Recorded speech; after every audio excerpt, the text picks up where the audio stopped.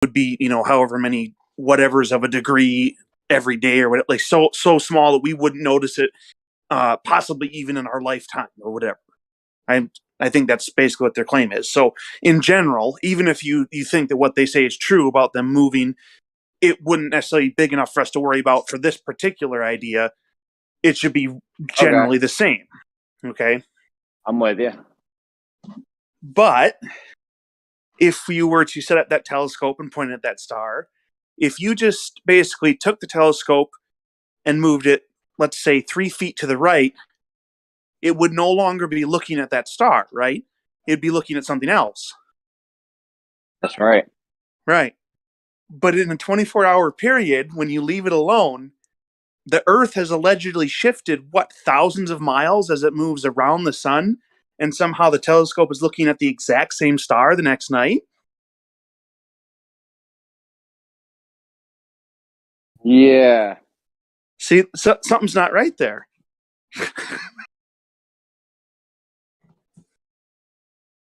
Have I ever pressed the Globers on this? I can't even remember. I don't know. But, it's... this guy... that comes in...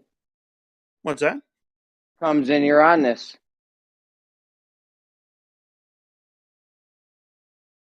Can you hear me? I might be in a bad spot. Yeah, I heard you. Yeah. Or I'll be on it when if some Glober comes in. They're all out doing goonball shit right now. They'll be over eventually though. Doing what? Clown show shit. The king of the clowns. They got a whole circus. They got a circus going right now. They got a circus. Okay. It sounds funny, right? It does. Funny, I know. Yeah. I wish I was lying. Do they admit to being part of Clown World? It's a clown show, bro. We got the king of the clowns and shit. It's a goonball shit. So yeah, no. As soon as the Glober comes in, we'll see. Because you're right, we would have shifted. So wait, the whole thing shifted too, though. I think that's how they get around that. If you shift the whole telescope, if you just pick it up and move it 3 feet, even if you move it 1 foot, it's not going to be pointing at the same star. You won't be able to look in the telescope and see that same star. The same way if you pull out binoculars and you get them all set up to zoom in really far on a tree that's far away or whatever, okay? But you barely touch them, and they'll be shift way away off from looking at the tree, right? Yeah. I think they get around this by saying the stars are all shifting with us, though. Can't be. But that would imply that all the stars, everything in the universe would have to be shifting in one direction to stay in the same alignment, though. Yeah, no, the stars can't be shit. You're telling me some goofball? We've been on this shit for years, and some goofball on Reddit figured it out? Well, I don't know. I mean, it could just be that, it's not something I had really thought of, I don't think, before. And this guy, I read his idea, and it's actually, yeah, that what's going on here? They can't say that the stars shift with us because we're orbiting. All the stars are moving together, right? The shit orbiting the star, in the Milky Way, they have all the stars moving together, basically, right? But they don't have the stars moving with our orbit. That doesn't even exactly. Yeah, I'm gonna pitch this to him straight away. Okay, yeah. Remember that guy's name. Get that guy in here. Who is this guy? I don't know who he is. There's some random guy. Some random dude cracked the whole shit, and we've been on this shit for years. Unfucking believable. This is how it all starts, Bob.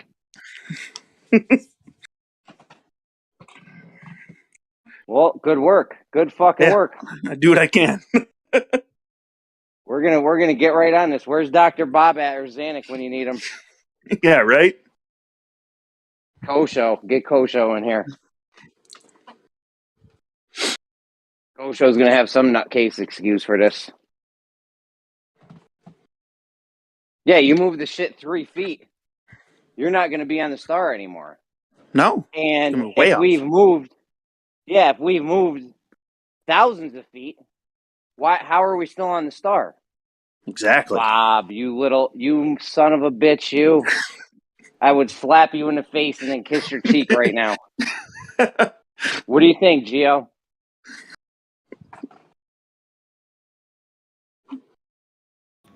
I'm here. Not be there. Oh, there we No, go. I'm here. Yeah, I'm listening. I think I followed. Yeah, I was just still thinking about it. So you're saying if you set up a telescope, points at a star, it's going to point that same star every night at that same time at least. And then you're saying if you move the telescope, 10 feet or something, it's going to be looking at a different part of the sky. And then you're linking that to saying that if the Earth is moving and rotating through the galaxy, then why would it consistently point at the second part of the sky once you've moved it? Why No, would it stay on the that question star? is, if you don't ever touch the telescope night after night, other than as the stars slowly move, night after night, you'll be able to see the same star over and over again because they don't move, because it's looking at the same part of the sky. You haven't messed with it.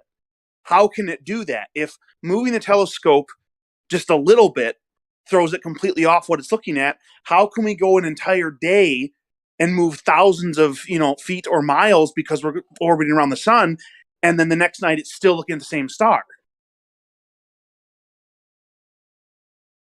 Or like even a little while later, just in 1 hour, the Earth has shifted how many thousands of miles because it's still going around the sun.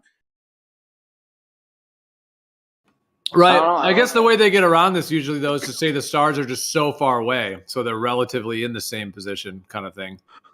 The problem with that is that, like, if you think about the binocular example, I already anticipated that argument, which is if you aren't using the thing to zoom in on the object, that would work. But we're using something to actually zoom in on the object, and if we move the telescope, it still moves the star out of the frame. Because you've zoomed in on something, you've basically adjusted what the frame is, right? And so you're looking at that thing, and just barely messing with the telescope will throw it off. So we've already adjusted for that, the issue of you're far away and so it doesn't move, because moving the telescope will throw you off. So we've already eliminated that part of it by using the telescope in the first place. Obviously, the effect does happen because we've narrowed the frame and are using the telescope.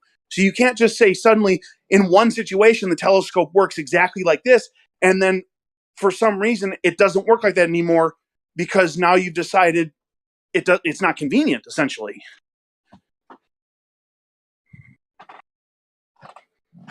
I don't know. I like it. I'm bringing this shit to the next Glober that steps in here. I hope it's like Kosho or someone reasonable, and not fucking Zanuck or Dr. Bob or something. But I hope that's like explaining it well enough that they understand. If you were just looking at the star, then that excuse for them, that works for them because they say we're so far away. But because you're using the telescope, you've already eliminated that excuse, because just moving the telescope a few feet obviously throws it off. So the effect happens whether you like it or not. Yeah, you can't say because it's so far away. Like, well, if that's the case, how can I move a few feet this way? Right. Yeah, In we're both moving scenarios, you're so far away. In both scenarios, we're moving a few feet, and in both scenarios, they're so far away. Exactly. Bob, you son of a bitch. I don't know. I'm pitching this to a Glober. I don't know. If this fucking fails, this is all your fault, Bob. Oh my. Well, I mean, there's some guy on Reddit said this thing.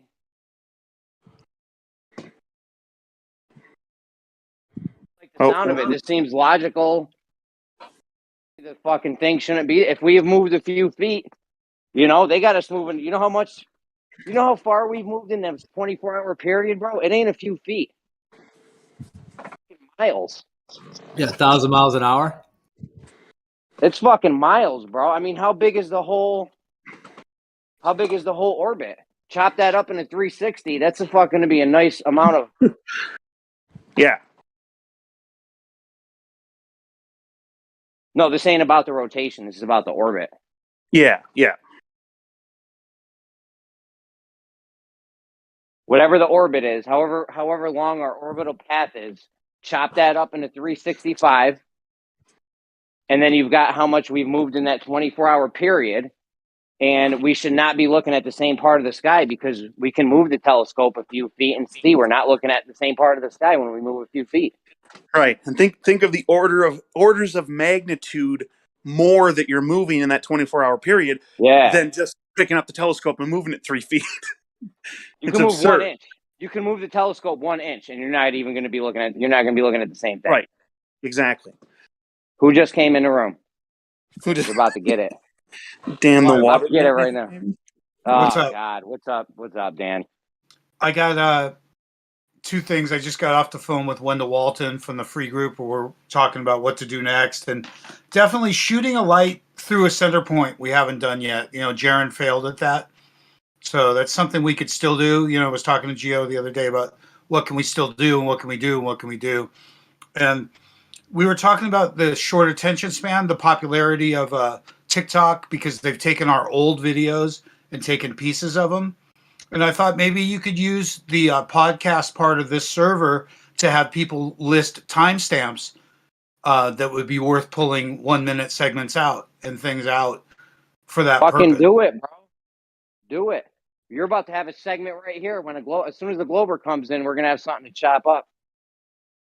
But I think that's if somebody helps. We used to have this problem on ponchos where there's so much good stuff, but nobody remembered to timestamp it, so nobody could go back and grab it. And by the time it's a couple days old, there was no new stuff, and it just never got done.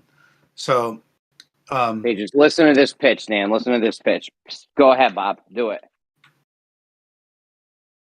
Tell Dan. Well, just on that topic, though, Oh, I agree. I mean, yeah, exactly. Being able to timestamp things and go back, I know that'd be awesome because there's a ton of good clips. So I know what you're saying on that. It could getting the help of the viewer, insisting that the people sitting around, like maybe as well, putting it in the comments, on the videos, that way you have it from that viewership side, and in hindsight as well. But if somebody's like good at editing and can spend the time on it, which some editors are into that, it's like a skill. It's like a unique kind of skill that some people have. They could go back through, a lot of these streams and just find stuff as well, just skimming through. tons of good shit. 12 hours at a time. Give it a break. Let's help them. Let's put a place and a message saying, look, if you'd like to see something, edited into the podcast. If you'd like to see something on the podcast, help, send us a timestamp. Basically, that's what it's all about, really, is getting the help of everyone. Asking that person to do it as a full-time job would be pretty tough, or even a part-time job. But having some timestamps would help you get several a week, maybe 1 minute, maybe 2 minute segments. I'm not sure how much room you have on those formats. I know it's like a minute on YouTube, but it would kick ass. YouTube shorts and TikTok shorts, yeah. Bunch of little clips on your YouTube channel would be fun. Under that new heading, called clips. And then you upload those to Facebook and shit, and they get a whole new life. Like when I put something like that on Facebook, it was a 30-second jobby or something. I got like 2,000 hits on something. Just for no reason other than the format it was in. They were looking for something flat, I guess. People were, oh, look, flat earth. But it was for no reason. It was just like that flat top guy singing. So that's my input as to what we could do yet with your efforts. It's replicating your efforts again and putting it back out there. It's a good idea. Good idea, Dan. I've always liked where your head's at. Thanks. You barely show it. Thanks. And then I know we're toughest on the ones we love, right? I like you too. I like your vision. I like where your head's at. You've had some of the same ideas I've had for tests and shit. So, but listen to this, Bob. Pitch your thing. Do the thing you just did. Do the thing I just did? Okay. All right. So if you set up a telescope and point it at a particular star and leave it overnight, the next night, if no one touches it, if it stays perfectly still, the telescope should be looking at the same star the next night, right? By a minor amount, maybe it might have moved. I don't know. I mean, there is Right. supposedly The claim would be that the star has technically moved, but it would be by such a small amount that your human eye would not have been able to detect the motion, even if you were staring at it all night long. You're going to have to go through this every time, Bob. Every time. Well, the stars make the sidereal rotation is 23 hours and 56 minutes. And I forget, it's like 30 something seconds or whatever as well. So there's basically roughly a 4-minute difference every night. So if you set up a telescope at a star, not Polaris, because obviously Polaris doesn't move, but it does move a little. But anyways, let's say you just pointed it at, Betelgeuse or something. If you set the telescope up at, let's say, 2:15 a.m., if you wanted to get Betelgeuse in the scope of that telescope the next day, you're not going to get it at 2:15. You're going to get it at call it 216. Who cares, right? Whatever it is, it is. Well, you're going to have to buffer it, but you're going to have to buffer it by 4 minutes because it's 23 hours and 56 minutes. So, oh yeah, forgot about yeah. that. But if you move the telescope 10 feet south or 10 feet north, you'll never get it on Betelgeuse again. Hold on, let me think about this. Right. It wouldn't matter how long you waited. If you move the telescope even 3 feet, you're no longer, and keep it at the same zoom and everything, you wouldn't be looking at that star, and you're never going to get that star back into the frame of the telescope. Well, I mean, at 2:15, you'd have Betelgeuse. The next night, you'd have to go to 2:11, and then you'd get Betelgeuse in your sights. Yeah, but what I'm saying is, if you were to pick up the telescope and leave everything else the same, but move it like 3 feet to the right, okay, you're never gonna, no matter how well you time it, you're never, without adjusting where the telescope is looking, you'll never get the star to show back up in the telescope at that same zoom. It won't happen. Right. At 2:11 the next day, you would not get Betelgeuse if you moved it. Yeah, if you moved it. Exactly. Okay, but if you left it in the same position, then it should still show up back in the telescope. So, if moving it just a few feet can throw it off that much, and we are allegedly moving around the sun at thousands or tens of thousands or hundreds of thousands of miles per hour, within 24 hours, we've moved thousands of miles. How is the telescope still looking at the same star if just moving it a few feet can throw it off that much? They're going to tell you right, wrong, or indifferent that the star moved with you, and that the reference point between you and the star remain consistent. If they say that, then what they're saying is all of the stars are moving in the same direction with us. But there's no. That's not how they're modeled. That's not their model. Because think about it, we're doesn't have the stars moving with us. Their model has the stars moving with the other stars. We're going around the sun. Different motions. All the stars would also have to be orbiting the sun in the same pattern so that they can stay in the same position relative to us. There's two different things. One is rotational, and the other has to do with the Milky Way and us moving with those stars in the Milky Way. So it's undetectable between us and them. It's only the rotation of the sky or the Earth that we're going to see. So when you go to look at distant stuff, I'm not sure they're going to buy it. So would they claim then that the sun, our sun, is the center of the Milky Way? Because that's what they would have to do then. By the way, Bob, I just looked up. They say it's 149.6 million kilometers around the whole orbit. The whole orbit, and I transferred it to miles, and I tried to split up to 365 days. It's about 255,000 miles a day. Yeah. Orders of magnitude more than just a few feet. By a little bit, yeah. But yeah, it moved with us. Well, now they have to claim that our sun then is the center of the Milky Way galaxy because it had to orbit around in the same basically relative to the Earth as well, orbiting around the sun. I think the sun. My gut feeling says that the sun's movement negates that theory. That the sun, if the sun was in the same spot too, yeah, but it's not. So just be careful. We got two different motions.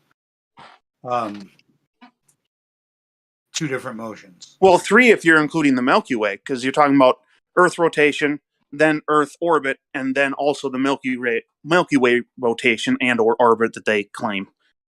Correct. Yeah, but they have the stars moving all together in the Milky Way. All the stars are like rotating around the Milky Way together. Yeah. So that's not a thing. This is all about the orbit right here. Okay, here's what I want to do in the future if we can, is when we get something good, let's say this is the shit, we're going to do this, right? We need to spend extra time in gathering prediction, from each person so we have it already. Their failure is to predict. They can shoot down stuff we do, but we need to, with their math, their logic, have the prediction. So should we have to move that tripod in 24 hours or not? Does it stay lined up? What can we do to ensure that it does stay in position? Well, guess what? We have Rob Parks. We possibly have an observatory. At least we can ask him what should happen. And the more they speak, the more they choke. So I think we need to set them up, because sometimes our quick little proof is too quick. We didn't set them up good enough. Trap. Yeah. It's a trap. Yeah, we need to get smarter, man. We just need to get smarter. Shit, my phone's ringing. Yeah, gay ass fucking ringtone. Anyways, I need to think about this motion in my head more.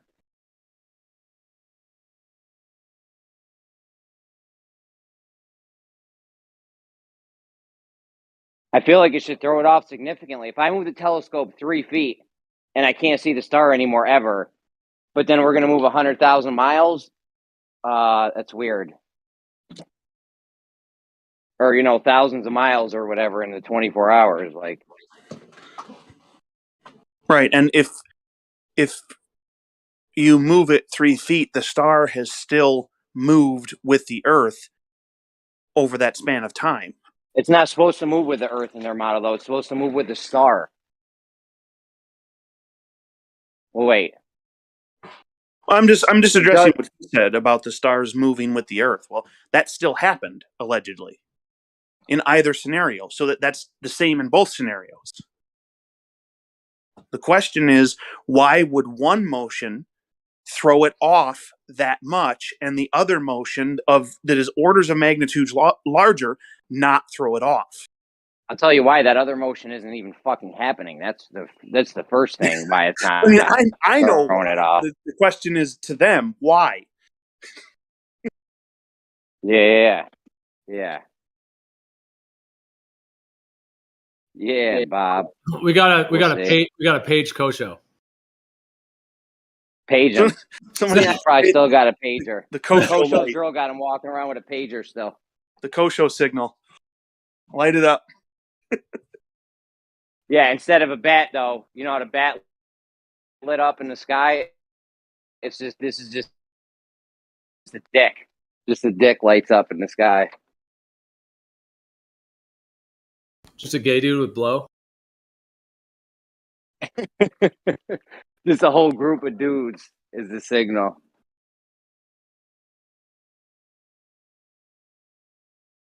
Who just came in just now? I heard some new people came in. Is it all flat earthers? Or I actually want a Glober to come in right now. Usually I hope they don't come in, but now I actually want them to come in. AK is a Glober. AK, yeah. Well, he has Globe Skeptic and Earth Shape Undecided, but I think he was at one point. Maybe he's check and see if he's muted. I think I muted him like 4 days ago. No, he's good. He says he's not a Glober. He's moved to the light side. Just wait for a Glober. Don't even talk about it anymore.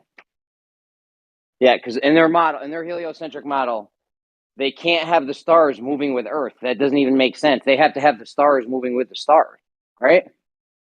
the orbit of the planets is a whole separate thing. I mean, yes, we are moving with the star. Stars move with the stars in the Milky Way. And yes, we would be moving with the stars, but we would be moving not with the stars. We'd be moving with the stars plus or minus some amount. You feel me? Can you guys hear me? I heard Yeah, you. but they use the distance of the stars, saying that they're so far away that the little bit of That movement that ain't you would make is so gonna work insignificant. right now. I hear you. I hear you. We'll see. That is going to be what they're going to say, though. You're right. I'm all fired up now. Let's go. Start talking about dudes so Kosho gets in here. But yeah, I mean, how can they? I do hear what you're saying, though. I mean, if you're moving the telescope, instead of 3 feet or 10 feet, make it 50 feet. You know, you got the telescope in your backyard. You're pointing it. You're getting Betelgeuse, et cetera, in your scope. You move it 50 feet. You're nowhere near Betelgeuse anymore. You're looking at a totally different part of the sky. But they're saying that every night or every day we're moving 250,000 miles. So how could that be looking at the same part of the sky?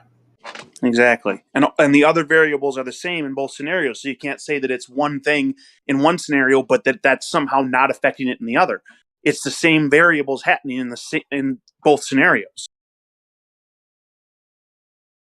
You got all your variables worked out. I like it.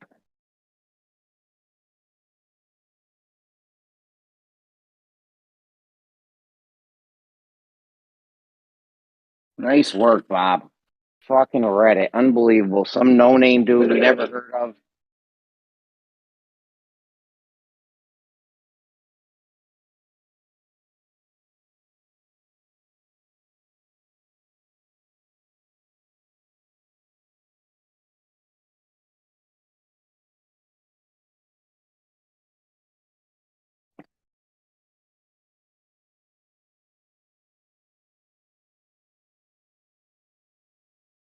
Something else to think about is if you do it with if you point 4 different telescopes in 4 different directions at 4 different stars, but then we're only orbiting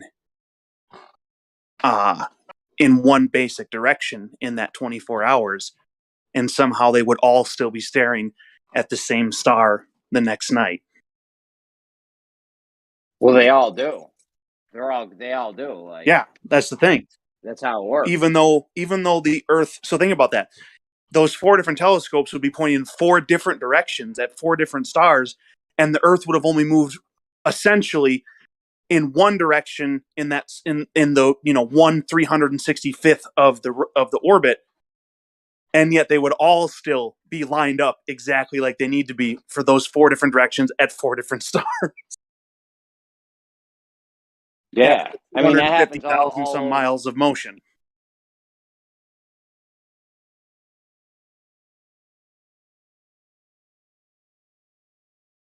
Yeah.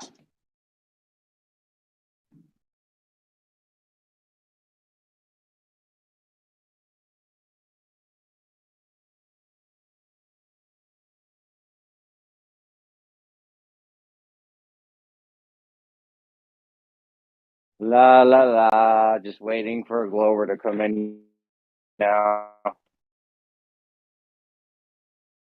Can you guys hear me right now? You're roboting quite a bit. Are you cleaning the I work basement? in the science. Can you hear me now? Yep. Oh, they put me in science. Okay. I clean an earth science room. There's fucking lobes everywhere. This guy's gonna get it with this question tomorrow. I'll tell you right now. Nice, just ambush him, huh? The earth science dude, yeah, I tried to have it out with him with Coriolis one day, but he didn't know about reference frame. So I was like, back to the. I guess you can't do this then.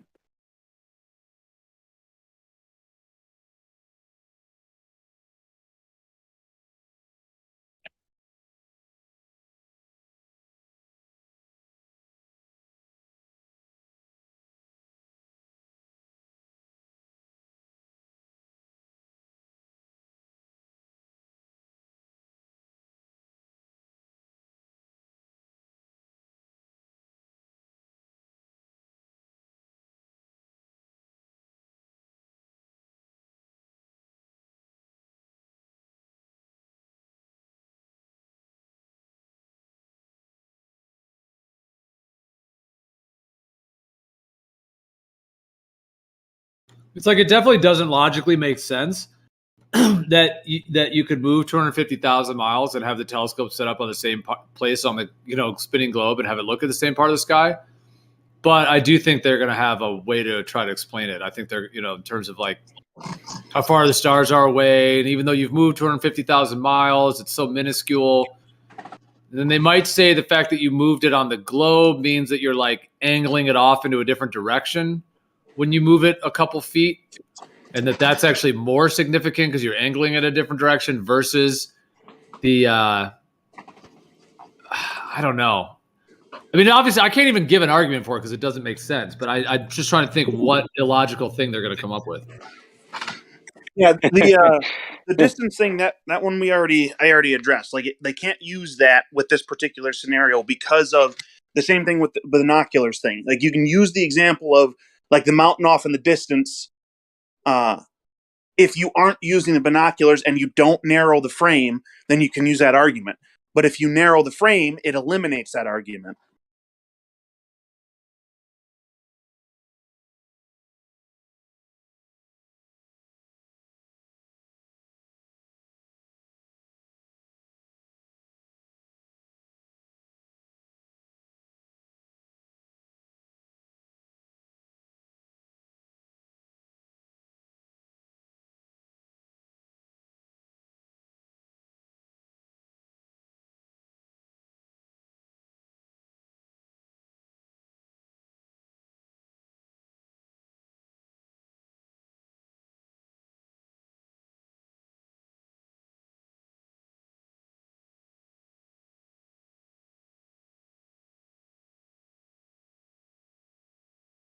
Whoever cracks this shit first, we're melting down all the globes and we're going to make a statue of you in your likeness, just so everyone knows. You'll be the flat earth, the king of flat earth. So get on this shit, guys.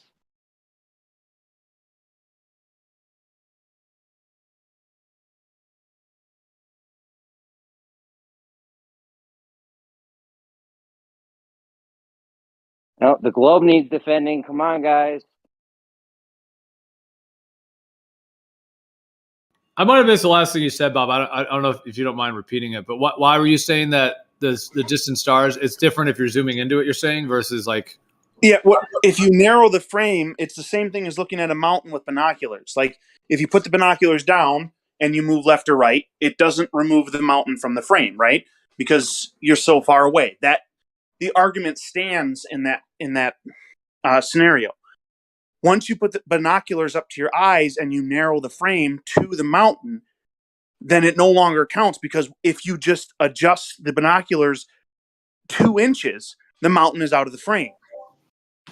So the effect happens even with the distance. The distance, that variable is adjusted for already, because the effect happens even though the distance is there. Yeah, I see what you mean by that.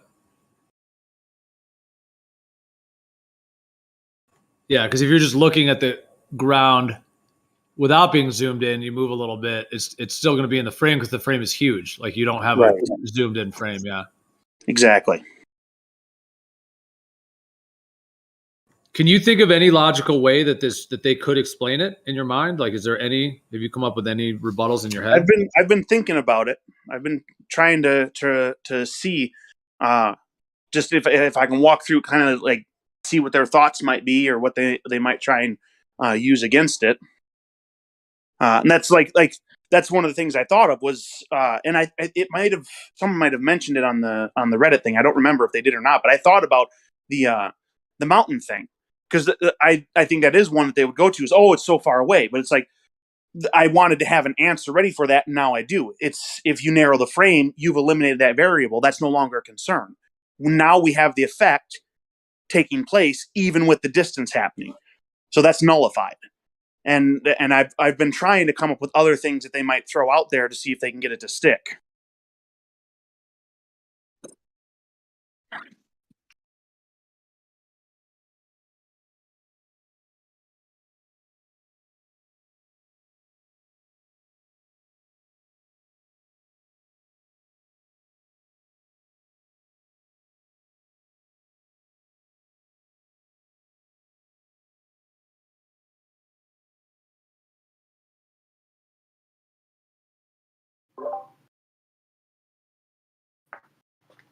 We got any Globers up in here yet, or?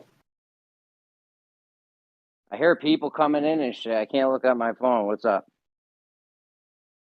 That was me turning off my mute.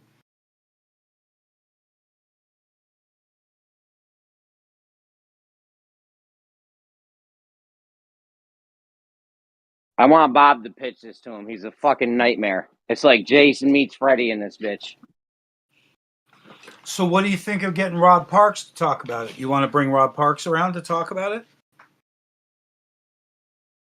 Anyone that comes in, I'll take Rob Parks, Joe Schmidt, whoever you got. Give me a Glover. Rob Parks runs an observatory.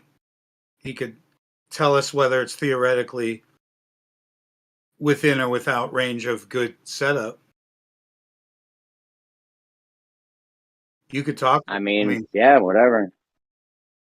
I don't know how good I'm gonna be because I'm in a weird place right now and I might be roboting. So let Bob pitch it. No, let Bob pitch it to him.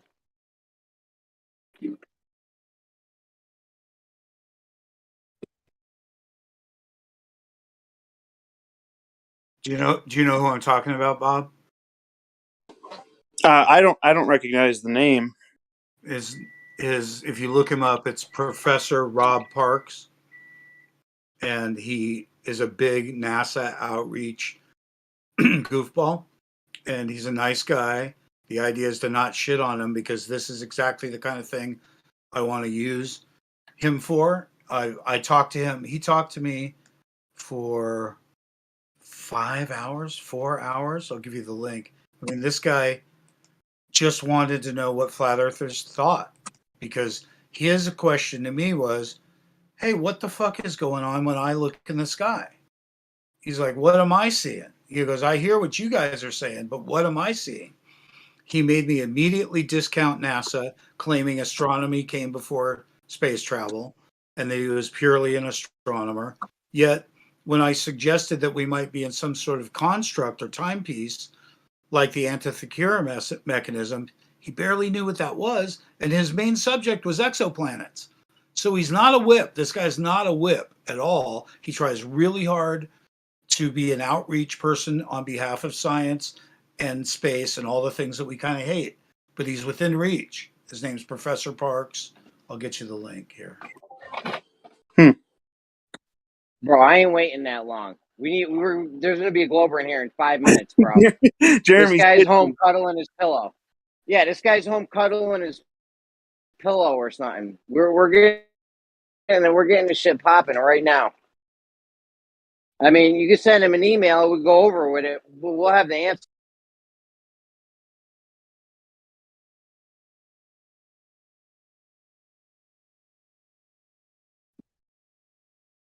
Like, that's cool. He's a professional astronomer and all, but I mean, let's face it. These guys are like the globe experts here. All right. Well, Homeboy's on here, so let me see if he's online, and let me invite him. Hit him on the over. Send him a beeper message or something. Let me see. Direct messages. I can tell if he's on, right? Yeah, hit him up. If I can remember his name, Professor. This shit. It's hard to find everyone here.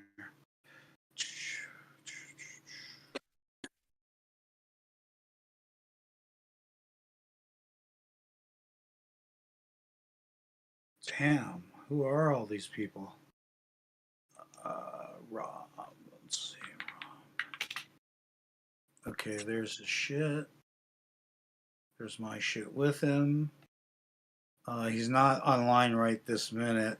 So, do I just create an invite in your server to tell him, or can you tell if he's a member? Rob Parks.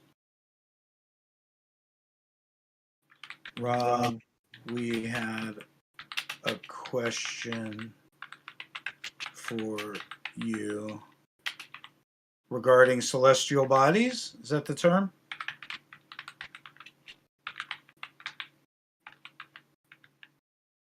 Celestial bodies in motion.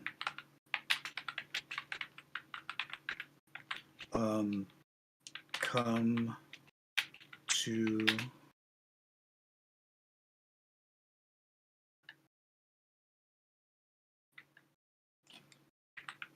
the Earth Awakenings channel/server, right? Channel/server. If you have a moment.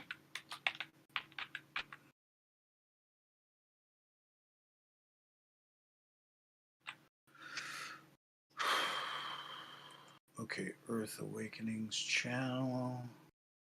All right, I'm loading this guy up. Let's see.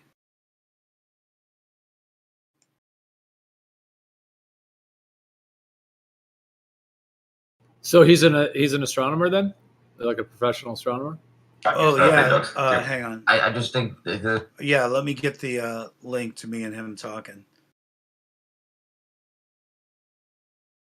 Was that Kosho's voice I It just sounded like it, but I don't see him in here. No, it was off of your last stream. Oh.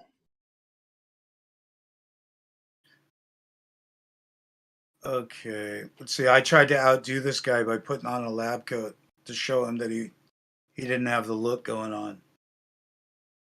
Hey, nobody put on a lab coat. Don't put on a duck suit or a lab coat. Let's not be goofballs about this, please, guys. No, the lab We don't need coat, to get a costume on. the lab coat works big time. Big time. No, it doesn't. Should I cancel my Amazon order for the astronaut suit? Are we not doing it? Cancel all the. No, we're not. I don't want anyone dressing up like a kitten or in a hazmat suit or nothing. Please, guys, come on. Let's Fine. at least I'll look dress like up we as know what we're Master doing out Chief, here. all right? They said dress for the job you want, so I dressed like Batman. But in the case when I go out in the street, people are drawn to the lab coat as an authority figure, and they start to ask me questions instead of me chasing after them. So it definitely works when you're in the field. It's a great tool. And I showed him here. What am I doing? I'm looking for Earth Awakenings on YouTube. I'm still trying to send him the link and the invite. I just think there's a couple Sorry, guys in I here. did it again. Just go to if you go to the chat, if you type !invite, which I already did it, but there's a link right there for it. All right, I want to send him the channel too. Or it's also just discord.gg/Earth Awakenings. Okay, let me go back to. Well, yeah, it'd be cool to chat with him. Yeah, I remember I saw you posting that video, and I remember I heard a bit of it, so I do remember when you did that long talk with him. If that's what you're referring to. Way too long, way too long. Okay, back to here to get this GG action. Copy and direct messages. Maybe I'll rig up one of my infamous or famous drawings to go along with it. Bob does the fucking diagram. Make sure you take a screenshot at the end. Do what? What are you saying? I think he was telling you if I end up doing a diagram, make sure you get a screenshot at the end. I think he appreciates the ridiculous drawings that I make to try and explain ideas.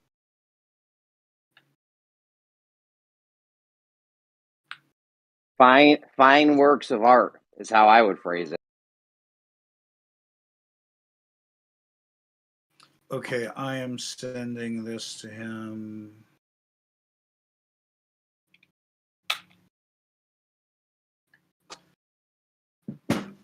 Oh, he's online. Bang. He's online. So he'll drop in if he can. Ask for Geo or Jeremy. Yeah, I mean, if he comes in, obviously we can accelerate him through the process so he can speak right away. We just need a vial of his blood, and we'll be all set. I might as well tell him some guy there A thumbprint, sperm had sample for Koso. a good idea. I wanted to bounce off of you. That should lighten him up. Him and I are friendly. And the thing is, I don't want to bash on him because he's in a great position for us to actually talk to, like a guy at an observatory. So we could You ask said him. roast him as soon as he gets there. Well, we could just ask him if he could do it or if he has a prediction, you know, both. And then we like to compare, you know, what does he suggest for us in terms of setup? Make him sound important. He loves it. I got to stop talking about him because he's about to pop on. But he likes to talk about what he does a lot. And the potential of what it is and the limitations of what it is too, to tell you the truth. So he should give you an honest something. Hopefully he's got time to jump right on.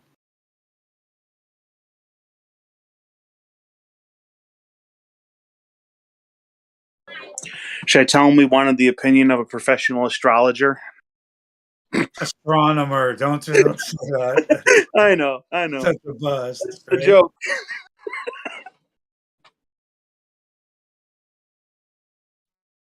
Yeah.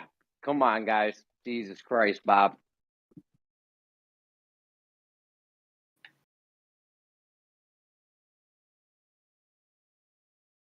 Yeah, just tell him we want to talk about cosmetology with him. Or is that getting your makeup done? You want him to do your makeup? Do their hair, do the makeup, do my horoscope. I could type that in. He'd probably laugh.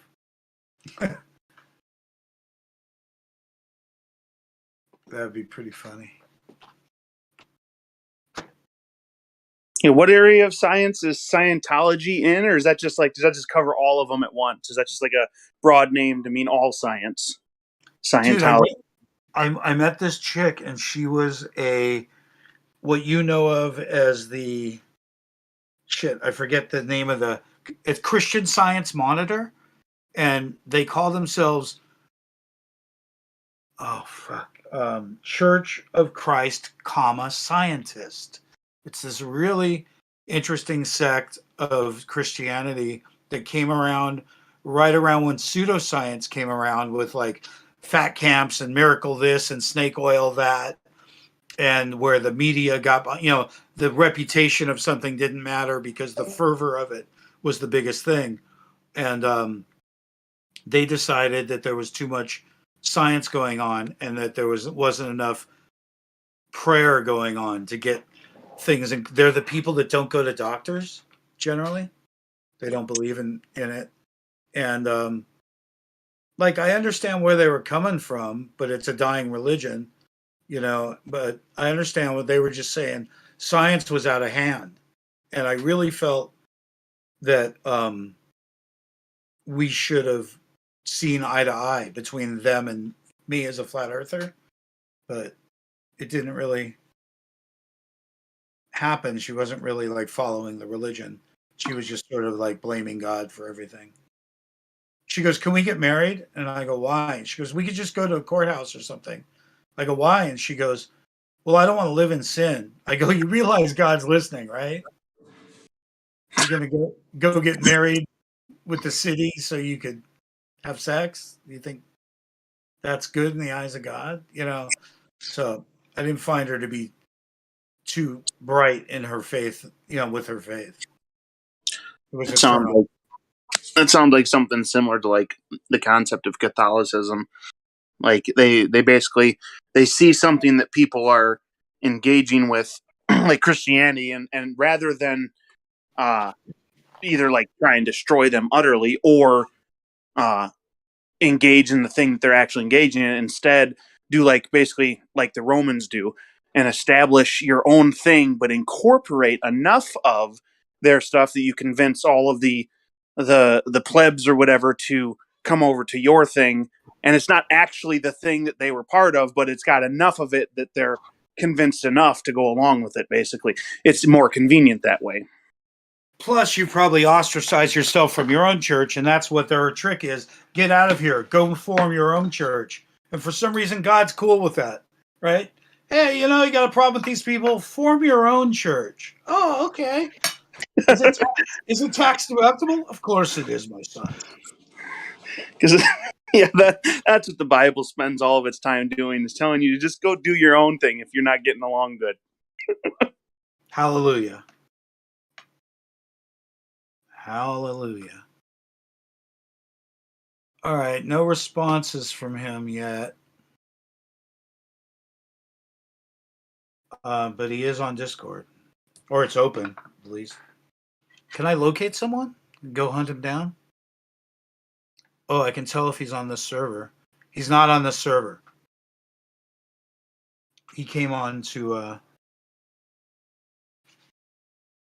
Well, I mean, Shame. I don't think it's that. I know Jeremy seems to be chomping at the bit or whatever to get this settled right now, but we could let it stew for a while and see if any of us comes up with something. You can you look him up? Like Rob Parks, number 7812. It is a Rob space Parks. I mean, you could say, contact me directly if you want. Is this guy Asian? No. Is he Asian? No, I put links to his image in here, didn't I? Yeah. Yeah. I think. Yeah, I don't like it. I think I do. I was just wondering because Parks is a common Chinese name. Right. Yeah, I mean, in general, they try to usually write off these like the Georgia Guidestones where you could see Polaris through the little hole, Yeah. So people were saying, like, oh, if we've moved all these thousands of miles through the galaxy, why is Polaris still right in the center of the, the same position, year after year after year? But I mean, they generally write that off and say, well, the stars are just so far away, and proper motion of the stars, would dictate that because there's so many eons of light years away that even though the Earth has moved these hundreds of thousands of miles compared to the millions and millions of miles of how far away the stars are, it's insignificant. And then every 2,000 years there's a new North Star, but it doesn't shift. They just boom, there's a new one or something. It doesn't move across in 40 years, only 2,000 years, right? Yeah, I guess exactly. They try to say slowly over time that it's going to change. But there's no indication of that. Right. Because of the wobble. Although that should be the astronomer's excuse, actually. Should be the answer. So yeah, it's kind of cool to have people around that are professionals. We had this guy come on with us that was in the Netflix movie, and there's a picture of me, and then there's him and saying, yeah, these guys just went in the wrong door at school. And my friend Sasha went up to him and she goes, have you ever met a flat earther? He's like, no. She goes, you want to? And he goes, okay.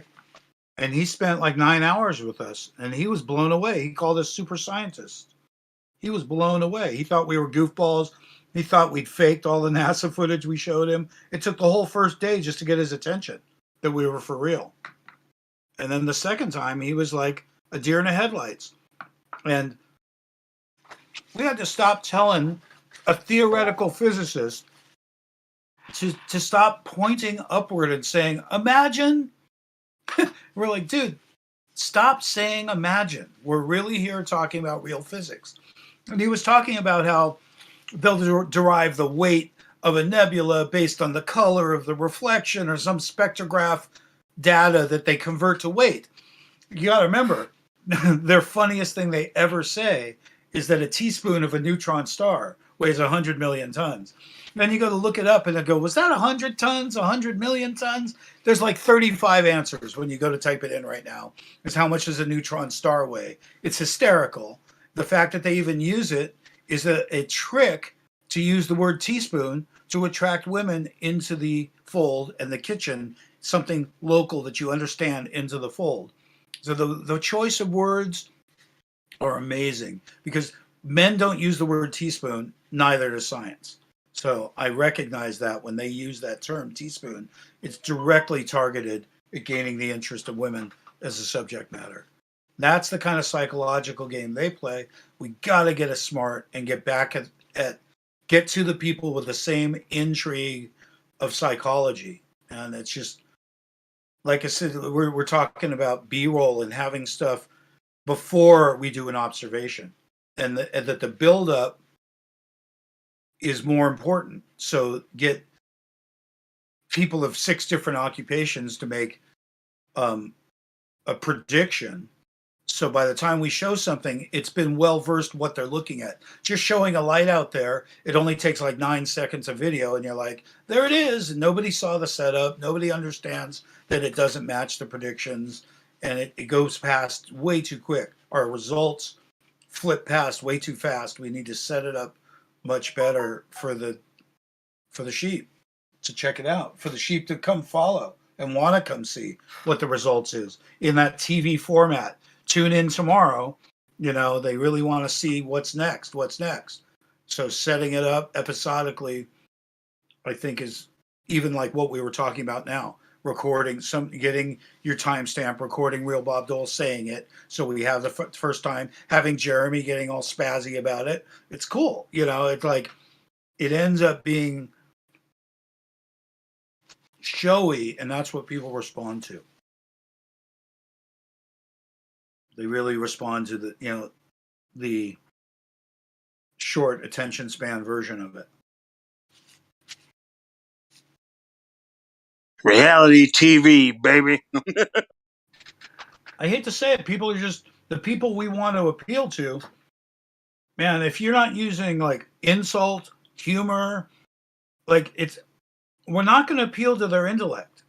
Their intellect has them smart enough to not get involved. Tell you the truth. I mean, Well, who wants to start campaigning for flat Earth? I would say it's more like a lot of them probably have their intellect toned down or turned off.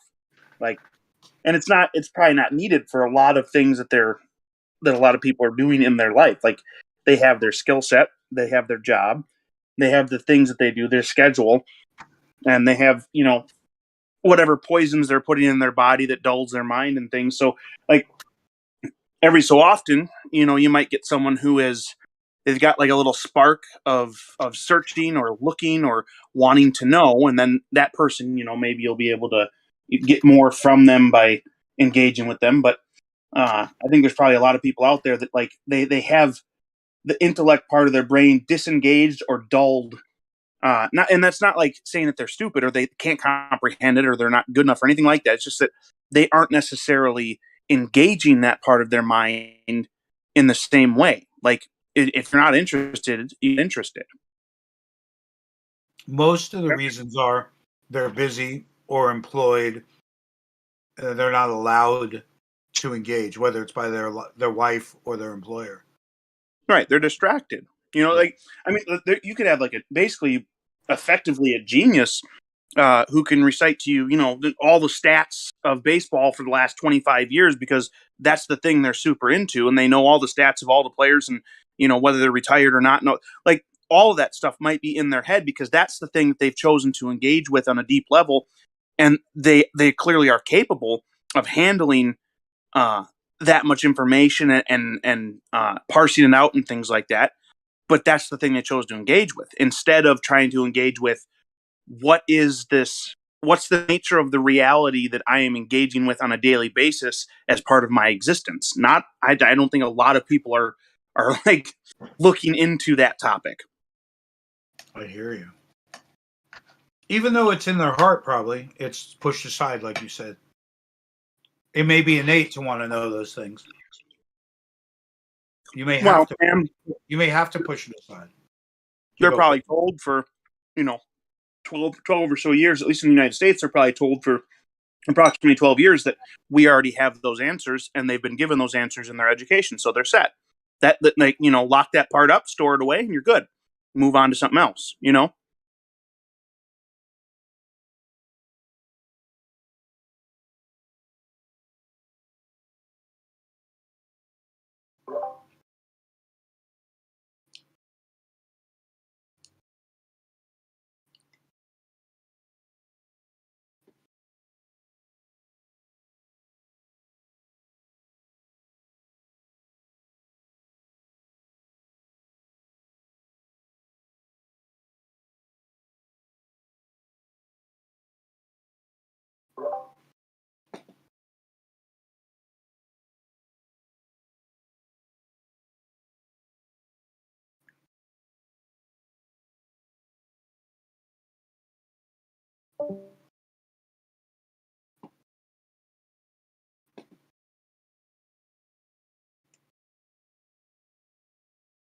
Let's see if he pops up in chat or anything.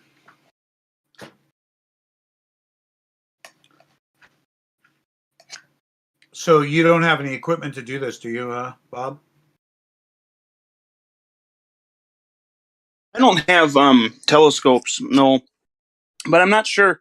Like, there wouldn't really be much other than confirming that setting up the telescope and leaving it would indeed get you the same star 2 nights in a row. Other than confirming that, which I don't think they would disagree with, there's not really much else to do. It's a matter of demanding an explanation for one of the situations drastically changing what you see, while the other one seems to not affect it at all, essentially. Doesn't it seem weird that there's 360 degrees in a circle and 365 days in a year? I'd expect them to match for some reason. I don't know why. It My might. gut Somebody feeling- brought up the other day that they used to do their things by 6s instead of 10s, and so like there might have been a system of like days of the year that were off of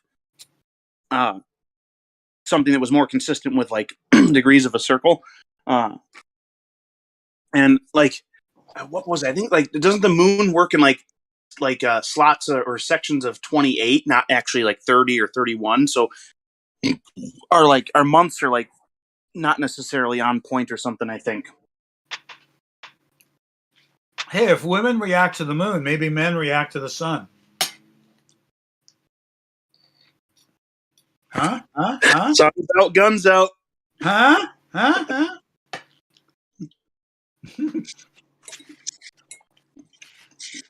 Yeah, like the moon is a 13-month lunar cycle, 28 days each, which is your 364 and some change, 365 days. So yeah, like the 13. But basically, like if you count New Year's Day as day 0, like you don't count that as day 1. It's just like New Year's Day would be starting.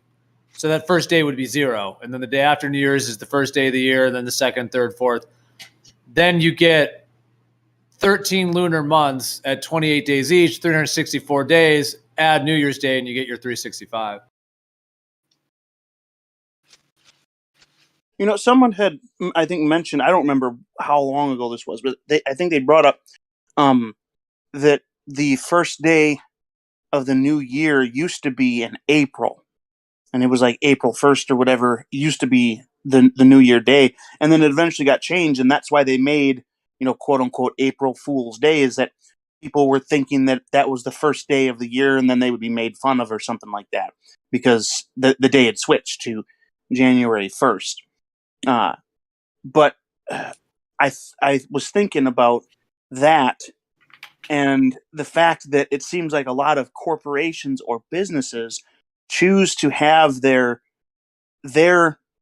like money making year basically end with the end of March rather than the end of the actual like the calendar year like we have. And I don't know if there's a connection there or not, but it just seems strange and or quite the coincidence that these corporations they go along with this basically April being the new year, but it allegedly changed sometime back, and all the plebs are using the calendar year, but these corporations and stuff are still using this other, basically end of one year and start of another year.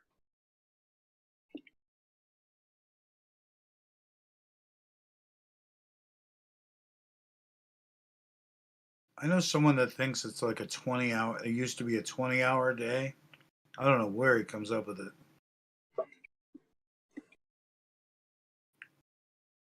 Well, the Jews used to start their day, I think, at 6 a.m. and then like their evening started at 6 p.m. Right? I guess so. Maybe. Yeah. Or like maybe it was the other way around. Maybe it was like the new day was technically 6 p.m. I don't remember. It was at 6 o'clock that the switch happened. I don't remember which one was which, but I'm pretty sure it was 6 o'clock because I think 9 a.m. was considered the third hour of the day. Yeah. So that would mean it would switch at 6 a.m. to the new day instead of like what we have now, which is midnight is the switch to the new day.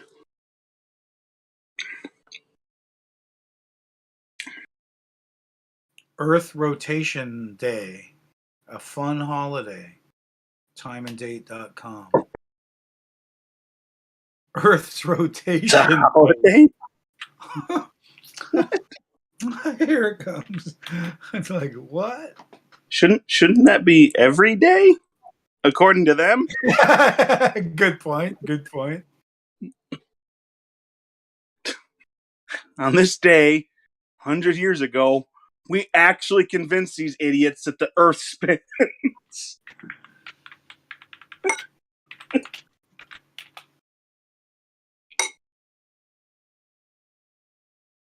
I wonder if Rob knows about it.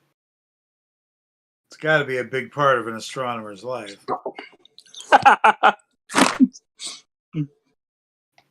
He's got the X's on the calendar, counting down the days. He would. This guy would. He loves talking to classes and meetings and going on behalf of science. He loves it.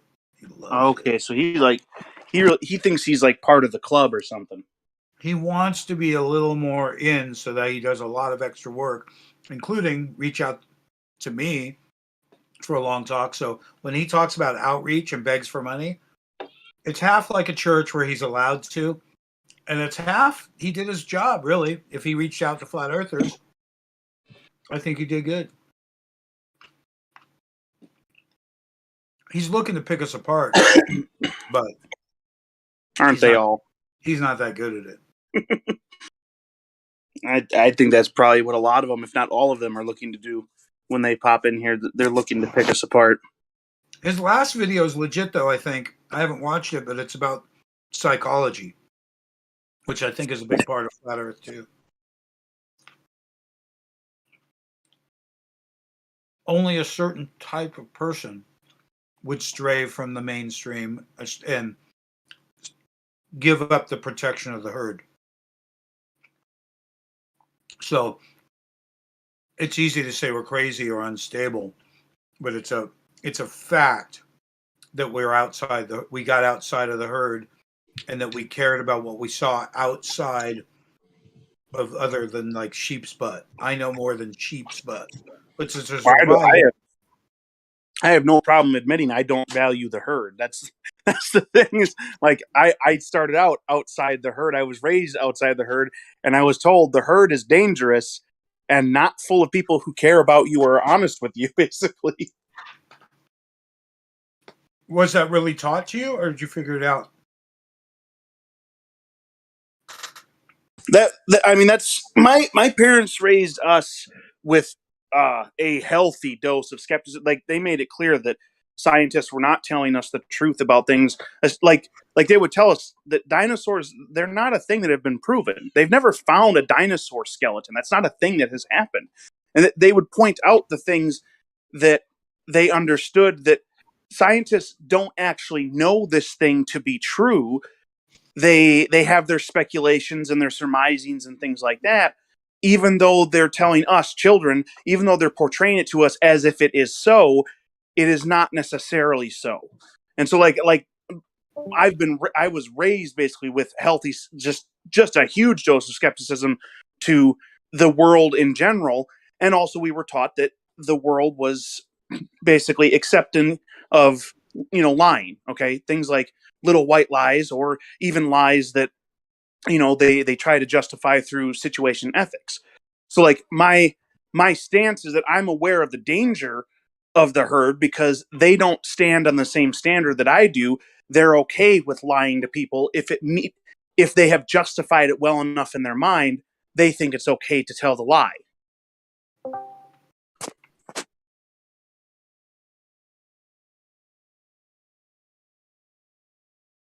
The lie.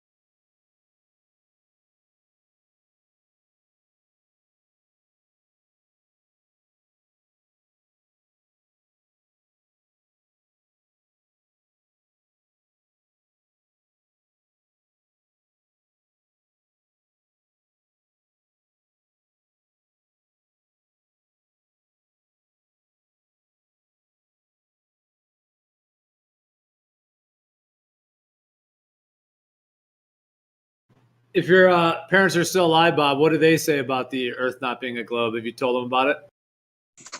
I've discussed it with them a little bit, and I did send them the what is it, like the 20 questions everyone asks about flat Earth or something like that. I don't remember what it's called, but I have sent them that video, and I think what my mom said to me after they had seen it was, worldviews have shifted or worldviews have changed or something like she implied that they considered the information in the video. Neither of them have come up to me and come right out and said they absolutely think that the Earth is not a ball or anything like that. But I think they are aware that the information that we receive from the television and things like that is not necessarily, I mean, just like I was saying before, like they basically raised me on that whole concept, is that the information I'm being fed by the rest of the world is not necessarily accurate information. They don't necessarily care about me or care about telling me the truth. uh, and I think that's the same mindset that they have, is the one that they basically taught me. And so I think they are open. If I were to engage them more on it, which I may do in the future, I think they would be open to discussing it with me. I think that they are also concerned, or they want to be careful that it doesn't become a like a stumbling block. So like we're Christians, and we are part of the same congregation here where I live, and they wouldn't want that concept to become a thing that like separates people. And I don't think that it should. I don't think somebody has to come to the realization like that to like have their salvation. I think that they can have their salvation and never reach the intellectual point of recognizing that they've been lied to on that scale. I think those two things can both exist. They don't understand the scale to which they've been deceived, but they do understand that Jesus died for their sins and they can be saved. I think that both of those things can be true within the same person. And I think my parents want to be careful that the nature of like the earth and whether or not space exists and things doesn't become a sticking point or a problem point uh, in a place where it doesn't need to be one.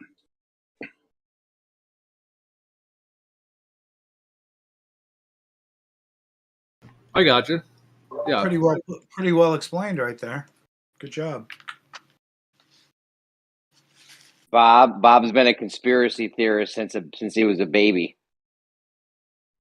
Something like that.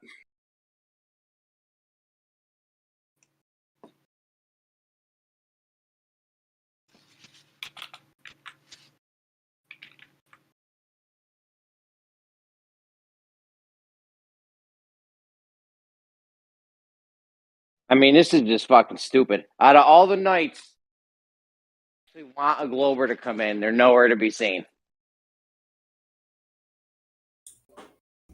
I'm here. Did you send up the dick signal for? Oh, what up, Bacon? Bacon. Do it, Bob. All right, Bacon. Bob's got a inquiry for you. If Bacon's the guy for it too, because Bacon gets all into stars and all this stuff, so he should have something to say about it. Is Bob here? Bob Dole. Oh, right.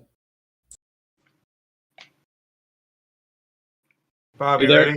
You there, Bob? You want to ask Bacon? Oh, I'm here. I was talking to one of my daughters. What's going? Bacon's here. Hello, Bacon.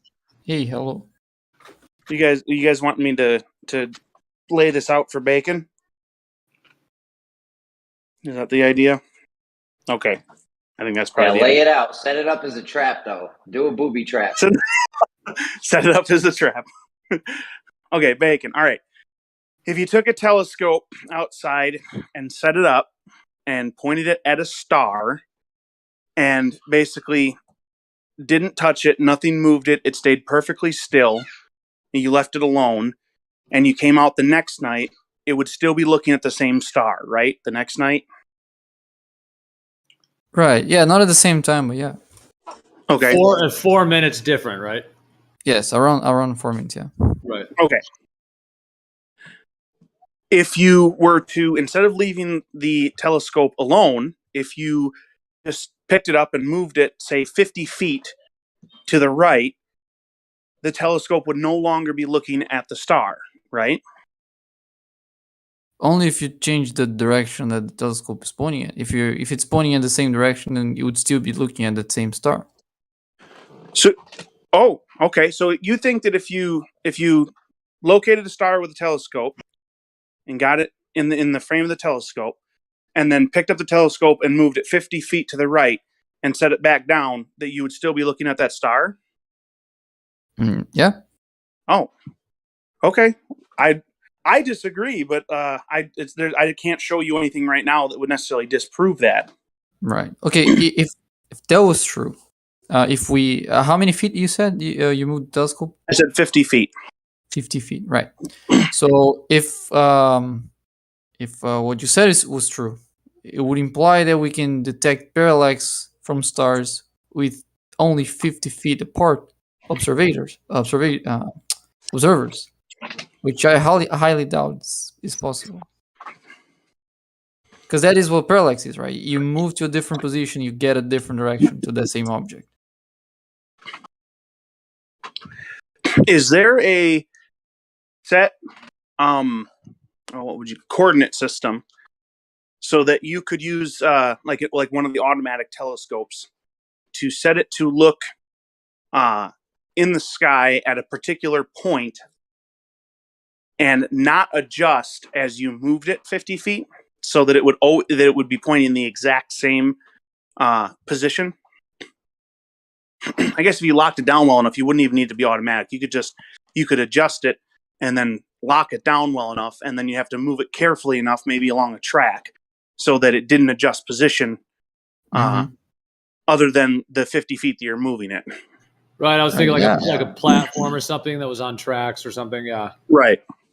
Yeah, I think you would still be looking at that same star. Okay. How far would you have to move it to have it not? I mean, you can't move it 1,000 miles and have it look at the same star, right? So how long until it's gonna? Yeah. Yeah, that depends on how much. One thing is what direction you're moving, and the other thing is how much deviation is the minimum that we're talking about. Like how long we have to move so it deviates by 1 degree, 1 arc minute, 1 arc second. Each one of those is a different answer. Well, okay, so it's not really about the deviation. The goal would be to, or the idea would be to have the star out of the frame of the telescope, basically. Mm-hmm. Right. But like, even if you take the whole Earth is approximately 24,000, right? If you go all the way around it, according to you guys, it's 24,000 miles, roughly. Closer to 25 because they say 24,901, but yeah. So I mean, you take 1/12 of that is 2,000 miles. Okay, 2,000. You move it 2,000 miles, you're not going to be looking at the same star. Mm-hmm. Okay, Definitely. but if you leave it alone, if you just leave it in the same spot, it'll be looking at the same star. Mm-hmm. So the claim from the globe model is that each 24-hour time span or section of time, the Earth is moving like over 200,000 miles in roughly a direction. Now it's multiple directions technically because it's in an orbit, but basically around this orbit. And yet, if you leave it for that span of time, at over 200,000 miles of basically position change, the telescope will still be looking at the exact same star the next night. Mm-hmm. So how is it that the 2,000 miles of movement can affect it, whereas the over 200,000 miles of movement is still somehow ending up looking at the exact same star the next night? Right. So if you're moving across the surface on the globe, the reason why the star is no longer going to be at that position isn't because of parallax. It's not because you're in a different position and that changes the angle of the star. It's because you're tilted now. So if you move to a different spot on Earth, you get a different vertical. So your reference for that same direction is now different. So, okay, so if we moved it horizontally, let's say we didn't follow it on the Yeah. surface of Earth and we moved it horizontally. We have a telescope. We're nice and zoomed in on a star. We got the crosshairs right on the star. There's a circle. We made a crosshair. The crosshair is a circle and it completely fits around the star. And we move it. How far horizontally do we have to move it?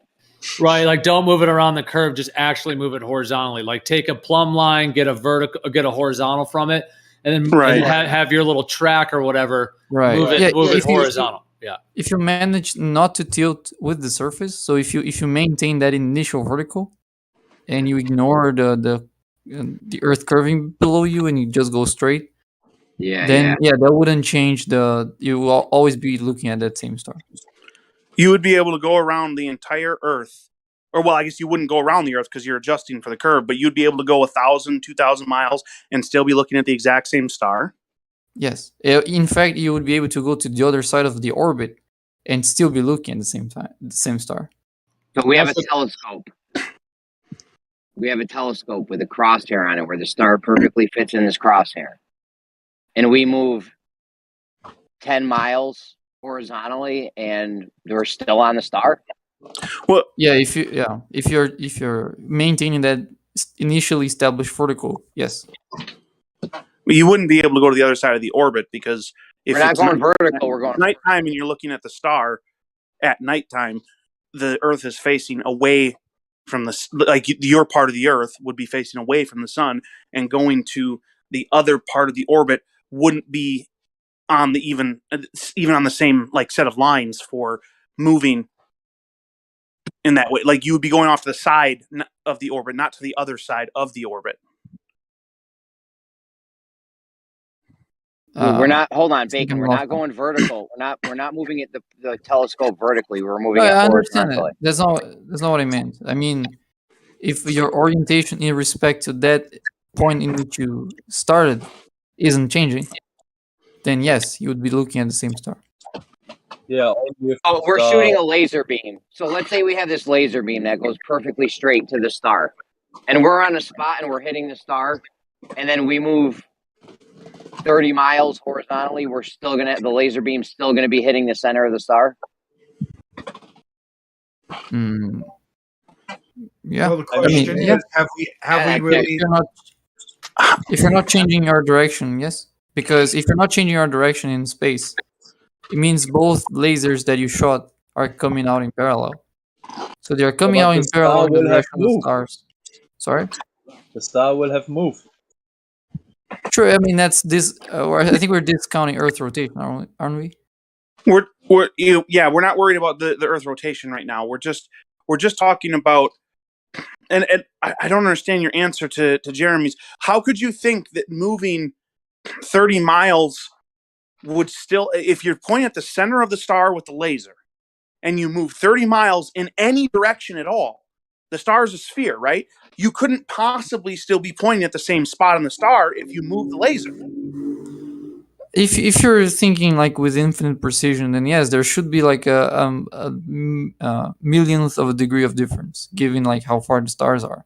So yeah, it wouldn't be exactly at the center if you want to be like if you want to discount error margins.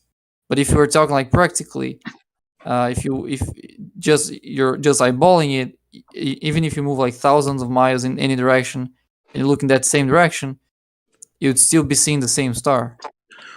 Okay, but as far as the laser, are you claiming that a 30-mile change of the position of the star to the laser is not equal to a 30-mile change in the destination of the beam? No, You're it saying is. that it's somehow smaller? No, it is. Okay. So the whatever, it would be an equal distance. Whatever distance you move the laser, it would automatically have to be at least that distance off at the star. Yeah. How big do you think stars are? It doesn't matter how big the star is. We're just talking about whether or not it moves off of the target it was on. That's all we're talking about with the laser. It kind of does matter, because if they're, let's say, thousands of miles of diameter, and you move the 30 mile in the center, you're pretty much still pointing in the center, right? But it's 30 miles difference. Yeah, but it's 30 mile within thousands of miles. It's still pretty much in the center, right? Okay, but that's a different. The percentage of the star that the laser takes up is a completely different argument. We weren't talking about that at all. What we were talking about is what the change in position would cause at the other end, and it sounded like what you were saying is that the change in position wouldn't affect what happened at the other end. And now No, you said it absolutely would. Yeah, sure. That wasn't what I meant. It would affect, but I'm just trying to answer your questions in more practical terms. So in practical terms, you would still be pointing at the star. That's what I mean. Like, so if we actually manage to do that in real life, and you can put your eye in the telescope, in both cases, like in your initial point and 30 miles away, if you put your eyes on the telescope pointing in the same direction, you'd still see that same star at the very center of your telescope. That's with what your perception would Right. yeah. But Okay. if you want to be like, if you want to think about the geometry of it, then yes, the laser, your sight would be 30 miles also shifted. But if you use the laser example, where you shoot the laser to the star, it's pointing at the exact center of the star, and then you were to use a telescope that was powerful enough to zoom in on the exact point that the laser was pointing at, and you move the laser 30 miles, you would be able to, with the telescope, watch the laser move 30 miles. Yeah, under those assumptions, yeah. The assumption that you can see that with a telescope and all that, then yeah, that's so the narrowing of the frame by using that telescope, that completely eliminates any sort of issue with the distance between us and the stars, because that's just a matter of our eyes and how far they can see versus how far the tool can be used to see and whether or not we can narrow the frame. If we narrow the frame enough, then it eliminates that argument. The same as with, I brought this up before, the same as with a pair of binoculars in a mountain. If you don't look through binoculars and there's a mountain far off, and you look at it and you move left or right a few feet, the mountain doesn't leave your vision. But if you narrow the frame by using the binoculars and you zoom in on the mountain, you can move left or right a few feet and completely lose the mountain entirely because you've narrowed the frame. So that eliminates the argument of it being too far away because you've adjusted for that variable. You narrowed the frame enough to eliminate that variable. right. The effect happens in either Oh, scenario. I understand. Yeah. But but here's the thing. What do you think is the focal length? Would the focal length of a telescope have to be so you have in the field of view of the focal length? Sorry, in the field of view of the telescope, just 30 miles of the star, of the center of the star. I mean, I don't think that the focal length is even like physically possible. So, To do the laser thing, it would have to be extremely powerful, probably way more powerful than what we have. That I have no problem admitting. However, yeah, it would not need to be outside of our ability to narrow the frame of the telescope experiment to have it in frame and then have it leave frame by keeping it on the same horizontal and adjusting for the alleged curve of the Earth. That wouldn't take nearly as much power and would be well within our capability. At least that would be my surmising. I think you've or you made it clear earlier that you disagree that it would remain in the frame of the telescope the entire time. yeah, but there was an argument of precision, like given the precision we have, that's what we would look like. But if you want to assume that we have telescopes as powerful as we want, then yes, you can actually you could potentially see a change. But I don't think those are physically possible to have. For the laser idea, no, I don't think that they are. I don't think that the telescope alone. The other one would be a matter of whether I'm correct in my surmising or you're correct in your line of thinking for whether or not it would leave if you adjust for the curve of the Earth. We have a disagreement there on what would happen. And so I guess that would be really the next step is if there's a way to get a telescope that would be strong enough, set it up and have a track that is essentially adjusting for the curvature of the Earth to 8 inches per mile square or whatever, so that it stays on the same horizontal plane as it moves while also having it locked down so it doesn't adjust in any other way, to see if it remains in that field of view the entire time. Right. Yeah. Yeah. That's like if you do that, you would confirm. You would either confirm or disprove that the light from the stars come nearly in parallel. Because if they come like nearly parallel, then even if you move far away from where you are, if you're still pointing at the same direction, you would still be seeing that same star. That's the whole idea of nearly parallel light rays, right? So if you do that and that doesn't happen, then you would disprove parallel light rays. Now, what if you did this with 2 telescopes, then check the angles and see if they match, and then realize you must be on a flat plane because the angle of the Earth would have changed? Sorry, can you say that again? Like, not that again, but can you be more specific on the scenario? Took things 30 miles apart, mm-hmm. and on the assumed same level surface, mm-hmm. Check the angles now due to degrees on your telescopes. Are they both set at the same precision place to point at the star? So whatever minute variation you might see, a percentage of a degree, a full degree, whatever it is, at 30 miles, would probably be apparent, as minute as we can measure, but it would also prove that level was precise in both places in relation to that star, that the curvature of the Earth did not impede that observation. Honestly, I didn't understand what the idea was. If you have similar angles at 2 telescopes at a distance, that they're both level, both the same height off the ground. Okay, so we're no longer doing trying to keep the horizontal as... It's the opposite. Instead of dragging the telescope, we're doing 2 telescopes. Mm-hmm. Okay. And we're comparing the position on both to shoot at the same object, same star. Right. So if we detect variation, that's all good and done, but... So what you're suggesting is instead, like, this would be an alternate way to basically conduct the experiment or whatever you want to call it, is instead of doing a track that adjusts for the alleged curve of the Earth, instead you would have two telescopes that are a set distance apart, and you would measure the angles to see if the angle adjusts in the way that it should to the mileage to the mileage versus the angle. In other words, the angle up wouldn't be in the same place. You know. Okay, so can I see if I understand that idea? So you have two telescopes, each one, both of them are aiming at the same star, but Yeah. there are different spots on the Earth. So one has one coordinate for the direction of the star. Let's say, let's.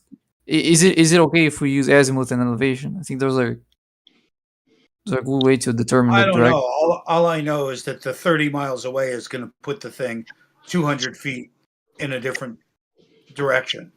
You know, pointed. Well, in a how different- are you changing direction in feet? Shouldn't you be the changing drop? in The degrees? drop at 30 miles is over 200 feet. The obstruction that you'd expect is over 200 feet. Where- So 200 miles. Direction? I mean, I could check that, but it's a different angle on Yeah, Earth. it would have to adjust the angle. That's I think what Bacon was saying earlier is that the angle would be adjusted so much that it would have to. They would basically have to move the star out of the frame because of the angle change. Oh, okay. So if you were able to basically look at the same star and you were able to basically determine that the angle change didn't happen the way you expected, then there's a problem, right? Yeah, Yeah, I think well, I'm pretty sure the angle will change the way we expect because that's exactly how the process of celestial navigation goes. It's just like the exact same thing. It's just in the opposite direction. We do it backwards. Like we get the angles in where on the sphere we would have to be to get those angles. So if that works, then the other way around also works. If you start with the assumption of a globe and you predict the angles, that would also give you the correct angles. there is a big difference between a linear 30 miles and a spherical 30 miles. Not in the angle of the stars. Why would that impact the angle of the stars? It would impact the measured position on each telescope. What changes the position of the stars is the orientation of the telescope on the globe. So that 30 miles, the way that 30 miles affect the direction of the star is by changing the vertical of the observer, not by making it far away. Why did on you the globe. originally suggest that it wouldn't change at all within the entire width of the Earth from one side to the other?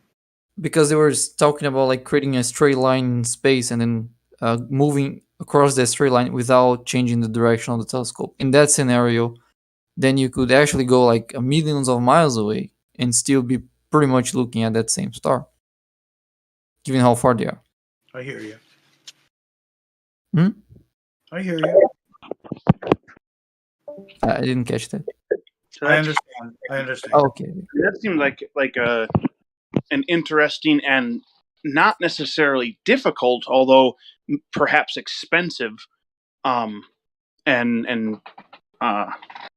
yeah, an expensive experiment that one could do to see is basically adjusting versus not adjusting. Because I mean, you're talking about setting up some sort of a track system or something for at least several miles, if not tens of miles, that would need to account for the alleged curve of the Earth to make sure. And basically, you would just be all you would be doing is checking to see if it stays in frame the way you're claiming it would, or does it not. Mm-hmm.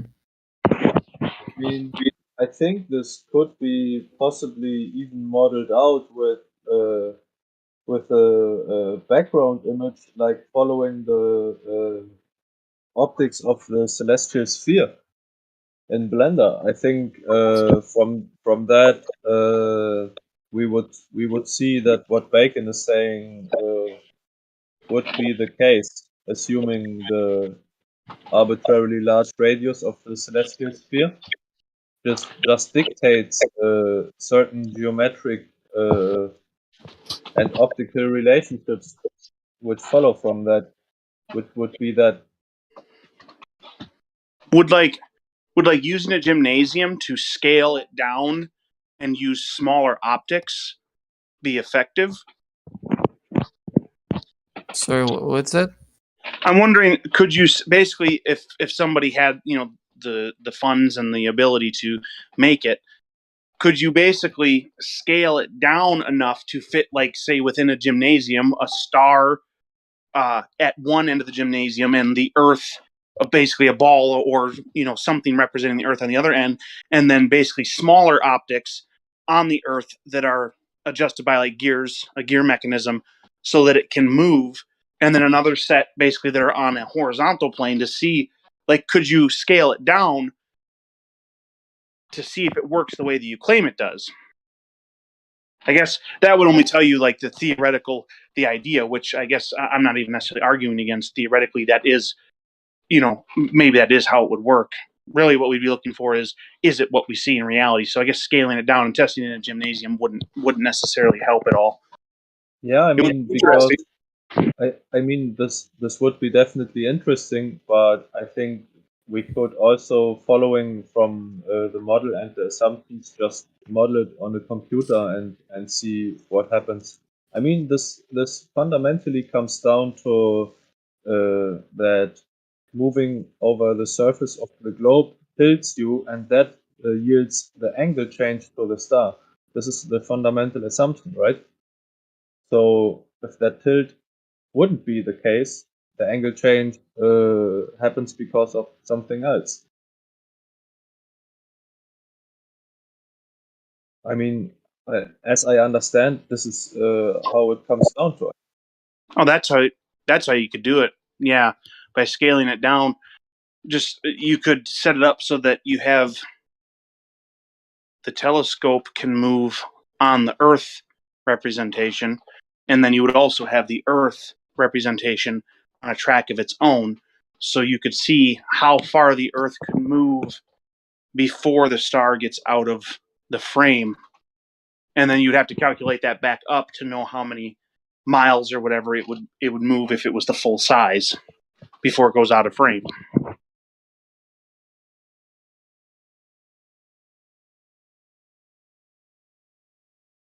Oh, you can. I mean, I don't see the need to do a smaller version of that.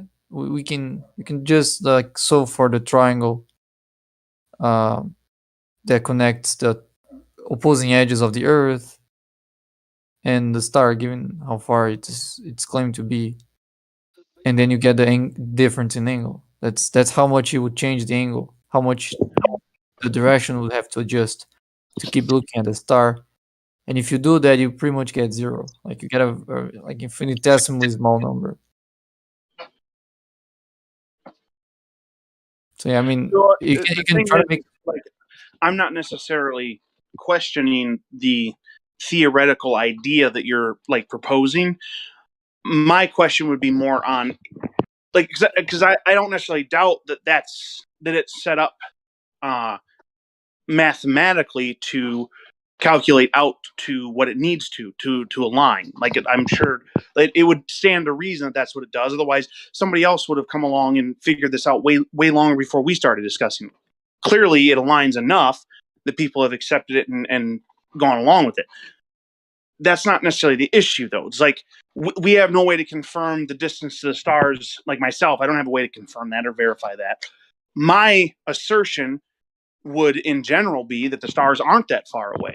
So there would need to be a practical some sort of practical experiment that would need to be done to convince me one way or the other. Like the mathematical portion of it, I don't even necessarily question that part of it.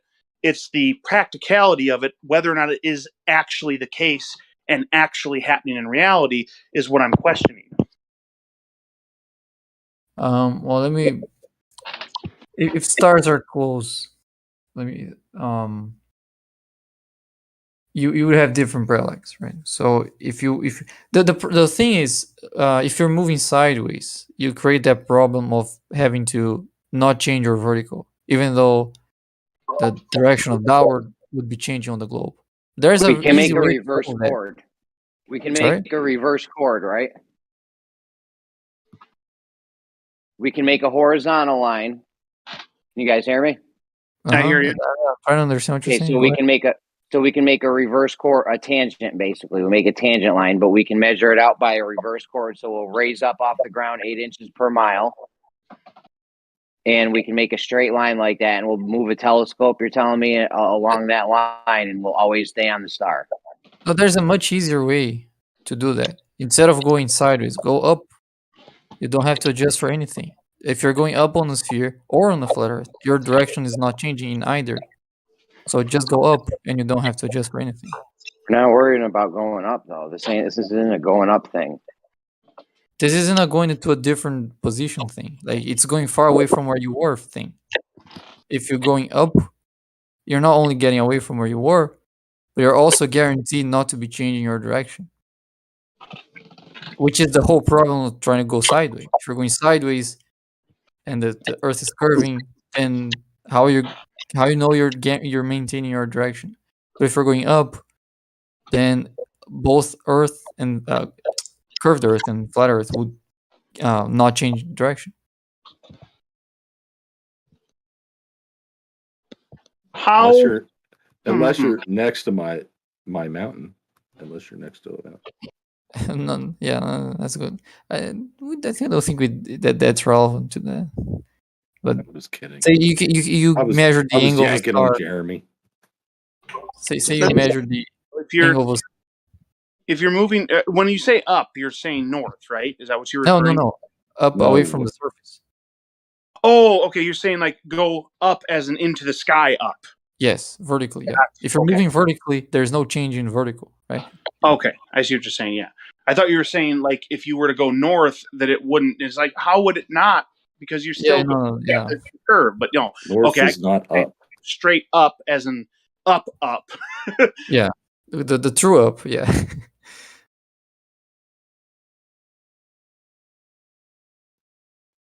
Yeah. So that's. I think there's already an argument for that, which is like bubble sextants on airplanes. So bubble sextants on airplanes, they're said to have the same angles to stars as if you take them on the surface, but they're much higher than the surface. So if stars are close, then you shouldn't get the same angle. You should get a different angle because you moved a lot, right? I think that's pretty much the whole thing you're asking for, like how we test if we can move away from a spot and still look at the same direction to see stars, or if we would have to adjust the angle.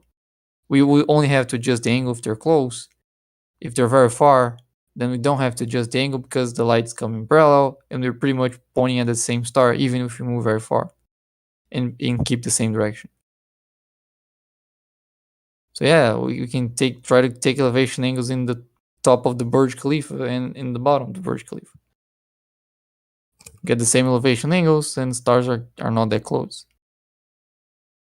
Maybe they're still close, but they're not that close. It depends on the precision of your sextant. Or theodolite. A theodolite would be better, I would say.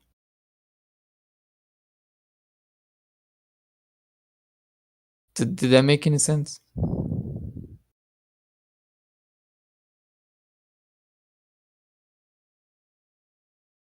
Mic check.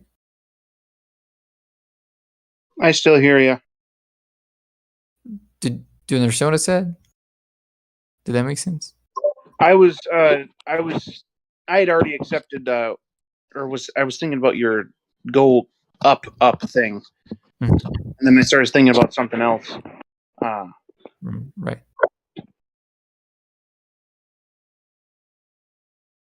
It would be nice to have a significant amount of money to just throw at these different ideas. Well, I got a track for you. It's a 10-mile track if you want to use it. Here in chat. A 10-mile track? Yeah, and in Salt Flats, there's 35 miles of straight railroad track you could do it on. No, the track has to follow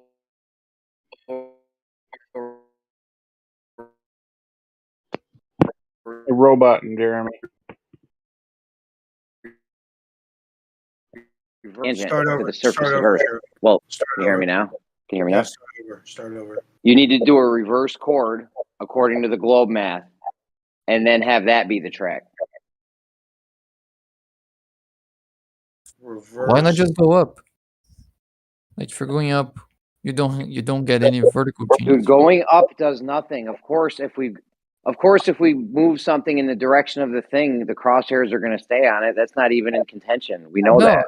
I didn't say moving towards the star. Like, let's say the star is at 45 degrees, and then you move up. If you still get 45 degrees when you're much higher, then the light's still pretty much coming in parallel. They can't be that close. If you move up a mile and you still get the same elevation angle to start is 45 degrees.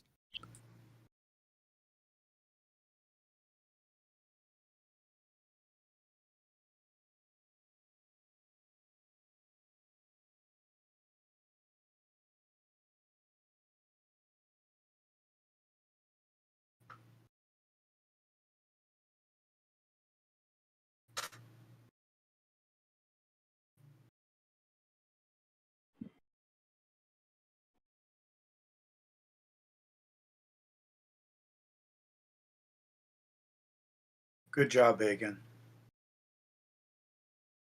For what? Just having good answers. Oh, thank you.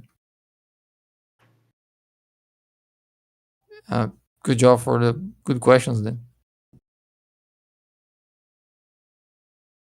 We've been passing around your birthday cake pictures. Oh, maybe I'm regretting sharing that. No, it's a great story. It's a really great story. I mean, it's a fact of life, right? You show an interest in something, they want you to be it, and they want you to be whatever they want to play with. Anyway, I'm sure they were winding you up, a great deal. Do you use that expression? The Brits use that expression. No, I never heard it. I mean, I'm not a native speaker, right? So They try and get you agitated. right, yeah, it was like a joke or something. It's supposed to be funny.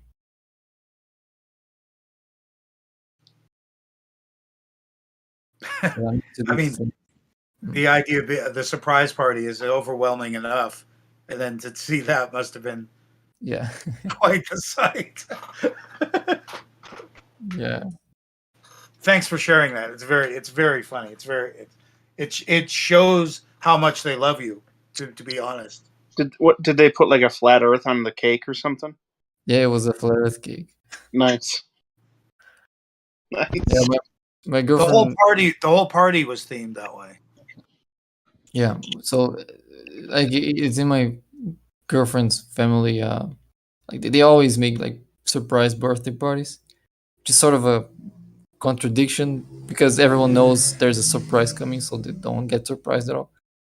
But they always theme the party with something, and they picked up flat Earth for my theme because my girlfriend, of course, knows I'm into this discussions, and so she decided to pick that as a theme, and then just posted it. It really does say a lot about your character, believe it or not, how much they like you. It really does. Oh, thanks, I guess. No, it almost automatically makes you a good guy. Almost automatically. If they're willing to play a joke upon you, that means they know you much better than just going through the motions. That's way more thought and way more. Yeah, makes sense. Way more. Is this where you ask him out for a date, Dan? No, his girlfriend did this. Okay. They're going to touch tips. They're getting there, no? It's getting there. Oh, what do you mean?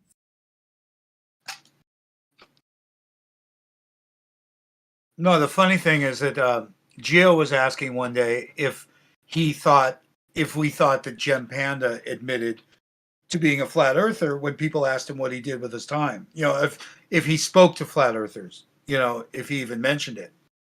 So I had asked Gem about it, and Gem said he doesn't offer it up to begin with because he'll get accused of being a flat earther. So I showed this to him today, and he was very sympathetic of how it feels to be accused of being a flat earther. It's worse than being a flat earther. Yeah, well, my girlfriend's uncle came to me asking if I was a flat earther. I was like a bit worried or something. And I said, no, I just like talk to them, have discussions. And then I figured out he was a surveyor. I didn't know that. Maybe I would never know that if it wasn't for this party.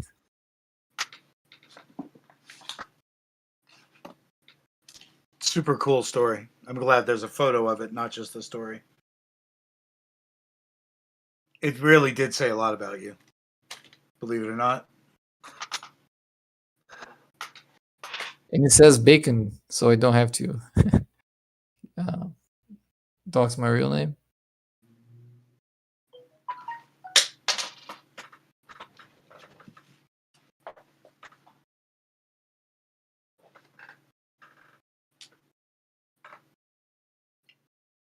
Now, they could have just done a theme of what we call bacon here, the pork product.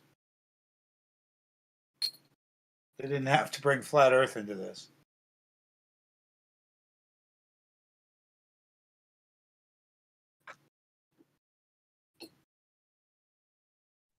So then, not to take away from this love fest, but I heard you say before you were impressed with Bacon's answers. Which one of his answers impressed you the most, I wonder? His posture to begin with was never defensive, where I tend to get defensive right away. So he never got defensive, and he had something to say for each particular variation. Right, wrong, or indifferent, I think he did well. No, I'm not talking about his demeanor. His demeanor is fine. He's polite, and that's one of his strong points. I grant you that. But what answer impressed you? You said you were impressed by his answers. When I heard his answers, to be honest with you, I heard sophistry and excuses. So I'm just curious, which one of his answers impressed you the most? Well, when you were talking about the star, for example. You might have been listening closer than I, where I was listening to his posture more than facts and figures. Oh, maybe you should just go straight to the problems with my answers. No, when I came in, maybe I came in late, or when I came in, you were asked if you change locations by 30 miles, will you still have the same location to the star? And you said, first you said yes, then you said no, I think. Then you said maybe, depending on something or other. Did I get you wrong there? Well, Bobdo kind of gave more context to the question as I was answering. So with more context, I might change the answer because I understood it better what he was trying to say. So you misunderstood the beginning when they asked you if you change by 30 miles, if your sight would change. You misunderstood that. That wasn't clear enough. That, but I thought he was asking in practical terms. In practical terms, the answer is definitely not. Otherwise, the navigation wouldn't work because navigation kind of depends on that. So if that wasn't true, then there would be a problem for navigation. So in practical terms, the answer would be no. But he was then hypothesizing about telescopes that could frame just 30 miles of the stars and lasers that could be seen in the center of the star. And under those scenarios, that's no longer just a practical answer. Now we're getting into things that don't exist and are much, much more precise than things that do exist. So within that scenario, things change because now we have enough accuracy that the answer is no longer no. Now we can notice difference if we have such telescopes. But that's not the case in reality, so the answer is different. Does that make sense? No, really, no. Because are you saying that even with your eye, like just if you travel 30 miles, you won't notice a difference in the height or the angle of the star? Is that what you're saying? Like let's say Polaris. No, if you Saying, travel. Sorry, go ahead. no, I think you understood. Go on. Right. Yeah, if you travel along the surface, then the angles might change. It depends on the star and which direction the star is. But some stars are going to change more than others. For example, if you're at the equator and you're looking at a star that is at the celestial equator, if you walk 30 miles over the surface, that star, the angle of that star is going to change. But the angle of Polaris is not going to change that much. It's going to change less. That's not the issue, though. Okay, let me be clear, crystal clear. Can you see any scenario where you would look at Polaris, let's say, for example, and you'd walk 30 miles and the angle wouldn't change? Can you foresee any scenario that would happen? Yeah, so if you're at the equator, and Polaris is at your horizon, you can move east and west. It's still going to be at the equator, so Polaris is still going to be at your horizon, right? If you keep looking north and you move eastwards, Polaris is not going to leave your horizon. You're assuming that it'll be exactly over that spot. Is that what you're saying? Yeah, you have to move pretty fast in 30 miles. Yeah, well, let's say we can do what Bob Dole mentioned. Like we wait until the next day, but we correct for the 4 minutes of the sidereal rotation. So yeah, instead of moving, you can have two observers, or you can move and then wait to the next day. So you're saying in one instance, in one period, in one day of the whole year, you can foresee that scenario happening. Is that what you're saying? No. Like if you have two observers at the equator, separated by 30 miles, both looking north, they're going to have the same elevation angle of Polaris. And if they move 30 miles back, each of them? They're also still going to have that same angle, which is 0. Like assuming Polaris is right at the center.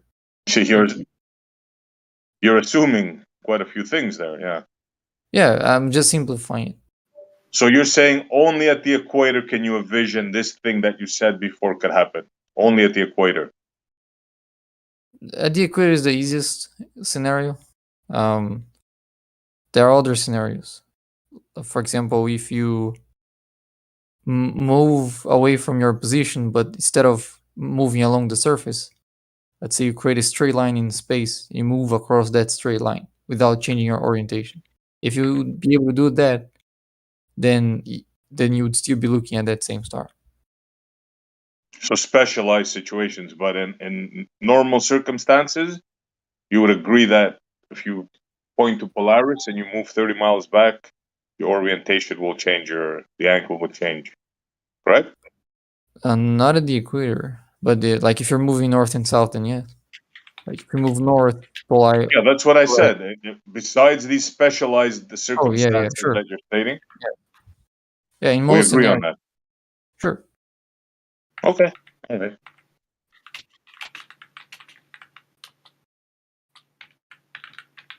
We all know the Earth is a Pringle. Yeah. Oh, it's getting late for me here. So, guys, have a good night. Yeah. Hey, Take care. Bacon, did you ever Thank do you that for math? playing. That math work? You didn't, fucker. Suck. God damn it.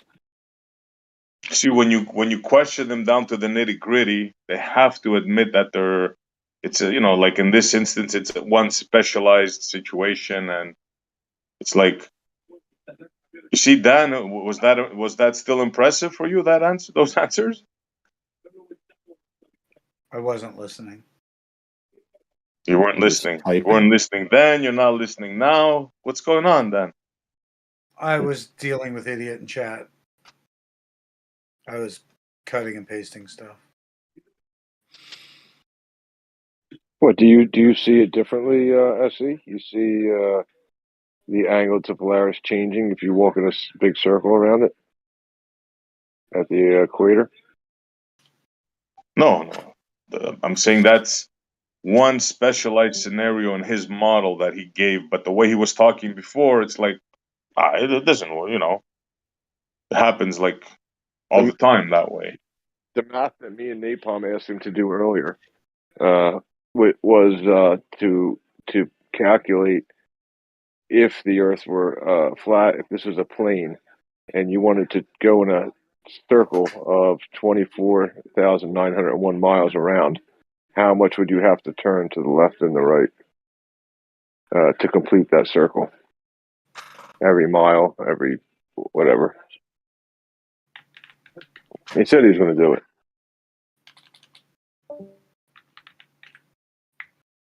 So it seemed relevant at the time when he was also again talking about walking in a circle at the equator. Montreal, to be honest, I had already called in an astronomer regarding this, so I was not really looking to run the race. I was waiting for him to come. Rob, Professor Parks.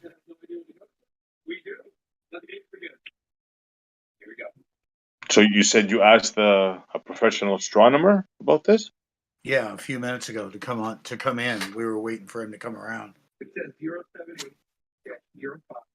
So I was waiting for that to be played out, and then Bacon popped in. So we just gave Bacon the question, and I was surprised he had answers. You're talking about Rob Parks. Is that who you just said? Yeah, exactly. Yeah, okay. He is kind of funny, huh?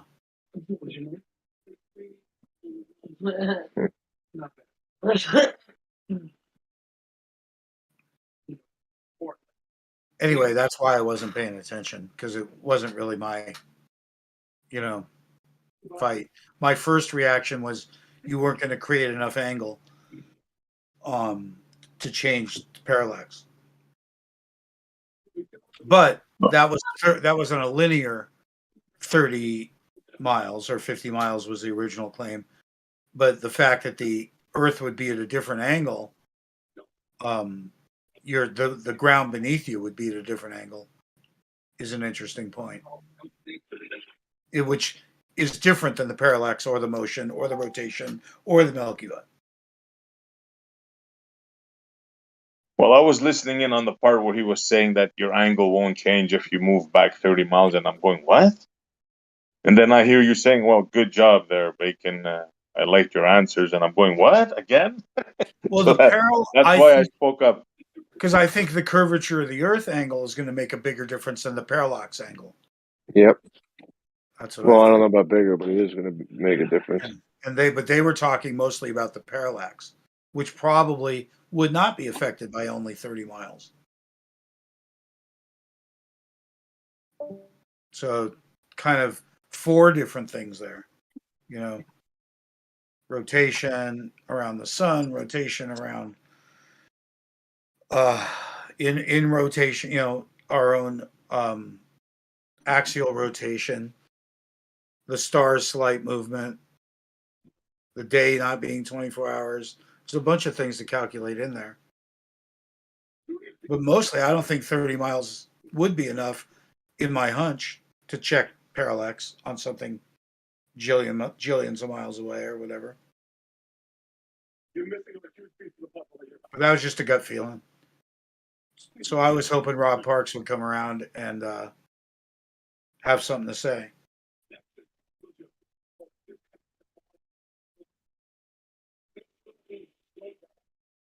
So forgive me for not really paying attention. No worries, man. No worries. I just didn't want you to think I was a dick there, because I did it to you twice. No, it's going in your file. I mean, this is definitely going in your permanent file. I mean, Jeremy's writing everything down, but don't worry about it. You're allowed a certain amount of bits before it gets really, yeah.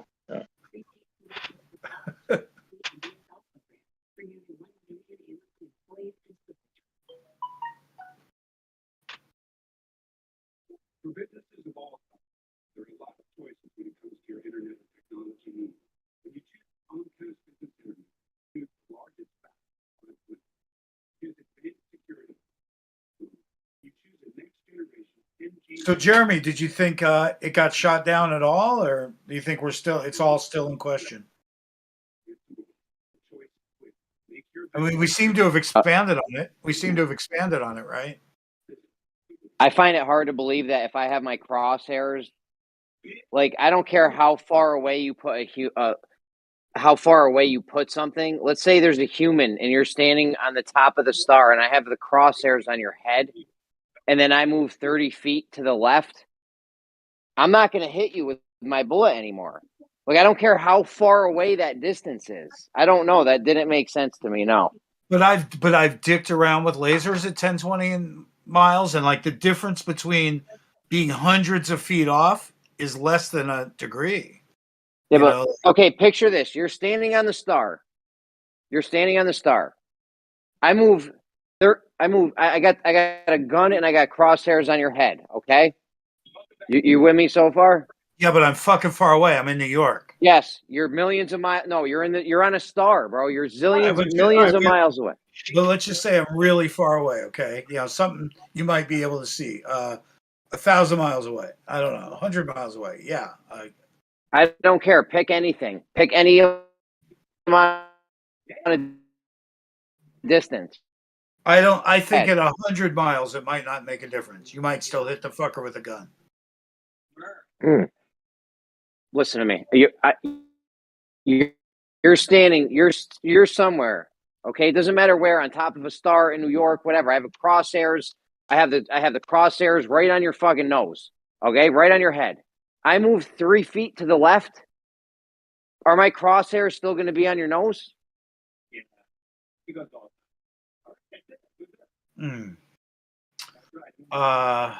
Because Bacon just said, "Are my crosshairs are still going to be on your nose?" Basically, if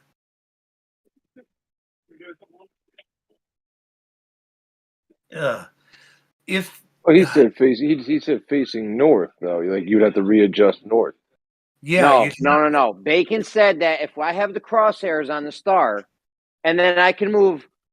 He said I can move 50 miles horizontally anywhere, and I'd still be on the star. Yeah.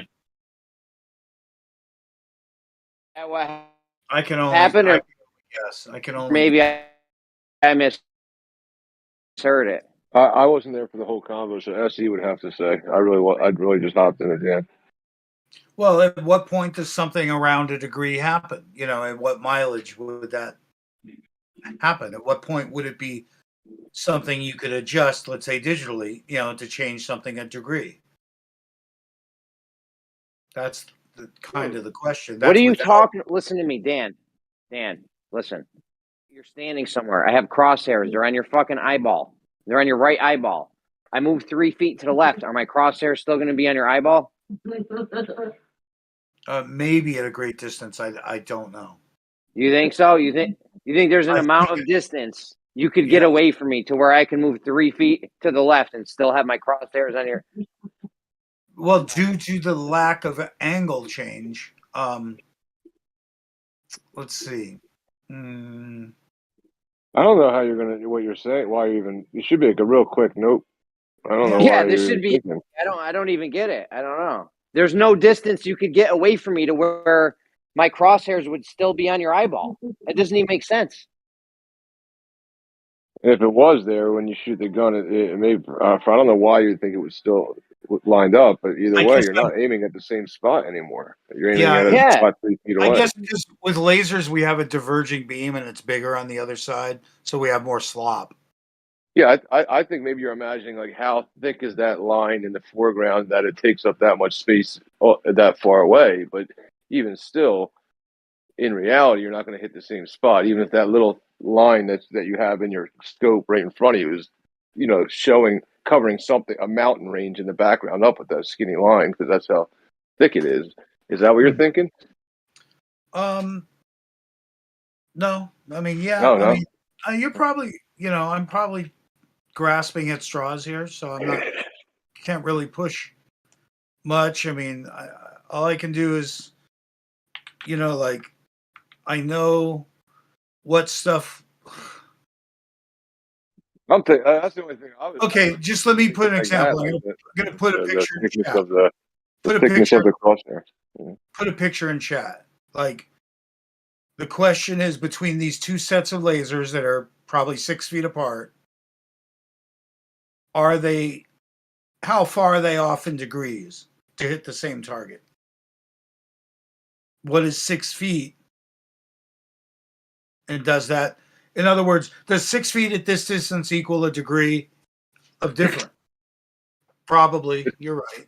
It gets greater at a distance. Like the divergence from gets greater. I guess the same question is here. If I picked up this laser and move it, even 3 feet, like he's saying, would it be pointed in the same place? No. There are two places can't be the same place. Yeah. That's why I thought you would be like no right away. I don't know how two places can be the same place. I wasn't visualizing it. I was just obsessed with the distance of the target being jillions of miles away and the possible slop there. But I think I imagined that. Yeah, but I didn't really hear Baker's. When he said, "Well, all right, we're facing north," he didn't say then we're adjusting to north. I just assume when you're facing north, you're obviously readjusting to north. You don't have to say it. It's funny how they don't talk about refraction when you do shit like this. Jillions of miles, all kinds of mediums you're passing through, all kinds of gases and shit, and they don't even think to mention it. They assume we can have a straight line of vision. When it's really, really far, right? They don't even mention it. Yeah, I don't think refraction is like a thing at all still. Actually, astronomical observations do include refraction. Is it standard refraction, Bob? Standard AU refraction. No, astronomical observations do include refraction. It depends on what your co-angle to the zenith is. You know what I asked? And yesterday I presented to you day and night conditions, and you wouldn't even look at the daytime footage.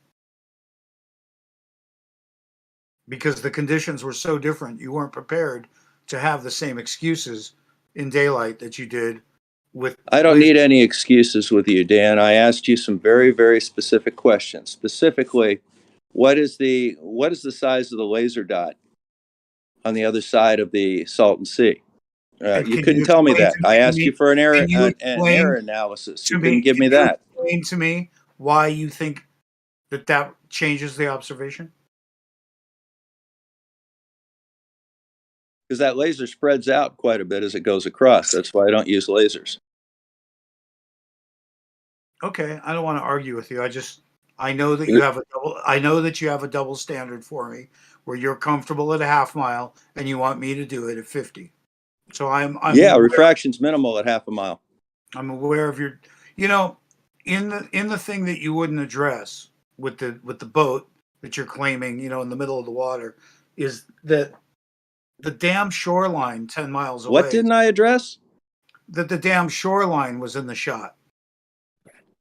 You didn't demonstrate that the shoreline was in the shot. You demonstrated that you could see a laser light.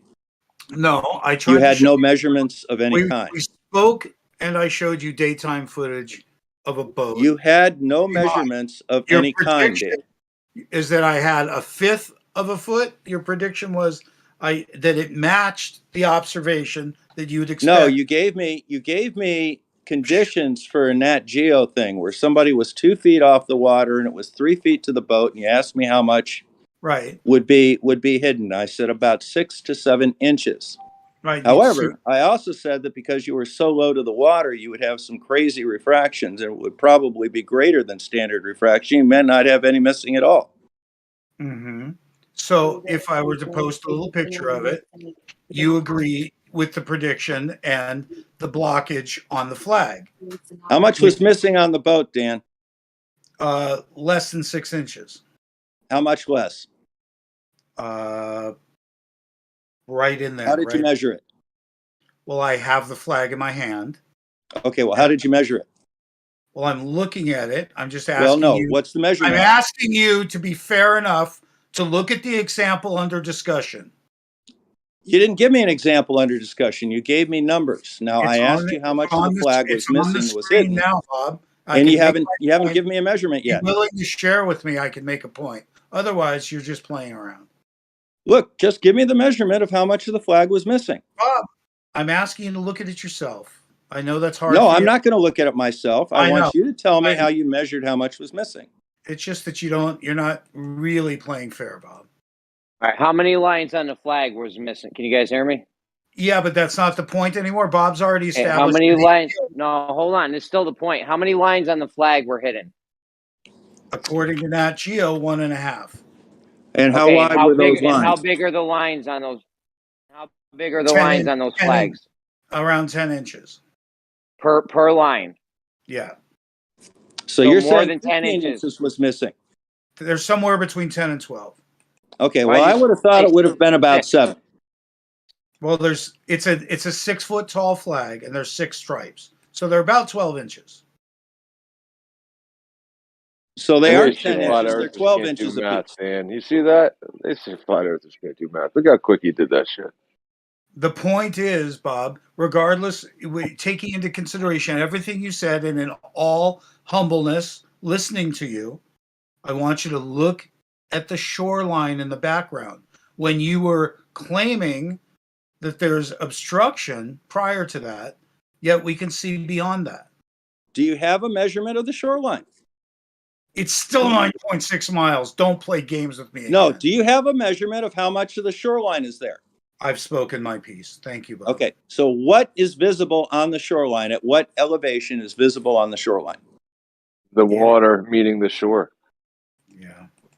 So you're saying you measured it right to where the water meets the shore. It's not up on the shore at all. It's right at the water line. But that's what a shore. I'm just defining what a shoreline is where the water. I didn't ask you to define what a shoreline was. I asked how much of the shoreline was visible. Well, the thing is, Bob, is I tried to show you the position of the mirror and the vision from the other side. I can go grab it again, but you wouldn't. Great. Give me the measurements. You wouldn't. You can see it. I have all the measurements. Well, the problem is you won't look at it, Bob. You won't look at it. Give me the measurements that you have. You understand that? On the face, the measurements. I don't measure things with my eyeball. Yeah, it's not making sense. You're saying that the flag has 1.5 stripes missing, 15 inches or so, 18 inches, whatever. But and that's measuring off the water. But you can have the shoreline visible in the background, and the shoreline is by definition where the water meets the land. That's not making sense. And so he's asking, can I prove that that's the shoreline? That's what he wants to know. Oh, geez. I want you to show me something I on will, the Bob. shoreline that you can identify and give me the height above the water of that point. I'm getting everything for you, Bob. I'll give you the numbers now. All right. Well, when you get it, let me know. They're right. Was the reason that he gave? He said he can't trust. He doesn't trust his own eyes. That's what he said. Bob doesn't even believe me that I. Of course, I don't trust my eyes to measure things. I measure them with instruments. Mm-hmm. But do you acknowledge like facts like shorelines are where water meets the shore? We're not talking about that. I'm asking specifically, what is the lowest point on the opposite shore that he can see? And I want to see the measurement. The lowest point. So in the next example I give you, which I believe. Yeah, just give me the measurement, Dan. That's really all I want. I want the actual measurement and how you got it. Which side are you asking for, Dan? Can we just... I want to know specifically on the far side, what is the lowest object that you can see and how you got that measurement. Together here, Bob. Okay, you do see in this image there's a mirror set up, and you do see in the video my observation from about 14 feet high, not on the water, not with your special refraction, but I can see that mirror, and you can see the position of that mirror 5 feet off the water. Now, I've got the rest of the numbers up on the screen. So you're saying I can see something 5 feet above the water. Would you like to see? What numbers would you like to see? So are you saying I can see something 5 feet above the water? And the video evidence is daytime footage right there from my phone. Okay, and what is the distance to the far shore? 9.6 miles, 9.77. And what is the observation height? 5 from my phone, about 14 feet. Okay, hang on. Have you watched it yet, or are you just going to play with math? If anyone gets a chance to watch this video, it's just a mirror setup, 9.6 miles away, 9.7 miles away. Keep talking, Flash. man. I'm trying to watch it, and your voice is interrupting your voice in the video. Popcorn. Get your popcorn here. Yeah. Peanuts. It doesn't look like it's just you. It looks like a lot of people are there. Yeah. It's like Dan's like getting mad at you. It's a lot of people. I mean, Bob. Did I say Bob? Bob's getting mad at you.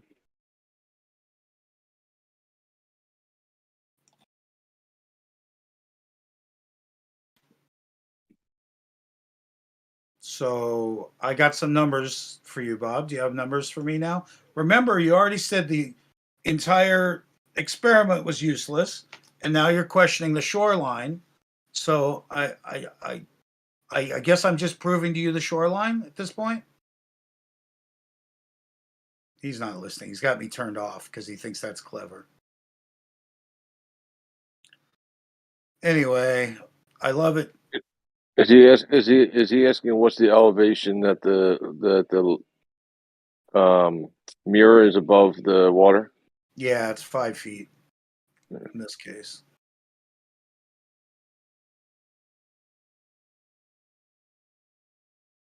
Okay, Dan, how did you determine the mirror was 5 feet above the water?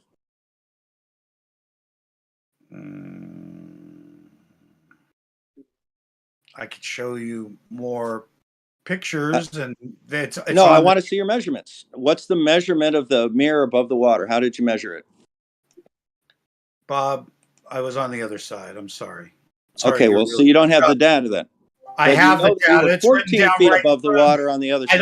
Right? I don't have proof for you. Okay, well, when you get some, let me know. I don't have the data. The data's right in front of you. 5 feet. Now I'll get. How did you get that? I'll get you more pictures of it, Bob. How did you measure the 5 feet?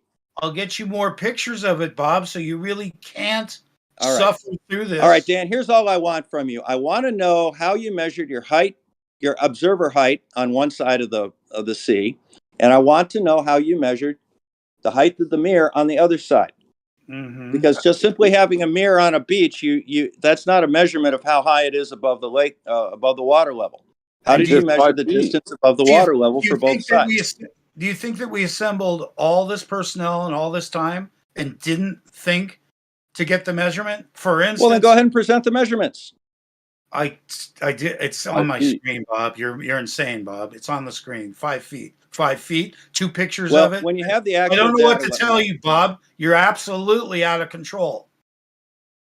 Okay, they're standing on the water. Do you see that? It's in the sand. The mirror's in the sand. The one with the picnic table. I see it. Yeah. You can preciously say anything you want. I've got the numbers. I've got the image. Now, you want to know how I measured it? Why? Because you need something that bad? No, go ahead and tell me what the height of the sand is where that mirror is. 5 feet. How do you know that? I mean, why is it so hard to measure 5? Like, do you think there's like a more complicated way to measure 5 feet off the water? Yeah. Like a really complicated, messed up way you could do it? All right. How high is it? First of all, how high is the sand and how high is the mirror? How tall is the mirror? Do you see the man standing next to it? I'm not looking at the man. I want your measurements. Do you see what the man are your measurements? Next to it? Show me your measurements. Sorry, Bob, you're just being a prick. No, just show me your measurements. That's all I want to see. Fuck off. I'm not going to estimate how high it is off the lake. Right. By trying to figure out how tall a man is and what. This is day 2. You won't comment on the goddamn mirror video. Show me the height. You won't even admit I'm 9.6 miles away. Then you're comfortable with that. You want to fight about 5 feet. You're fighting about every inch tooth and nail because Relax, you are Dan. a fucking weakling, Bob. It's called just doing science, Dan. Hold on, Bob. Hold on. Can you guys hear me? Can you guys hear me? Yeah, I was just in the middle of donating to Witset's new website, but yeah, go ahead. Yeah, relax, Dan. All right, let's all relax. Dan wants to back off. He doesn't want to engage with you anymore. It's fine, but don't call names and stuff. Nobody called anybody a name, or at least I didn't. But when I did my observation across the lake, I surveyed the sides of the lake to the nearest inch. Just show me your numbers. That's all I want. Dan can measure. I mean, Bob can measure 5 feet, and 1 inch. No, I put my measurements down to the inch, and I showed how I got them. How did Dan get his measurements, or is he just talking out of his ass again? How much curvature is expected there? What is it, like 50 feet? Dan, can you prove that that's not a 50-foot tall man with a 45-foot tall mirror? If you can't, then you got nothing. No, from the numbers that he gave me, of course, which was Bob him being at 14 feet and the mirror Bob being won't at 5 watch this feet, there video should now, be will 11 you, feet Bob? hidden Will at you, that Bob? distance. Will you watch the video? You got me turned down, don't you, Bob? Because there's the tape measure, Bob. What do you think, Bob? Tape measure, Bob.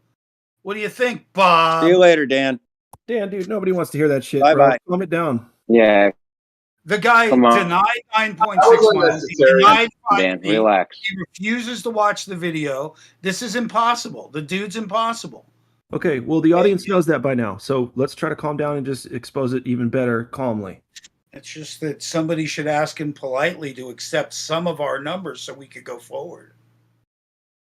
I mean, it'd be the least he could do is review all the numbers and go, okay.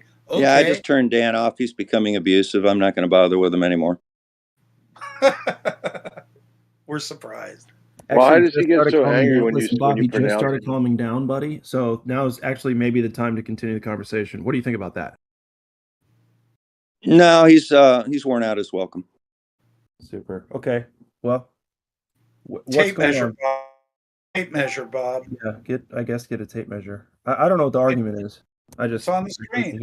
You know, He's Karen and Nancy fucking He's in total denial. The argument is that I just wanted to know how he measured the height of the mirror and how he measured his observer height, and he won't tell me. Yeah, we are like level across the water. How is it I'm not telling I you? feel like That's he's not an trying to. unrealistic Bob, request, I Dan. hold on. I feel like he's Hold trying on. That's to. not an unrealistic request for Bob to want to know how you measured the height off the It's how high on you were, the how high screen, was the Jeremy. I keep Yeah, but showing how you. did you measure it? I measured but how my did you stuff measure to it? the Did you have inch. a It's a tape measure? Did you have Jeremy. It's a tape You had a measure. tape I measured measure. my stuff to the inch. Can anyone see the tape Okay. measure in this video? Can anyone see that? Can anyone see? Bob, he measured it with a tape. Hold on, Dan. And hold on. Just let's all relax. Dan, Bob, he measured it with a tape measure. To what? That's how Surface he of got his water. height off. 70 inches. Above the water, he measured it with a tape measure. How did he That's how he measure got it? his height off the water. How did he used measure the his tape height measure? above the water with a tape measure? Wow, there's video of it. Did he Dan, have how some did sort you- of an auto level on it that he could find a horizontal, or did he just eyeball it? You do see the laser You eyeball coming. it, From, Dan? you see the laser coming from the other side. Do you guys? I mean, see anything going on here? Anything make sense to you guys? What's in question here is that according to the curve calculator, if his numbers are right, that object should be 11 feet below the horizon. However, his measurements are suspect, and the refraction is suspect. You're in denial, Bob. And Earth's not curving, so that could be why it's not at your curve calculator height. Yeah, actually it is. Earth curve like is that laser suspect. is bending to you. Can you see the screen, Bob? Does that Not look for bent? 2,500 years. Is that a wildly diverging beam, Bob? Is it? Has it really diverged that much at 9.6 miles? Has it? Because this is real life, Bob. Real life. No theoretical, no paper, no I decided standard to add standard anything.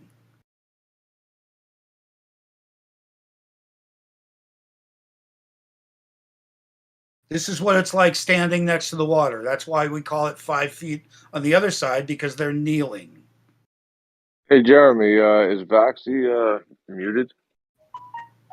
He's usually pretty cool. I don't know why he's muted. Sorry, what did you say?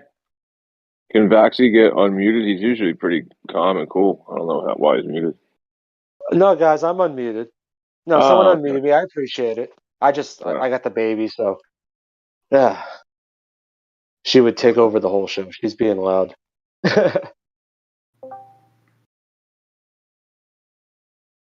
Gotcha.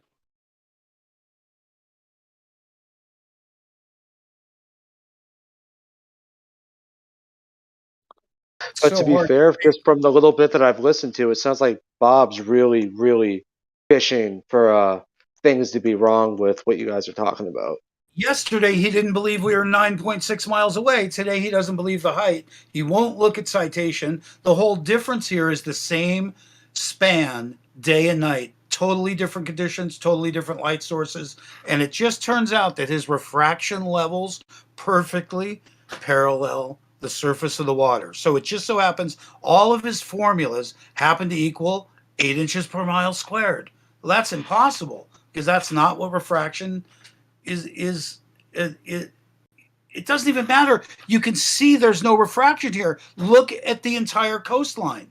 You can there is no refraction because we waited for it to be clear, and a lake that's superheated that matches the air temperature. It's Tell you what, thermal. Dan, just go ahead and send me the Google coordinates of your mirror and your observation point. I'll just do it myself. What an asshole. I'd just like to say that that's exactly what Bob did when he did his thing. Right, Bob? You waited for the ground and the air to be the same temperature, so there was no minimal refraction? Yes, and then I verified it by looking at the images and seeing that there was no distortion. But yeah, go ahead and just give me the Google. Dan, give me the Google is there any coordinates distortion in your, of where they are. Dan, is there any distortion in your thing, Dan? When we are doing this, we often have to wait for haze and other weather conditions, or for a particular day that's clear enough to do so, where their claim is that we wait for perfect refraction. In fact, we wait for clarity. Well, just go ahead and send me the Google coordinates of your mirror and your observation point. I'll just do the math myself. It's the same as Nat Geo. It hasn't changed. It's Capri Road to the Recreation Center at the Salton Sea. It's been the same thing forever. Okay, I need to know the exact position where the observer was and where the mirror was on the beach. All right, I need the coordinates of them, or I need an X on a map to show me where both those locations were exactly. Not a general address, all not the this park. time, I want to know all right this where it time is. later, right? All this time later, you still can't look at a map, right? Okay. I don't know where you were. I don't know where you were on the beach. I just said you it. show me. It's you the show same me as Nat Geo. specifically. I don't know where Nat Geo was. It's the same shit you calculated the other day. I don't know where Nat Geo was. I used your numbers that you gave me. I'm going to go check the numbers. Now show me the exact location of the observer and the mirror on Google Earth. 3 degrees northwest of the picnic table. You got your long and lat. Hold on, you got your long and lat coordinates, right? When you did this, Dan? Let me check and see if it's on that chart. Everyone, let's calm down, though. This doesn't need to get heated or anything. We can do this in a calmly fashion, all right, guys? We're all grown men. I just asked a very reasonable question, Jeremy. You did not. I just want the answer. And he's getting you the answer right now. He's finding the answer for you right now. Relax. Nothing. Just get the coordinates. Dan, just get the coordinates, and we'll move on. There's no reason to even talk about this anymore. Let's just all calm down. Take 10 deep breaths. Everyone take a deep breath. 1, 2, 3, go. I'm not gonna let another man tell me when to breathe. Breathe, motherfucker, breathe. When people get really mad, that's like when they say all the funny stuff. So Yeah, but we're not trying to have this be a shit show, man. We want this to be some calm, coherent conversations there. And I'm going to have to ask you to stop saying Bob's name, man. Dr. B. Yeah. And Dan, like I understand you put like a lot of your heart into it. So when somebody comes and just critiques it in hand waves, I understand it upsets you, but just know that that person doesn't matter to anybody. Especially when it's something you go out of your way to do. Like Nobody's test. hand waving anything. I'm asking for the details of the observation, and I'm looking into it right You're now. pretending that you don't know this location. And It's fine, I Dan. don't Just know get the him, location. I barely know Dan, where the just get him the source is. longitude and lat. Get him the I don't know where to get that. Why Just don't give me the exact position. I of won't both have a parties. verifiable source for you, Bob? Could you get it for me? How's that? Did you not take your long and lat? How's he supposed to get it for you? He doesn't know where you were. I keep Couldn't you telling just, like, everyone about it. So approximate? I will look it up, right? Capri Road, Salton. Dude, why didn't you write? Stop, Dan. Why didn't you write down the longitude and latitude when you made it? When you had the mirror and when you had the laser beam, those would have been some good longs and lats to get. Because What's the difference, though? You could get that anywhere. Don't The be. difference is then now you know where you are. But Why would you nobody's not do that? questioning that, That's like Bob. crucial information. That's like crucial Yeah, information. but You don't understand. You 5 really feet don't. above. I do above understand. Sea level is 5 No, feet it's above not sea that fucking level. hard. All right, Dan, I'm just going to give you an opportunity to give me these lats and longs. Now, if they come back to anything other than a spot on the beach where you were, if you give me a parking lot or if you give me anything that doesn't match what's in that video and in those images, you're dismissed. Okay, He's trying to find the Why would reason you to not where write you down? are. Hold I on, really everyone don't stop. know where to get it, Bob. Here is where we are on Google Maps. I don't know what to click that you will believe in. I will get you the other location as well. You click the exact spot where you had the mirror and look down in the lower right corner, and it will give you the exact latitude, longitude, and elevation of that point. Well, I don't Now, see come that on. on If you want to do Google. science, if you want to try and play at science, at least learn how to Oh, use Google Maps and what know a where you prick. are. You mean the stuff? You mean the thing in the link? I'm sorry. That is what you mean, right? Was that hard, Bob? No, I want the position of the mirror and I want the position of the camera on the other side of the lake. Now, give me those positions at two within about 5 feet. Are you satisfied with what I just gave you? Hold on. Here's what's going to Is happen. there a Even lat if- and even if longitude he in the accepts it- chat? even if Bob accepts it, he's going to compare it against quote unquote standard refraction and still try to defend the globe with it. So, I mean, I don't know why we're even doing this. Dan, why would you not get your longitude and latitude at those two? Those are two crucial Because elements. it's this fucking easy, dude. Stop it. Because it's this easy. I don't understand. I feel like that's like I mean, crucial like, information. Jeremy, if Jeremy? I was going to weigh something and then tell someone how much I weighed the object at, I wouldn't get my longitude and latitude either. Like it's not important to the thing that he's trying to demonstrate, right, or to what he's trying to show him. So it would be just as dumb as I weigh this item and I say, here's how much I weighed it at, and then someone asks me what my longitude and latitude is for the weight. It's like, it doesn't matter. It has nothing to do with it. It might if your observation's got to do with distances and positions. And it might have to do with whether or not you were evaluating changes of weight by latitude. So when I did my experiment, I did record the longitude and latitude of exactly where I did it. Why would the weight change? Centrifugal force. Oh, see, now you're just presupposing the Seawater. globe again. You can't get away with it, brother. We cannot run on assumptions. So it's been in chat. It wasn't that hard. You told me how to get it. We're still asking if you accept it, Bob. See, you didn't accept the distance. You didn't accept the height. Now you want exact coordinates. What can I do to please you, Bob?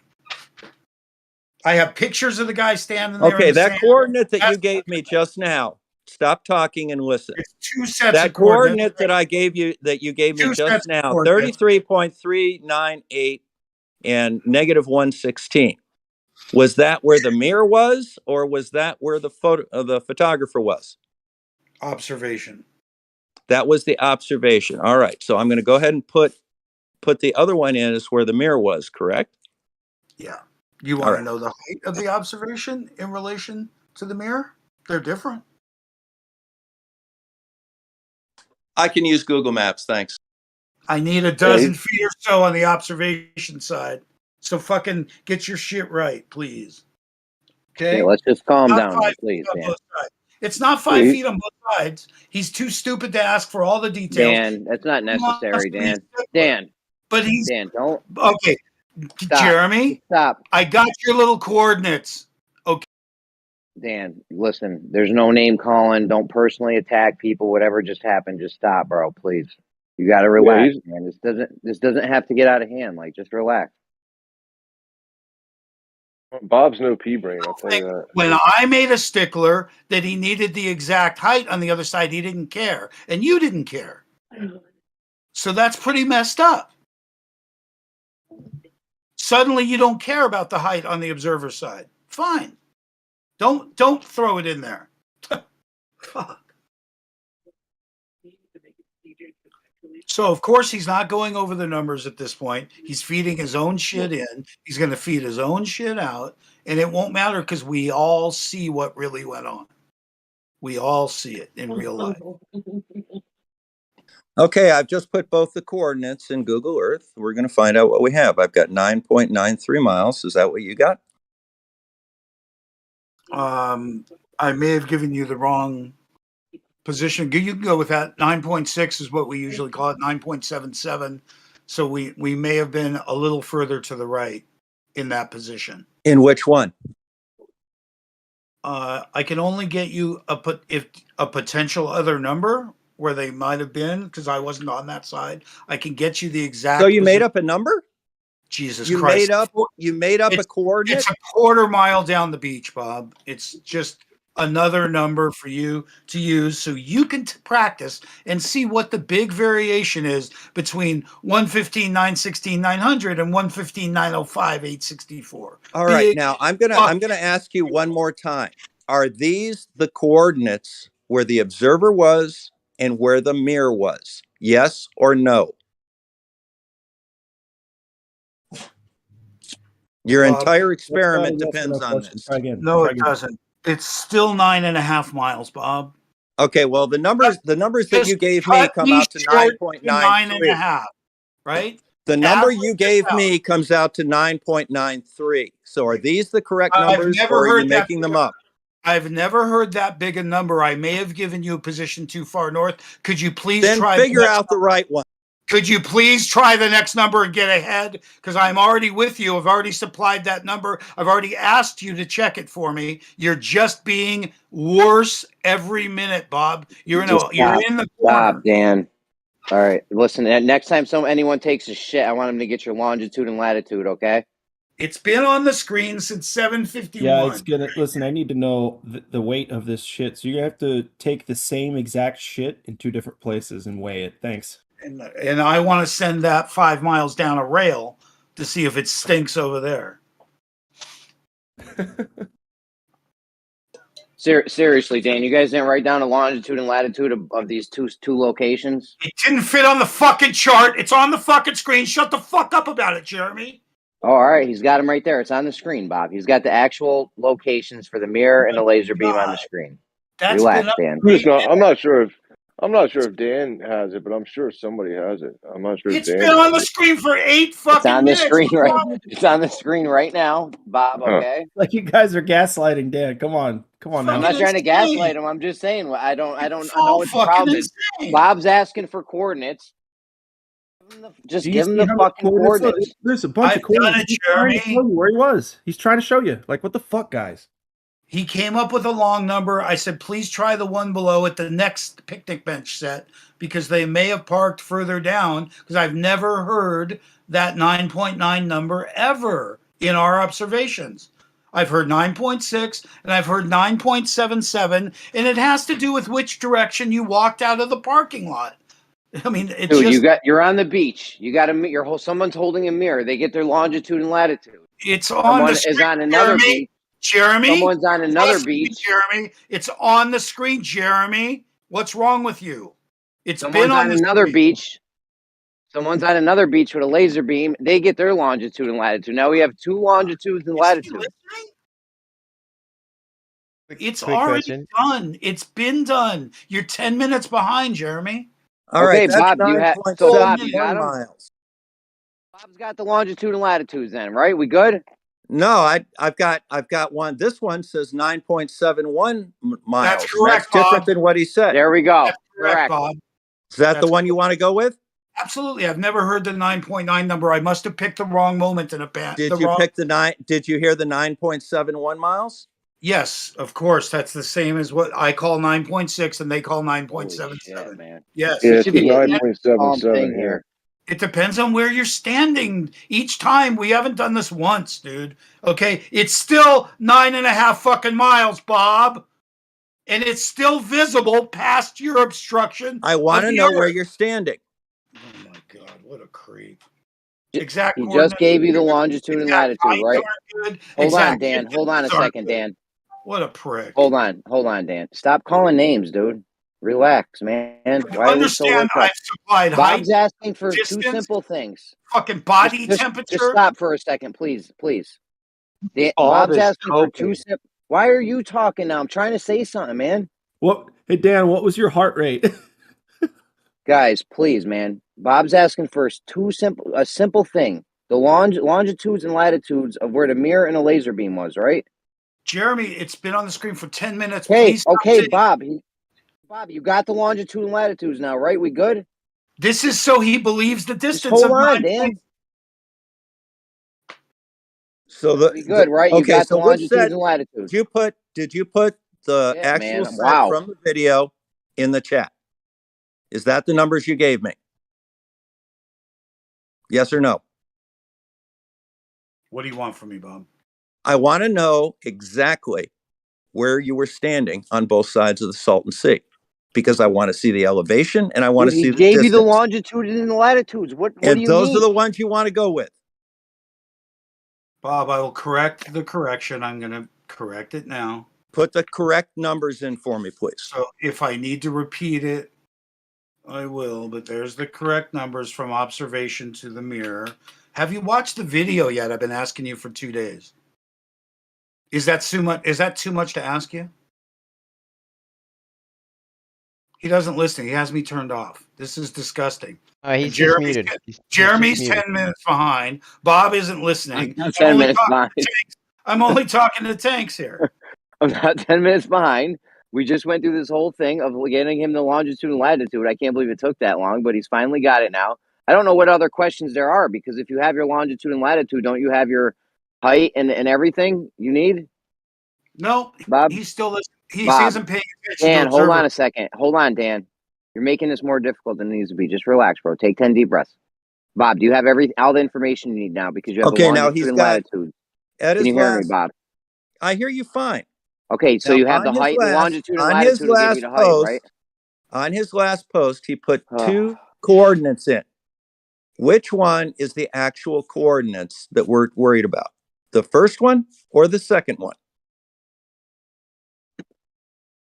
That's insane, Bob. We're trying to prove to you a distance of 9.6, 9.7. Oh, no, I'm doing it for a lot more than that. That's why I need to know the exact location. So which is the I'm correct guessing, coordinate? Bob. I'm the guessing. one on top? I can Okay, now get you Dan, the either exact answer the position. question or you're Bob, done. we can study the pictures and get the exact position, right? All right, you're done.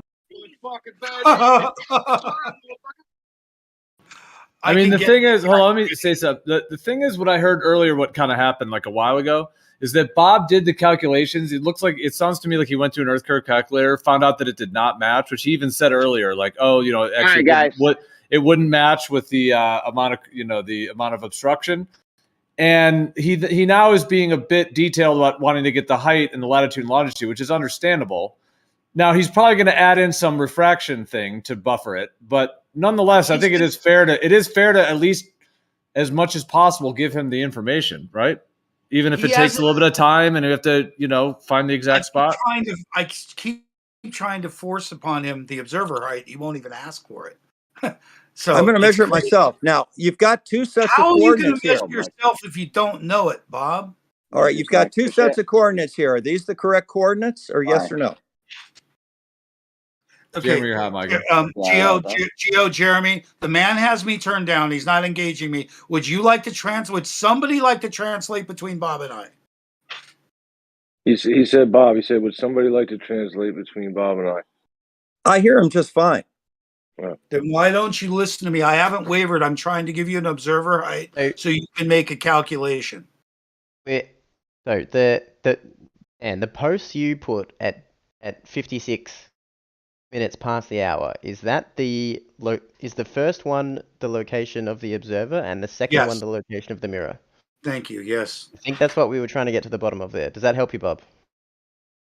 No. Yep, and I'm doing it right now. He's still doing it without observer height. That's amazing. You can get your height from the longitude and the latitude, can you not? I think he's just working out the distance between the 2 points. Can you not get an elevation will a longitude and a latitude position give you an elevation or no? No, only if you go to a topographical map. He may have been Yes, being that first facetious one and is saying, I'm going to tell you, 216 feet below sea level. That's correct, Bob.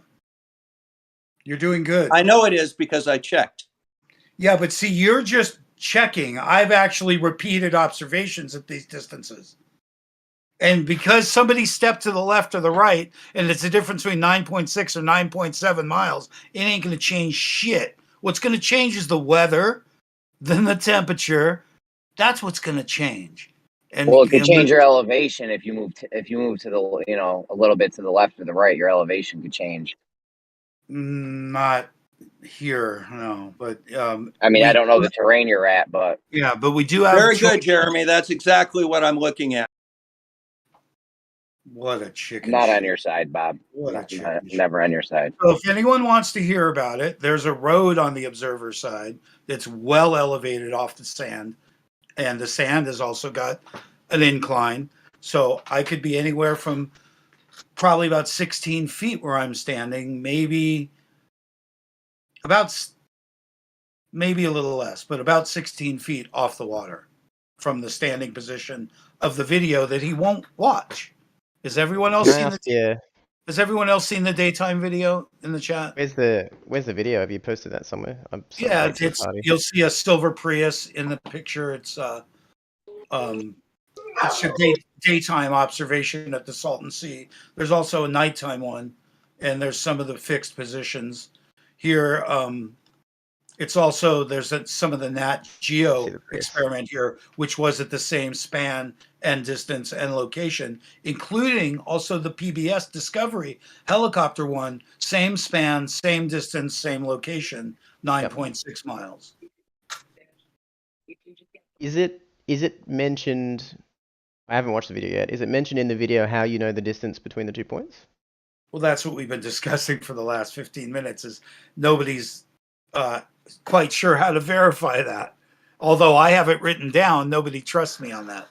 Yeah. So you've got, in the order of 9.5 to 9.7 miles, right? Yeah, it's 9.6 miles to me when I talk about it. If you stood somewhere else, it could be 9.77, like the chart says, 9.77. Yeah. My query would be, how did you get that? What's the difference? If it's 5 feet off the water, what's the difference? What is the location and the height? What are you asking? You're just conflating two different things right now. Me or Vaxi? Whoever just asked the question is talking as if rephrase your question. Maybe I don't understand.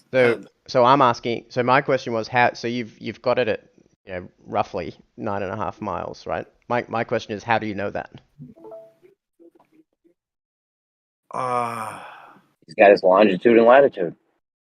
Yeah, it's confusing. How do I know what? What is your got the longitude and latitude? How do you know that the distance between where you're looking from to the mirror is 9.5 miles, give or take? How did we figure out that 9.5?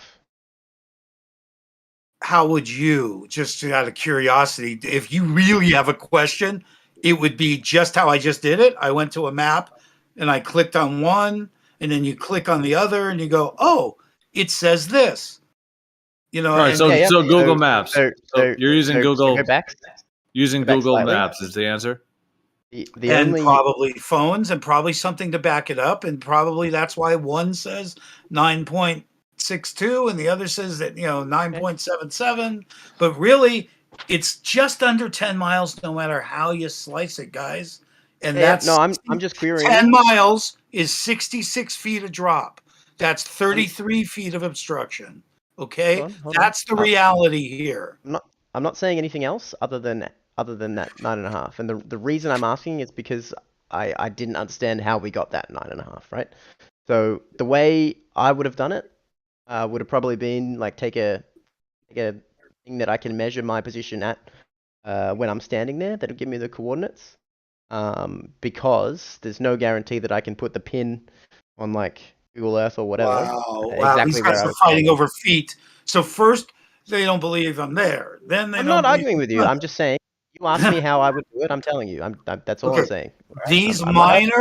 these the minor difference? details, Jeremy, Gio, I need your help. These minor details are not going to affect their arithmetic, nor the results, nor the observation optically. So these are pure things in the way of really looking into this. For 2 days, I've asked Bob to look at the video from the daytime because he's hot to talk about lasers at night. And I've got different temperatures, different conditions, and different light sources. We've also done this same span in infrared. It's fantastic to see in infrared.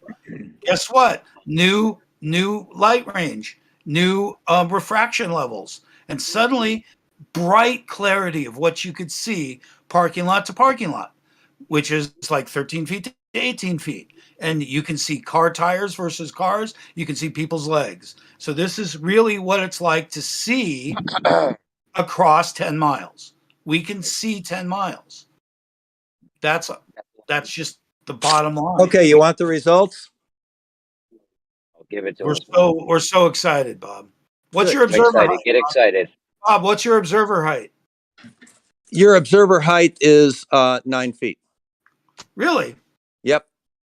I And your mirror height. Do you want? No, I was there on that side. Do you want me to tell you how wrong you are? Okay, and your mirror height is 11 feet above the surface of the water. These are relative to the surface of the water based on the coordinates you gave me. The surface distance of is the water. 9.7. Stop talking, Dan. I'm The talking surface of the now. water has dropped by like Dan, relax, 15 man. feet. But it's not the same conditions today as then. So if he's measuring off the water, I want to know where he got that because the water height has changed since then. That was 3 years ago. We've been through full-on drought. Get real, man. Get real. We already know that, Get Google Earth real. doesn't. Dan, relax, man. But What I the know fuck? the height. We already know that. Dan, relax. We already know that Google Earth doesn't give accurate elevation profiles anyways. Which is why you actually have to measure them. But we're using Google Earth because you didn't bother measuring them. Now, given that distance, given those distances, and given those heights, there should be 17 feet hidden. There should be it should be 17 feet below the horizon. You are seeing it above the horizon. That is an interesting finding and easily explained, but we should not have been able to see that from those locations. You are correct. Thank you. And if you can't, I'm gonna give you a warning next time you call up. Or personally attack someone. Seriously, dude, we're adults here. Let's act like it. This isn't a shit show. This isn't the shit show clown. Dan, this isn't this. Why are you allowing him to do this? Dan, this isn't the shit show clown show server where we just insult people and call names and shit. All right, we don't do that here. The fucking coordinates were on the screen for 10 minutes and I couldn't convince you that. Jeremy, I couldn't convince you that the screen had the coordinates for 10 whole minutes. Okay, Bob was asking for the coordinates, and I don't know why did it take you 10 minutes to give. Why did it take you 10 minutes to give him the coordinates? On screen that long. You were ranting about it. It sounded like it took us a very long time to get him the coordinates. All right, let's all just relax, please. So when they don't believe in the location, don't believe in the distance, still won't believe the height, made up his own height, you're telling me I shouldn't get excited. Well, In dude, the I meantime, see it's kind of like a court hearing or something, you know? So it's sort of like when you're like on the stand, you're presenting something that goes both ways. I'm not saying just you that you're on the stand or something. I'm just saying if someone's presenting something, then, you know, people are going to want to go through it with a fine tooth comb and get all the information. And he's making up the information. He's making up the heights. I'm trying to tell him the height, and he won't listen. I tried to tell you guys for the past 20 minutes that he's not listening. I had specifically asked what height because I knew he wasn't listening. You guys don't care about real data. Okay, there really is a distance. There really is a height. There really is a discrepancy. They really did lie. We're kind of done with Salton Sea for now. I did good. We did good, right? So the next time we do something, Bob, I'm going to rely upon you dearly and beg you to participate in advance. Give us all the predictions you can, and we're going to take a couple of predictions, see if they match, and try and build it up before we actually do anything again in terms of prediction. Because I just want to know why he's saying it's 9 feet off the water. When I watched the guy with the tape measure hold it up like 70 inches. No, that's different. That's a different observer point. I'll give you a picture of the height. That's a different because that's what Google Earth says it is. That's why. Okay, but you don't now unless you have verifiable evidence. Unless you have verifiable evidence to the contrary, we're going to go with Google Earth. Okay, but Bob, why won't you know admit that Google Earth does not have accurate elevation profiles? We already know that Google Earth does not have accurate elevation that's measured by instrument. He had the tape measure in the one video. That's when I was looking at the video and the picture of the tape measure being held up to the camera. Was the tape measure in the water? It's a different location, guys. One's on the road. Measure in the water. One's on the water. One's on the road. Relax. Okay, show me the one. Show me the one where you measure the distance from the surface of the water to either site. That's at night, Bob. You've seen it. I'm sorry. What's your question? I phrased it very clearly. If you don't know what it is, go back and look.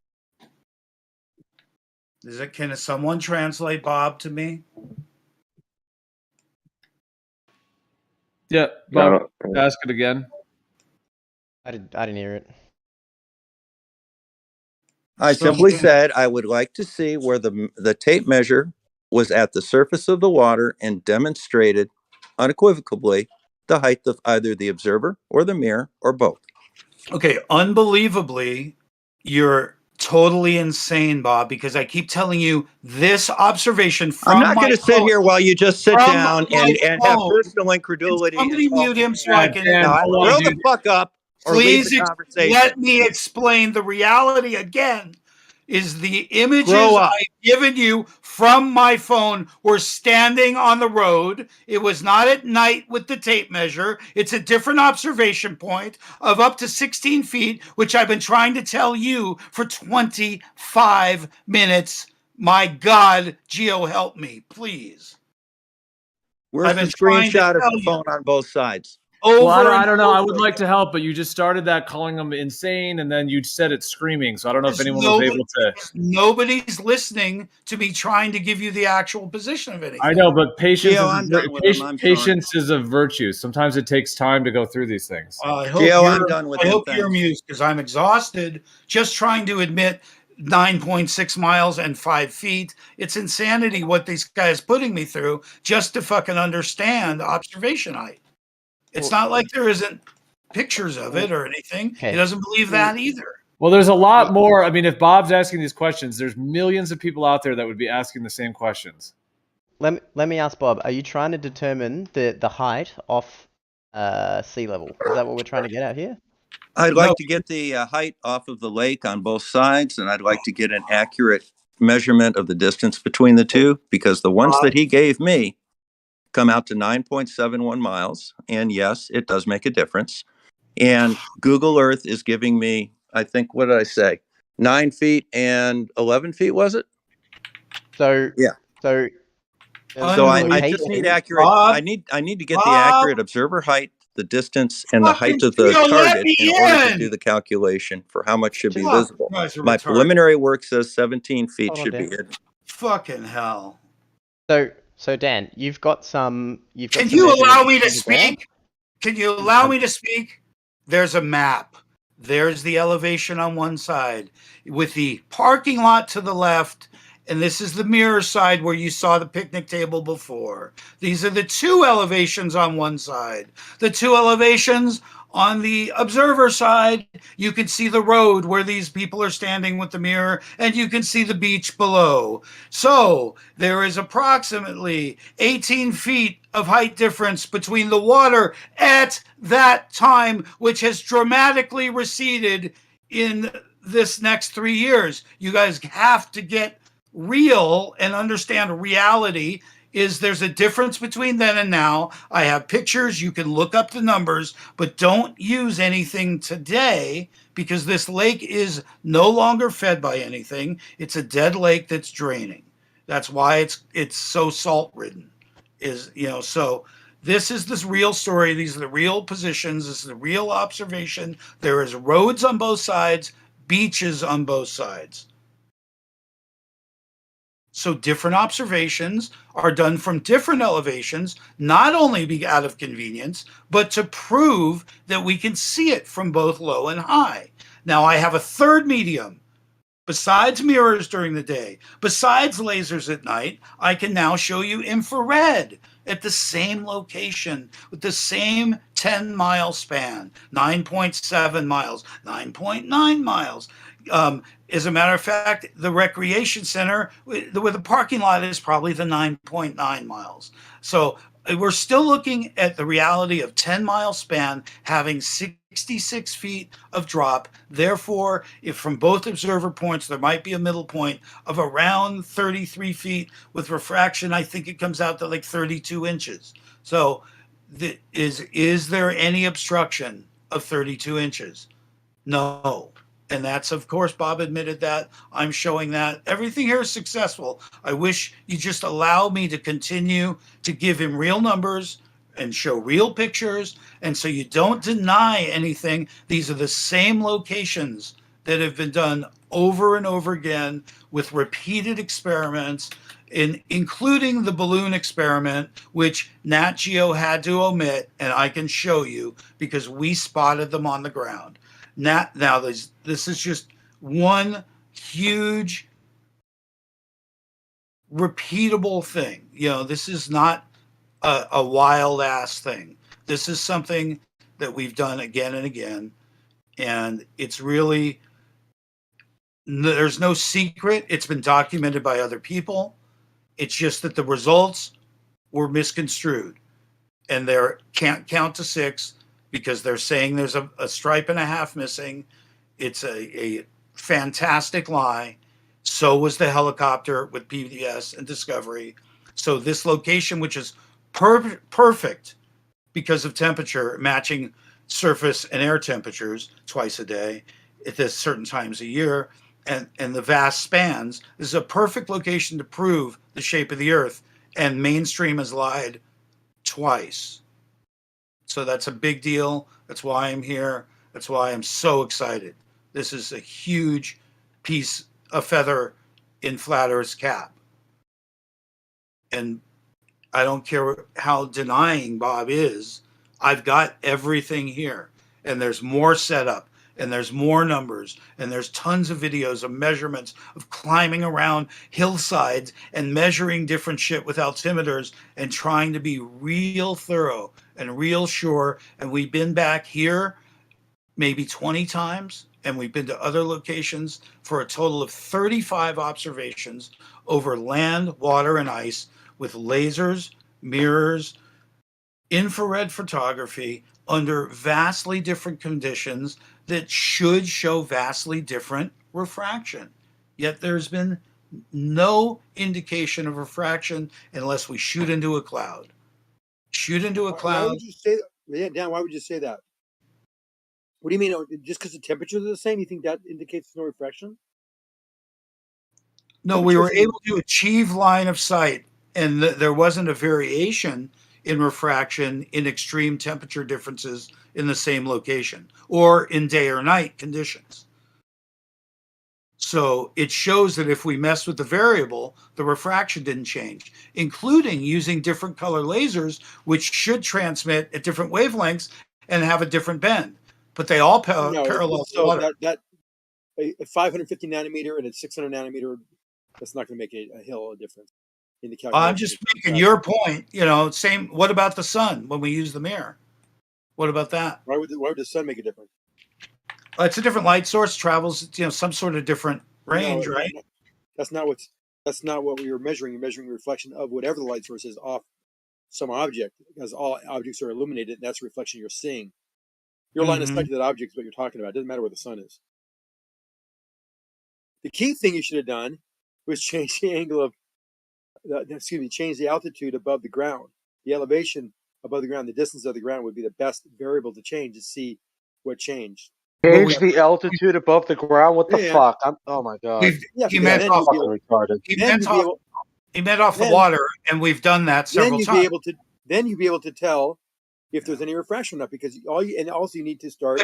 Can someone hear me? Does everyone help me here now? I'm trying to help. Done it. It's in the clip. Dan. It's insane. Talking to people is insane. Quiet. You can see it in the video. No, it doesn't matter whether you see it or not, because lasers, the light diffuses, it scatters, and so you've seen a car come over a hill. You see that car's headlights well before that car comes over the hill, and if it's far enough away, it'll look like the light source. That's the problem I'm having with all these tests. The best way to do this is to continue to increase your distance above the surface, and also you have to measure its deviation from level. Wow. What makes you think that we didn't think of doing that when we left? We didn't do it. Nowhere in any of your tests. Fuck you. This is so stupid, you guys. Nowhere in any, Dan, please, nowhere in any of your tests have you shown a deviation from level and orientation perpendicular to plumb. Thank you. I agree, but that doesn't mean I'm not telling you we didn't do it. Thank you. It sounds like what he's asking for is you to raise an elevation so high that the drop would have to be hundreds of miles away so that you could never observe it, and therefore you'd be back on the globe. He's just saying be smart enough to show some variation. Yeah, he's saying be smart enough to change your elevation is what he's saying. Be smart enough to check it. It just so happens, and thank you for mentioning it, Zanuck. It just so happens at the water level, if you were standing on the water, you're a 6-foot guy, right? So it's about 5 feet in your hand, right? So that 5-foot observation with your own eyes or your camera, and then or your phone or whatever it is, then you walk up to the road some 18 feet up, right? Maybe 12 feet up plus your height. So now it's like 17 feet. So the refraction properties of the mist and shit and the moisture of the water isn't going to really intersect. Some of the temperatures off the water won't have the same effect now that we're 18 feet up. It should go down. The Right. refraction So we do that over and over when we're there because it's most exciting to us to check. But you have to actually look at it and find out the position of those objects with respect to level. That's what I'm saying. What's the drop over the distance? Is it exactly, if it's 6 feet off the ground, if you're 18 off the ground and it's 6 feet off the ground that you're looking at, is that 18 to 16 over 9.77 miles? Is that the proper angle? If it isn't, then you have refraction. Then you have a drop. Okay, but when you're staring across at something, it's hard to imagine that drop. It's hard to imagine that drop. It's almost impossible. You need a theodolite or something that is makeshift theodolite that just shows an orientation perpendicular to plumb. I've never heard so much hair splitting. I used to know. Thank you. I used to know somebody who owned a hair salon, and I'd never heard of so much hair splitting. And you have a point. I don't know. I lost it a long time ago. If you want to demonstrate that the Earth is flat, you're going to have some hair splitting, and you're going to have pretty good observation. Not a piss poor experiment like this that would fail an 8th grade science test. No, dude, because here, if we allow you to keep nitpicking, it'll just be nitpicking forever. You have to settle on something like a standard at some point. Otherwise, we'll just keep arguing. It's on a ladder. Whatever you have to do. Bitch, it's flat so far. It's flat so far. What do you want us to do, man? What do you want us to do about that? If you shut up and listen, I'll tell you. If it were me, I'd be able to shut all the It was a rhetorical question. Hey, you're wasting your time here, dude. Delaying the inevitable moment where You too have to admit, look in the mirror and say, God bless, it's actually not a globe. This sucks, but okay. Moving on, growing up. Okay, so all I wanted to Yeah. do is tell you what, if I were going to be on the flat Earth side and do this experiment, this is what I would do because it would shut all the globers up. I'd raise my elevation and measure the angle from level to that object. That'd be conclusive in my mind. But you didn't do any of that. What does the word from level to that object mean in real life? How would I do that? Angle deviation from a level perspective. Can I just mention for fun what we're trying to achieve? Because on the screen is a still and now a video of now turning lengthwise on this lake. Because we've done it so many times across the lake, we go, damn, we can see shit all the way at the end. The fucking locals tell us they could see the geothermal plant down there on a clear day. All the locals say that you could see the geothermal plant to the south on a clear day. So we think, man, we're going to go there on a clear day. And we achieve both mirror. Here you can see basic line of sight where you could see across 27 miles, and laser, which I also put video of the laser. So I'm not sure what you want to know about the height, but what I did and what we did from this road height of 12 to 18 feet, depending on your tripod, something to this effect, call it 15, 18 feet, is we shot it at the people shooting lasers back at us. So we know where they're standing at roughly on a road about 15 or 18 feet, because the road doesn't change even though the water height does. But we know we're on a road by a lake by them. They're on a road by a lake by us, and we point it around till we see each other, and we jump up and down saying, there you are. And they go, no, there you are. And we get really excited for a few minutes, and we shoot a little video. But what we're really sure is that we see each other. When you play with the lasers, you can tell how wide it is, because sometimes it's pretty easy. And you figure, man, it must be a wide beam if it's that easy. And at the same time, of course, you want it to be stable, but the reality is that it is kind of easy. What's hard is having a 27-mile span where nobody cares if you're playing with lasers. We just happen to have this great spot here where the place is half dead and nobody cares that we can play here. So nobody really has 10 miles to play with, 20 miles to play with. I just want you to see, let me finish. Day and night is in these stills here. The distance is here, and this is now all your refraction story from 9.6 miles is now got to apply to 27. What is this? These lasers in 27 miles. What does that mean? What am I looking at there with these blue and green lasers? Where the stuff in the past we were looking horizontally across the lake. Now this is vertically down the lake. Dan, can you please stop? I answered your question, dude. No, you didn't. So I see three at some point, a couple of seconds in. I see three lasers, blue, green, shooting out. Where are they going and how far across is that? They're going to the observational point from before, Capri Road, from the south at the geothermal plant, which is on the diagram right above that, dude. Diagram with only two locations. Only two locations shown three different ways, man. Dude, I'm just trying to ask a simple question. Dan, can you look at the fucking only map on the screen? Dan, did you stop talking so I can just ask the question? No, fucking tell me you looked at the map. I looked at the map. Okay, so what question? What are we seeing here? I see something below the lasers, to the side of the lasers. The angles look pretty extreme, and then the blue laser is alone by itself. What am I looking? Am I looking across the mid lake? You say it says you entitled that. Do you see the still? Do you see the still? Hey, just let me answer you, or I'm gonna fucking shut the fuck up. Do you see the still up above? Do you see the still up above? Zanuck, I'm sure you do. So I'm sure you see the still up above. It does show the setup. I have daytime setup footage of us setting this up. It's not complicated. There's two tapes. Those lasers are 27 miles apart. Zanuck, please, I just want you to note that this location is just above the location to the right below, where you can see the same direction and the same during the daytime. So there's lots of setup of this. and this is just simply showing that It's an whatever easy you question. think about refraction You'd at stop talking. 9.6 a lot more. miles is I'd be got a to lot more willing to also discuss apply. this if you just stop talking for a second. This can be an easy back and forth. My questions are very simple. I'm just trying to Let get me answer clarity on them. what you're seeing here. Okay, so I got the blue and green, and I got 4 in your little 4 or 3-part picture that you have a combination of things, your map, and I don't know what you're having, a mirror at the bottom there that's illuminated. Then you have another picture with looks like a blue laser, a green laser, and a yellow laser or something. I can't really tell what they are.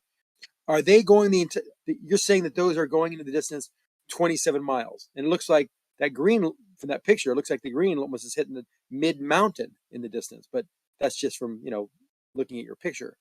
Is that 27 miles we're talking about? Those lasers? Yeah, exactly. Okay. That's So pretty good. why would that blue? It's pretty good. You're finally able to read the whole thing. That was pretty good of you. Well, no, I've read all of it. It'd be much smoother if you just don't get so excited and just hear people out. Okay, so I'm agreeing with you. I'm agreeing with you. Okay, so would you, looking at that from that perspective of, looks like I can't really tell because it's dark, but I don't know, someone's shooting the laser down there near the water. It looks like the laser is going in mid-mountain in the distance, 27 miles away. That's like in the middle of that mountain. And so what if the other two were hitting perfectly and that one was Velcroed just a little funny, and it is a great potential observation on your part, but I'm not sure which beam is hitting right now, their eye, or if it's hitting anyone's eye, because I just turned on my camera when they turned on their light. So I don't know that this is even aimed. So that's what I'm saying. So we don't know. So we work by telephone and we go, can you see it? And they go, no. And you wiggle it around and they go, no. And I want you to know that there's a big difference between watching it wiggle around because you can guide it in. You go, no, that's over to our left. Come to the left. Come to the left. So we can tell the difference between when it's pointed near us. I know, but pointed at us. And so we can tell when we guide it in. We guide it in. The problem. This is the problem with any kind of lights and at night. The light scatters, and you see headlights of cars coming up over a hill. Just explain this. Long before, let me finish. Gotta let you finish. Long before that, you see the car. So if you're wiggling a laser around and not paying attention to the things I told you I would do if I was a flat earther and I was making this experiment, because I'm a science-based person, I would measure these things as, are they level? How many degrees below level is it? Is it at level? Is it below level? And measure it and show a picture of my theodolite or how I determine that. I have to tell you anecdotally that I do things over 9 or 10 miles from the San Francisco Bay, and I see half the base of the bridges missing every day I go out there. Some days it's miraging, some days it's not. So the miraging is very difficult to deal with because you have very cold water, and even on a still day, it becomes very, very miraged. But I can only imagine doing that test at night.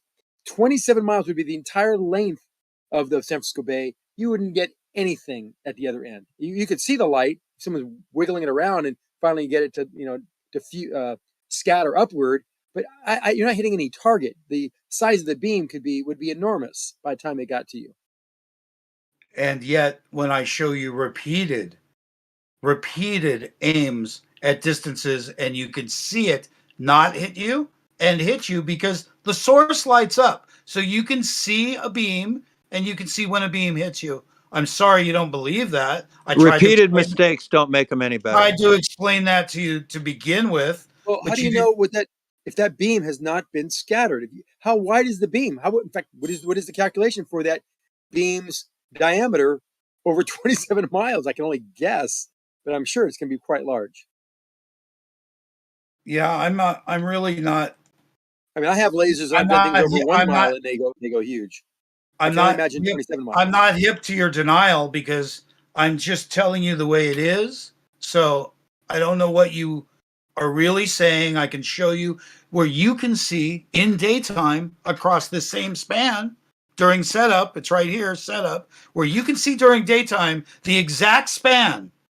So you're saying, I don't know what about what, what you're denying. I explained to you aiming. I explained to you variations of such. I have other videos that show it. So we And know the nothing difference. regarding. We know how to target. We know when it's pointed at us because the You other don't people know. I just told you why you fucking don't.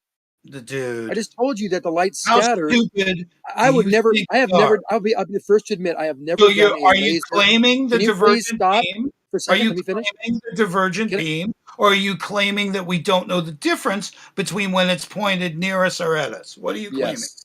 Yes. Both, Both. right? You're claiming both. Both. Well, that's Yeah. convenient. So We've taken both into I will be the consideration. first. I Can mentioned it all before you, Oh boy. so you're not Can fucking I say bright. something? You're not getting Dan, anywhere. I'm trying to find a moment to just. Unbelievable. Great, thank This you. is so So what I'm stupid. saying to you is that I'll be the I'm- first to admit I have I not got done. a drink. I'm Oh getting my drained. God! Seriously, Drained. you need some serious psychological help, Dan. Fucking drained, man. You can't stop. You're gonna give yourself a corner. I'm worried about you. You're gonna have a heart attack. Relax. Fucking drained. Just relax. What I'm telling you is that I am the first to admit here that I have not done a laser test over long distances. It's very difficult to do, but I've So done when I- visual line of sight measure. You can't. So help when I yourself. explain to you how it's you can't. done, you're You going to just can't. continue You can't in help your yourself. denial. Yeah, Okay. because I'm You trying can't- to You explain just to can't you help. Okay. that's what fine. the goal was, how we achieved I'll just it. stop because it sounds like All you're right. on a tirade, and I don't want to interrupt your happy space. It seems like the more citation I bring, the less people give a shit. It's really amazing. It's not The fucking- citation. You're talking 27 and a half miles. You're talking about 18-foot eye height. You're talking about 333 feet should be hidden. Height of the bulge, you said 127. Let's just talk about hidden. 333 feet. How do you know that 333 feet aren't hidden? Because it's the coastline is visible all the way around left and right. If you look at the videos during the day, you can see that with your bare eyes. And I've posted those with your bare eyes, dude. You All can right, just how about watch this? the Have you ever looked? coastline You were down in get LA. there. Did you ever look at You can- Catalina? Did you ever look at Catalina? Can you Yes, ever sir. see Twin Harbors? Ever? No, It's only 25 miles. Same thing. Can you ever? Has anyone ever seen Twin Harbors? You think someone would claim to see it on a calm day, with those the dead calm days, with no waves, no wind, I'll get that or a for 90-degree you, day? Can I'll you get that ever for you, see Xanax. Twin Harbors? Ever? I'll get that for you, Xanax. Never. You never do. We Ever. need- because of the amount of moisture, we need infrared and a very clear day. Infrared doesn't do anything. That's it such does, a small dude. factor. The You're a wavelength fool. is such a You're small a fool. factor in the refraction. You're a fool because we have I'm the not a results. fool. We have the You results answered. of the difference. You're the fool. for Shut saying up. I'm a fool. We have the results of Let me the give you difference. the equation Don't- for refraction. Don't deny. What Don't the deny wavelength and the infrared now. temperature are in the Gio, denominator. please, Gio, you're letting I'm gonna me have to do mute you this. both, guys. You're letting Guys, me do guys, this. Dan, But you guys Dan. know infrared is a different wavelength. You know it. It's less. It's not a major factor. Come on, you guys. Yeah, I was away from I couldn't get to my computer, but you guys, this is hard to listen to. Can you just go one at a time and then not do the insults? That way we could hear what's being said. That'd be really appreciated. I don't know who was first. I think someone.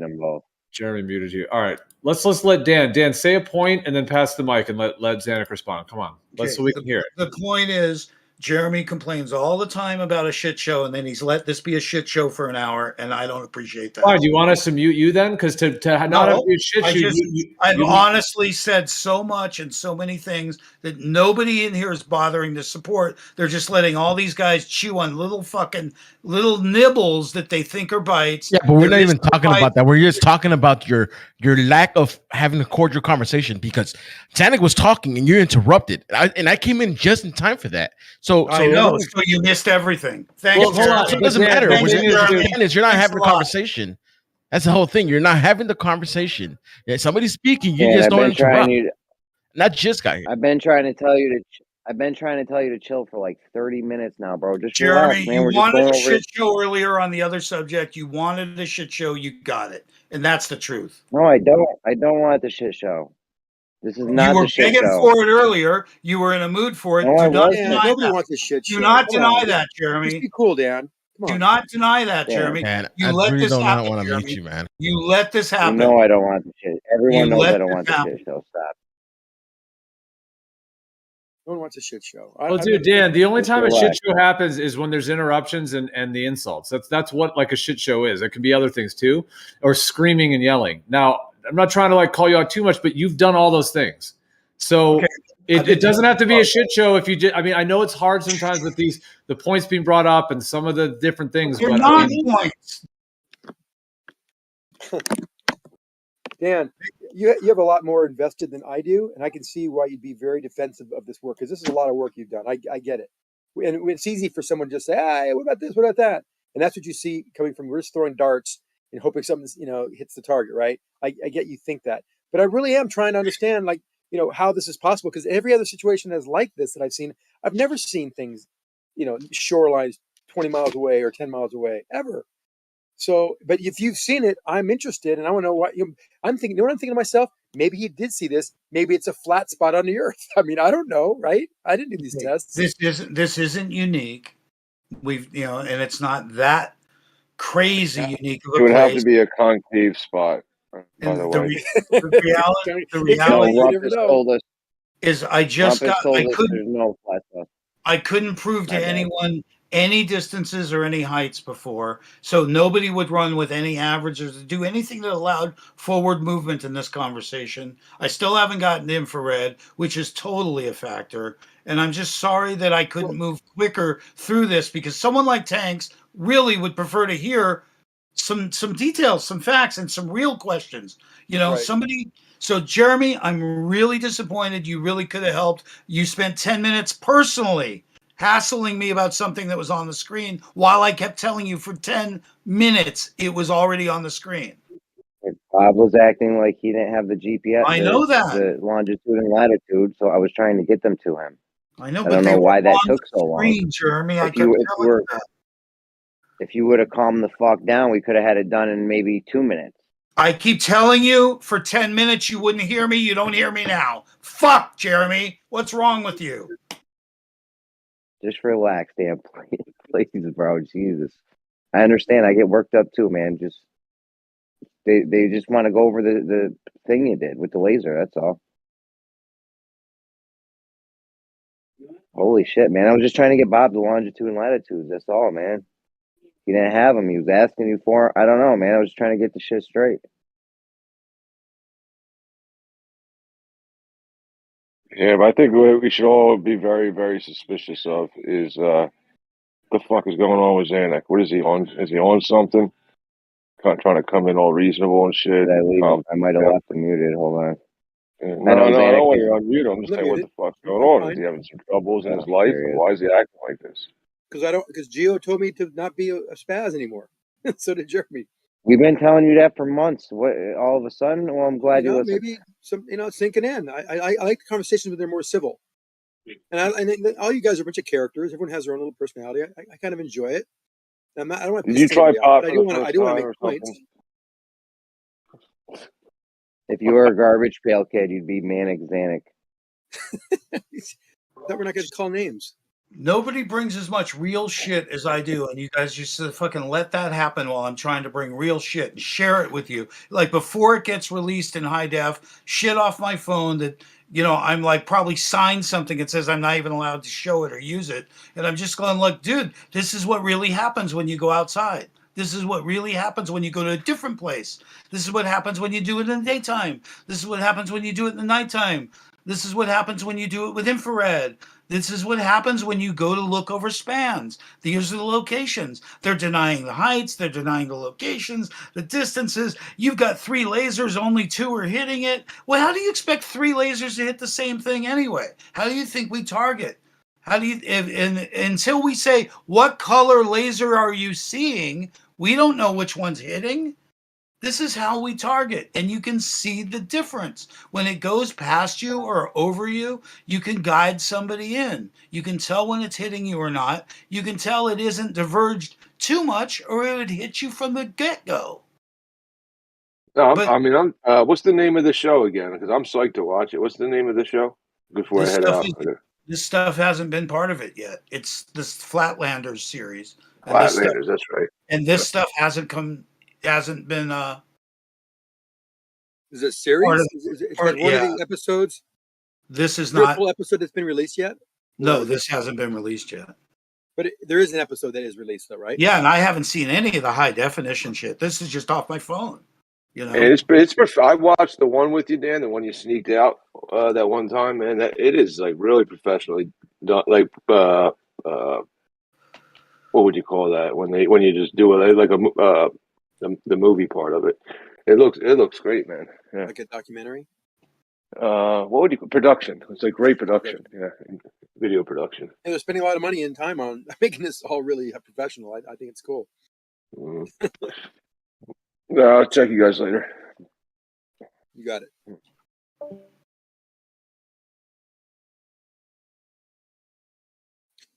Wish I could have been down there. Especially in the evening when the sun's setting. You know, when it's behind there, you get a lot less miraging because the miraging is also affected by where the sun is in the sky. I just wish we didn't use lasers that were so spread out so far. Can we just recreate that helicopter scene? That'd be a slam dunk for me. The flat earthers with a helicopter can go. Wasn't it the Salton Sea they did this as well? Yeah. Can I tell you a story? Can I show you something from that same location? Mm-hmm. These guys, when the Nat Geo thing was filmed, Nat Geo had to cut this out, but there was a balloon experiment set up for that day, and the balloon experiment was designed to show at what height the balloons would appear, under the assumption that you couldn't see beach to beach. But of course we can see beach to beach, and I can show you again infrared where you maybe believe me, but on this road to road height, they would set up these kind of expensive helium rig, to inflate these big balloons. And damned if the 9.6 mile span where the camera crews were for Nat Geo, they couldn't spot. They didn't know where to point the cameras to start the experiment. And during this time, they lost a lot of clarity, like the difference between early 6 in the morning and now 9 in the morning when the heat kicks in. So they lost a lot of time. And finally, the flat earthers figured out to use a P900 and FaceTime to identify cars on the road and then figure out when that lined up between them and then to drop down and to find the balloons on camera ourselves. Like we said, we told the crew, we go, go up to that guy on our bench sitting there and he'll show you what direction to point. And we have video of the crew going, hey, find Josh. He's pointed in the right direction. He's behind you on a bench. And the director guy on the other side says, that's impossible. You can't see him on the ground. And you see the crew guy on our side, on the camera side going, well, if you don't do it, we can't fucking start the show. And of course, we had debunked it because we were there filming that. So Nat Geo cut it out. And yet the blue shirted guys that were part of the International Investigators West or whatever, I forget their name is, the blue shirt guys did release it. And they claimed that it had to get to 34 feet of height. And it did, according to their claim, before it was visible. I have pictures. I can show you us spotting it on the ground. And they're saying in post-production, after Nat Geo came out and omitted it because they knew they were busted, these guys still made the claim of 34 feet, which is the helicopter claim as well. It's a mathematical claim. But if you were there, I swear to God, Zanuck, you could just see across 10 miles. You can see it. There's no mystery when it's clear. And in this case, there isn't a lot of miraging going on because it's a geothermally heated lake, and it's twice a day. It matches the air temperature twice a day. Like 90 degree water, 90 degree air. It doesn't matter because I've been out San Francisco Bay where the air temperature is 68 degrees and the water is 68 degrees, or more like 65 degrees. That doesn't matter because the air density is still going down. You still have refraction and you still have light bending over a differential angle over the total distance. Those are all assumptions on your case. And in this case, we're 200. Not assumptions. We can always we're also 200 feet below sea level. I'm sure that doesn't matter. Really? You just decided it didn't matter? You It just doesn't matter. decided. It makes the air is denser. So It makes your your problem worse. invisible Actually, calculations matter. the differential density will have more effect on the light Mhm. than if it was higher, because there's denser air, and the I'm not differential falling density for will this. be greater Not with the falling percentage for of distance. Listen, you gotta stop doing that, man. Just let me I'm not finish the falling sentence. for your rambling. I'm not. I'm not rambling. I'm Well, saying you something are, very because you're concise. speaking I'm saying hypothetically, something very and I'm concise. trying to tell you what Hey, really Dan, happens stop, in stop, real life stop, Dan, with full real stop. experiences, and you want to tell me what you think might You happen. brought up, you said it. I didn't bring up below sea level. That makes it a denser medium. So the differential density over a unit measure, a unit section of distance will have a greater effect. Fine, but there is no evidence of that. What are you talking about? That's how the refraction works, especially But there differential. is no evidence of refraction. Odd. Then what do you think causes the black swan oil rigs to go up and down day to day? What do you think causes that? So I was just they're moving. explaining. They're on an elevator. This is Come stupid. on. We know. We don't. You know, Hey, Jeremy, it's I not can't believe you don't call this a shit show. Hey, I really you're making this a shit show because you're not listening.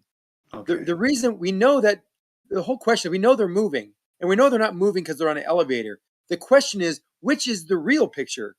Door number 1, here, the oil rig here, or door number 2, the oil rig there. We know the refraction is the difference between the two. We don't agree on which one is the real one, but we know refraction does affect these objects. If you say it's sinking, great, prove it. If we say it's looming, great, we got to prove it. But they do move, and they're moving because of only one thing: refraction. Dan, get used to it. Stop fighting it.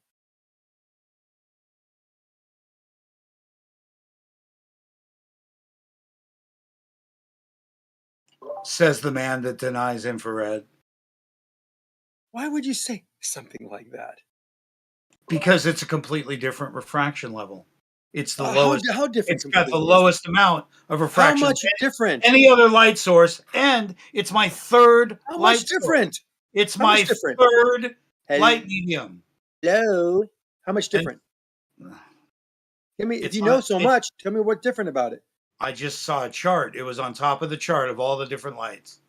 On top of what chart? The chart saying which refracts is more or less? Yeah.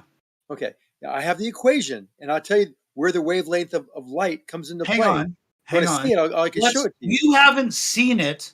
I don't really want to hear your theories on it. The main reason you use like infrared to is see to it, cut through I'll a lot. share the shit with you. Oh boy. But if you're just going to talk about it, you're just talking. If you'd like to see it. I will agree. I am talking, but you're not listening. But you showed so much interest in these experiments at these locations. So I'm telling you now about the new stuff, the balloons, and I'm telling you about infrared. Same span as the helicopter that you were talking about. All the same span. Infrared is different still refracted. Yeah. It's but not it's a big difference between infrared and the visible spectrum. All right, it's a very small factor. I don't believe you. You're not getting very far. Jeremy, Rob Parks looks like he responded. Let's see. What you know how I can prove that? Here's how I prove it. I just thought about this. I don't know why I didn't say this earlier. So he said he joined the server. Dan, listen. Dan. Here, I got something to say. It's important, so I want you to listen. That's why I say listen. It means you got to shut up and listen. So if what you're saying is true, and we have an image and it has the full spectrum, infrared and the visible light spectrum. Let's say we just have the visible light spectrum from violet all the way down to the reds. If these things refracted less and more, as they do, and we know which ones refract more, the longer wavelengths, right? Dan, we agree on that. You have to say it then again. We should see these objects with chromatic aberrations. You should see like a rainbow of these people or these objects or these colors at great distances. Yet we don't see that. So those are small angles, by the way, for chromatic aberrations. You look through like a prism or something, where you see things they break the colors out. We're not seeing that. So that just shows that the frequency of light, although it does have a factor, it's not that great of a factor. Otherwise, we see these images in some kind of chromatosis. Make sense? I wasn't listening. I'm sorry. Well, you got to listen. So again, in one sentence, if what you're saying is true, we see some colored image, and all the colors would separate over this distance because of their fraction affecting those different wavelengths differently. And yet we don't see that over these distances. And infrared is not going to do anything more than what I just told you.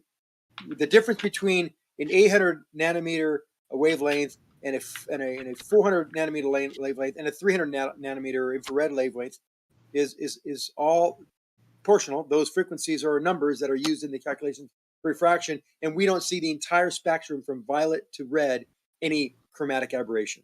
So obviously the frequency is not a big deal when it comes to what you're trying to solve. What it does do, though, it does break out a lot, it does filter through a lot of noise, visible noise over. That's why people in the aviation business and in the military will use infrared lasers to see through fog and haze and smoke and things. That's well, the you, reason, not because you we're said attracted. all that was nifty and all that was in theory. It's not really in relation theory? to what I had to One of the show companies- you. Remember, I had something to show you, but Okay, that's show me. suddenly it changed to you had something to teach me. So that's the I was difference trying to between us enlighten. right So now. I want to see That's what you the have. difference between us right now. Show me then. No, I've already been tired out by this game, because then you're going to deny inches of it and feet of it, then yards of it, and then miles of it, and then you find any way to shit on me when I'm trying to share with you. I don't mean to blame you for what happened tonight in its entirety, but I'm pretty tired, okay? And I can't really get into it with you because you're a pro at stretching this stuff out, and I don't really want to go through it with you, okay? I kind of don't. All right, fair enough. So definitely shown a lot of stuff tonight. You're welcome to go back and chat and see it and see if there's anything you missed. But I've been through this for a couple hours now, just trying to tell a story and trying to tell the difference between the water today and the water 3 years ago and stuff that like real Those are all conditions. good points, by the way. Yeah, the water levels can be different today as it was 3 years ago. I agree. Yeah, thanks. You're all right, I guess. But I know you're tiring, and I'm already beat. Definitely already beat. So there's plenty of documentation on this. I guess I can't believe we didn't. All the people there didn't do certain changes to this experiment to be able to give more conclusivity or just more clarity on what you guys were seeing. I needed to be there, direct traffic. I'm gonna have to go next time with a megaphone and a whiteboard. That would be fun. The next time we do something, we're really hoping to get predictions beforehand from people like yourself.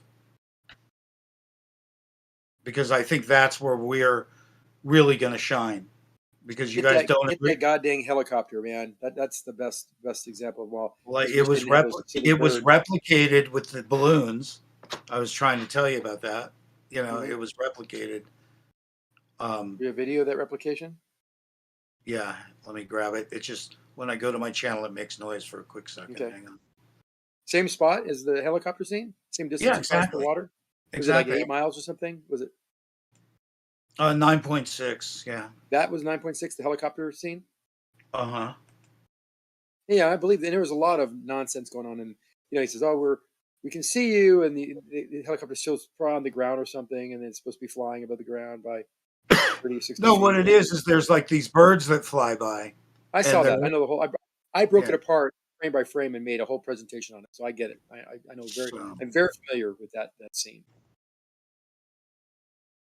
So that's kind of unfortunate, So in this case, let me open it. We can go through it together if you like. Do you think that when that helicopter sunk, even though it was edited and spliced and masked or whatever they did, you're saying that helicopter going below the horizon, that was all bullshit. They fudged that with paint or something, Well, we proved that there is no 35 feet of obstruction at that distance. We've done it many times. Okay, I want to see what you have as far as the balloons replicated that, generally what they.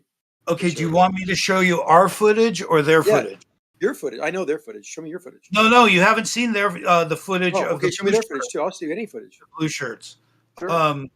All right, let me find their claim here. Hang on. Open a new tab. I just think it's funny. 2023, we're still figuring out the Earth's flat or round. Well, when they lie about stuff, it's pretty brutal, you know. It's not opening. Fuck. Here we go. And these reciprocal zenith angles that we're measuring, that's probably could just be gravitational abnormalities in the surface, maybe. That's doing that, So because that's all based on plumb line. after Nat Geo, these guys put out this thing, which I could share, or you could skim through it. But it shows the event where we're standing there, everyone's waiting to start, and we're targeting in the way we triangulate it in. So that's the big part of this, is that Nat Geo knew to exclude that. And the video of us doing it ourselves from our side was here, where Who's we in the white truck? Is that you? I'm sorry, where are you? No, that's the blue shirt guys that my friend Sydney had originally made a deal. Is, will you go out with me to test the shape of the Earth? And so they devised these few little things like making the flag and getting a boat and getting the balloons. So they had a couple of experiments to do. And it turns out Nat Geo showed up at their shit. It wasn't Nat Geo doing it. It was Nat Geo filming it. Who's Blondie? Is she a producer? My friend Sydney, she passed away. Oh, sad. Sorry to hear that. Sydney Earther on Sydney Earther, the flat earther? Yeah, on YouTube. Sydney died? Yeah. Breast cancer, December 21. Oh, I'm so sorry to hear that. She was a good girl. She was not a good girl, and that's how come she got cancer. So she's a dear friend of mine and a menace. So but she had a spark about her that ended up making this happen. And she was also very good luck for us. Very good. She had this style of brand. What did she do to get breast cancer? How could that be why she was bad? Yeah. How do you be bad and get breast cancer? You could look her up. You know, she just thought that evil was a force and she liked using it, and she was, pretty unique, but she was powerful, and we were able to tap into that. And even like her skills upon aiming were interesting, because she used a random sweep, and we didn't use coordinates to find the other side. We'd use a random sweep, and she was just real lucky. So it was really interesting. And her life is fantastically interesting. And there is a freaky story about her that I'm posting a video. It's a Talking Heads video called The Great Curve. And I swear it's the Sydney Silver life story in terms of flat Earth. The words are on there. It's amazing. It's impossible to believe. But they talk about the mirror, the way she's known for holding the mirror at Monterey. And, the chorus here says she's going to hold it, move it, hold it, move it. It's a world of light. She's going to open our eyes up. And there's a fantastic story about her portrayed in this song that's beyond belief. It doesn't make a lot of sense. So that scene here I'm looking at, this is generally where they shot the pictures and saw the helicopter lift off and sink across. Yeah. Is where the balloons are where the helicopter was, or is the other side where the helicopter? I'm sorry, the helicopter's the same spot where the balloons are right now? Yes. Yes. Okay, so wait. Probably not. Wait, balloon side. Well, there's some interesting things here. I'm trying to think. Before you go, so they've sighted the balloons, and that's very cool. And they have the bar, the tinfoil bar that it's covered in, or whatever it is. I think this is the helicopter side, but Do you see what I see? Do you see that I mean, you probably already know this, doesn't it? It's a hell of an inferior Mirage. Right. I don't know which video you're watching and at which point. 349 on the water curvature. When skeptics meet deniers. Okay. CFI investigations group. Jump in there. Jump in there. Go to 349. Okay. There is an editing problem probably here because this guy right here. Okay, yeah, exactly. When they waited too long, it changed the weather. You can see the inferior Mirage. Yeah. So the heat of the day was kicking in by now. And this is where he makes the claim. Right there is where he makes the claim that it had to be 34. The interesting thing about this, and this is where I said if I was there, I could have helped you with. Not many people would have thought about this. Just understand that this is where they make the claim of height that they had. I know, but I would have easily just see. We could have matched if it was exactly where the helicopters. You could have matched the topology. You can see where the helicopter is sinking, where it is in your field of view. Okay, well, we've got a dozen observations. Hold on. Let me finish. Hang on. We've got a dozen observations at this span. So you have that opportunity. We get it. We get it. No, we'll go look at Discovery again. I'd like to know. We'll get the exact spot in Discovery. Let me explain to you why. Zanuck, let me explain. Calm down, Dan. Because he won't fucking listen to an explanation. Dan. Well, you continue in conjecture. Nobody fucking lets me explain. Thanks, whoever muted him. There, the Capri Road side where the balloons are, there's a canal behind there, which I believe is where the helicopter may have had room to dip because it dips down and dips up. So it must be the canal. The balloon side must be the helicopter side. It's called Capri Road. It's a dead end. It's short. It's in Salton Sea. You're welcome to see it on a map. The coordinates are up above. There's nothing to speculate here. You could investigate, but there's nothing to speculate, Zanuck. Do you have any questions or just speculation? Because I'm trying to explain what's here.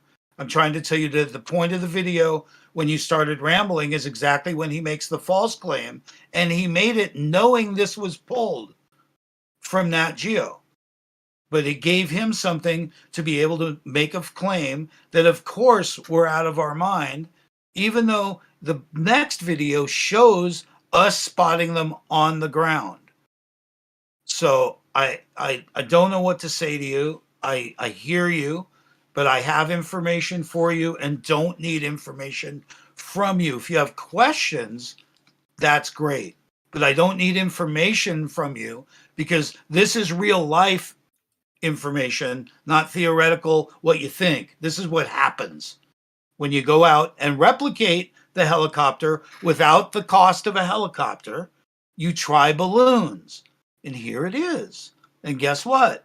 We could see them on the ground, negating the experiment before it started. Nat Geo recognized this and pulled it from theirs. These guys are so full of themselves that they make the claim that it had to get to either 34 or 45 feet. He makes the claim right here at 4 minutes, I think. And then they move on to the next lie, where they claim that there's 1.5 stripes missing on a banner, which has less than half a stripe missing. So there's less than 6 inches missing due to waves. That's a 3-mile span.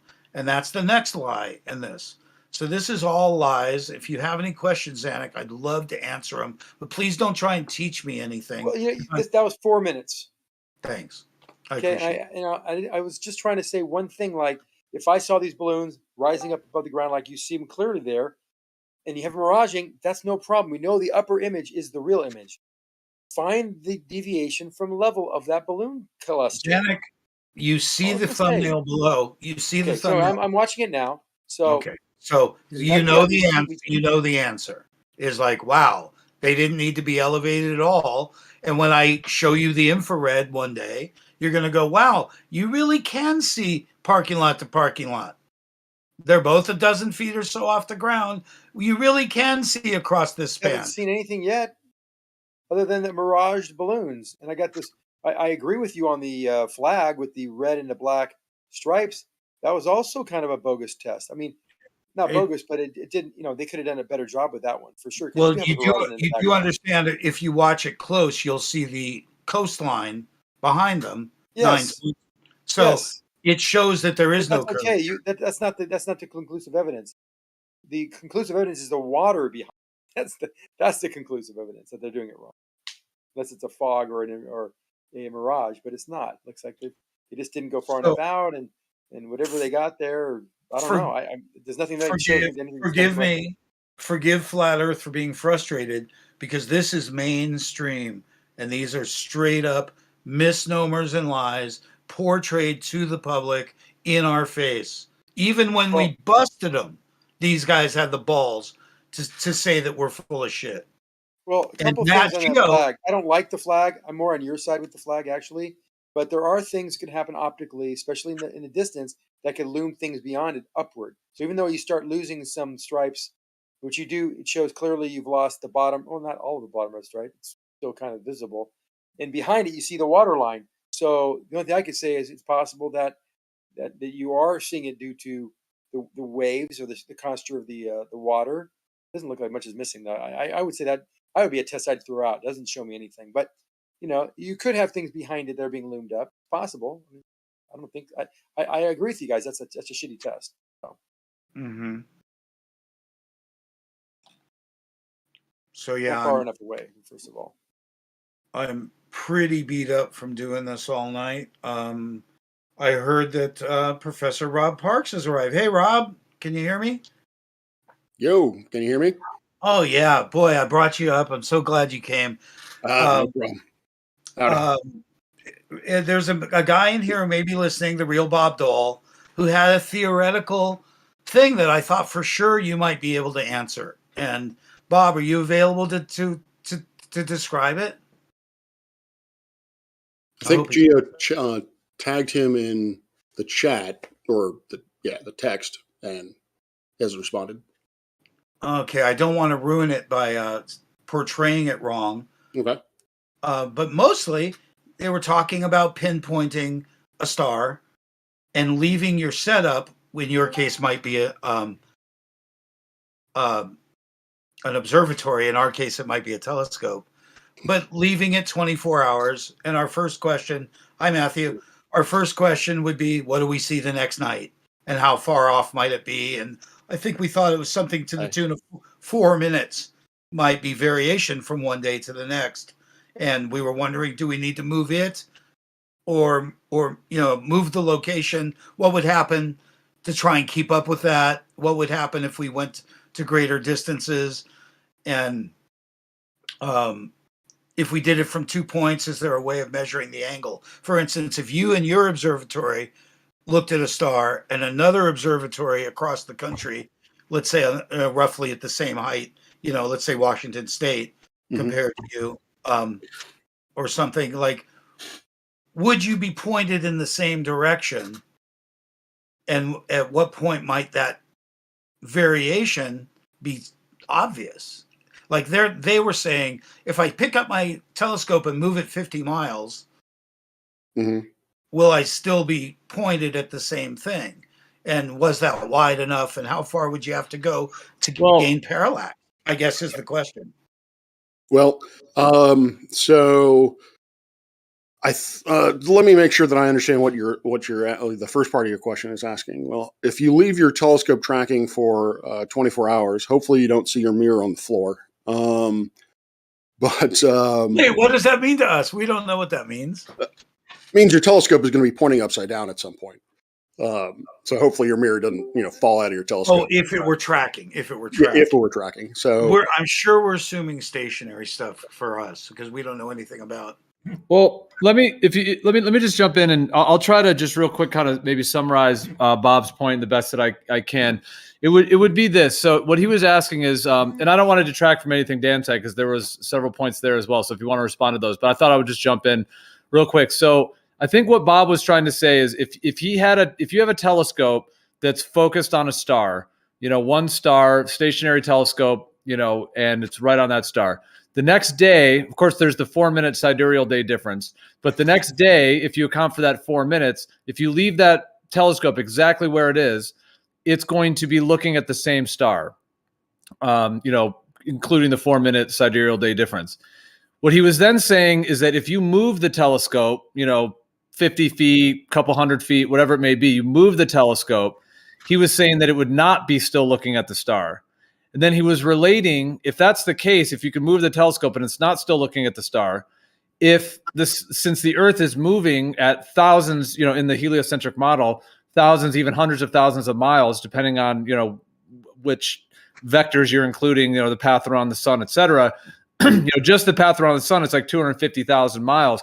So if you can be thrown off just by moving the telescope 50 feet, then how come if you leave the telescope in the same spot, even though the Earth is moving thousands and thousands of miles, how come you can still get the star in the scope, if that makes sense? Are you saying I said that? No, this is Bob Dole. Sorry, the real Bob Dole, someone different. Oh, I was going to ask the Bob Science guy at some point about his asteroid, but because I think Research Flat Earth is Bob Science guy. Anyway, yeah, it is.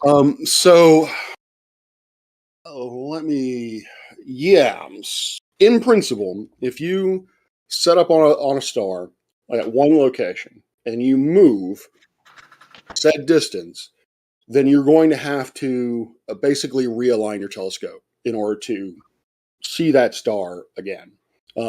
If you just keep it the way it is, then yes, you're going to essentially move the star is going to move out of your field of view. Particularly if you go in latitude, I suppose also in longitude that would work as well.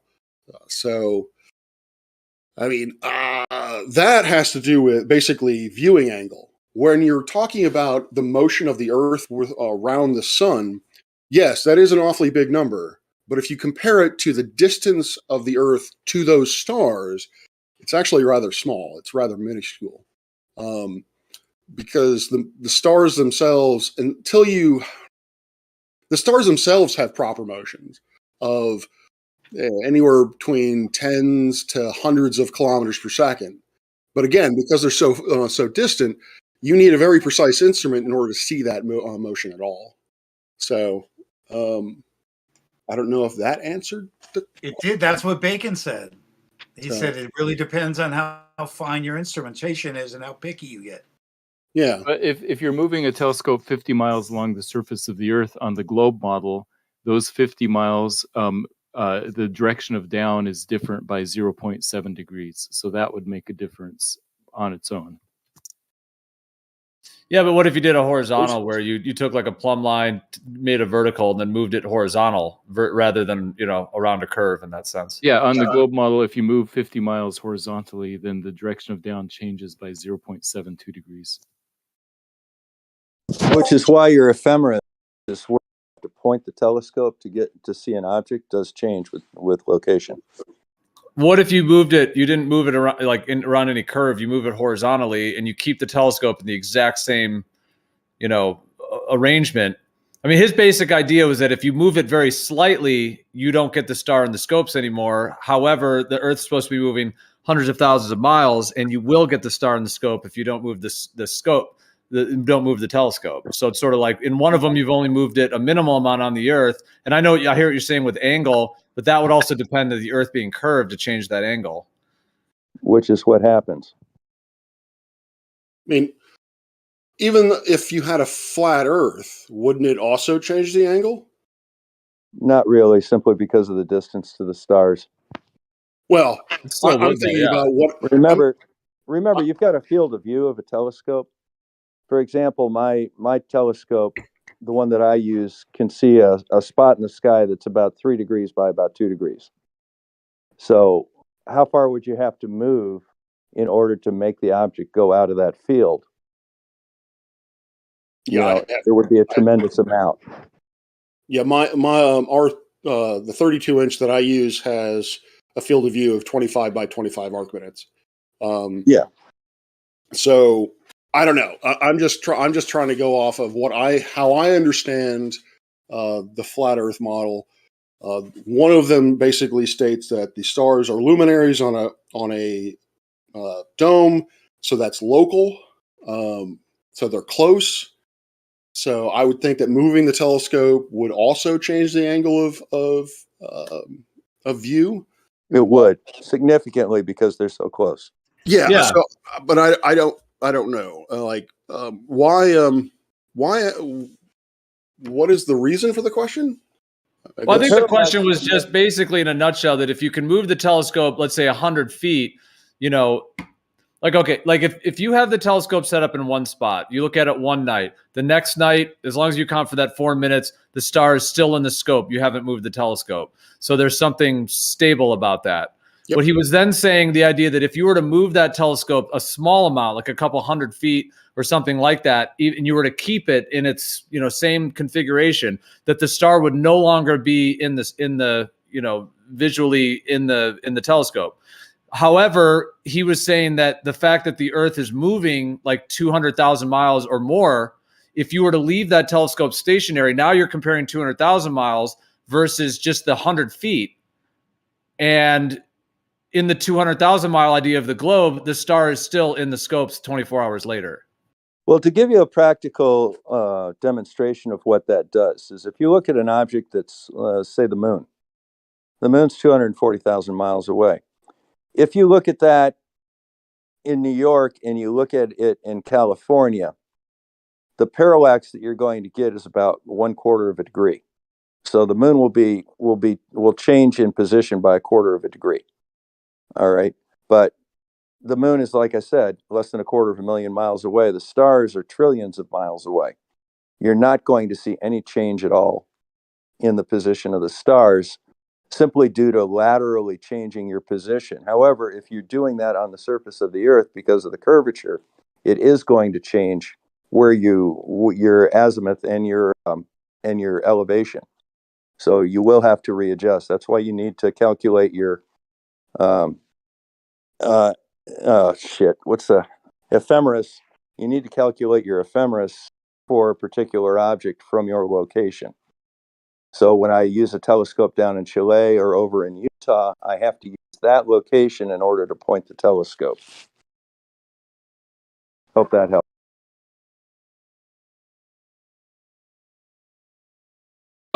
In terms of the motion of the Earth, when we're talking about stellar parallax, which is an excellent indication that the Earth is in fact revolving around the sun, is what you're talking about there is a exceedingly tiny effect. Like for instance, let's see if I can remember, Proxima Centauri or Alpha Centauri, the brighter of the system, that's around 4.2 light years away. That would be roughly an arc second in. Yeah, just a hair more.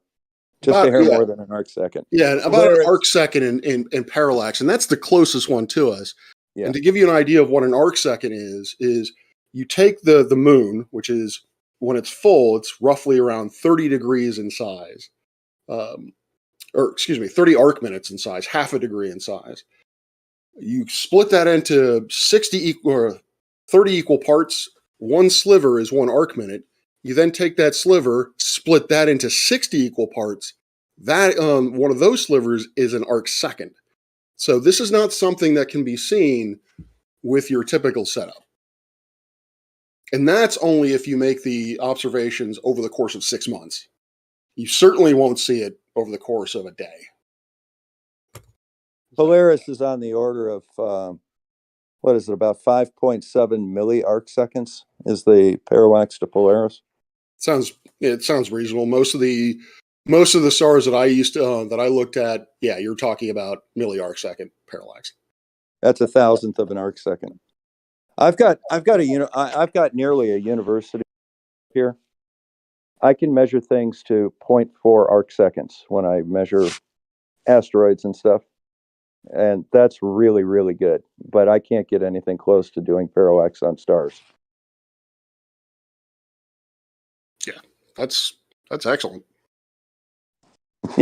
Thank you, patrons. And I lost my damn asteroid, by the way. I saw it briefly, and then I had 3 weeks of bad weather, and by the time I got done, it was 20,000 arc seconds. It was the probability map. That sucks.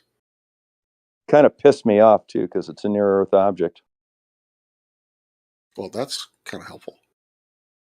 But I hope I was able Bob and I were able to answer that question for y'all.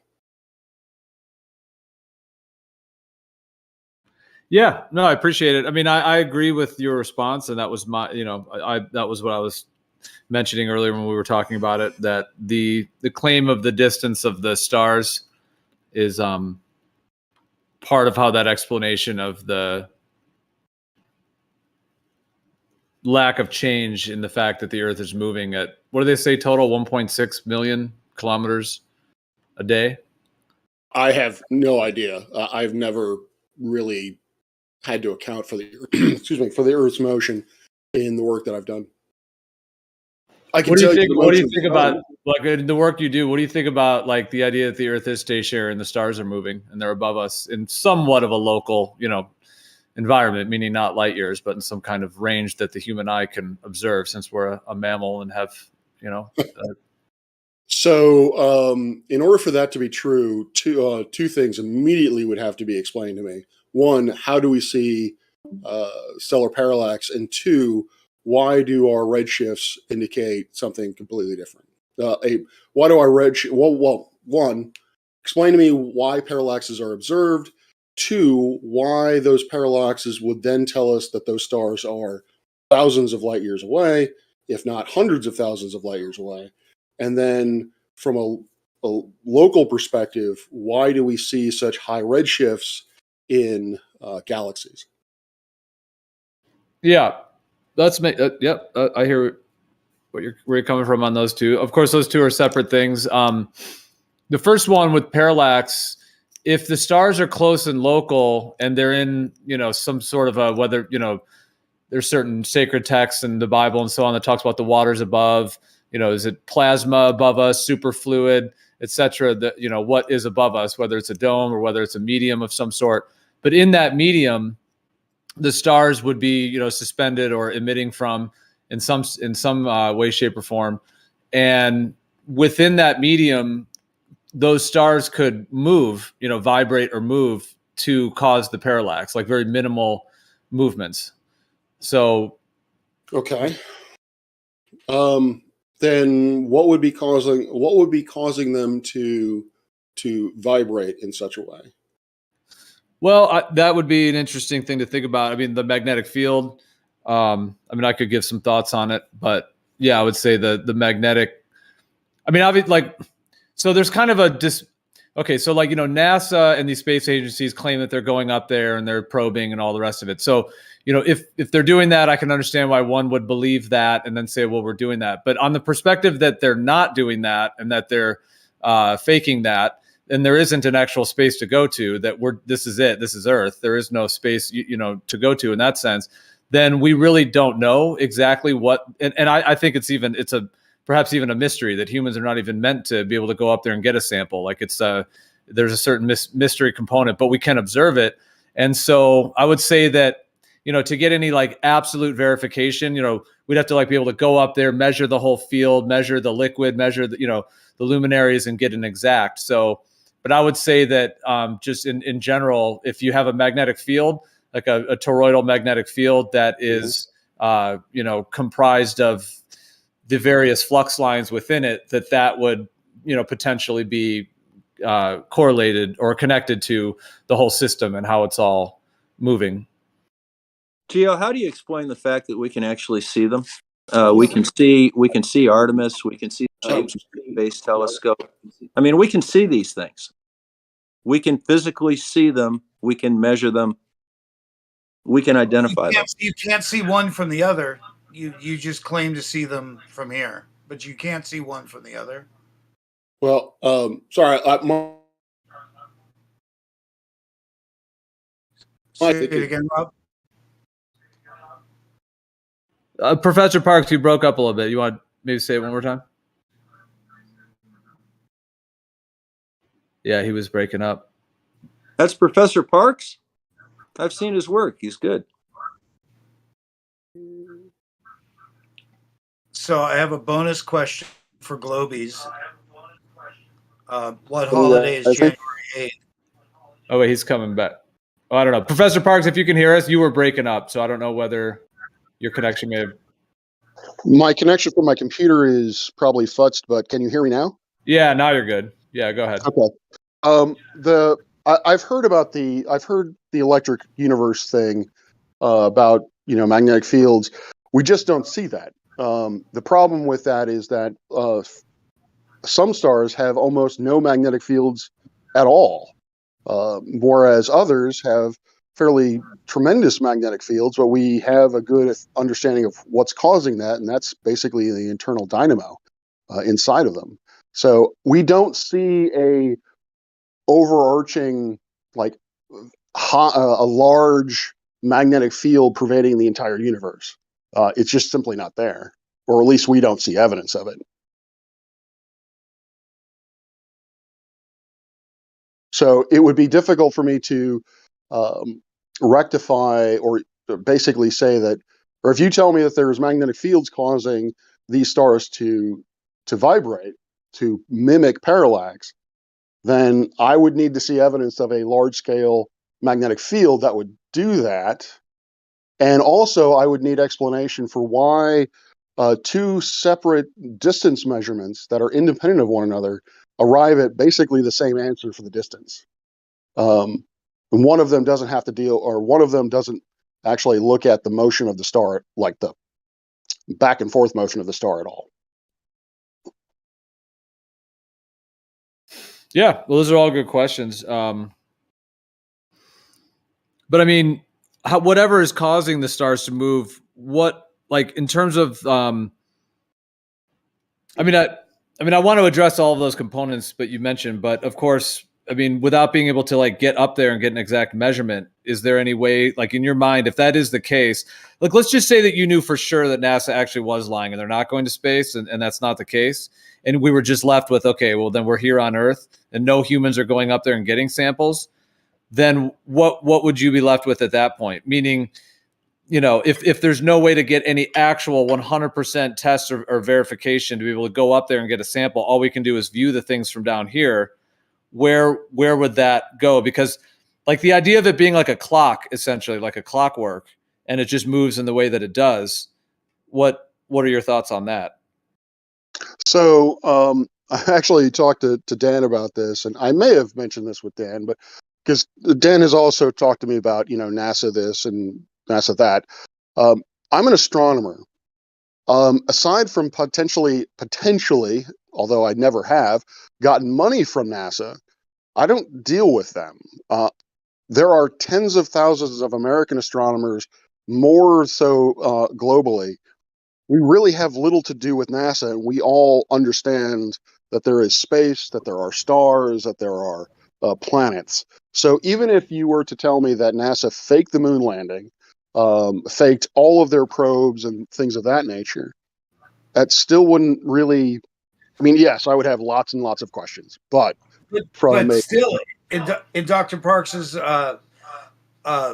field, he works analog too. He doesn't get fooled. His first question and why he ever talked to me was saying, "Hey, I appreciate whatever the hell you guys think, but tell me what I'm looking at." Was his question to me, and he's physically more qualified to speculate on what's up there than anyone we know. Well, I mean, like I said, I am an astronomer, so, but yeah, so basically, I think the answer or the question you asked me is if I found out that NASA was lying, what would that mean in terms of what I, my views on astronomy? It wouldn't change it very much. It would basically, my questions about things about the chemical composition of the moon that they supposedly derive from moon rocks, I would of course have to say, well, I can't trust that because I now know that those are fake. But until I can get that evidence, until I can know that NASA is lying to me, it seems to be very consistent with everything else that I've learned in astronomy. Well, I was gonna, we're saying like, why are the stars, like if they're close and local, moving the way they do? I just popped in my head, like, and it kind of relates to that, like why are the neurons in our brain doing what they're doing? Do we know exactly why they move the way they do? So I was just relating that to in terms of the stars, like they, if they're close and local and they're in a field, like if we're in like a creation of sorts, we're in a realm, we're in a dimension, and there isn't necessarily light years of outer space vacuum. There's just this realm. Perhaps there's a limit to how high we can actually go, and that's it. Maybe NASA and the different governments figured that out years ago, and this was it. Project Fishbowl is one of those where they were launching large rockets and nukes up in the sky to try to, get to high altitudes and cause explosions. But if the case is that those are in a medium that's not accessible to us, then what would you like? Is it possible in your mind that you are looking at some sort of a closer and more local phenomenon in terms of the stars, and combining, like you're probably familiar with sonoluminescence? Yes. Yeah. So if they're like some kind of sonoluminescent, luminiferous, emissions, luminary emissions of some sort of celestial objects that are giving light. Is there anything in your work that you feel like you've been able to isolate that indeed it is like, the sort of the outer space, story, rather than a close and local phenomenon, that whether it's a clockwork, these luminary bodies, whether, like I said, they're in plasma or there's superfluid, like the different ideas or theories of what that could be, if they just are what they are, is there anything in your work that you've seen that would not, or that would, define the difference or be able to delineate between them being a close and local type phenomenon versus the outer space type story? Well, I would have to say that pretty much all of it seems to indicate that the stars are far away, because like I said, we have the pure distance measurements, simply the trigonometric measurements. We have the pulsating variable technique. We have spectroscopic parallax, which I think is kind of a misnomer. But anyway, we have various different ways of determining the distances of things. And in every case that the two methods can be applied, they are consistent with how far things away. But then you can go even deeper, because our understanding of how these stars, say, generate energy tells us, all right, given the nuclear reactions of this object, given the mass that we can measure from this object, that's going to put out a certain amount of total energy. And that is going to be, and the fact that they appear like a tremendous amount of energy, and the fact that they are so dim in comparison also lends credence to the fact that they are very, very, very far away. They should be way brighter. So I can't, I sort of turn that around. I can't think of a single thing in astronomy that would tell me or would lead me to believe that you have stars in any kind of medium, certainly not stars that are close, local, close. So I don't know I hope that answers your question. Yeah, no, I understand those things that are part of in the astronomy and in the sort of mainstream model and so on. But in terms of those things, are any of those things you can verify yourself, or are they all dependent on data? Because I would want to look at the potential assumptions and the different components involved in claiming distances and claiming that some of those factors. Well, if you have a reasonably good sized telescope with a digital camera, you can verify the pulsating variable distances. Yes. Simply, you need to look at a Cepheid variable, for example, and just measure the brightness of that object over time. You'll notice that it pulsates with a very defined period. You take that period, you can find the period luminosity relationship. You then plug that period into that formula, and that will give you the intrinsic luminosity of that star. You can then compare it to how bright the star actually is, and that gives you the distance. So those, you can verify the claimed distances of certain stars if they are pulsating variables. That's probably the easiest way to do it. Trigonometric parallax, as Bob says, is very hard to do. Well, you have to have installations that are specifically designed for it. There are other methods you can use, but they tend to require larger telescopes, and they're a little bit more involved. I gotcha. I'd be interested to hear more about the one you were mentioning with the luminosity, how you're getting that, because you mentioned a formula, what that formula is. I mean, I definitely think they're pulsating in these sort of rhythmic fashions. But I'm interested how you were able to derive a distance from that versus it just being a pulsation, in a medium. Well, I actually didn't derive that. That was the first person to do that was Henrietta Leavitt back in the early 1900s. But yeah, I guess I could talk about it now, but it would be more. I think that would be. It kind of goes depending on how far into the weeds you want me to go. That's kind of a lecture in and upon itself. So, and I don't want to basically lecture on Discord for an hour, but I'd be happy to. So, I guess my question or a response to you is, I am definitely willing to talk about it.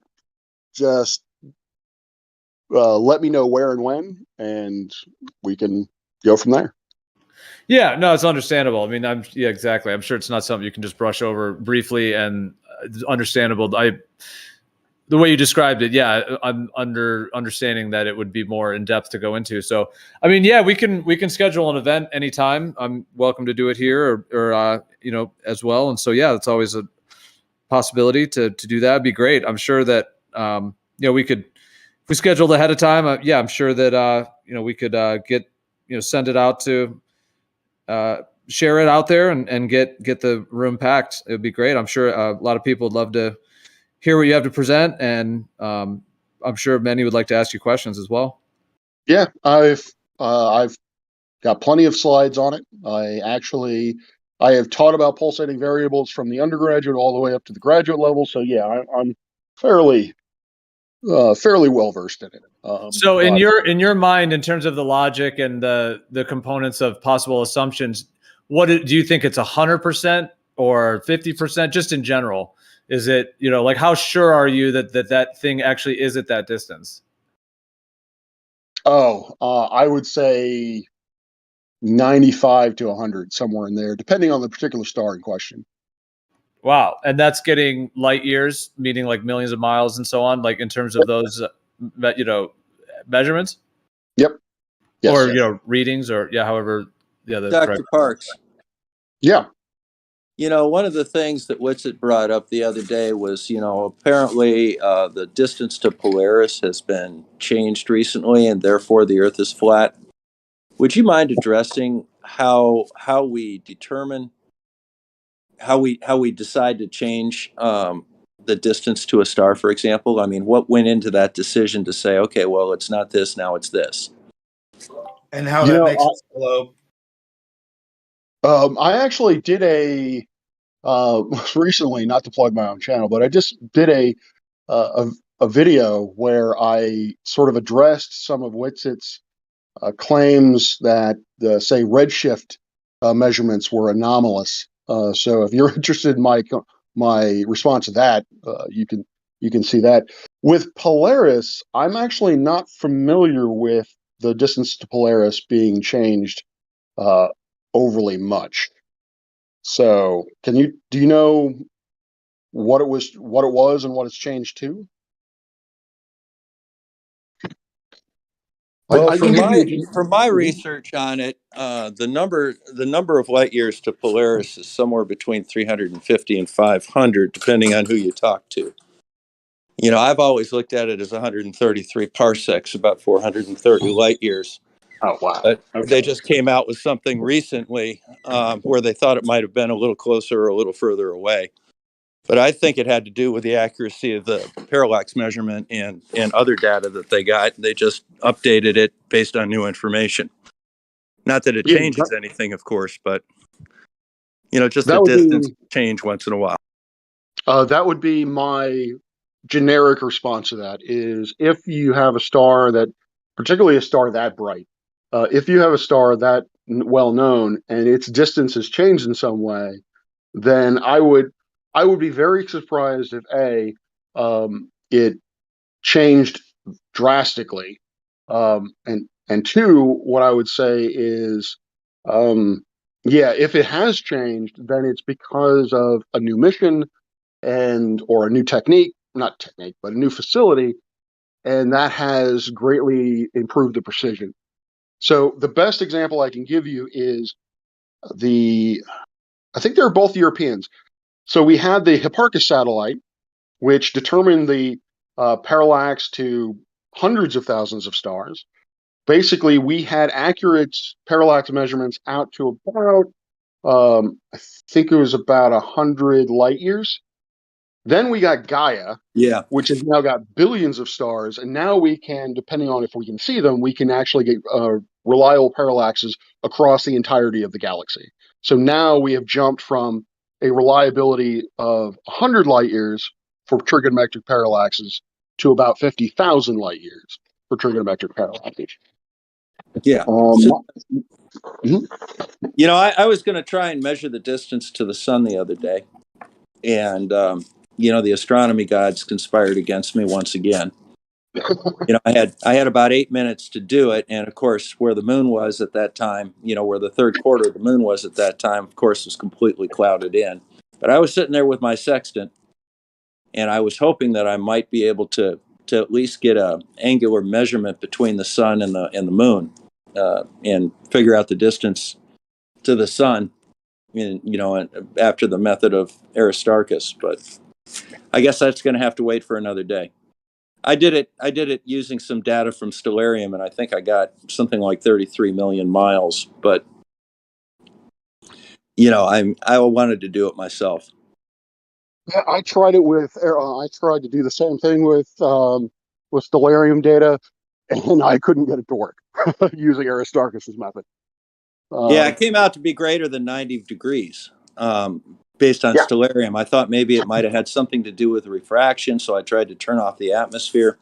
But I want to go out and actually measure it with a sextant to see whether or not I can get something better than Aristarchus got, which is 40 times the distance from the Earth to the moon.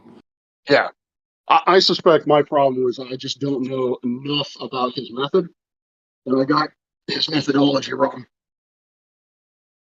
I have one question, Professor Parks. It's I really appreciate all your knowledge and information on these topics. Definitely send respect and appreciation to you. And yeah, so I wanted to ask. It's a slightly different topic, but it's on my mind, and because it kind of connects also to what we were talking about before. If you were able to see yourself in physical form, a measurement that is physical, not optical, that indeed is showing that there's no curvature to water, no curvature to the earth. If that just in and of itself, that you had that 100%, what would that change about the rest of your thoughts on cosmology if you just had that alone? If I had, that's a big question. If someone were to give me a physical measurement that the Earth is flat, or that the Earth does not curve as expected, then that would radically change everything, or basically everything that I know about physics and astronomy. It would be one of the I guess the shape of the Earth from a physics and astronomy point of view. That's kind of a bedrock. Like, if you could prove definitively that the Earth is flat, then our knowledge of physics and astronomy, like all of it, is pretty much wrong. But so yeah, if someone can actually do that, someone can show me that the Earth is flat with an error bar, do a proper experiment, then sure, yeah. Professor Parks, don't you think there would be some parts that would question, though? Professor Parks, that wasn't his actual question, though.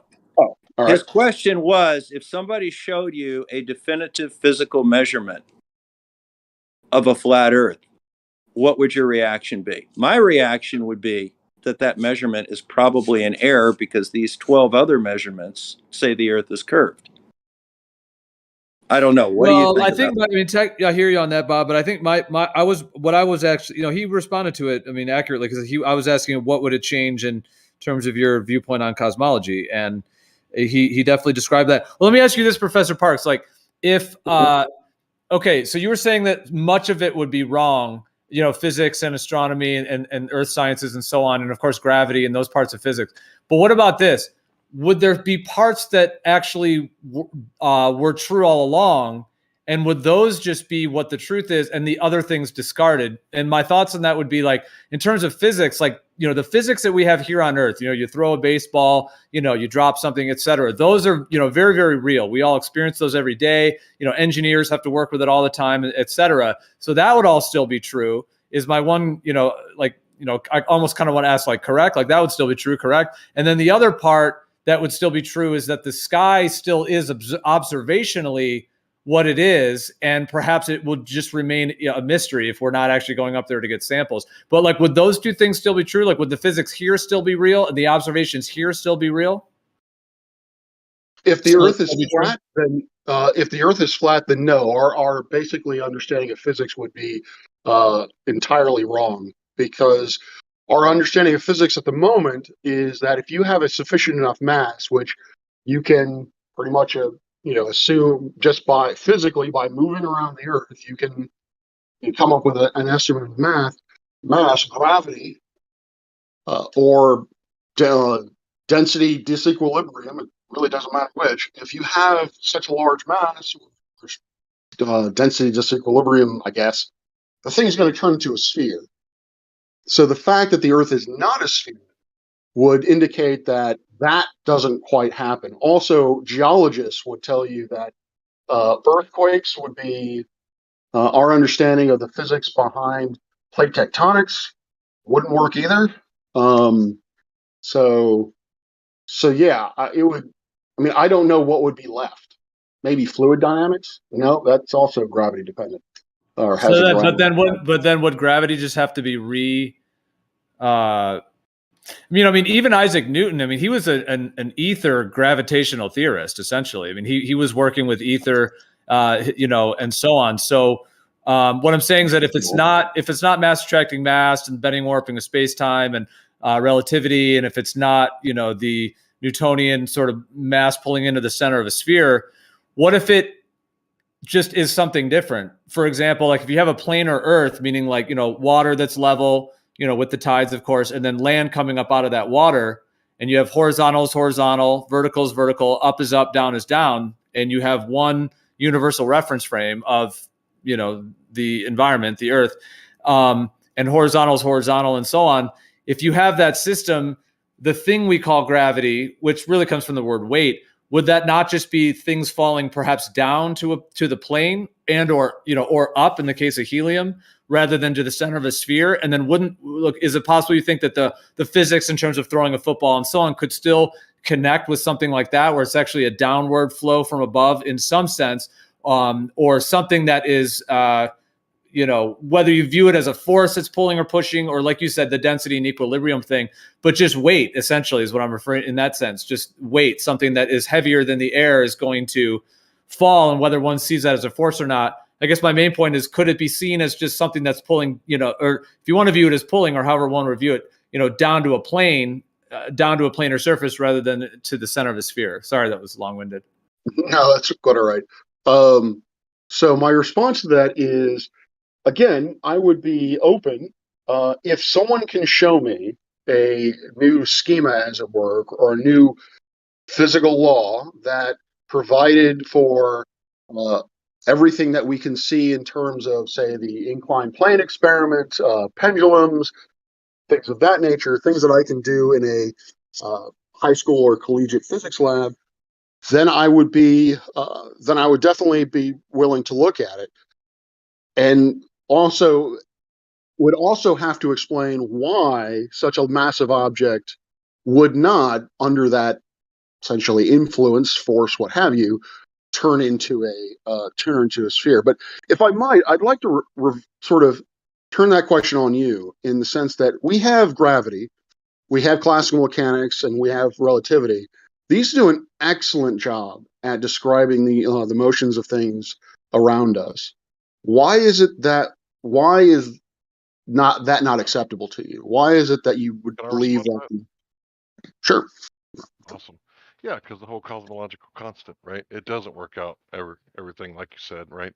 That's actually misinformation. I don't know if you did it on purpose, so I'm not going to say it's disinformation. But when you look at the modified gravity, right? At first it was Newtonian, then it was Einsteinian, and now 300 modified gravities later, they still haven't figured out how to resolve the cosmological constant problem, right?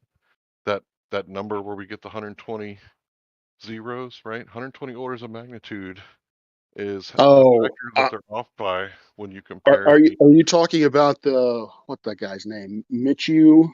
The honestly, I don't know That's where the only that. one. Hmm?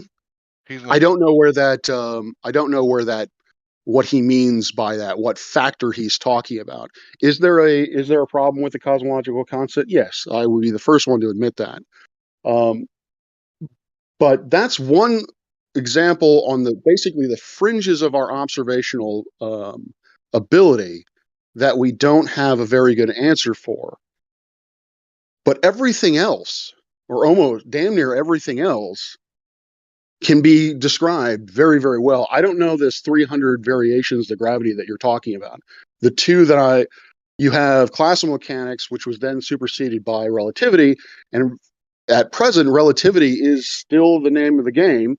Yes, there are a few alternate theories, like loop quantum gravity is the one that I'm most keenly aware of, but I don't know about 300.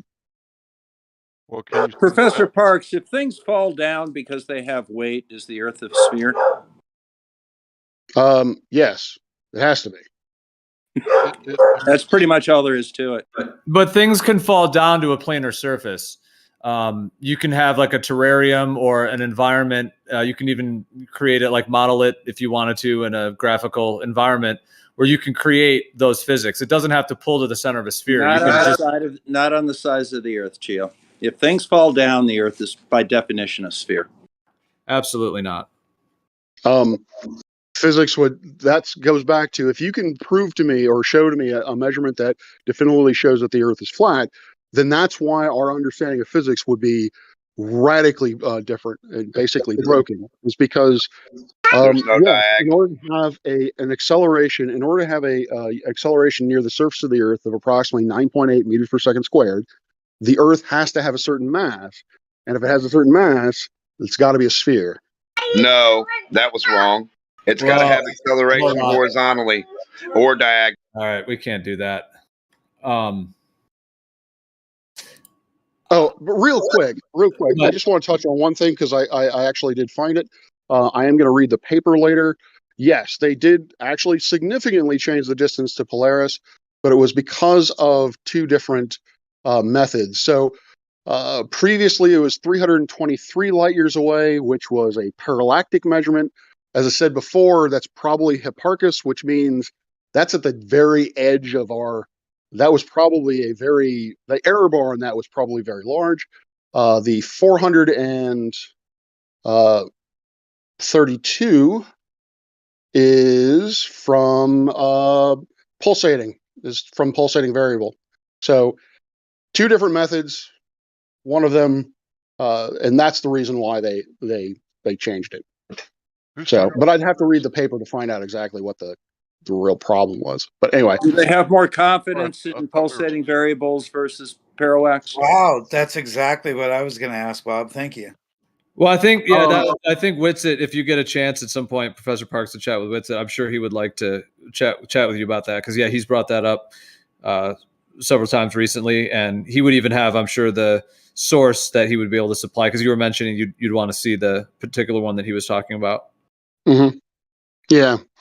And just because they're different doesn't mean one's better than the other. And there's going to be a slop range on the other as well. And they're probably in different ranges of degrees of being off in different scopes. So there's a lot to be said for different ways of in other words, it's not truly an update.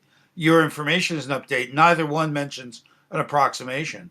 Well, the problem that I have, I'm looking at a space.com article, which I do like space.com. I usually don't have a problem with their reporting.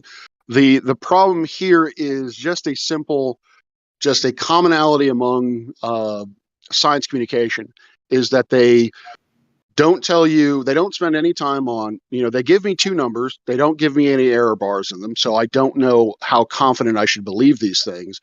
Also, I don't know the exact methodology that was used, so I'm going to have to look into the paper from Astrophysical Journal Letters to find out exactly why one is being preferred over the other. In terms of confidence, it really depends on, I would actually say the trigonometric parallax is probably more confident, it's definitely a more direct measure of distance.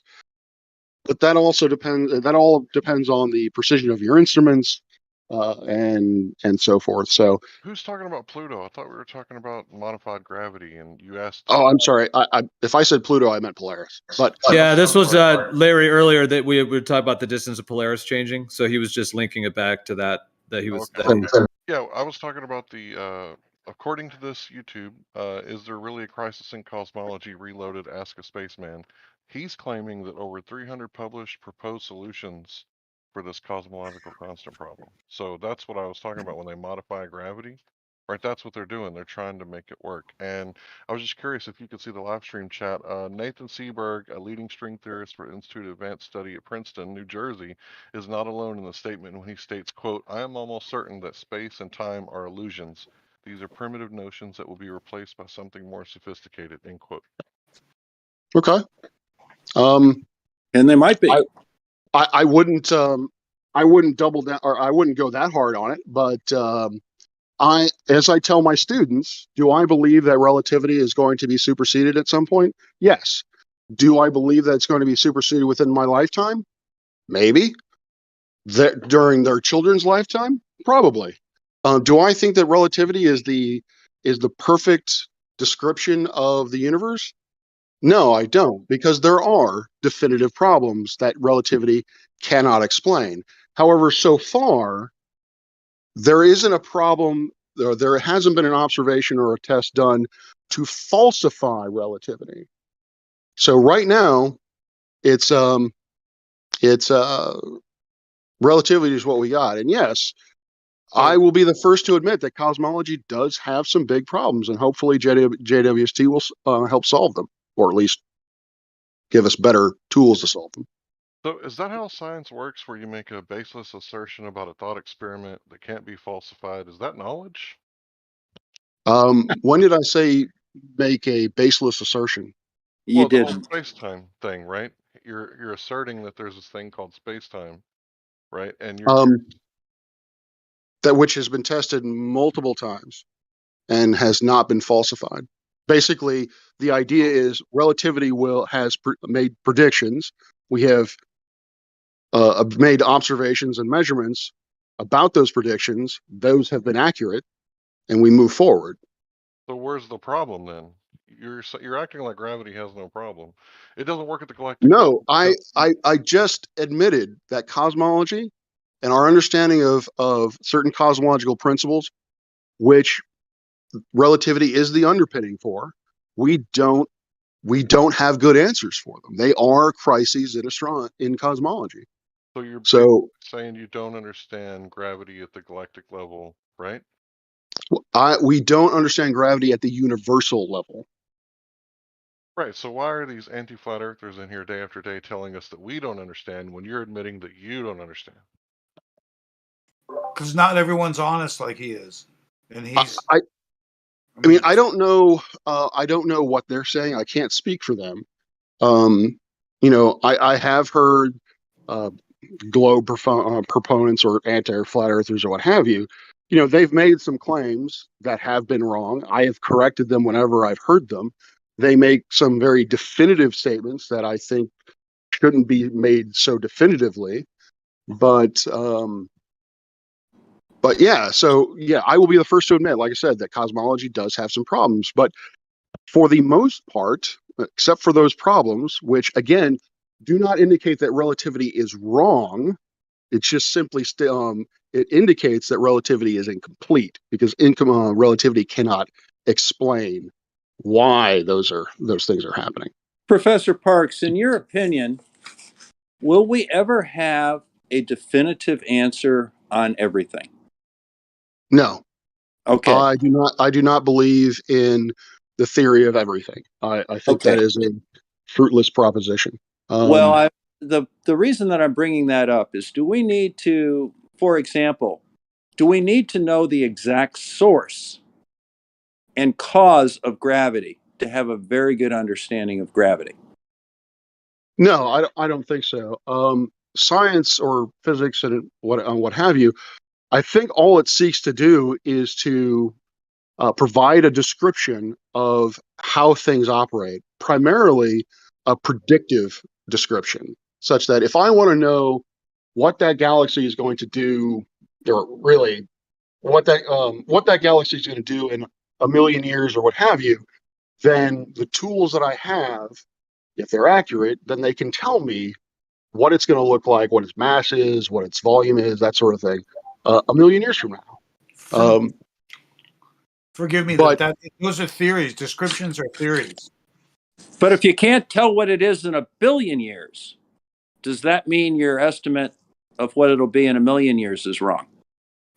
I wouldn't think so. I wouldn't say so, no. Okay, so there's no expectation of perfection from science, and that is not a requirement of science to be perfect. How about the expectation of fact as opposed to theory? Because that's really what we were asking for in cases of going, could we touch it? We know you can see it.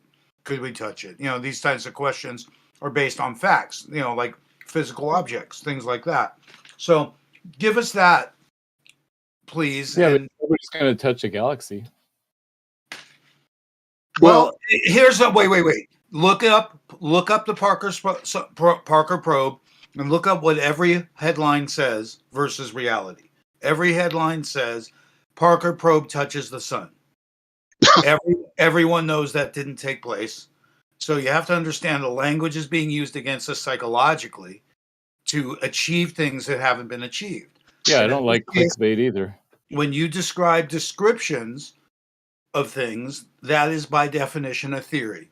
And a theory scientifically to you guys is a fact, and that's some of the normal areas that we differ. That's a normal area that we differ. We think, no, a fact's a fact. And you think a theory is a little more solid than we're giving it credence to.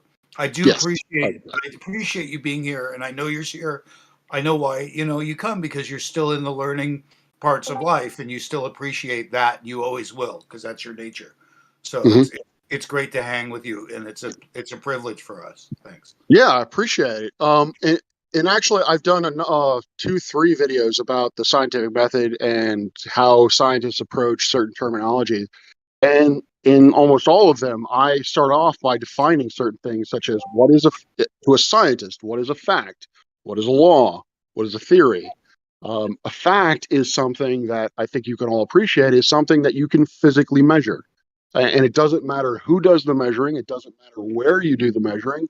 It's always that. I'm 6'1". It doesn't matter if I measure it. It doesn't matter if Dan measures it. It doesn't matter if we measure it here or in Australia. I am 6'1". That is, to astronomers and to physicists or scientists, that is a fact. A theory is an overarching idea that encompasses many different physical phenomenon that are related that has not been falsified. In that vein, I'd like to ask. Oh, sorry. No, not to say that it can't be falsified, but it just at the moment hasn't been. In that vein, I'd like to ask you a question, Professor. Oh, is that SC? Who is that? Yeah. Yes, it's SC. Yes. Hey, SC, what's up? Very good, very good. How are you doing? I'm doing all right. Good stuff. Can I ask you a question, if I may? Sure.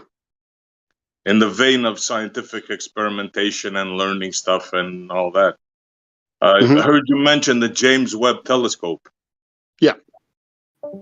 Okay, now, I'm sure you're aware, this is your field, I'm sure you're aware of the initial discoveries that it made? Some of them, yeah. I haven't been keeping up too much with the literature, but my ears to the ground, sure. No worries. I'll just go over a couple of them that I can remember. It's been a while, so I can just remember 2. One of them was early formation of galaxies, totally unexpected. that early back. And the other one was a certain type of gas that shouldn't have been there in the early formation. That one Are is you? new. That one I'm not aware of. Yeah, they found that in the initial thing. What I can say about the initial, like the formation mechanism thing, I'm actually going to do a video next Sunday, if things work out, for Coffee and Science. I'm actually going to dissect that, because a lot of hay was made out of that, but that was from a deliberately dishonest source. So someone else took a quotation from a JWST scientist and completely misrepresented it.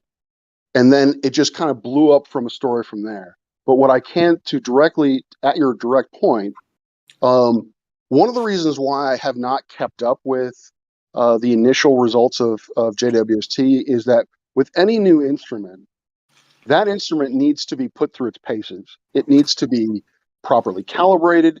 The errors need to be properly analyzed. And that cannot be done in the early stages. You need multiple observations. You need multiple, basically, you need to use it for a while to really get a handle on what the errors are.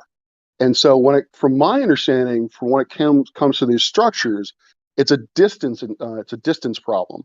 That essentially they are saying that these objects that are more morphologically, what's the word, evolved, they're more complicated, that these structures are further away than we would expect them. Well, again, as I mentioned before. No. Sorry, Professor. It's the opposite. No. It's the opposite. Oh, is it the opposite? They're too far.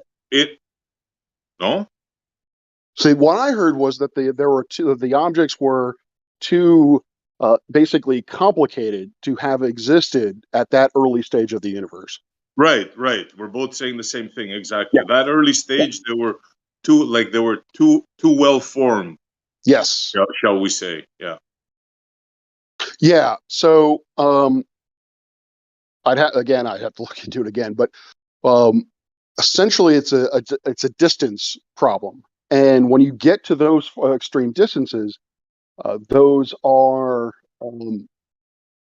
you have a bit of error, and you have to calibrate them. You have to calibrate those errors properly. And from my understanding, JWST scientists will, if they're honest, and which I think they are, will tell you, it seems to indicate that these galaxies are at this distance, but we don't know for certain, I guess, at this point. So is that a big crisis? It's not. It doesn't break the Big Bang.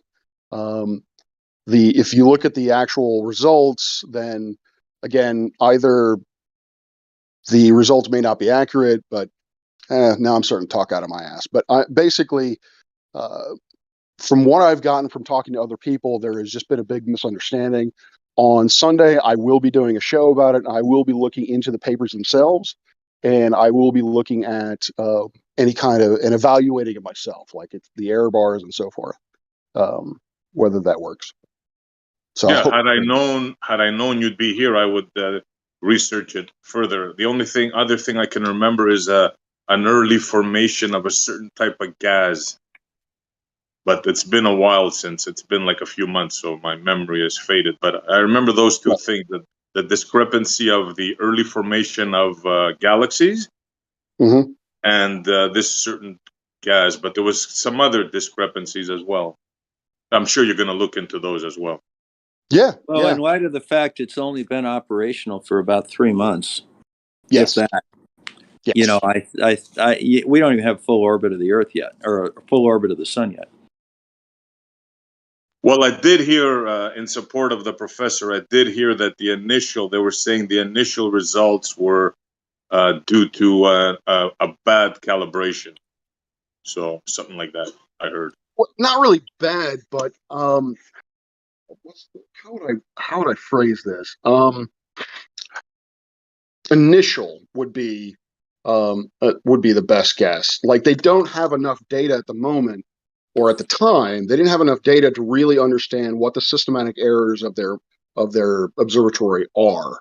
And until they can see data from a variety of different instruments and a variety of different objects, until they can see that and basically be able to analyze that more carefully, then there are going to be systematic errors in the data. There may be systematic errors in the data that they didn't previously account for, but they will now, if that makes sense.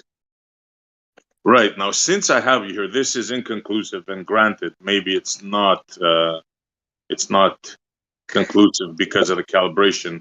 But since you're here and since this is your field, what do you feel about the axis of evil? You're aware of those experiments, the cosmic background radiation? I don't know if you were here for when I mentioned this, but I just did a Coffee and Science on some claims that Whitsitt has made. One of them was the axis of evil. I can tell you right now that, and I think you were the one who first brought it up to me. I had never heard of it when you brought it up to me. I have since looked into it. The only reference that I have found is a very thin Wikipedia article on it. I have spoken to my colleagues. None of them have heard of it. And when I tell them that there is an isotropy in the cosmic microwave background that corresponds to the plane of the Earth, they tell me, no, there isn't. So, yeah.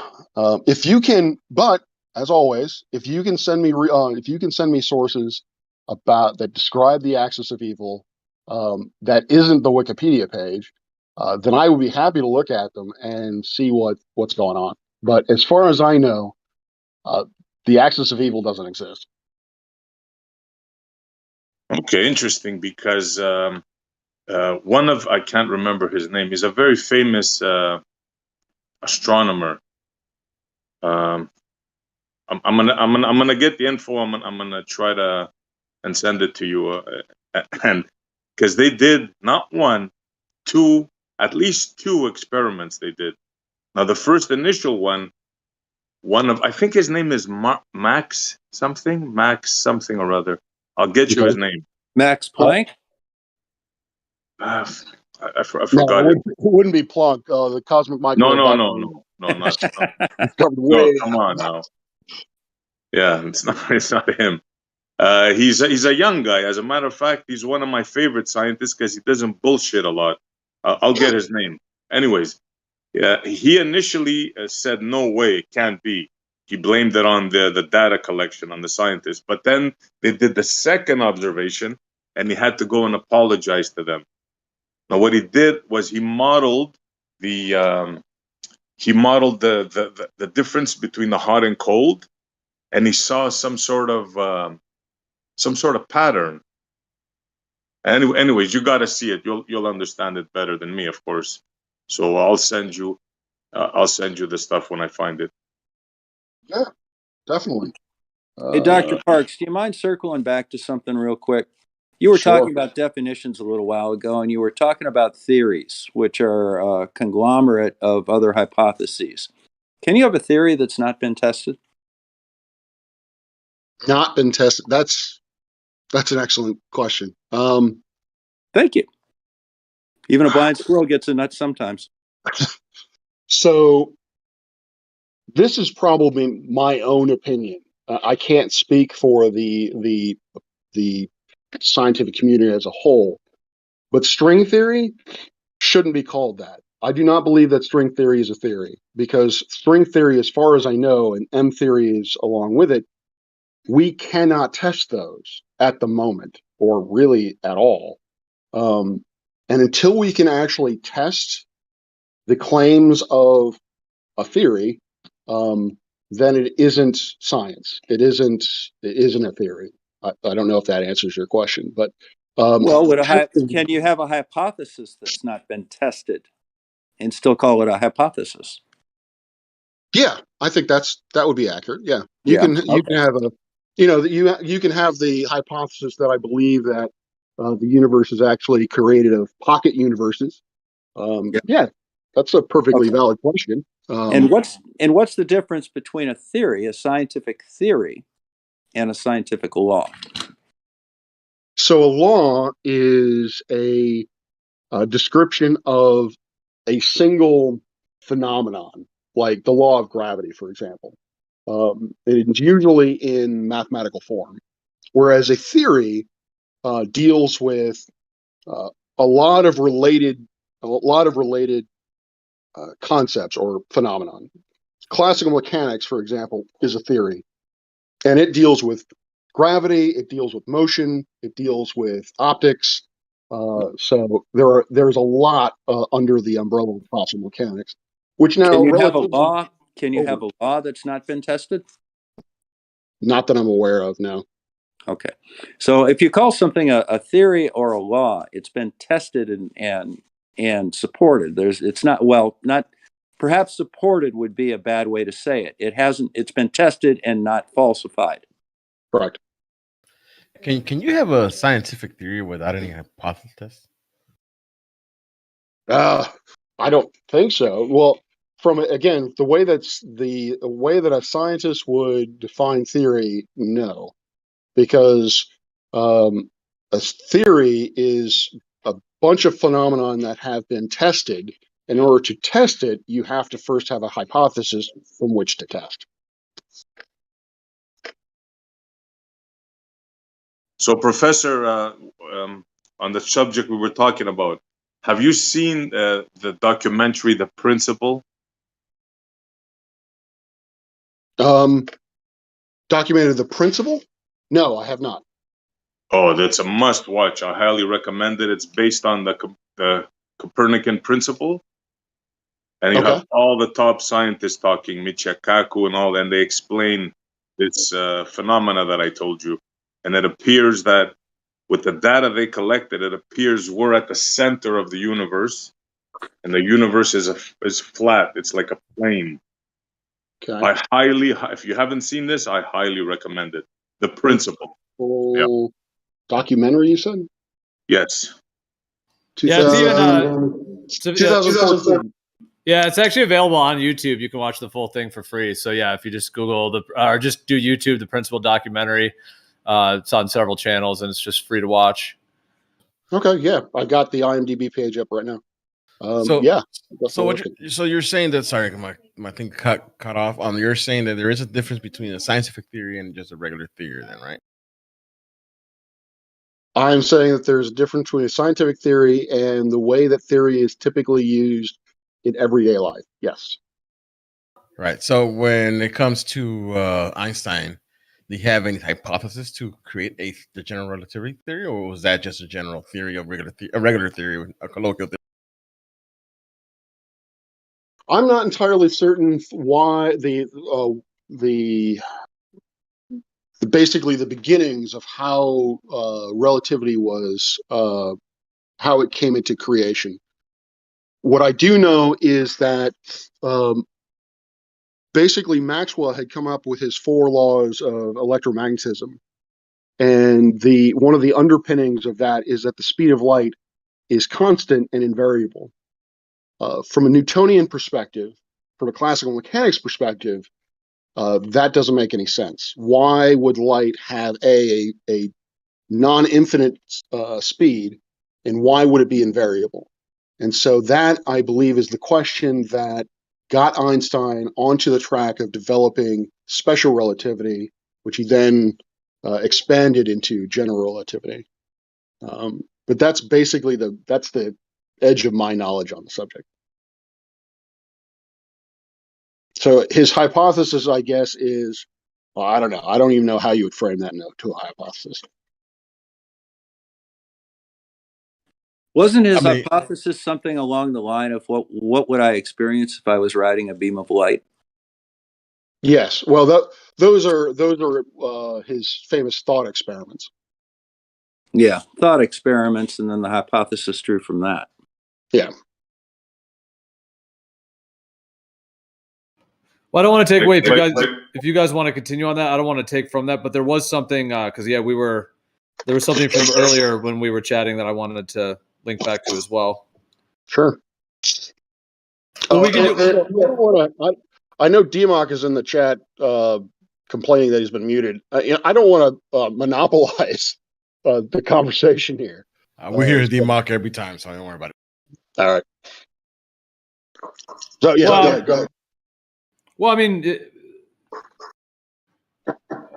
yeah. Well, let's see. Well, yeah, we can. If Democ, if you want to ask a question, you can do that. Let me just say this quick, and then you can go after me.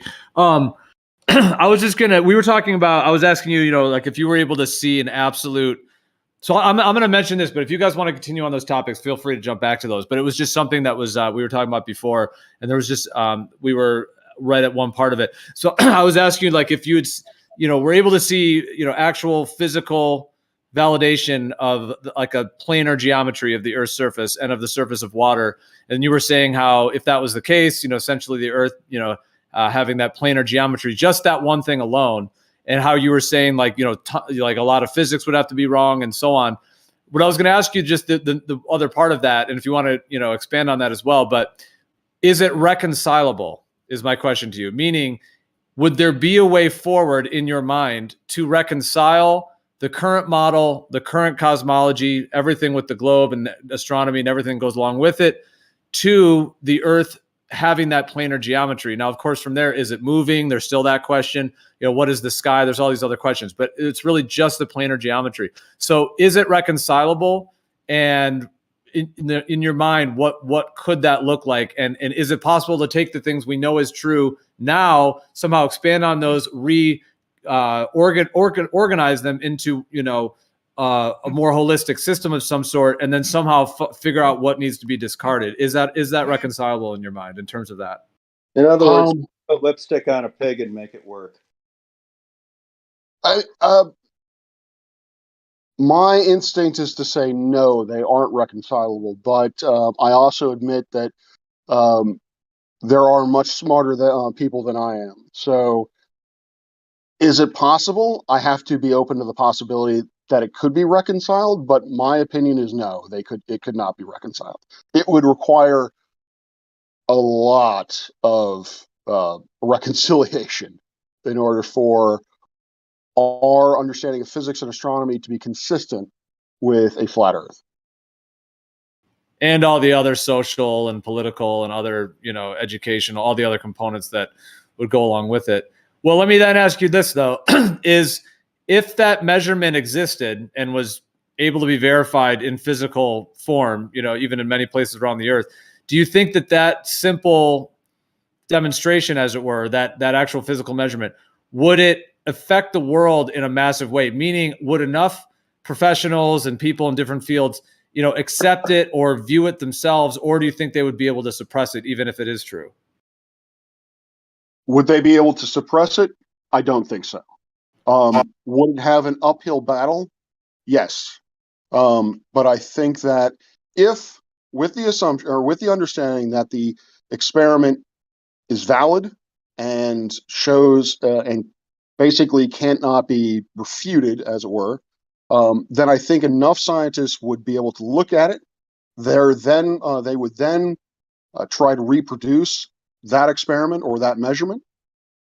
Again, under the assumption that it is correct, they will be able to reproduce it, and then it would grow from there. But yes, it would be an uphill battle. Yes, there would be a lot of sort of bias against it. We're all human. We're all capable of bias. But I would like to think that if that measurement were there and it were robust, rigorous, and basically could be reproduced, that it would basically gain traction and become the law of the land, as it were. Yeah, well said. Well, when you were saying that the current model and something like that is not reconcilable, would that then just mean that the current, if the planar Earth measurement is absolute, would that then just mean that a majority of the current system would all be thrown out then? If you're saying they're not reconcilable, because if the measurement exists to that point and the physical demonstration, the curvature is just completely out of the question. So, however, we're still here. We're still humans. We're here. We're living. The minute we have that, validation, you throw a football, it's still going to do the same thing. Now, of course, there's many other mysteries and other components of what could be, sort of a new paradigm, in terms of what that would look like and all the components. So I guess my kind of thought here was, do you think the current model would have to just all be thrown out and then we just start anew? Because obviously we're still here and we still have, know what we know. So if they're not reconcilable, is there what's the way forward, I suppose, and kind of connected to that whole component? I'm just thinking if they're not reconcilable, what would have to take place? So we would have to have. I mean, essentially, what you're talking about is a scientific revolution, and those have occurred in the past, not quite to this this extent. The closest thing that I can think of as an astronomer is the changing between a heliocentric or a geocentric universe to a heliocentric universe. At the time, it was sort of easier to change the worldview because we didn't have a lot of, science wasn't as complex back then. But we did basically go from an Aristotelian worldview to what we have now. And yeah, there was a lot of fight against it. There was a lot of pushback. Essentially, Copernicus started it in, I think, the late mid 1500s. I think his book was published in 1558. And it wasn't really until Galileo's time, and even a little bit further, maybe the late 1600s, that the heliocentric model was fully accepted. So you're talking about a good 100 years for us to go from geocentric to heliocentric, but it did happen. Now, in order to your point, if it could be proven that the Earth is flat, the way forward would be to try to come up with a theory, or an explanation for why is it that we have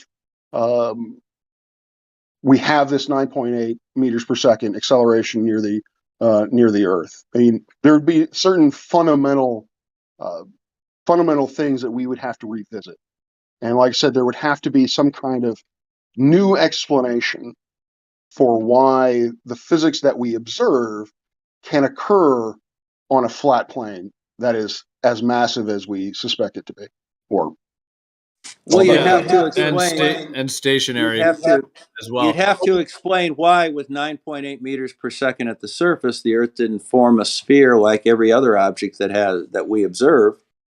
What is special about the Earth that would cause it to defy that? Well, there's in virtually all of the ancient cosmologies, like the default sort of structure, often it's a planar surface, level water with the land coming up out of the water. And that generally is encompassed within a sphere. So you have sort of the dome, if you want to call it that, the upper hemisphere. The planar Earth is in the middle of the sphere, essentially, and then you have the lower part of the cosmos. So the upper world, the heavens above, as it were, the kind of physical plane, the plane of existence that we're on, the middle world, as it were, middle Earth, and then you have the underworld, and that's often seen in a sphere. So as in a sphere. So if you have like a planar Earth and you have a toroidal magnetic field surrounding it, that would then have its flux patterns, its flux lines, and there could be an interplay electromagnetically and electrostatically between the ground and the sky, the ground being negatively charged, sky being positive, and that polarity between them, in addition to the magnetic field, and I think how weight and matter and all of these components behave, there is this, if you want to call it phenomenon, it's just part of this realm, this whole Earth, in terms of how things fall. And I do think it's connected to those, the electrostatic field. And so my point is, if there is that sphere surrounding, you could call that forming into a sphere. Instead of things pulling to the center of the outside of a sphere, it's just that we're on a plane on the inside of the sphere, and the forces, as it were, are just pulsating between the plane and the sky. But you'd also have to explain why Mars behaves one way and Earth behaves another. Yeah, why is it that Earth is unique? But what's also interesting that you should bring that up with the electric universe and things moving because of electrostatics. Electrostatics is governed by Coulomb's law. If you follow Coulomb's law to its natural conclusion, it's also going to form a sphere. So you'd have to explain why electrostatics would. So if you had a conglomeration of charge, and you allowed that charge to freely move, and it was sufficiently, if there was a large enough quantity of it, it would coalesce into a sphere. Yeah, So, no, that is, and yeah, the connections between gravity and Coulomb's law and electrostatics is very interesting, and I do understand what you're saying there with it. But like, if you have a planar surface that is the ground, and then you have a toroidal field or magnetic field surrounding that, it's so if some like the I'm just trying to think about how if you have a, like, let's just say a sphere and then a planar Earth in the center of it, if the things are falling down to the plane in the center, like to the ground, essentially, except helium, of course, goes up. So you have things that are going to go up as well. It's not that pulling force, if you want to call it that, to the center plane, it's not that is forming a sphere, but perhaps it has to do with the whole flux pattern of it. Like it's this, you know, the centrifugal and centripetal flux lines within a magnetic field. Yes, generally speaking. I don't know what in terms of. I don't think I understand it in terms of this context, though. You know, you've got curl, you've got divergence of magnetic and electric fields. Are you able to see in the chat? I just posted an animation. It's just it's an artistic type animation. There's a vortex as well. This is just showing sort of the lines going straight, but it's also would be vortexing. But that just shows sort of just in terms of a toroidal field. And then if you sort of have a plane in the center of that, so just posting a couple more. So like that last one where if you have the plane is in the center and you have these centripetal and centrifugal flow lines. And actually, Isaac Newton himself, this is from his book, The Principia. This is Isaac Newton. And this is actually like a review, someone writing about it, but he's describing exactly what he's, I'm just going to, if you don't mind, just read this real quick. Sure. He's talking about, okay, he renounced staining attempts at accounting for this particular form of interaction between distant bodies by introducing a mechanism of propagation through an intervening medium. He calls this intervening medium ether. In his ether model, Newton describes ether as a medium that flows continually downward towards the Earth's surface and is partially absorbed and partially diffused. This circulation of ether is what he associated the force of gravity with to help explain the action of gravity in a non-mechanical fashion. This theory described different ether densities, creating an ether density gradient. His theory also explains that ether was dense within objects and rare without them. As particles of denser ether interacted with the rare ether, they were attracted back to the dense ether, much like cooling vapors of water were attracted back to each other to form water. In the Principia, he attempts to explain the elasticity and movement of ether by relating ether to his static model of fluids. This elastic interaction is what caused the pull of gravity to take place, et cetera, et cetera. So that's Isaac Newton. You know, so I mean, that's what he was talking about, a flow, that gravity had to do with a flow, you know, between, you know, within this medium. Yeah. I actually, that's, thank you for bringing that to my attention, because I did not know that, Newton was the person who put forward the ether idea. I do know that, Newton, as many of his contemporaries did, they had a problem with what was referred to as action at a distance. They couldn't conceptualize how is it that you can move something without seemingly to physically interact with it. And so I'm assuming that is what motivated Newton to come up with, to hypothesize or to postulate the existence of the ether. But unfortunately, it's been proven wrong. It's shown that there is no ether. Yeah, it's, you know, Newton was right about his laws of motion. He was right about gravity, at least to a certain level of precision. At least his description of gravity to a certain level of precision. But in his idea of trying to explain the core of why gravity was acting the way it is, I would say that he was wrong.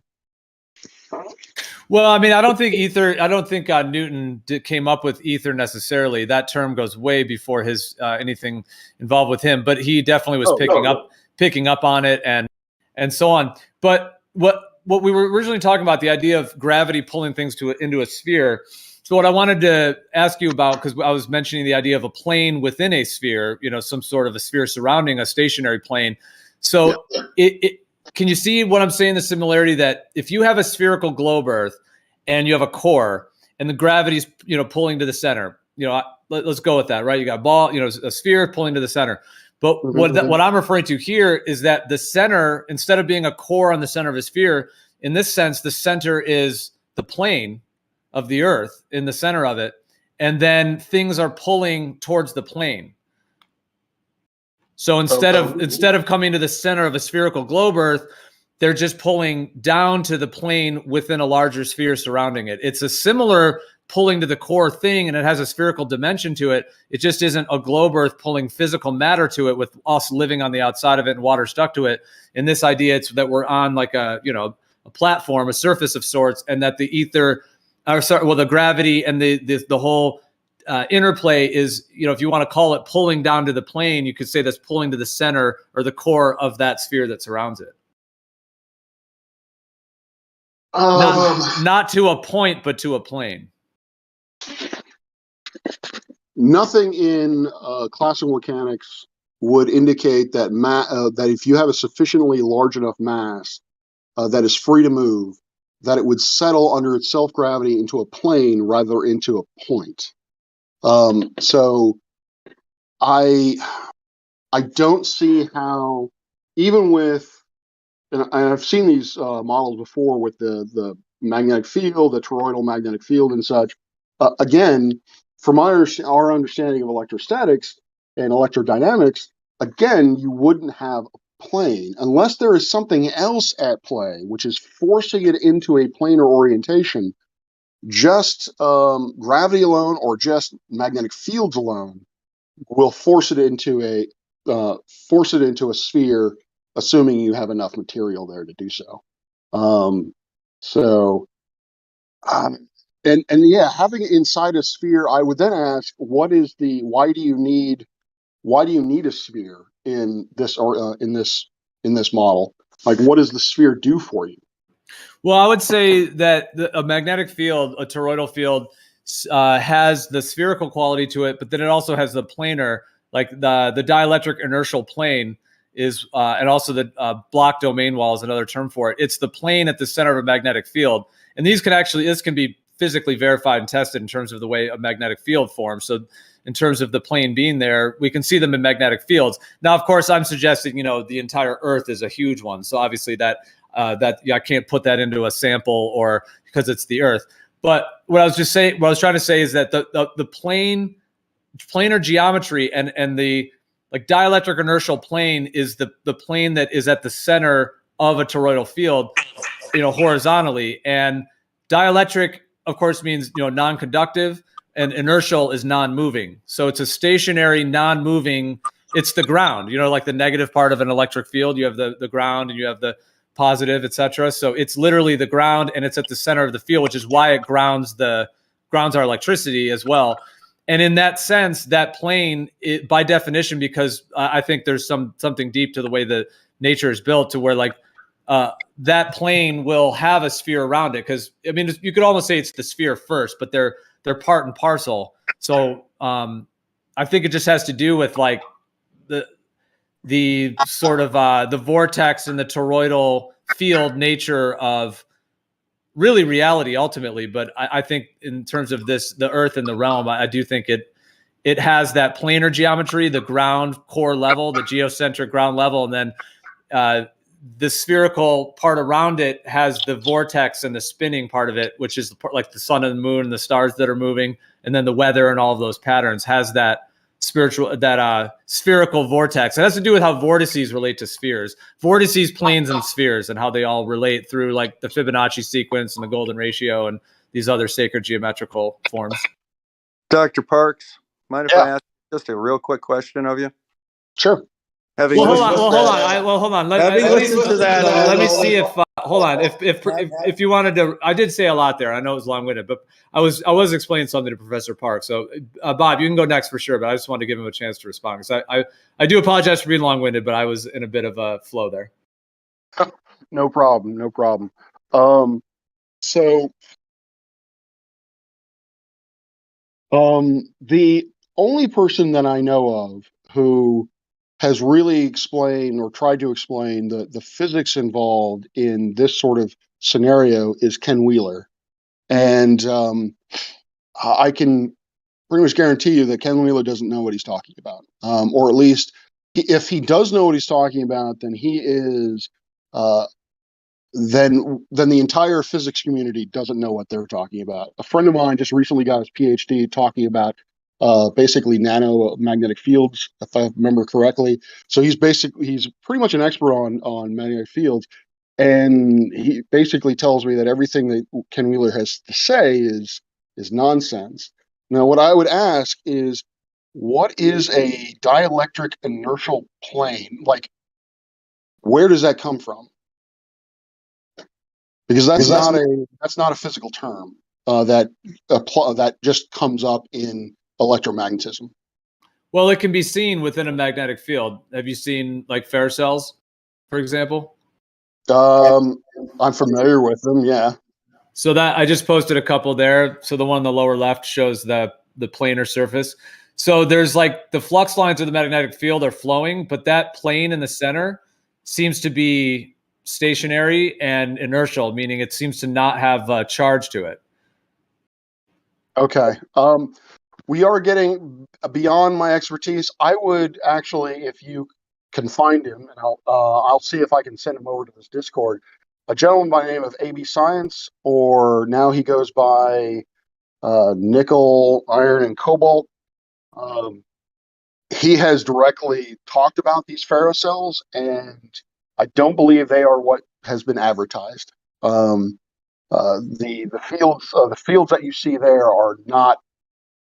Magnetism is involved, but what's also involved is refraction of light. So like I said, he did a video addressing this very particular thing. If I can find it, I will post it in the chat at some point.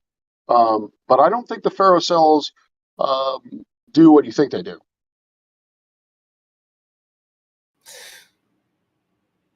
Well, it's essentially a fluid that's being activated by the field. But I hear you on that. There's definitely different ways of doing it. I'm open to hear more of your thoughts on that. But yeah, well, cool, man. Thanks for hearing me out. I mean, I think we were, because that kind of came from, we were talking about gravity. We were talking about all these components, and you were asking like, the Coulomb's law and how Coulomb's law through electrostatics has a sphere forming quality to it. And so I suppose that was my way of responding in terms of my understanding of how the Earth could have a stationary planar foundation to it, but still have the spherical geometry and the spherical components of that. And then the dielectric inertial plane part of it would, in my mind, of course, relate to that, because if the Earth is a geocentric planar type environment, then it's going to have a field, and just even in the globe model, they claim it's a toroidal field. It's just surrounding a sphere versus surrounding a plane, a stationary planar surface. But it's both of them have spheres involved. To first order, the Earth's magnetic field can be thought of as toroidal.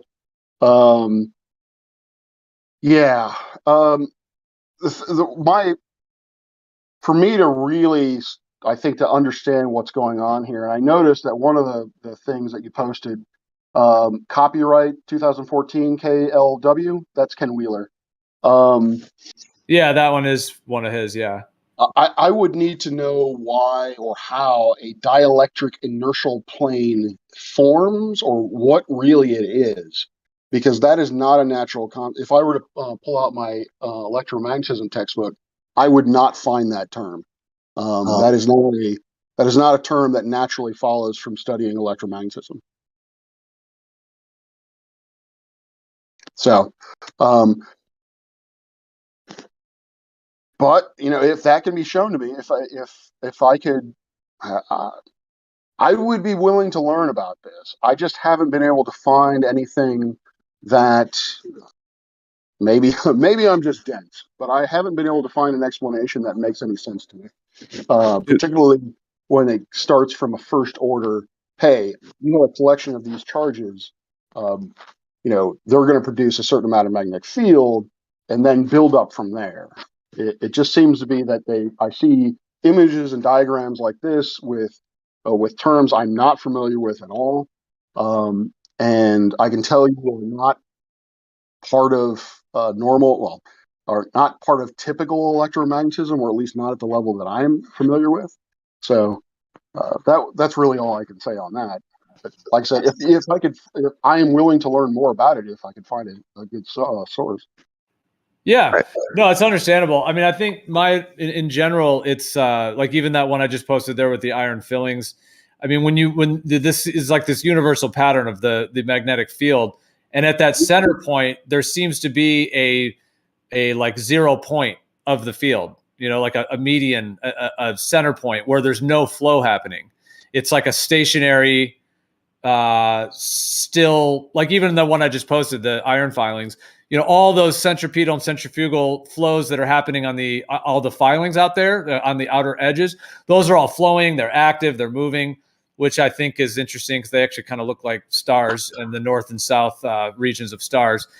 So, anyways, they're kind of flowing, but at the center of it, you know, when it zooms in there, all those filings in the center there. Now, granted, they're in liquid, so they're probably moving somewhat, but I suppose in general, it's the idea that there is an actual planar part of the medium, if you want to call it that, or part of, you know, the space, the field, etc., where there isn't a flow from, you know, positive, negative, which would be the ground, you know, in that sense, and it's non-conductive in that sense, and then doesn't seem to have an inertial. It doesn't seem to be moving. It seems to have that stationary quality. Now, I understand what you're saying, though. This is what I'm describing is not necessarily some foundational part of physics, because obviously they're trying to tell us we're on a sphere, and so a lot of the physics is correlated with that. So I understand what I'm saying. Like if what I'm saying is the case, then yeah, we're talking about a completely different paradigm, essentially, right? Like something different that would have different components than the current. Yes. Yeah, it would have to, if the Earth is flat, then yes, our understanding of how things move would definitely be a different paradigm. I have a statement regarding what you're talking about, Geo, and then a couple questions. I have heard this inertial plane also described as like a domain block wall. So that's statement one. And I do have a couple questions. It seems like the professor is referring to magnetism and electromagnetism as one and the same. Do you think that magnetism and electromagnetism are one and the same, Professor? That's a good question. Do I think that? I think that electromagnetism is. I think electromagnetism and magnetism are coupled. So technically speaking, electrostatics is simply looking at the electric field generated by static or non-moving charge, and then electrodynamics deals with moving charges. And if you have a moving charge, then you have a magnetic field. So magnetics comes into play.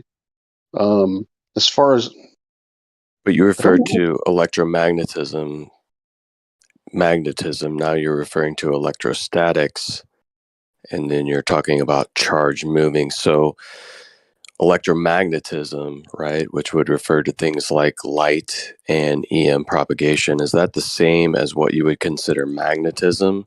And also, would that be the same as what you would consider electrostatics, as would be referenced by like Coulomb's law? no, my terminology is that electromagnetism is a overarching term to describe the phenomenon, any phenomenon dealing with charges or with electric fields or magnetic fields. Light and its propagation does fall into that, simply because light is essentially alternating magnetic and electric fields. But I've always treated light differently. Like my applicant, when I talk about light or when I deal with light, I don't deal with the electromagnetic properties per se of light. So I don't know if that answers your question, but electrostatics is is Kind a of. subcategory of electromagnetism. So, would you consider light an electromagnetic phenomenon? Yes. Is that taking place within what you would consider a electromagnetic field? No, not necessarily. Light What would can you exist. define? What would you define a field as in reference to like electromagnetic field, or even something like a quark field or a magnetic field? What would you consider the term field as used within science? What would you define that as? That's a good question. I don't think I've ever been asked that. I would think when I think of field, what I think of is something that is. I was going to say that it's a gradient, but a field doesn't have to have a gradient. When I think of a field, I think of if there is a field and there is a gradient to it, then that is going to cause something to accelerate. And with an electric field, if there's a gradient, then that's going to cause a charged particle to move. If you have a magnetic field, that's going to that's going to cause a dipole to move, a coupled positive and negative charge.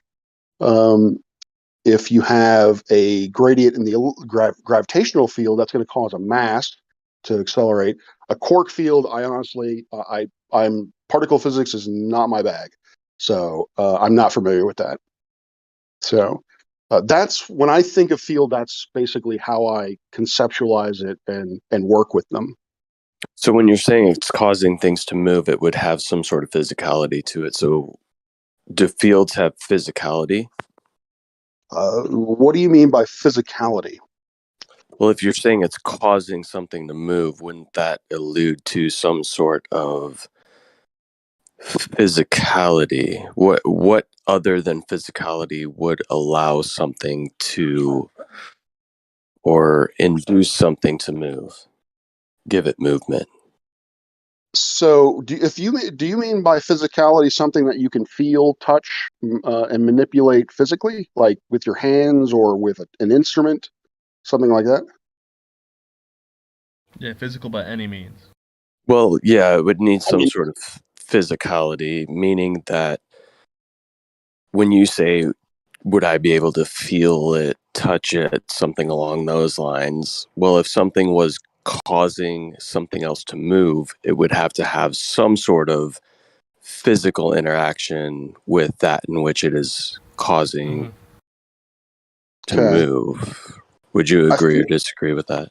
I feel like you're leading me into something, but what I will say is that yes, there is a certain physicality to an electric field, in that it is a part of reality, in that it exists within a realm within the realm of reality. If that makes sense. What would substantiate a magnetic field in your eyes? Something that causes a dipole movement. So what would that be? Would it have some sort of physicality to it? And if so, how would we define the physicality, or what would be the causal nature of that movement within the magnetic field? That is an excellent question. So magnetic fields, that is really beyond the scope of my expertise. But when it comes to gravitational fields, what I can say about the gravitational force is that the gravitational force is communicated via photons or bits of light. Basically, that is what tells a positive charge to stay away from another positive charge, is that as it comes close to the positive charge, a photon will emanates from one and emanates from both and hits the other one, basically says, hey, I'm a positive charge over here. You don't like me, and move away. I know that's a very hand-wavy, simplistic definition, but again, particle physics really isn't my thing. That is my understanding, my very basic understanding of it. That's all right. But I find it interesting that in referencing a magnetic field, you alluded to a gravitational field. Do you think that these two are synonymous or very similar? Not kind of in a mathematical construction sort of way, yes. From a true nature sort of way, I don't know. That's cool. I kind of look at them as very similar, if not almost the same thing. But that's cool. I can understand why you went to gravitational field when referencing a magnetic field. Well, I was just looking for examples of fields that I know of, and the ones I'm most familiar with are electric, magnetic, and gravitational fields. So only 2 of the 3 exist. Okay, sure. Like for instance, it sounded like Napalm that you're asking like, how can we observe a magnetic field? Like, what's a physical property of a magnetic field that we can observe to know that it exists? That's part of reality. I wouldn't say how. I wouldn't necessarily say like how can we observe it. It just seems to follow logically that if a field is causing movement within something, that it has to have some sort of physical property to it. Yeah. Yeah. And like if it had no physical properties, we'd be unable to observe it. There'd be no phenomenon, right? But the fact that there is at least one physical property with every phenomenon that exists, that's what allows us to actually perceive these things, right? I would agree with that. I would agree in a sense that, that's what causes us to observe the effects of the field, but not necessarily the field of itself. Because when I think of like observing something, I think of like optically observing a field would be optically observing like a blanket, right? Or something like that. You know what I'm saying? So let's say we have a compass and we're moving it, from this place to that place, and we notice that the needle moves. I hear what you're saying. We're seeing the effect of the field and not the field itself, right? But correct. That's the point of experimentation, right? Yeah, that's the point of us leaving all the variables the same, moving the compass in this direction to see the needle move, like manipulating that independent variable. That gives us that bridges the gap from correlation to causation. Right. Like we can see the physical effects of this field within like iron filings when talking about a magnetic field, right? So we can see how it has a physical effect on reality. Now, what is the composition of what we would call the magnetic field? I think that's kind of what's really up for discussion. I know the professor alluded to photons, and then we have to kind of come into the conversation as to like what is a photon. I know when we talk with like Jay Ace, who is a particle physicist, he admits that what we would consider a particle is not necessarily what the average person has in their mind as to what a particle is. It's not like an extremely small like tennis ball that bounces against another tennis ball. It's more of a probability within a wave function within a field. And the smallest quanta of that wave function is what is considered a particle, even though it's not like the idea of what most people have been taught is like a gas particle or something like that. Hopefully that made sense. It makes sense, but photons are still fake. Okay. Like you have the smallest quanta as a photon, and then you put it through a beam splitter, and it splits in half. And now those halves are also the smallest quanta and photons, except it's half the energy of the first one. It's just bullshit. When you press them, they say it's a field. When pressed, they'll say it's a field. Yeah. Yeah, even like I alluded to, Chase. I wish he was here to be able to like kind of speak up. And I don't necessarily want to speak for him, but we've had conversations where even he would disagree with what like is proposed to the general public as to what you're talking about, like a wave function collapse within like a double slit experiment or something like that. It's not necessarily what's been told to the public in this very rudimentary way where we have some wave particle duality kind of thing. Yeah. Mm-hmm. Yeah. In plain English, they have no clue. Okay, I wouldn't go that far either. I would say that, quantum mechanics is also not my field. Quantum mechanics is complicated. Quantum mechanics gets really, really wonky. But I would say that we know what we're talking about, or at least quantum mechanics folks know what they're talking about. Obviously there are questions there because one of the biggest things that sort of the holy grail of physics at the moment is reconciling quantum mechanics and relativity. Right now, we cannot accurately describe how something moves in a significant magnetic field at subatomic distances. So, yeah, it's a fool's errand. You can't possibly reconcile anything with relativity because it's fake. Oh, okay. I would contend that it's not, but all right. So, here's my question to you. What is a physical property of time? Okay. That it moves forward. Time moves forward. Yeah, I would say that's accurate. It's a dimension. How does this thing look that moves forward? That physically moves forward. How does it look? Yeah. How do you know? Like motion is a physical property, right? So Yeah. how have we perceived the motion of time, and how do you perceive how does time look for you? For me, I would say that time. I see time most readily in just what I'm thinking of is decay. Basically, seeing something decay, seeing something change form. Okay, can we agree on motion? Time. Things change position, things move. Sure. Okay. I guess, but I would agree motion with you. doesn't necessarily mean. But that doesn't necessarily mean that you don't. If you don't have motion, you don't have spatial coordinates. Yeah, but neither does decay. You're describing. If you don't have motion, you don't have decay. That's not time.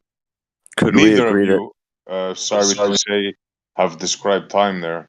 What about change? Change. Yeah. That's not. That's change. That's definitely a function of time. It changes in position unless it moves. It's a function maybe, but that's not a descriptor. Well, I think trying to define time is like you said previously. Else, but sorry, go ahead. Well, I was going to say it's very similar to what you said previously. It's kind of like a fool's errand, right? In the fact that what we call time is really just a measure of things in linear progression. So it would be a measure of things that would have change, or, as the professor alluded to, movement forward. So movement forward, it's not actually something physically moving forward, but if we had something that did physically move forward, it would move forward in a way that we would measure. But physical things do move forward. It does. Oh, hold on. But what he was saying, things do move forward. Like things decay, for example. Decay is a particular process that has to do with time and the movement of the matter, as it were. The change, the change in state of the matter as time progresses. No, I would be careful. Yeah, but that's not the because time does not progress. Time does not progress. There's movement. Time is that the happens. measure of the progression. Yeah, there's a difference. Exactly. Time is the measure of it, the quantification of the motion of the progression, right? But time doesn't progress in and of itself. That's what I was getting at. He was like, we agreed that it's motion, right? It's like if you had something that physically grew. I don't agree with that. It's like if you have a plant that physically grows in height, right? Because you measure it in inches, doesn't mean that the plant progresses in inches, and that inches would be some sort of physical thing. Yeah. Inches is just how we define the measurement of that upward growth, or that. Yeah. Yeah. So what is time? Well, there's a lot of ways to. There's so many branches off of a depth of this discussion. But I think percentage, you were kind of asking Professor Parks something. You were gonna. Wasn't that kind of just the first part? Yeah, that was. Yeah, I was basically getting at. Sorry, I get a little ticked off when I hear time, but well. Yeah, me I'll keep too. quiet. That's why. No. When you hear in the context of relativity, so it's good. Yeah. So things move, right? Yeah. And using the moving things, we've developed systems of timekeeping, right? We did it with the moon. We did it with the sun. We did it with the stars. We have the solar lunar sidereal cycle, right? It's based off of motion. Sure. From motion, we conceived. It's a conception, an abstract idea created by men, agreed upon by men. The units of measurement of an hour and of a second, of a minute. We agreed that we would have one full rotation of a day. Of the sun. We call that day. We split it into 24 hours, each one into 60 minutes, each one 60 seconds, so on and so forth. It's a system that we created. It's a convention. It's not an actual thing with physical properties. Time itself is just the quantification of the physical property, which is motion, right? So an abstract thing, a metaphysical thing, cannot have physical properties. It can't bend. It can't warp. It can't dilate. And that's why relativity is fucked. Because from the beginning, they give physical properties to a metaphysical thing, existence. It does not work. Properties to privation. From the get-go. Well said. Well said. As soon as you go into 4D, it's game over. Yeah, it's giving properties to privations, right? Exactly. They say that time-space is the fourth dimension. No. Or time is the fourth dimension combined with space, with the first three dimensions. That's not true. It's really, there's three dimensions, right? And even that, it's like space. These spatial dimensions are a conception. We didn't have them until we had the first particle, right? And that gave us the particle length, particle. We had to define the units of measurement. Anything that has units of measurement is a convention that was created by man, right? So we have centimeters, inches, whatever. We agreed upon the length of each one of those. Yeah. But the point is, you have these things in specific coordinates, an object in a coordinate, right? And it changes position. Again, that's what time is, the quantification of motion, right? Motion is change of position. So it changes position, and now we're saying that because of this thing that was a function of the first three dimensions, that it's now a fourth dimension? No, it's a derivative of the first three dimensions. There's only ever three dimensions. Just change position within them. It's not a fourth dimension now. It's stupid. Okay. So relativity makes certain predictions given the construction that time is in fact a fourth dimension, that it does in fact get altered, the size of which does get altered in the presence of mass and energy. We have made predictions based on it. Those predictions are accurate. We have done experiments to illustrate to test those predictions. Those have been accurate. So, I get what you're saying. They're all unnecessary. And yet it agrees. Yet it is a physical tool via which we can understand our universe. Whether you want to call time a metaphysical quantity, sure. I would then say that your argument is the same as what is length. That is also a no, absolutely. It applies to space too, and that's why space-time is fucked on both ends. Both metaphysical things. Space doesn't actually exist, right? It's just emptiness. If there's absolute nothingness before creation, before anything is in existence, is there space? I want to make a small caveat to this. I don't know what was before. I don't know what was before 10 to the negative 3 seconds prior to the point of creation. We don't know. And we certainly don't know what happened prior. I said if. Conditional. Oh. Okay, sorry. If there's nothingness, does space, exist?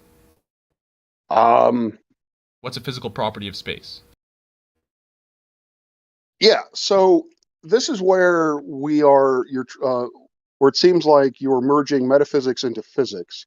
When it comes to what is space, I'm not so much interested in what is space as to what I can predict and measure given the concept of space and time. Let's say you have an atom, right? True. This other fake thing that they've never proven. the between the electron and the proton, is there space? Yes. What's between it? In actuality, it's empty space, right? Again, It's nothing. that to me is somewhat of a metaphysical question of. That's my know point, that though. They took these metaphysical concepts and they're trying to apply physical properties. Sorry, go ahead. Well, no, you're just kind of interrupting. If you could just let him finish. I kind of so. You want basically what you're looking for is a physical description of what is the region between an electron and a proton. I certainly don't know of. I certainly can't give you that description. Someone smarter than me, more who studies quantum mechanics, could probably do a better job than I could. But for me, it doesn't matter what that is. See what I did there, Matt? And so really long quickly. as the Sorry, I'm not looking for what's between them. I'm highlighting that there's nothing between them, and that it's therefore, absolutely retarded to say that nothingness is bending, that it's capable of bending. That nothingness, emptiness, is capable of physically warping or bending. It's just asinine. and yet we have predictions that relativity makes. We have observations that match those predictions. So, okay, so if I created a system wherein, like this conception for things falling, and I said these things that are more dense, that have more matter, they're actually being pushed down by faster ferries, and that's why they fall down quicker. And it would coincide with all of our physical observations and stuff like that. It would work in terms of our modeling.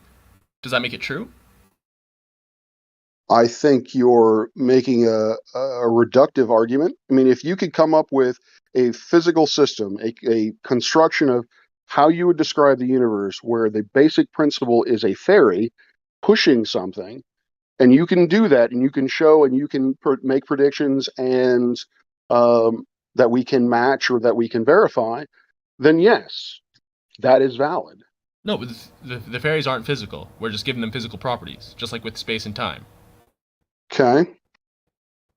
I'm saying it flies faster, even though we have no physical property of it. I'm giving it a physical property. That's basically what they do with space, with relativity. And yet, again, I keep stressing, we can make predictions with relativity, and we can then make observations based on those predictions, and they are the same.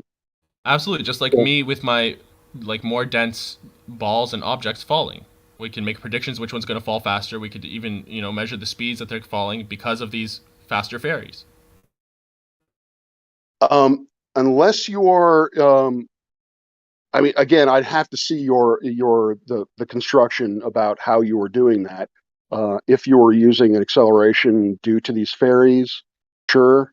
But what I'm hearing, the speed of the ferry is just directly proportional to the acceleration of the object.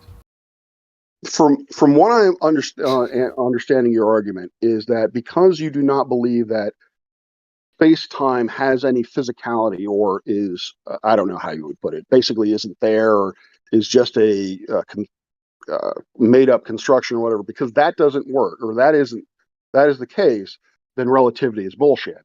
Absolutely. But what I'm telling you is that given what relativity tells us about how things move and how things appear to bend in the sky, that matches what we physically measure. So I don't really, do I think that space-time literally, like reality is literally bending, like I bend a spoon or bend a rubber band? I don't know. I don't care. So long as the description matches the reality that I see and can measure, great. Is it? Yeah. Well, I would jump in. I would say constant problem, and 95% of the known universe unexplained. Is it really matching? Well, that's a slightly separate topic, but I want to respond on the last one, which in terms of the measurement, and you were saying light bending. So here's one example. See, this is why I would like to, kind of look into these components and like to do so. So for example, if you're talking about like gravitational lensing and micro lensing, so for example, like that might be a measurement that you may claim there's, what they claim is happening is that there's, that those are physical, spheres, stars, etc. out there.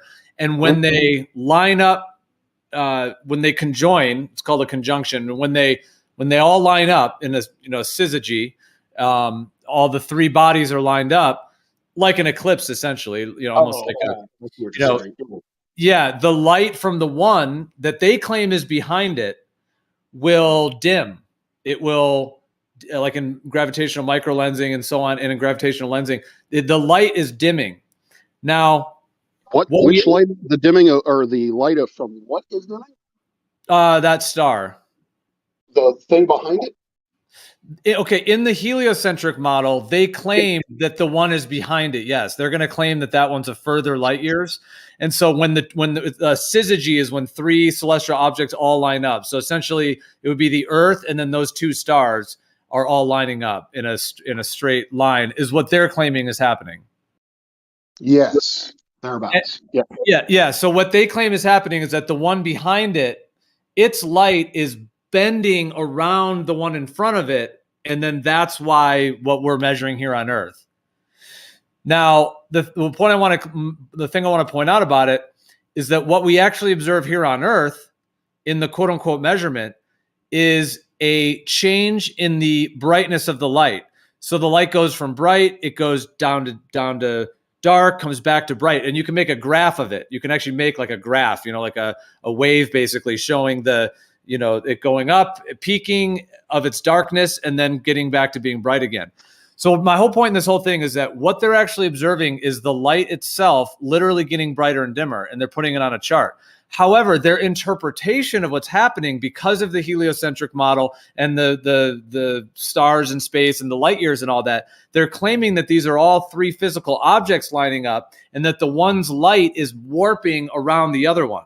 So it's just an example of how, some like the claim that you had said, or the thing you had said there, well, that's what we measure. Now, in that case with microlensing and gravitational lensing, my whole point in all that is that there's a whole assumptive system built upon why that light is dimming. That system has to do with, light years and balls in space and all the rest of it. But that's just their interpretation of it. So are they really measuring that? Or are they actually, because what they're actually measuring is just the light dimming and getting brighter. Okay, you keep saying that, and I really need to stop you on that because that's wrong. I don't know where you're getting that from, but it's wrong. When something is lensed, it actually brightens.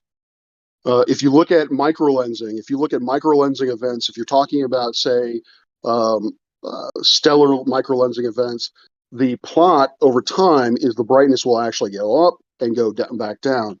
But what I want you to look into is actually the Eddington experiment in 1919. Because what it states is that relativity basically says that if you have a certain mass, then the light is going to bend by a certain fraction. And so what Eddington did in 1919 was that he knew that a solar eclipse was coming. And so 6 months before, he went to a spot where he knew the eclipse was going to occur. He knew exactly in the part of the sky that it was going to occur. And he took a photograph. From that photograph, he could measure the relative positions of the stars. The relative positions of the stars. He then came back during the eclipse, photographed the sky again when the sun was blocked out and he could see the stars again, measured those positions, and noticed that they were larger. The stars were actually appeared to be further away with the sun in place than without the sun in place. And those measurements lined up with the prediction that relativity provided.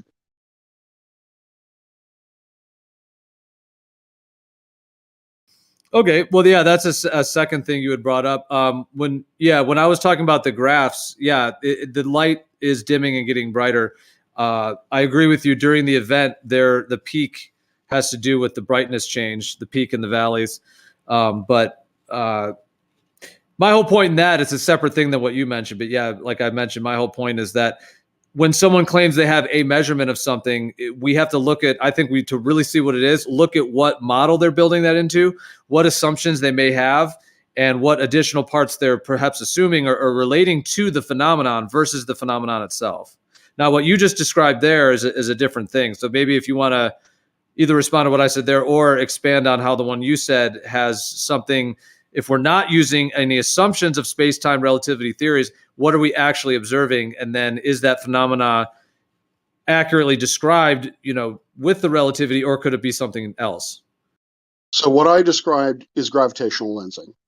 The same thing it's the same phenomenon that explains why in pretty much at this point every JWST image there are arcs of galaxies that are being lensed. The same thing happens. What you're talking what you're talking about is basically in the situation where the star, you have a foreground mass and then you have a background object. When that background object moves behind that foreground mass, and it's almost never perfect. It's usually a little bit above or a little bit below. What happens is that image that you see of that background object becomes distorted if you can resolve it. And it gets brighter because the light becomes amplified because it's bending through space. That bending is acting like a lens and it's causing it to get brighter. And then as it moves to the other side of the mass, of the foreground mass, the light goes back down. So there's no. Yeah, but that was exactly what I was saying, is that what we actually observe is the light changing in its luminosity. The reason it's happening, you're in the heliocentric claim that these are masses and there's one behind it, et cetera, and that the light is bending and warping around it to make it brighter. That is an entire assumptive model that doesn't have any actual verification other than a concept, because what we actually observe is this light is changing in luminosity. In the description you said, you're adding all of that is bending through time and space, and that's the reason it's getting brighter. So, all right. So I'm getting a little bit confused or so. Sorry, my phone is acting up. I mentioned before that relativity makes a prediction. So what I'm saying is, going back to the Eddington, although we can also go to, because that's a concrete example rather than just some hypothetical microlensing event or gravitational lensing event. When we solve the equations for relativity, and we put in the mass of the sun, that tells us you should expect a distance, the distance between these stars to increase by some factor, like 5 arc seconds. And then Eddington went and he measured that difference, and he got 5 arc seconds, for example. Well, why would the stars be why would the stars be further away during the eclipse when the sun is visible or non-visible? In the heliocentric model, they appear to be farther away because the light is being bent. We as human beings cannot see a bent or a curved light path.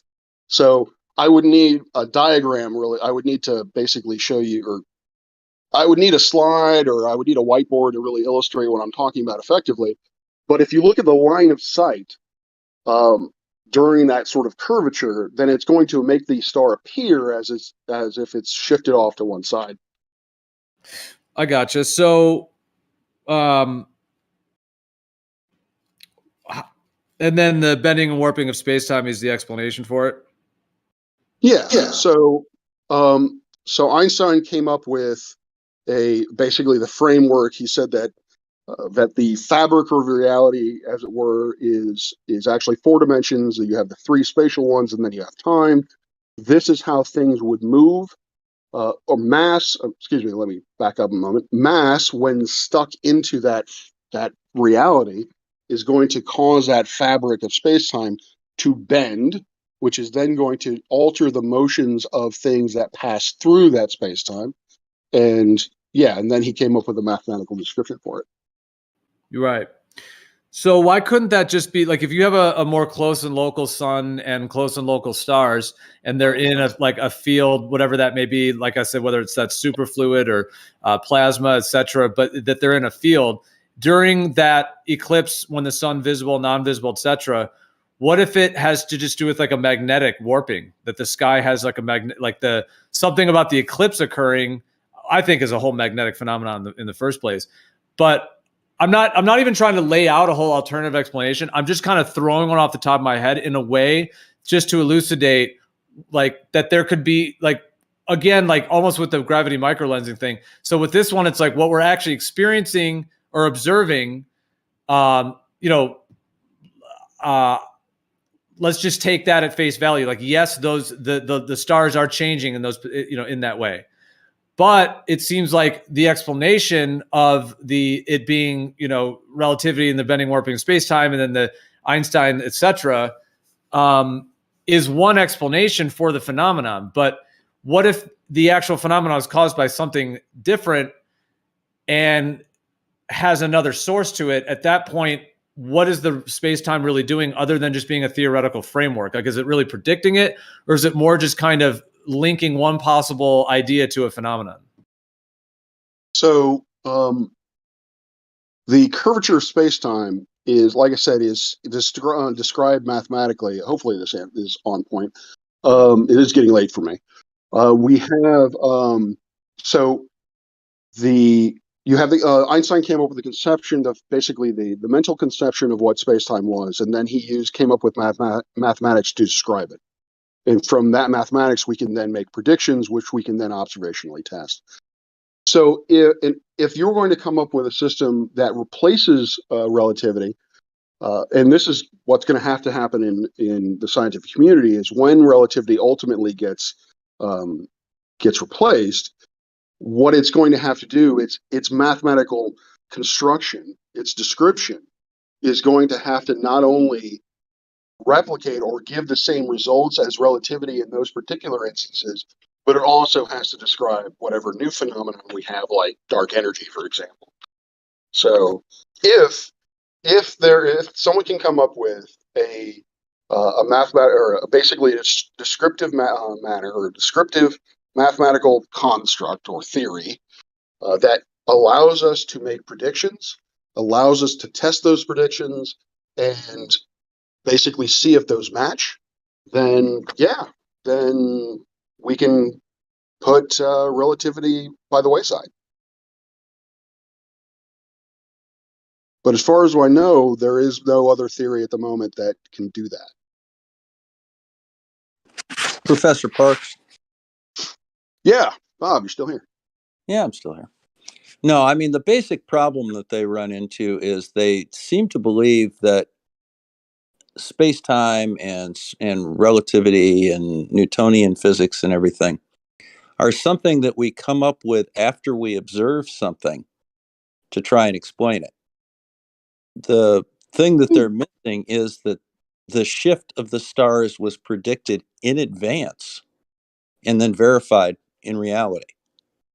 That's the difference between making up some sort of a story or taking a guess at something versus actually applying science and predicting something based on a theory. That never happened. Well, one of my favorite. What never happened? That they predicted stars before seeing them. Never happened. Yes, they absolutely did in Eddington. No. They predicted how far those stars were shifted. You don't even know what the Eddington experiment was. Read it. They didn't at all. We were only ever limited by our optics. So you were refuting that the Eddington experiment was done? No, I mean they could claim that they actually predicted where a star is going to be without possibly seeing it. That's not true. They must have seen it a little bit at least and judged the motion and then basically extrapolated where it would be. Yeah, I mean it's been documented. Yeah, I mean astronomers. A visible star. Yeah, I mean humans have been looking at the sky for centuries. These things are on. They're all. It's like a clockwork. They're on certain patterns, and then I think there's been a lot of ancient knowledge, I'll say, that I think has been hijacked by these people currently that are trying to control various aspects, and so Hey, they took a lot of those. Go ahead. I was going to say I'm one of these people that you're talking about. So watch it. What do you mean? Well, I'm an astronomer, as I've said. So I have done experiments. I have published papers based using the framework that we currently understand, and I have expounded on it. So I guess I guess you can say that I'm pushing that agenda as well. I mean, if it comes to that. No astronomer has ever experimented on something in the sky. You didn't do any experiments with stars or You anything might have like experimented with your actual telescope to see, like, difference in the viewfinder, how this looks or that looks or something like that, by just swapping out what type of telescope you're using or whatever else. But you never experimented on anything in the sky. Well, hold on. Let me just say one thing. So these guys are now responding to something a little bit different. I just want to say, the way I said the words was not interpreted in the way I intended, whatever it may be. Because what I was more saying is that if you're talking about like the stars warping in a sense and moving in their position during eclipses, for example, what I was just saying is that astronomers, I'm not even talking about modern day, I'm just talking about ancient, going back. And I do think that the current people that are pushing this globe thing, they have, in my opinion, in terms of history, they have essentially stolen and hijacked a lot of those ancient astronomical maps and wisdom and knowledge of how these things move, in terms of like the gravity microlensing, for example, when these two stars, when they have that event. So anyways, I was more commenting on, that I think that there's a thing going on, that ancient astronomers knew a lot of these cycles and patterns. If you want to call it a prediction, it's really a post-diction, though, because you've just viewed it once and you see that it's on a cycle.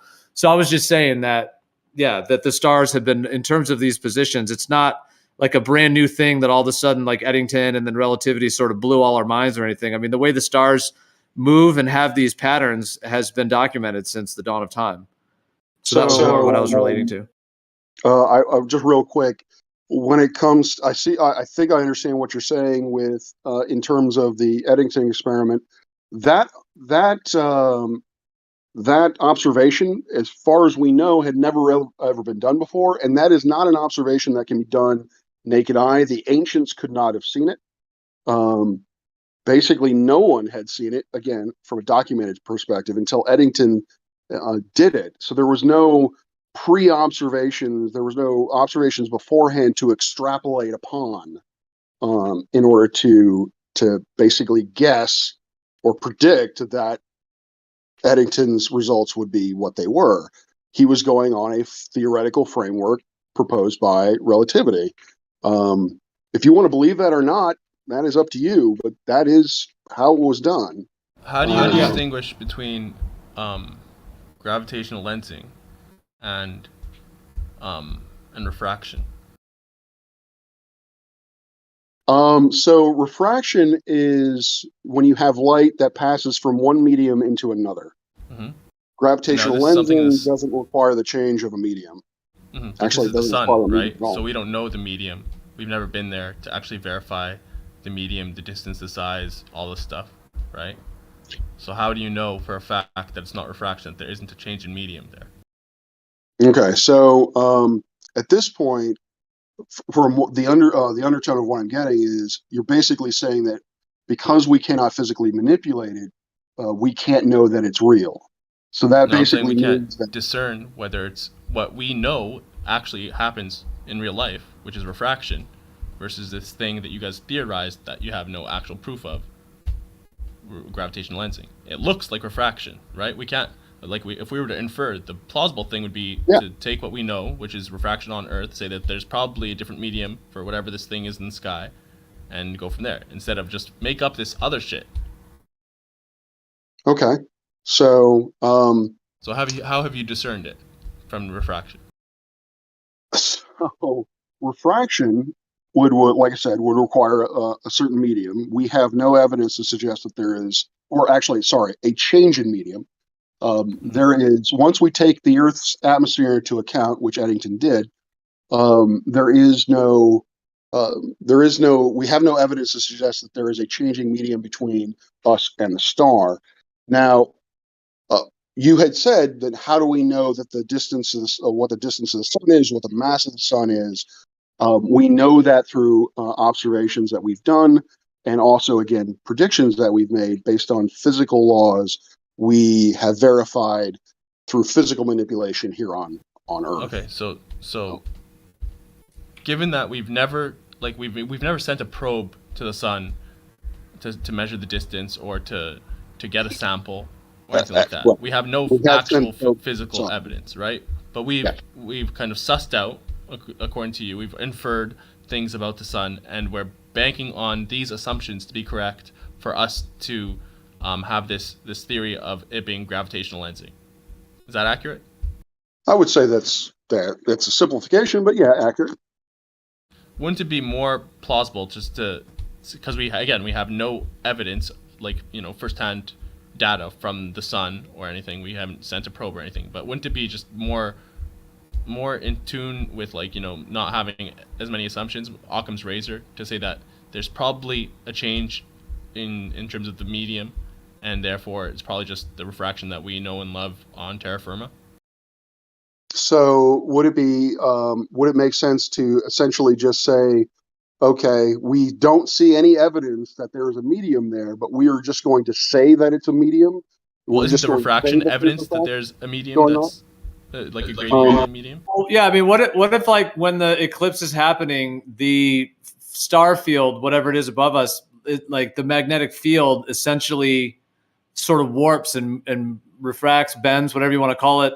Not even necessarily bending, but that it dislocates the stars essentially, in a sense. It moves them a little bit because the eclipse is so potent. So sorry, I didn't mean, or No, go ahead. didn't want to interrupt you. So again, we would need to find evidence. We would need to see observational evidence of such a large magnetic field existing, which we don't. Well, also, that magnetic field bending something again would have to give a prediction as to how much bending we would see given the strength of that magnetic field. Which again, since we've never seen any evidence of that, there is no prediction to test. If someone can do that and we can test it, then great. Then I'm on board. Well, have you seen like during an eclipse, during the corona, where the light is all in the shape of a toroidal field, a magnetic field? Yeah. So the corona is a very rarefied gas. It's not very dense at all, and yes, it is. It responds to the sun's magnetic field quite strongly. Yes, I didn't say the sun didn't have a magnetic field. I just said that the magnetic field is not. We don't see a magnetic field that would cause that kind of bending that you would see. We've measured. I do hear you. Yeah, I hear you on that. I mean, it reminds me of like we have the twinkling of stars, right? That's caused by refraction. The stars are in the light of it is bending, right? Why wouldn't you assume that could possibly happen with, instead of the Earth, the sun, and then it bending the light as we see it on Earth? Because with twinkling or scintillation, we know that there is a medium. We know the Earth's atmosphere is composed of certain molecules and dust particles and so forth and so on. So we can essentially model how much refraction, or basically model the twinkling that we would expect to see. For the sun, and this gets into whether or not we've been to space. But if you believe that Hubble is a thing, if you believe that JWST is a thing, we know that there is no medium outside the Earth. And even still, given ground-based observations, we also do not see any. Evidence of a medium outside of the Earth. At least nothing with any sort of density to it. All right. Well, two things. Number one, I'm not saying that it's definitely refraction. Okay.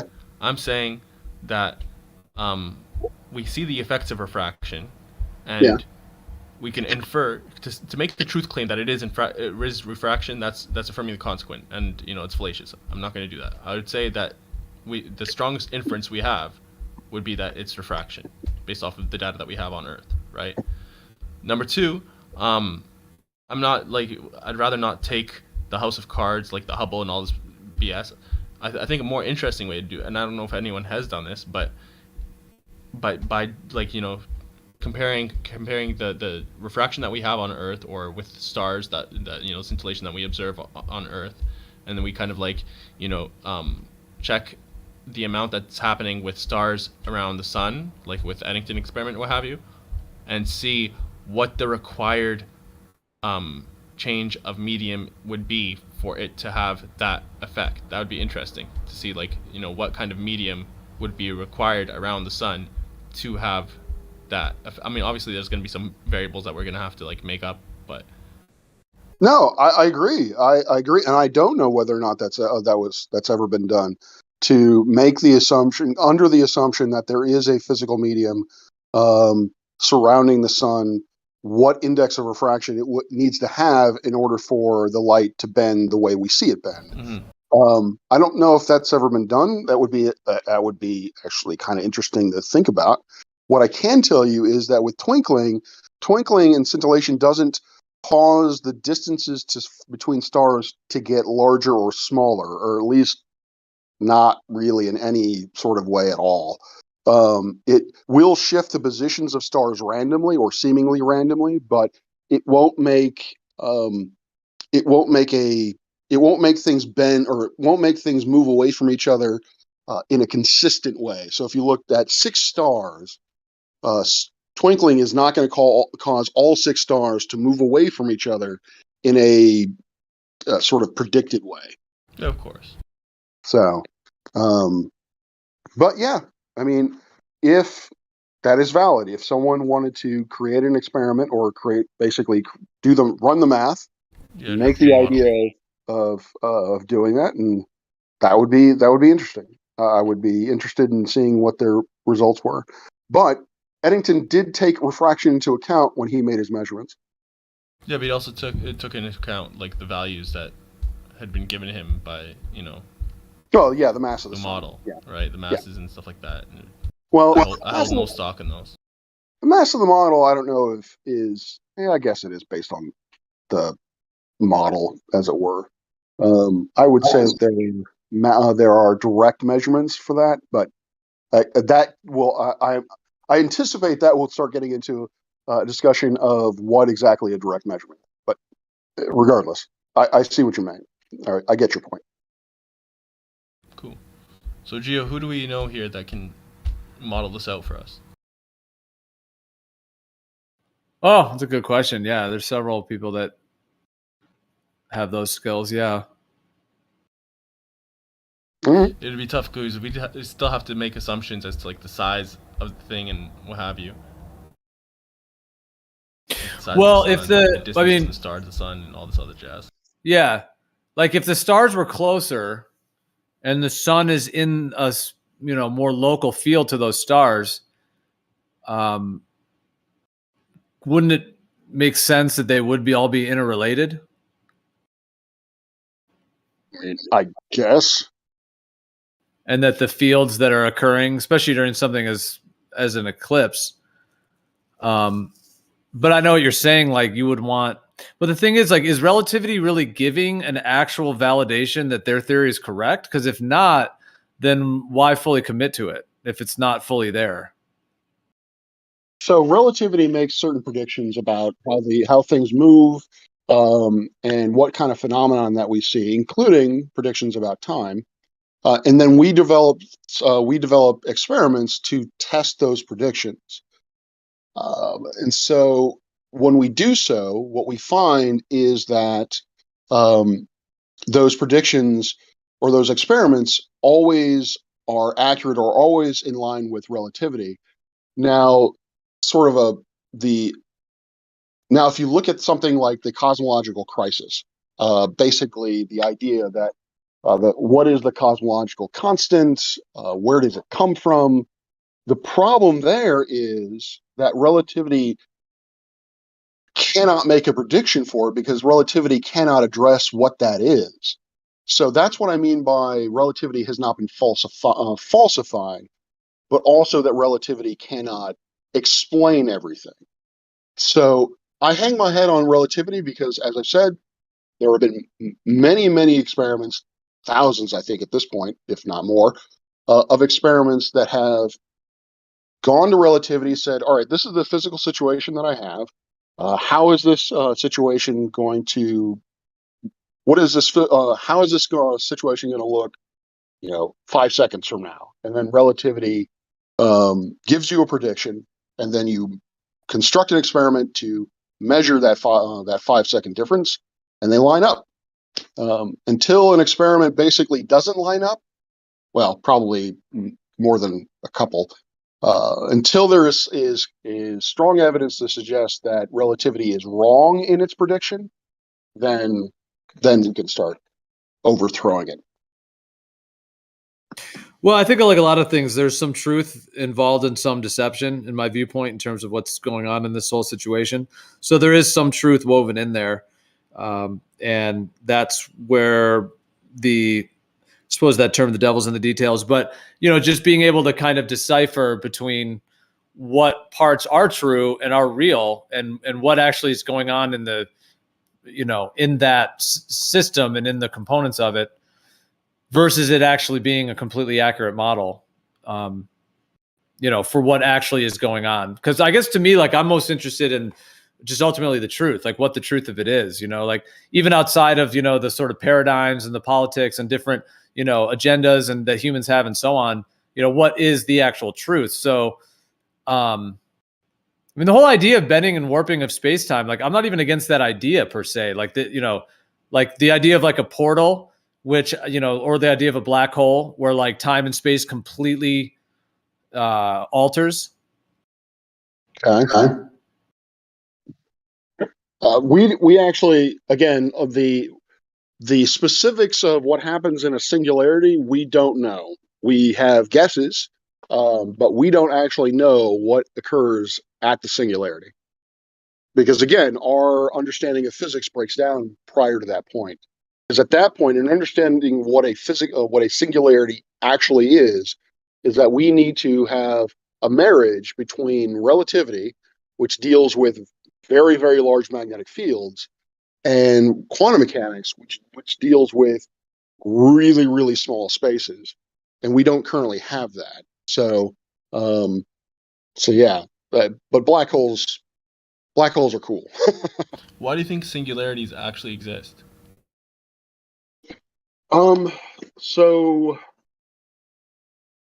again, the field equations can be solved to give us a singularity, and then from there, the structure of the black hole can then be created, or essentially described, not created, but described, and then that will lead to predictions, which we can then test. Okay, so you think singularities actually physically exist, right? I think black holes physically exist. The singularity itself, I'm not. Can you have a black hole without a 100% singularity? on. I'm not 100% on. Yes, there are some ideas that you can have a black hole without a singularity in the center of it. How's that work? Not sure. I'm not an expert in those alternative theories. But so, for instance, loop quantum gravity basically postulates that there is something on the other side, other side, as it were, of the singularity, which never develops into anything. What's the word I'm looking for? Complicated. And then the universe. This is for universes, not really for black holes.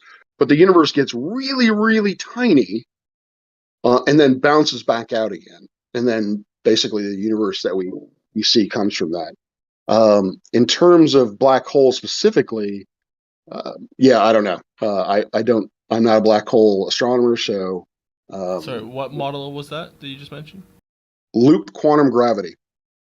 And do they still hold that the singularity is this infinitely dense point?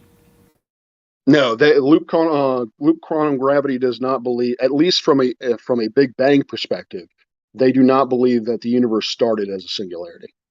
I'm assuming How do that they would define also mean singularity, black though? holes. Singularity is currently defined as a region of space that has mass but no radii, or mass, energy, and no radius, no spatial A radius. region of space that has no radius, Yeah, essentially. meaning no volume, No volume. Yeah, it's infinitely dense. but it's a region of space Yes. that has infinitely infinitely approaching zero volume. Doesn't a black hole take up like miles and miles of a radius? Two things on that. It's not, technically speaking, it doesn't approach infinity. It is infinity. The singularity itself has an infinite density. No, it's Now, infinitely approaching zero volume. oh, volume. No, it has zero volume. Not approaching. It has zero volume.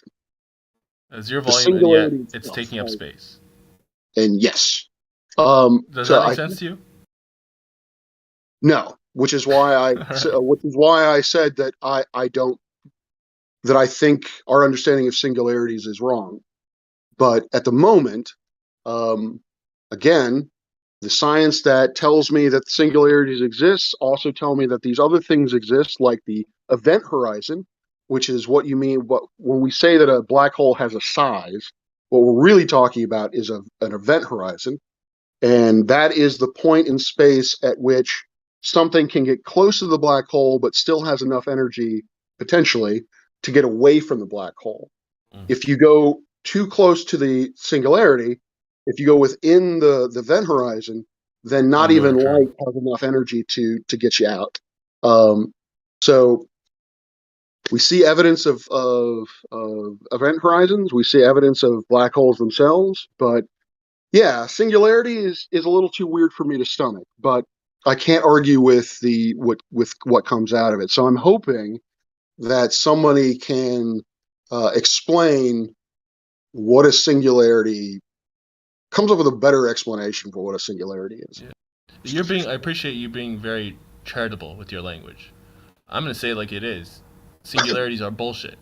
They don't exist. You can't have a mathematical zero-dimensional point in real life. Real life is 3D. Everything is 3D in real life. This thing doesn't actually physically exist. It's just mathematically proposed, and it's not real. It's bullshit. Well, like I said, the everything that is built around the fact that built around the idea that a singularity exists, all of that so far seems to hold true. We have evidence of that. So if I am to accept that, then I also, at the moment, have to accept that a singularity is a point in space that has no spatial volume, or that the spatial coordinates of a singularity are zero. Which gets into the whole relativity thing, because because then if you look at the idea that time is a dimension, full-fledged dimension, then it is capable of then you can conceptualize, I guess, that a singularity can exist within space-time. It simply can only be measured as a quantity of time rather than as a quantity of length, width, and depth.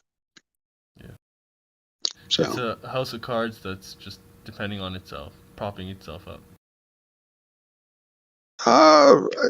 That is your perspective. Then I can't wait until in the future when they make Einstein and all these people thinking that relativity is a thing, make them just into bitches.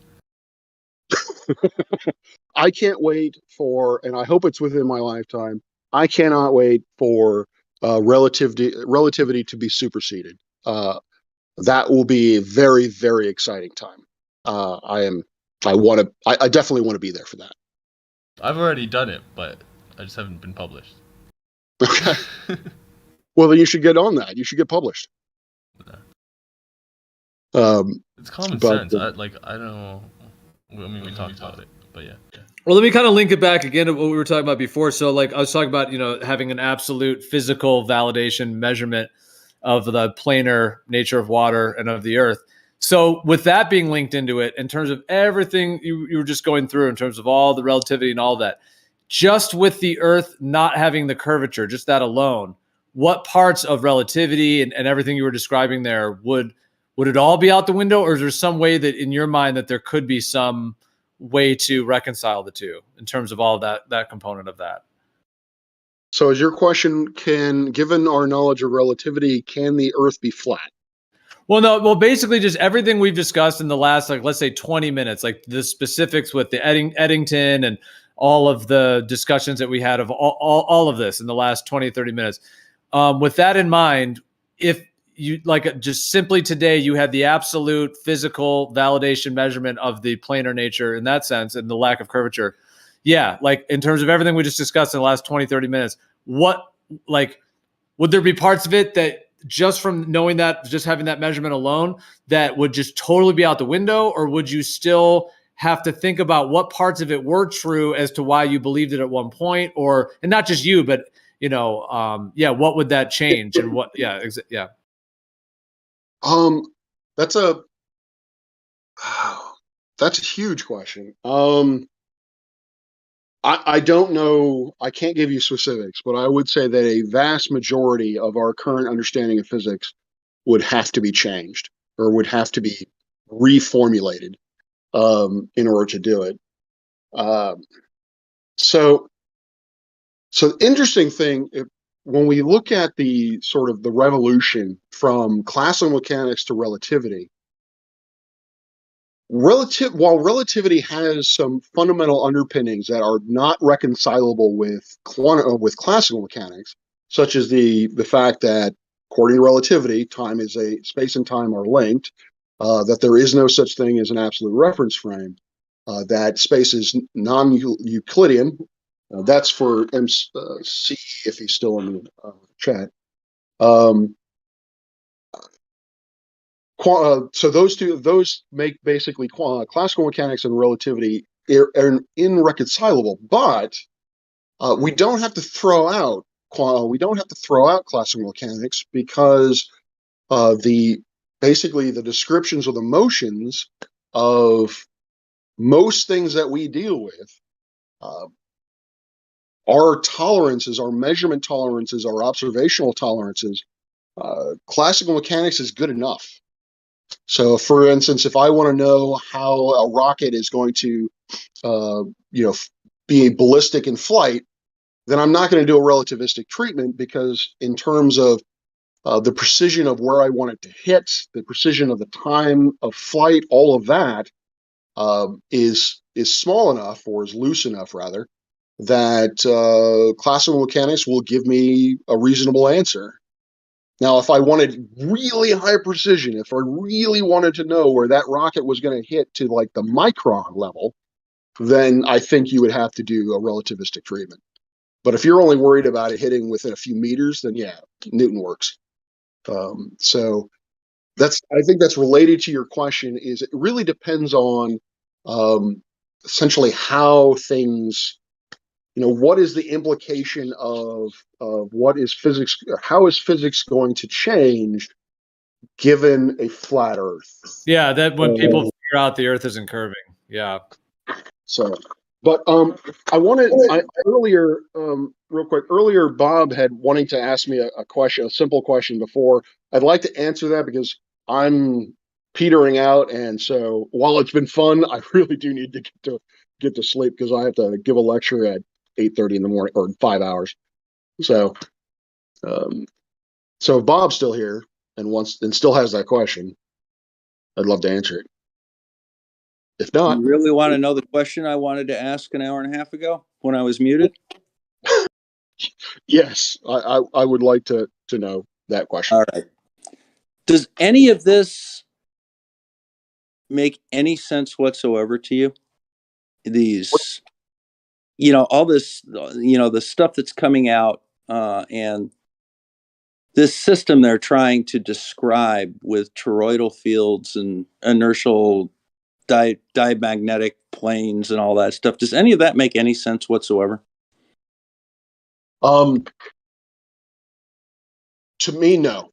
To be perfectly frank, no. But I will also again say that electromagnetism, the level at which it's being explained to me, I I don't have. I'm not getting it. I'm not seeing it. I can't base it on. If I watch a Ken Wheeler video, I have no connection between what he's talking about and what I've learned in my physics courses, what I know about electromagnetism. I can't see the connection. Like for instance, there's discussion of that dielectric inertial plane. I've never run across that term. I have no idea what it is. I don't know what the implication of it is. Like, so does that if you're in that plane, does that mean that the field goes to zero? If you're in that plane, does that mean that you do not experience any sort of electric or magnetic forces? I don't know. I haven't had it explained to me at that level. But frankly, so until that happens, no, I don't. The electric universe does not make sense to me. I'm just of the opinion it's all made up, but that's just me. I think it's just an ad hoc collection of unrelated words put together.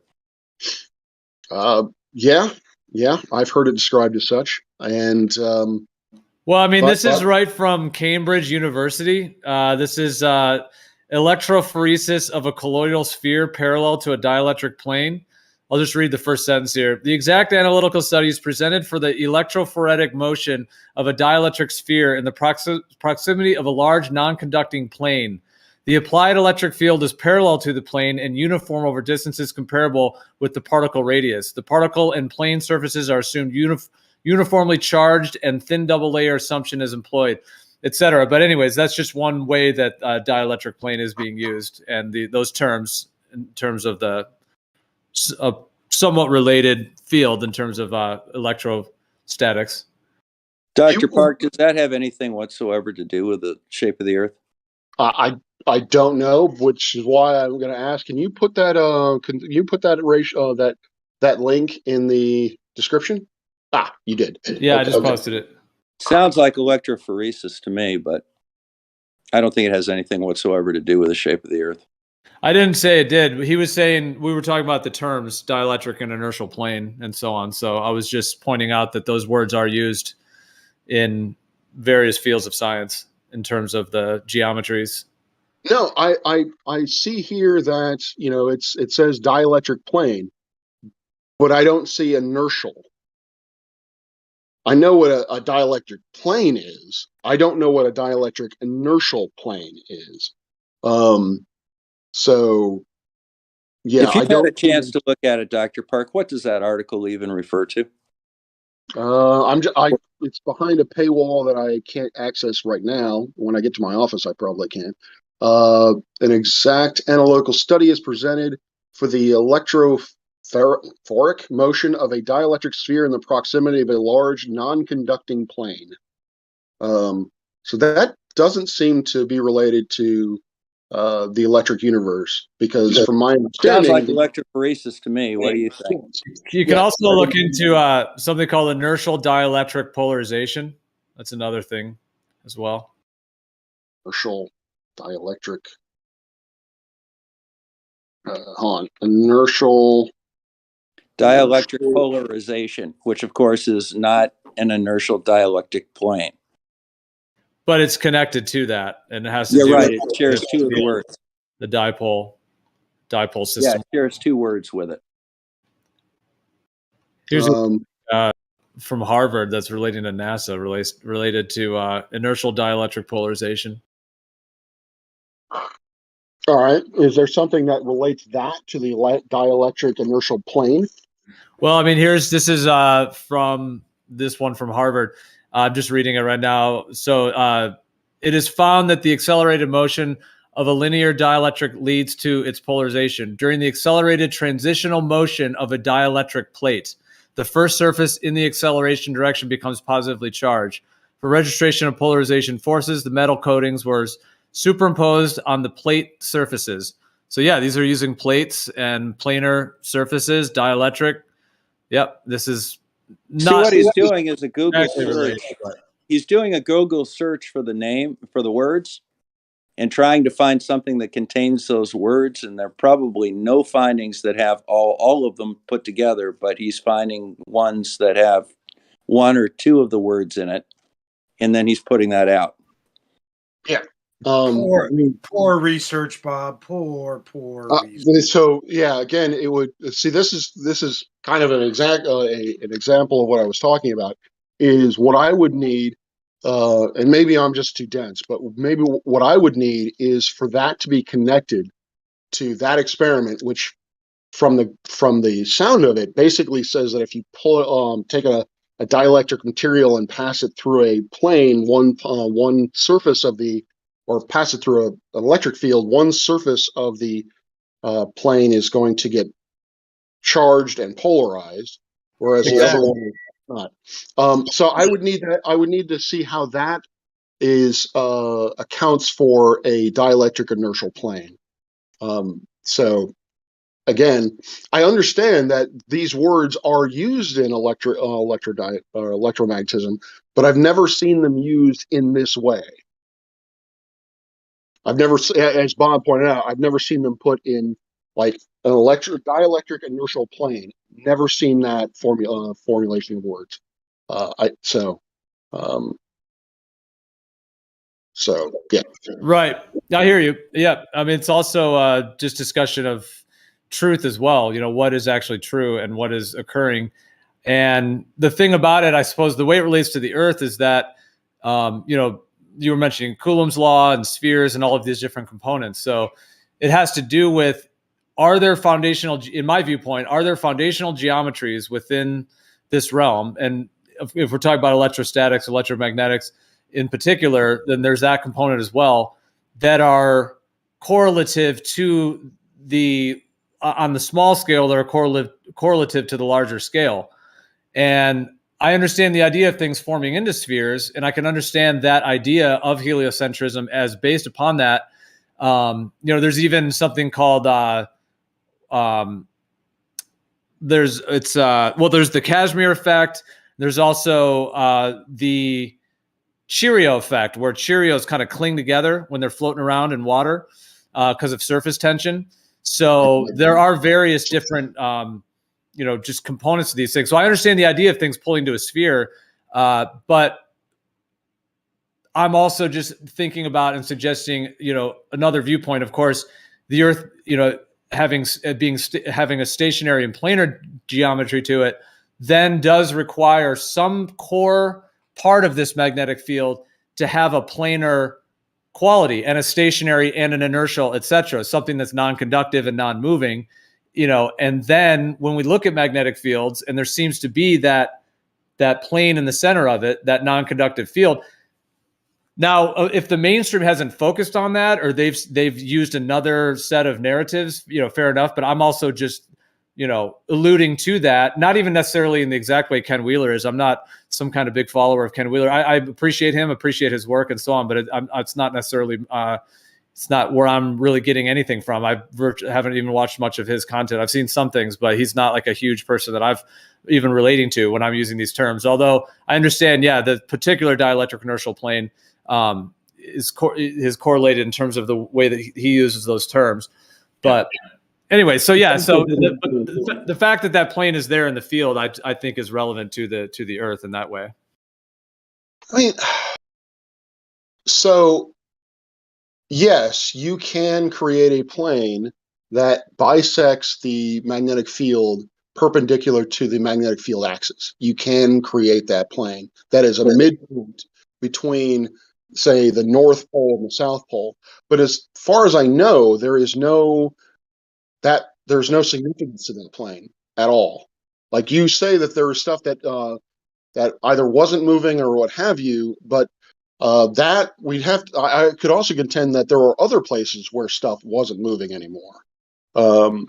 So I don't know what. So when I see, and then sorry to interrupt, but yeah, then I can see where you're going with that. Then why would that plane be related to like water level or the land coming up out of the water? You know, in terms of some huge planar stationary Earth. Yeah, I could see where you're thinking on that if I'm following you right. Yeah. Yeah, so it's yeah, I don't know. Again, I'm really starting to lose it because I'm tired, so I might need more coffee. So I need to go. Man, go to sleep. But you're gonna be absolutely drained for your class tomorrow or whatever. Oh my God! Thankfully, it's just kinematics. Thankfully, it's just basic physics. Nothing to do with dielectrics or electric fields or anything like that. But the question that and I definitely want to have a conversation with you again, possibly even have you on my channel to have just a one-on-one conversation. But the question that I want that I asked previously, I guess at some point is, why do you not accept the science that is currently accepted? Why is it that you seem to, and I could be wrong, but you seem to basically want the Earth to be flat? It's not science, scientism. It's the best joke I heard so far, man. Just woke up. Thank you for that. It's where science takes the wrong turn. I would not say for myself that I want it to be that. I have found that to be the truth.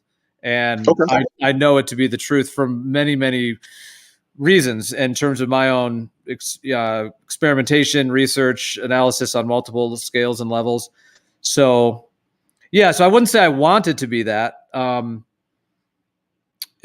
Did someone say that they did, or were you just getting that? Were you thinking that just people who think in general either think the Earth is stationary, planar, etc., that they want it to be that, or was there someone in particular relating to that had said that? No, that's the impression that's the general impression that I get from folks is, and I would love to get deeper into what experiences you've had about that lead you to the understanding that the Earth is flat. It's just, to me, from a scientist perspective, I mean, I'm looking at all of this evidence, basically a cornerstone or basically a foundation, as we've been discussing, of physics, or essentially a consequence of physics, leads us to believe that the Earth is a sphere, that we are in a vast universe with trillions upon trillions of stars and trillions of planets. So my experience tells me something completely different, and so I'd be curious to know why your experience and mine are so very, very disparate. But Can I ask a question real quick? Sure. Yeah. Why would you think that we would have forced us to go away from a very comfortable cultic belief system that is being majorly followed by almost the majority of society, to go to something for what you would be called a fool, and you would have struggled with family members explaining this, or in general with the society that we live within, that is not really objectively open for discussion about these things that they already have hand waved as, or have been indoctrinated to think as it being obsolete and an old viewing point of the so-called cosmology of the Earth. Why would we go through all this struggle? Like, what would be our gain, if we would not actually have found out for ourselves what the truth is, and based upon that made a decision in our life? Yeah, I mean, maybe that relates to like what why would someone want it to be that way if all those implications, like you just mentioned, can be part of it? That's precisely my question. So this is predicated on the fact that you tell me that you have, through your own experiences, you have found that the Earth is flat. My own experiences agrees with basically everyone else. My work has done it. My studies have done that. So that's the question that I would want to answer. It is really, what led you to understanding the Earth was flat? What experiences do you have that I didn't have? So because obviously our worldviews are disparate. So yeah, that's the question I would love to chat with people about.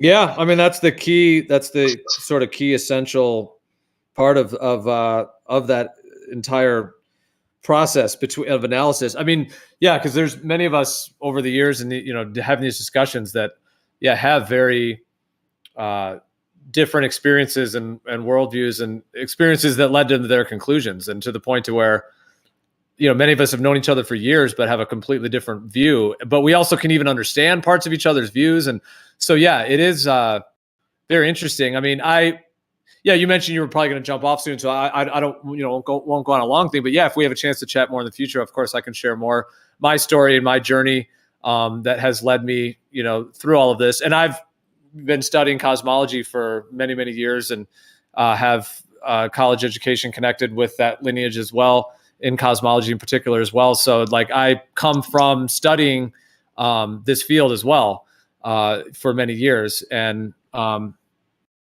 I mean, I have a master's degree in a cosmology related field. Well, it is cosmology, but is also linked with philosophy and studying ancient traditions, comparative religion, and ancient spiritualities as well. But it is in the field of cosmology as well. And in my graduate school, I mean, they are all Copernican. They're all heliocentric, very strongly so. Many of those professors, traveling the world and giving different, lectures and so on very advanced topics within that. So I'm one of the only ones in my whole graduate school kind of community that, is, in my viewpoint, aware of the Earth not being a globe. Most of them are still in that heliocentric. So yeah, I mean, I have my own kind of, journey as well within the, kind of blending and understanding these components, and have, to come to the conclusions I've come to in terms of all of this. Yeah, we definitely need to have a further conversation, because that brings up so many questions of mine. But the last thing I will say, kind of related to that, is one of my sort of hobbies, passions, or whatever, however you want to call it, is philosophy and theology. And one of the courses that I want to develop is something a buddy of mine did, which is coupling basically philosophical cosmology to the current paradigm or current understanding of cosmology, such as, how did different religions, how did different peoples view creation, as opposed to the scientific way that we view creation, and how do philosophies and societies view the basically Armageddon, and how does science tell us, or what does science have to say about how the universe is going to end? So those sorts of questions, all on board for. But yeah, like I said, I gotta go. Yeah, it's been great. It's been fun. Yeah, absolutely. Yeah, it was great to meet you. So glad you came in tonight. And feel free to come by anytime. And yeah, we can also schedule an event like we mentioned as well. So yeah, if you'd like to do an event, either, if you want to do just a straight presentation on either a particular topic or things in general, I know Witsit would love to chat with you because he is, in terms of relativity, and you had mentioned him as well. So you're already aware of him, and he's here, every day as well. So hopefully you guys will get a chance to chat, and then we can schedule an event anytime, either like a panel discussion type thing with 3 or 4 of us, or you could just do a presentation and then people could ask questions after, or it could be even more of a debate style, etc. So we can hopefully talk more about that. And you're very, very knowledgeable and so well spoken and articulate, and I really am just so blessed to have met you and appreciate just all your knowledge. And I feel like there's I'd love to continue the discussion. So blessings and cheers. Real quick before you go, can I say one thing?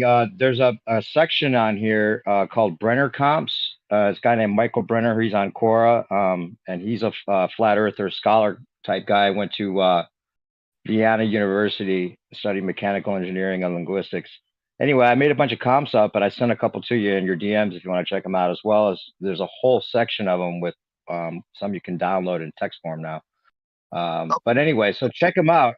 He might be somebody that would be able to answer a lot of those questions you have about why this conversation even exists, and why it actually might be the most obvious thing that people think still is the most ridiculous, which would be crazy, but not so crazy, because 100% of our experience is a stationary level plane. You agree with that, right? I mean, if you had no idea about the sphericity of the Earth, theory, you would just assume it's a stationary plane, right? Yeah, I mean, if I were knocked unconscious, was in a coma, and then woke up, and Yeah, I could easily see that. Yeah. But I do want to say that Aristotle did believe the Earth was a sphere. Well, one of the things that That's was like, well, you were mentioning before the heliocentrism, and then you were saying, because we were talking about having a measurement of the lack of curvature, and then you were saying, well, that would be so big, and you were saying, well, the last biggest thing you could think of is when we went from geocentrism to heliocentrism. But what's wild about all of this, if it is actually geocentric and stationary and planar, flat, etc. in nature, isn't it just that we're going back to what it was originally since the dawn of time?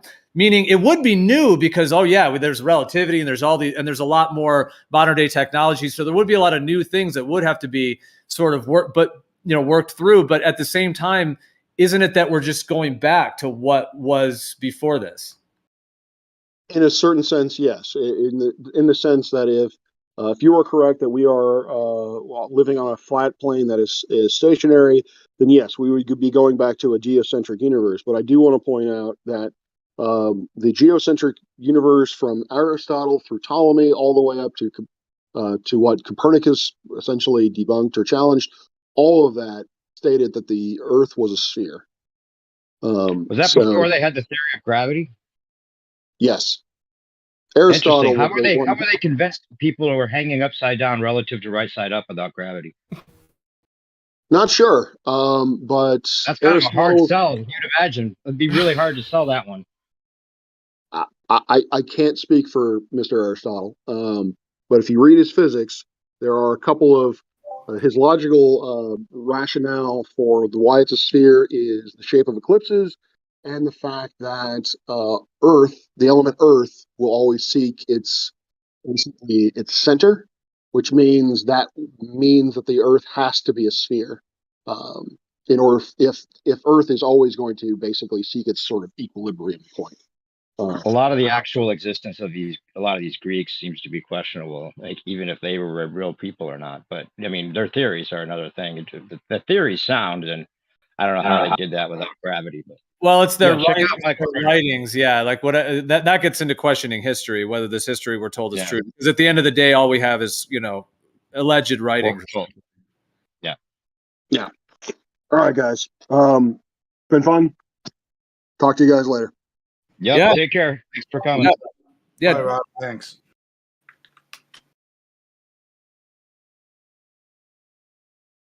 Well, that was awesome. Somebody get me a doctor.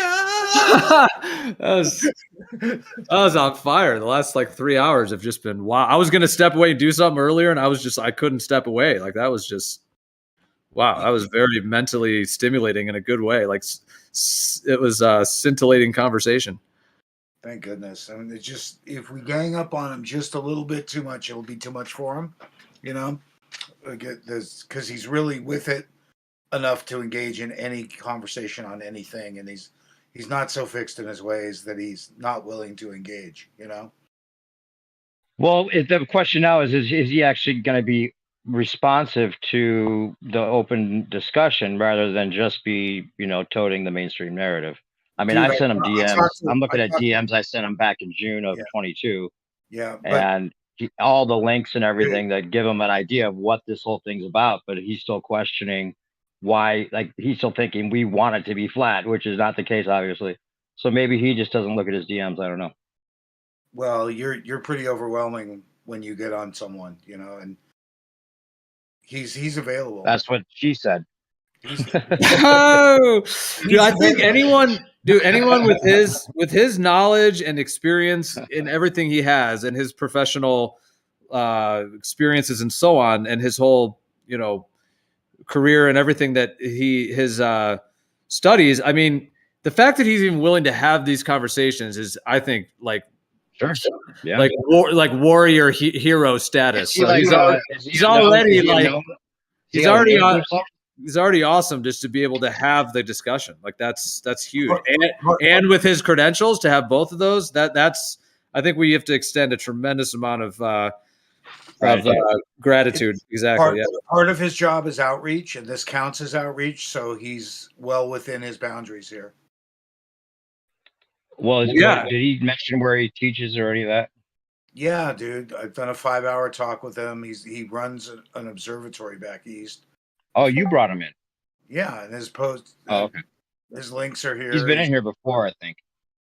But I've DM'd No, I him. think this is not on this server. I don't think that I was aware of. Unless was he Maybe it here? was 24/7. He was on another server because I've DM'd him.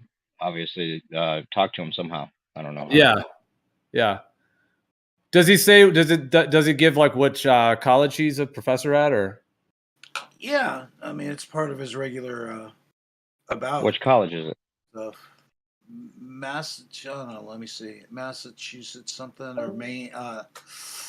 Shit, checking. One of the M1s.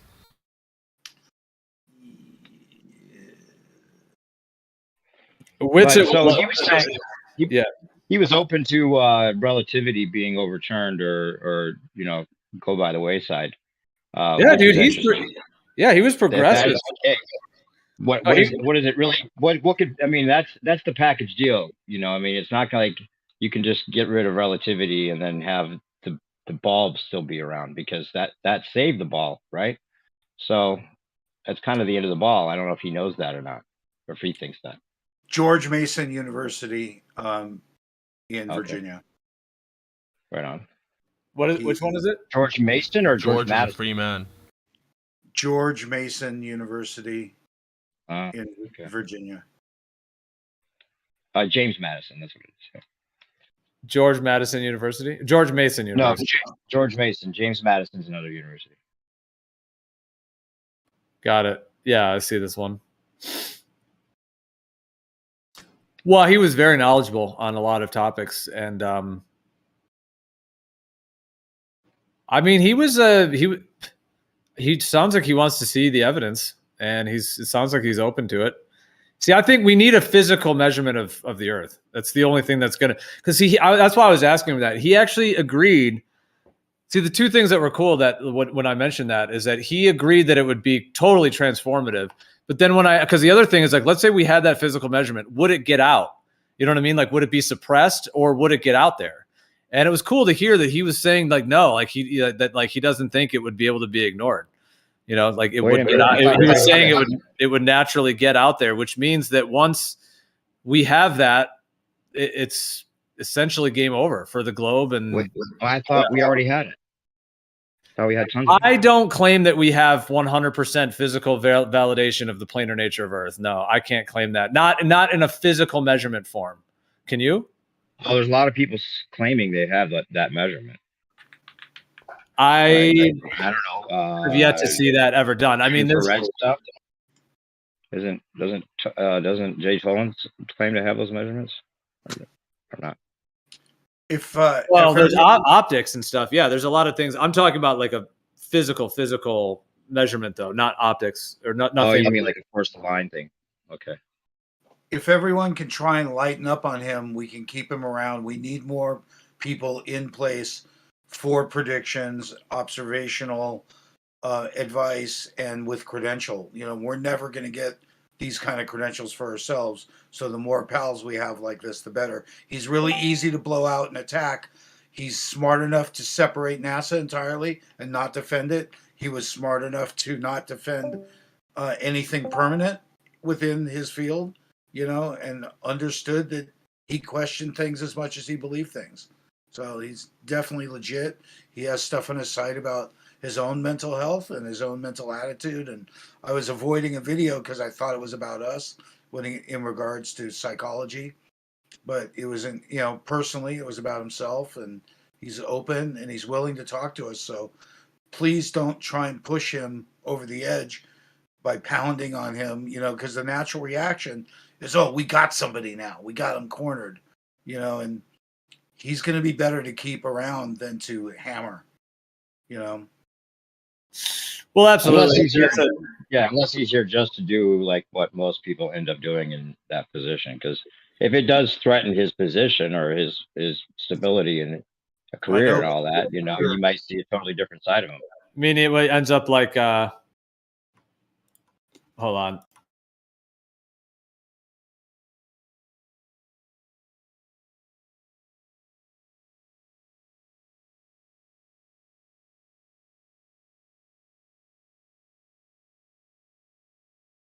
I just didn't want to. I just want to be respectful in that way. But I just was relating to him, somebody who, like has certain professionality in the field, and at the beginning was maybe a bit curious. But are you saying like in that kind of sense, like starting to go towards like a hothead that's just erupting?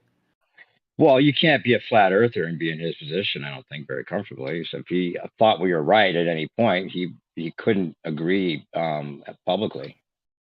He probably, I mean, obviously, if he wants to, I mean, maybe he could, but there might be consequences that he's not even aware of. I don't know.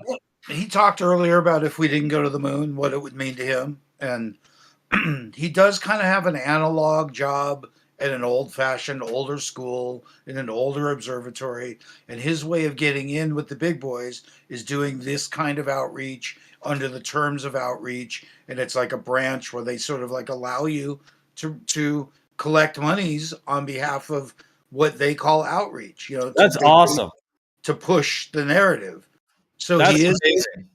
He is here to push the narrative, but at the same time, he's not able to snag us on everything. You know, he's helpful, and he's not able to really I don't think he snagged us on anything. That whole thing that you just laid out, Dan, that is like amazing, dude. To me, like that, the potential of the creator to bring that together, like, because, dude, you're right. People at certain high levels, like Neil deGrasse Tyson type thing. When I say high, you know, money, popularity, famous, whatever, they are not going to come here and talk with us. Obviously, they have legal and all kinds of handlers and God knows what for what they're doing. But that even can play out in people at higher level, at certain like high level institutions where they don't even want their, they feel like their reputation has to be, in whatever sort of royalty hierarchy, whatever whole thing they're doing. Where someone like the way you just described, like his whole setup like that is awesome, because if we can work with people like him, he might be more actually receptive to some of these things without, the possible like finance or social or political type implications that can be involved in environments where there's more like sort of funding and agendas and control, those parts of, the scientific kind of monster right now. For sure. Well, he did say he thought the ether was disproven, probably from what other Glovers say about the Michelson-Morley. So I would say that would be the first gauntlet with him, is if he can at least accept that the Michelson-Morley wasn't saying that the ether is disproven, then maybe we could get somewhere. That would be a good test, maybe. So he reached out to me, and we did over 4 hours, and he let me just run amok. Like I just ran amok, really. So the outreach is like, if you push our propaganda to other people, you get paid for it? Is that what he said? You're allowed to collect your own monies, and essentially say you're doing it on behalf of all of science, I guess. What? No, it's an extension. Let me see here. Yeah, it's like within the alternative cosmologies outreach kind of thing. He's got his own Patreon, though, so it's like he's just sort of allowed to do it, to be honest. And in other words, he does speeches, he does appearances. Next thing you know, you may or not get paid, but he's able to accept things through this. So his whole gig is about getting it out there. He loves to talk shop. That's why I'm trying to beg everyone not to hammer him, because he just wants to talk about what he does and what he knows, and he fortunately talks about what he doesn't know, which exactly. Well, when he's here, we'd have to have very, very like strict moderation, because people will probably want to pounce on him or start with the insults, and he's a professional. He's not going to want to be on some live stream of people screaming insults. I'm sure as many don't, because that is just bad for your whole vibe, reputation, whatever. Although what? I said, oh yeah, there's no reason to insult, for sure. We'd have to have pretty strict moderation when he's here. But dude, that last like 2.5 hours that he was here, that was just one of the most on point conversations that was just amazing. Like good. Yeah, he seemed very open minded. I mean, that was one of the most interesting conversations I've had with like someone that. When do we get to talk to someone in position? We don't, and it's like we just don't get to talk to people in position. They're not at liberty to speak. But he had this. I agree on that, but he had this incredibly open-minded, honest approach. I mean, it was very honest. I mean, when we were asking him things like, "What if it's not a globe?" and all that stuff, he was admitting like, "Well, if it's not, then these are the implications." And And then he also was, I think, very scientific. Like he stuck to, the evidence and wanting to analyze that. Whereas some people, like, remember that astrophysicist that guy, Wakey, Mark Knight, when he did that like undercover interview thing? Yes, exactly. Now she was like almost like a more like celebrity level. See, that's a good example too. When you get to that celebrity level, she was like semi-celebrity level. She wrote a book or whatever it was. And so she had like a whole thing to defend, and she was not sticking to being scientific. She was, getting emotional and all this stuff. Whereas he, like he was like down to earth. Like he was willing to be like, yeah, scientifically, if what you're saying is true, then this, so that's amazing. Like that's very admirable. New P, he's smart enough to put NASA aside and not defend it. So we don't get to even mix it up about that. He goes, look. Did he call him out? I didn't hear that part. Did he call he him out? does. So potentially he doesn't have zealotry for NASA, essentially. He goes, astronomy is around before then. I don't work in the field of space travel and exploration. I don't speculate about it. Blah, blah, blah, blah, blah. And his equipment's older. He's going to have a more analog view of what's up there, and as opposed to super data and supercomputers and super renderings and stuff. Yeah, and these multi-billion-dollar special telescopes that only NASA has, and these high-level astronomical groups that are connected to the Vatican and all that. And he came to me as a flat earther, and he goes, dude, I hear you guys. Just tell me what I'm seeing. I mean, he was that honest to say, okay, I'll listen to you guys all day long. Just tell me what I do during the day. Because he was well aware of conflicting ideas and things, So kudos. Yeah, I imagine if you're convinced the stars are that far away and you look at them all the time, it'd be really hard to see that it's any other way.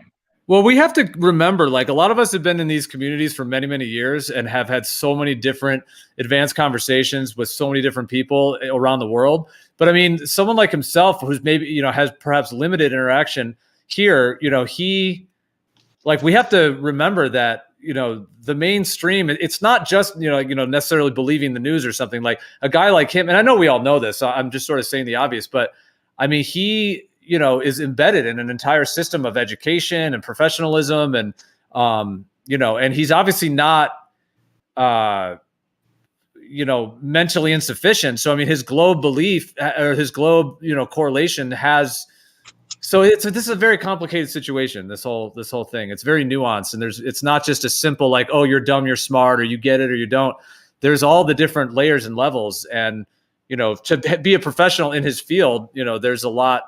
That's why I was trying to asking him, like, well, what parts are assumptions and what parts actually are, verifiable, and that's where we start to get into.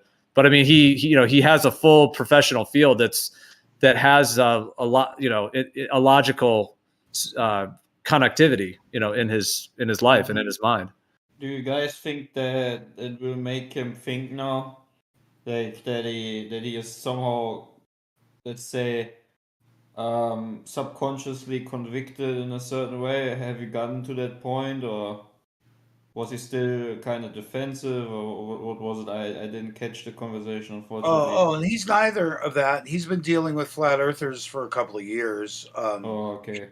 He's done interviews that he was, he got into it with Anthony Riley. We got into it with Sleeping Warrior quite a bit because Sleeping Warrior was frustrated with guys coming along and telling them things, and so if we get frustrated with him, he won't stick around.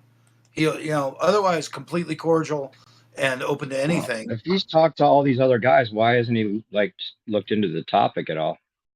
You will find a habit he has of claiming or saying, wow, that's brand new to me. I couldn't believe he knew some of the things Gio was saying, because he really kind of goes, wow, I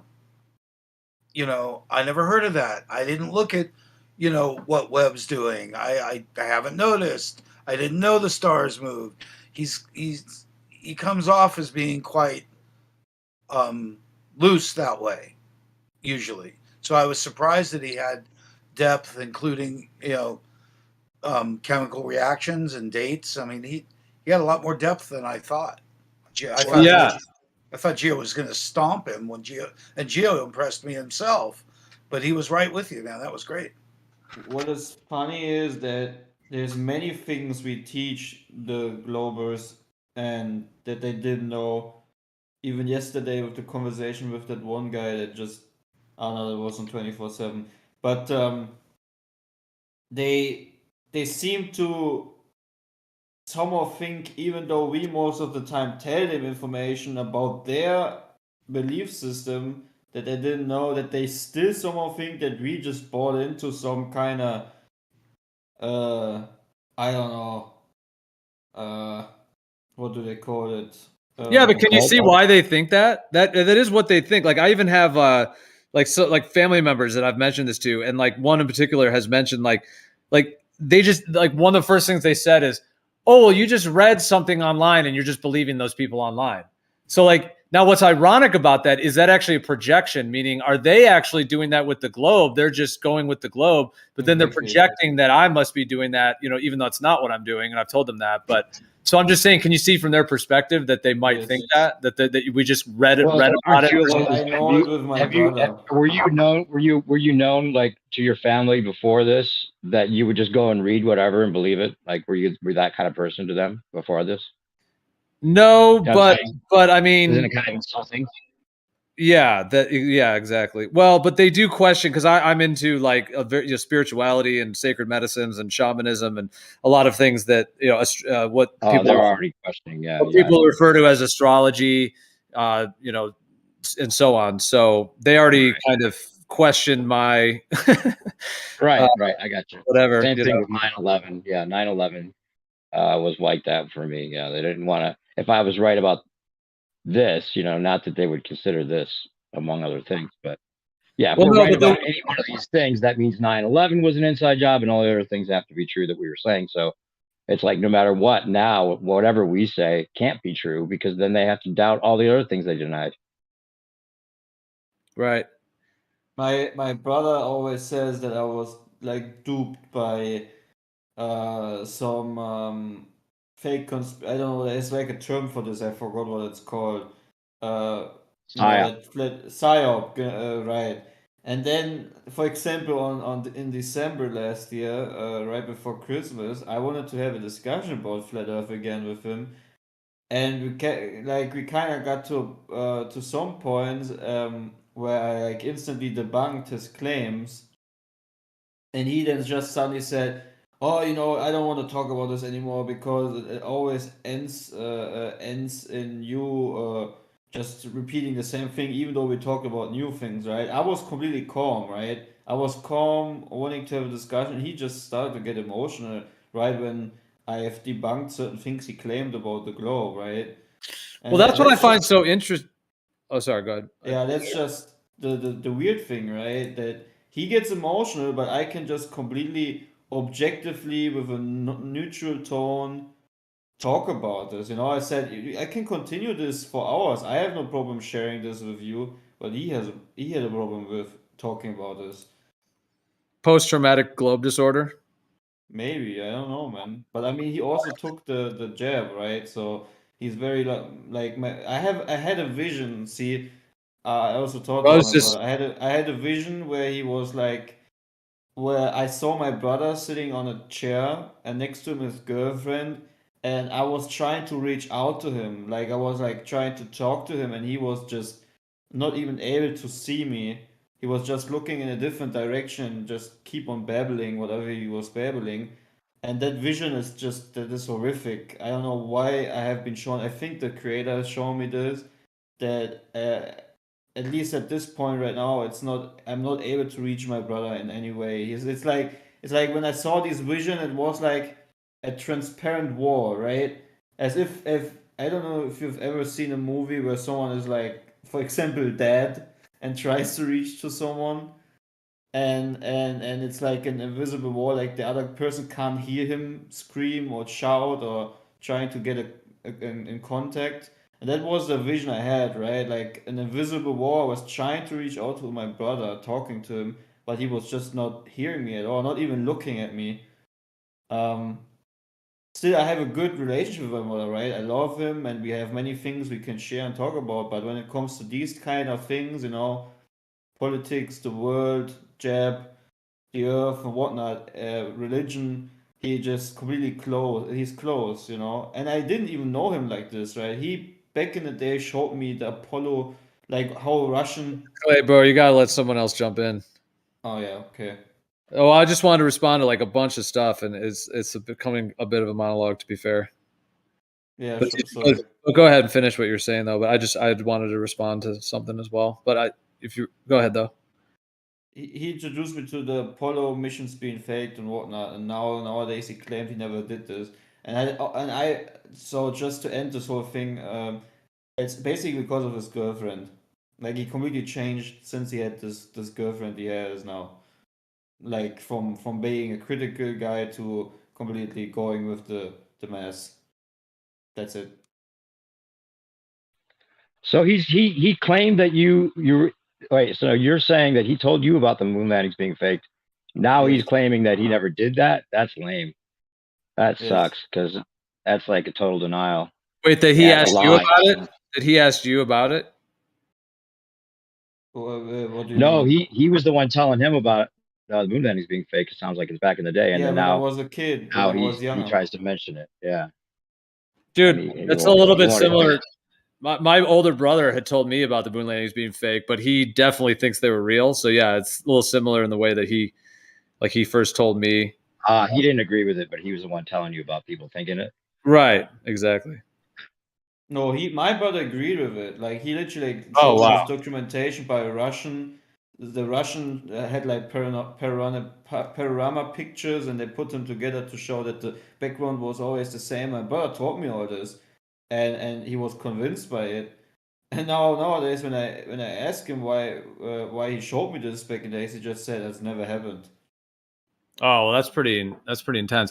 Well, I sort of jokingly said post-traumatic globe disorder. Obviously, I was sort of joking, but the thing about PTSD, like post-traumatic stress disorder, is that there are potential parallels between certain things that people seem to like either avoid, talking about. And I'm not trying to say that trying to like just call that they just don't know the truth, or that that some people know the truth and they don't, and that's why they're necessarily traumatized. I'm more just saying that like people seem to have some kind of like various like emotional or psychological like either defense mechanisms or around even discussing certain things, it seems. Oh, yeah.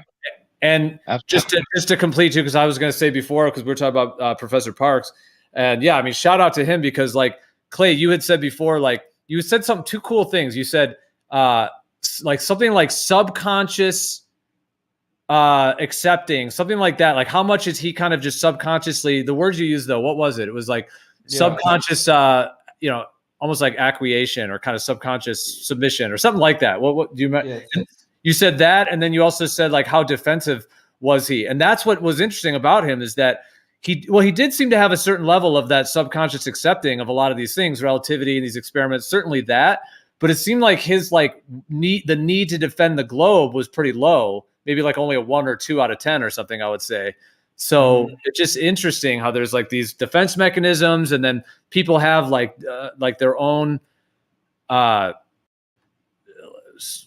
way that they kind of filter a lot of information, it seems.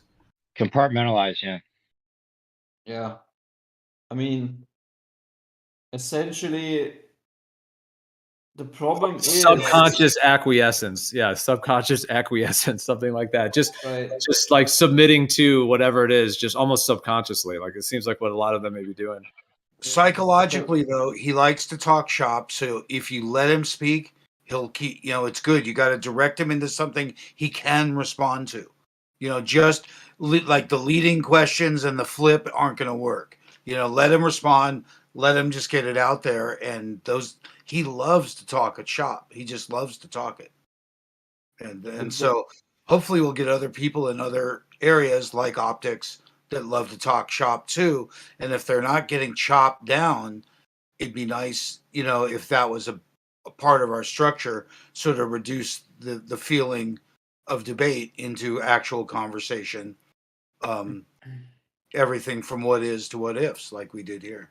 The problem, and then keep it just a touch shorter, and you won't get the latecomers that miss the beginning that want to start up. You know, that's I think the trick to those guys is to keep it short enough that they don't get gang raped later on. Yeah, the problem what I see most of the time with the Glovers is that they Well, just to jump in though, see, I don't view that guy as like a glober per se, like, you know, because he's a professional and he wanted to have an actual intellectual discussion, you know, and perhaps even look at the science, go through the science, go through everything, you know, like he actually wanted to have like a high level, you know, intellectual exchange, and he was willing to be you know, forthright and very straightforward, you know, in those ways. So that's a very different approach to someone who's like trying to just defend a globe, or they have like an agenda, you know what I mean? Which I would almost refer more to like that term glober. Like they're not just a globe believer, they're a glober. Like they do the globe or whatever. Like they are the globe and they're defending it. It's like their identity is combined with it versus, you know, if someone doesn't have quite that like association to want to defend it, they don't have that fervor, they actually might want to just have it, even though it's greatly questioning their worldview to the point to where it may be overwhelming or even intense. At the same time, they're actually willing to logically look at it and be like, well, if it is this, then these are the implications, you know? And I think that's a huge skill to have. It's like a glober has to be triggered to be a glober. The thing I wanted to say is, for many people, essentially, even though they have been somehow subconsciously convicted and know actually that something about Deus and Erdl is at least very wrong, or yeah, that it is indeed, that the Philadelphia is indeed right. The problem that they have is if the paradigm is shifting to the realization that that they have been lied about the shape of the Earth,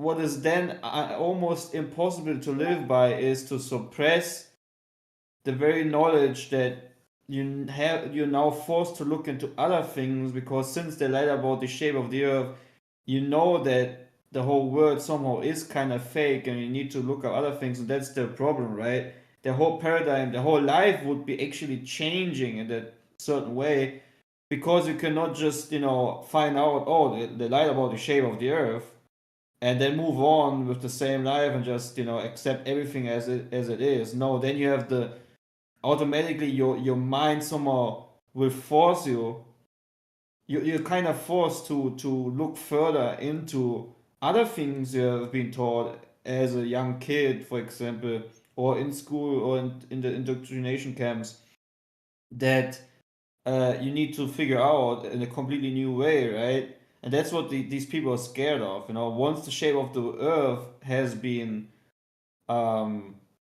clarified, now the whole life would change, and that's what they're afraid of. It's this major shift. That makes sense. Yep, that's exactly what it is. It's almost like they'd have to, because they're at a certain point in life, I think a lot of times is what it is. Like over a certain age, like it's almost like they'd have to go back and rethink every significant decision they ever made, because they then might have made a different decision with this different philosophy. Well, he was saying that, like, because I was asking him about, like, I had asked him, like, okay, you know, if we had absolute physical measurement, you know, not optical, absolutely 100% physical, he was at first saying that, like, you know, all of physics would have to be thrown out. And that's why I was kind of questioning. I was like, well, you know, I was kind of asking him, like, almost in a way, like, could he agree? The thing is, though, like, that we still have physics, the real physics. You throw a football, a race car, an airplane. I mean, there, you know, none of that changes. Like what they would refer to as like classical mechanics, essentially, in their model. So none of that changes. It's really just like a lot of the theoretics. Yeah, everything's not pulling to the center of a sphere, but it's still falling down to the ground. Yeah, it's just a philosophical change. I always loved the And it was a classics. philosophical decision to begin with, right? What did you say, percentage? I said I always loved the classics.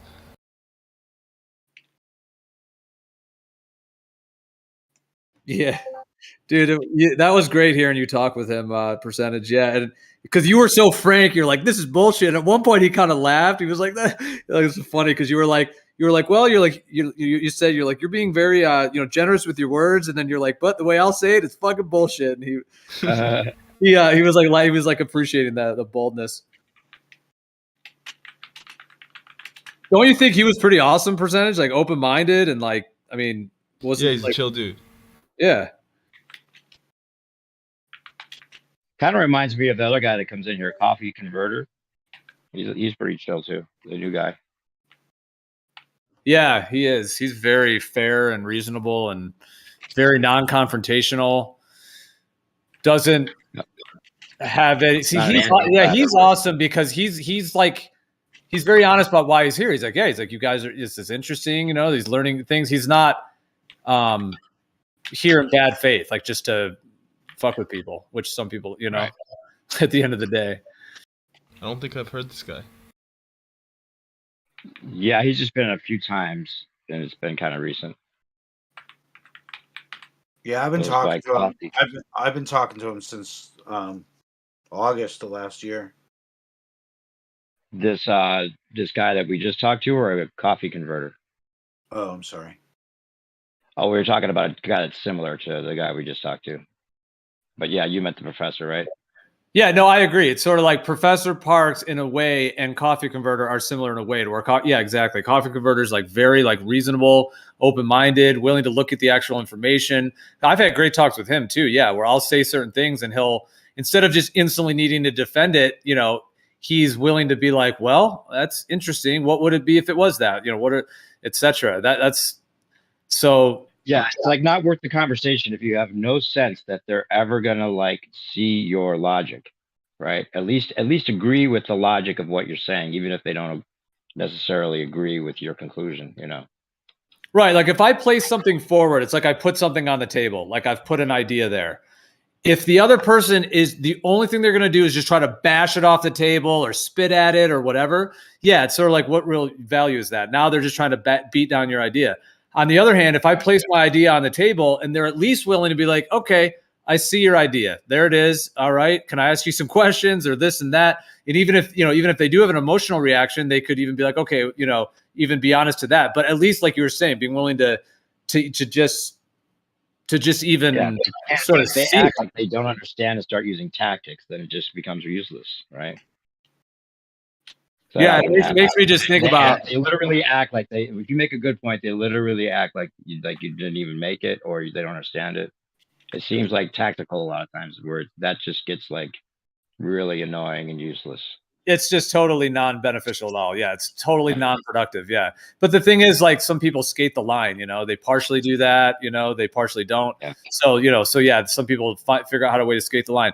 But we were talking a couple of days ago, like, if this discussion, in the future, is at a point where there's 50,000 people listening, or it's on radio, nationally syndicated radio, or something. Some sort of the way I see it in the future is going to be blockchain platforms that are not censored. And at some point, those blockchain platforms are going to have millions, even billions of people on them that are not controlled by YouTube and all that.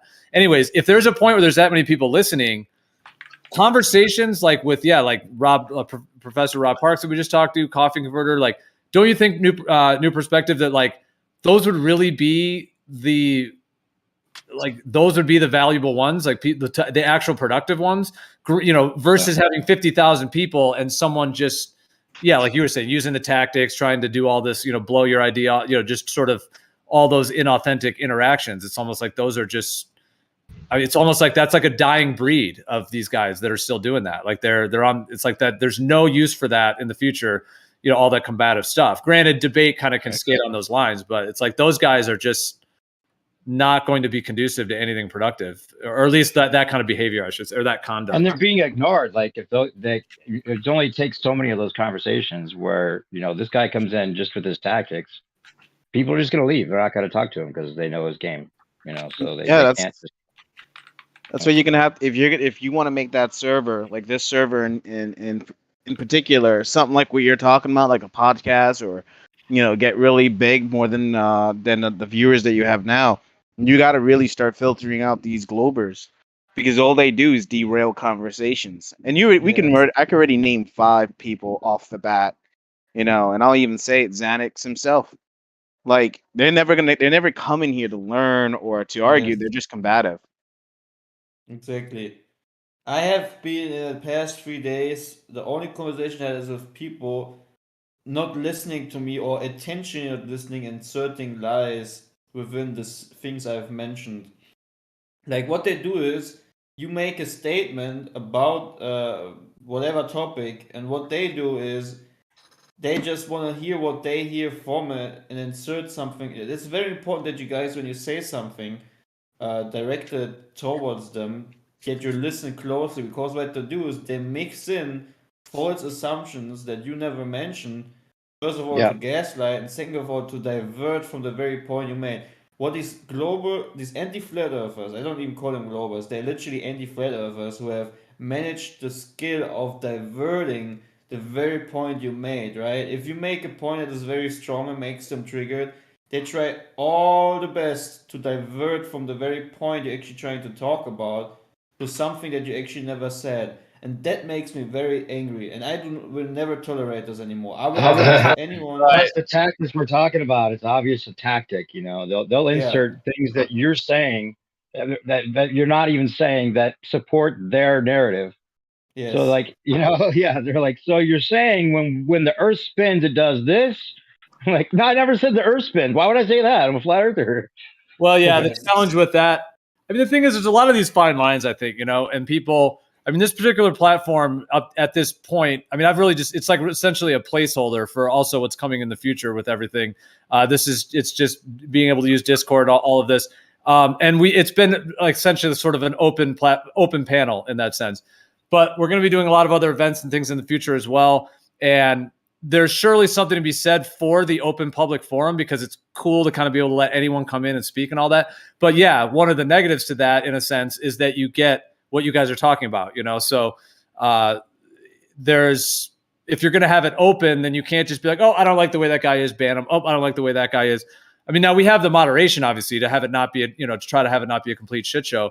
But what I'm saying is that if Zanuck is using, subtly, like what you guys are saying, some of those tactics, at the same time, if it's an open panel, then people want to debate with him. So people will go back and forth. There's always someone who wants to go on with Zanuck. If no one wanted to go on with Zanuck, no one would respond to him, and we would move on to something else. But somebody always wants to go with him, in that way. So, but yeah, I mean, the way to have that also would be, like particular panel shows and events and things, to where it isn't just an open panel, to where you actually are more like curating the content and selecting who's involved. And, that way you can have like particular types of streams and shows and things that are not necessarily just able to be sidetracked into someone's agenda, like you're saying, or some of these different components. Because I agree. I mean, those things do seem to be much less productive. Those kinds of conversations.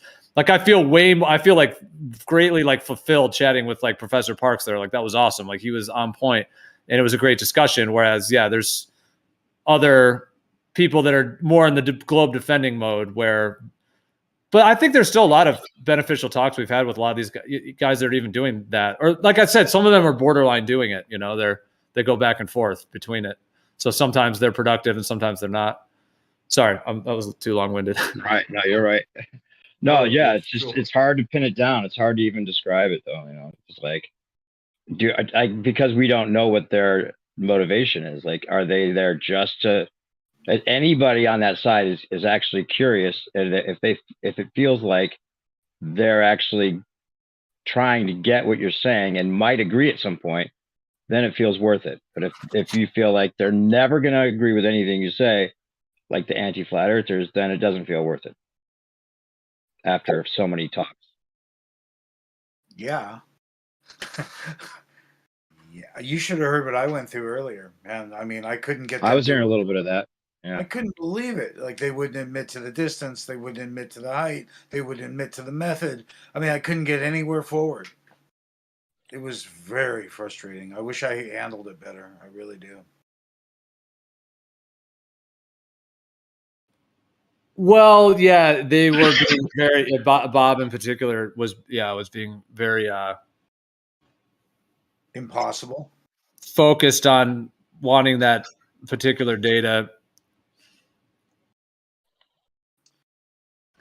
Thing is, in that case, I mean, it seemed like you wanted something out of him, because he's not an authority on anything. So why, you know what I mean? It obviously mattered to you that he got what you were saying. Well, I couldn't believe he was going to calculation without ever asking the observer height. And he insisted upon, I guess, checking the elevation off the water. I don't know where he thought he got that data, but we've had a huge drought and that thing has plummeted some 50 feet or something. It's like, I don't know. We just had some rain, so I don't know what level it's at now, but it plummeted in, like the beach grew a great deal as the height dropped. I don't know how many feet, but I heard it was dramatic. And that was over 3 years ago. So wherever he got his data, it can't be relevant. And, the road's the road.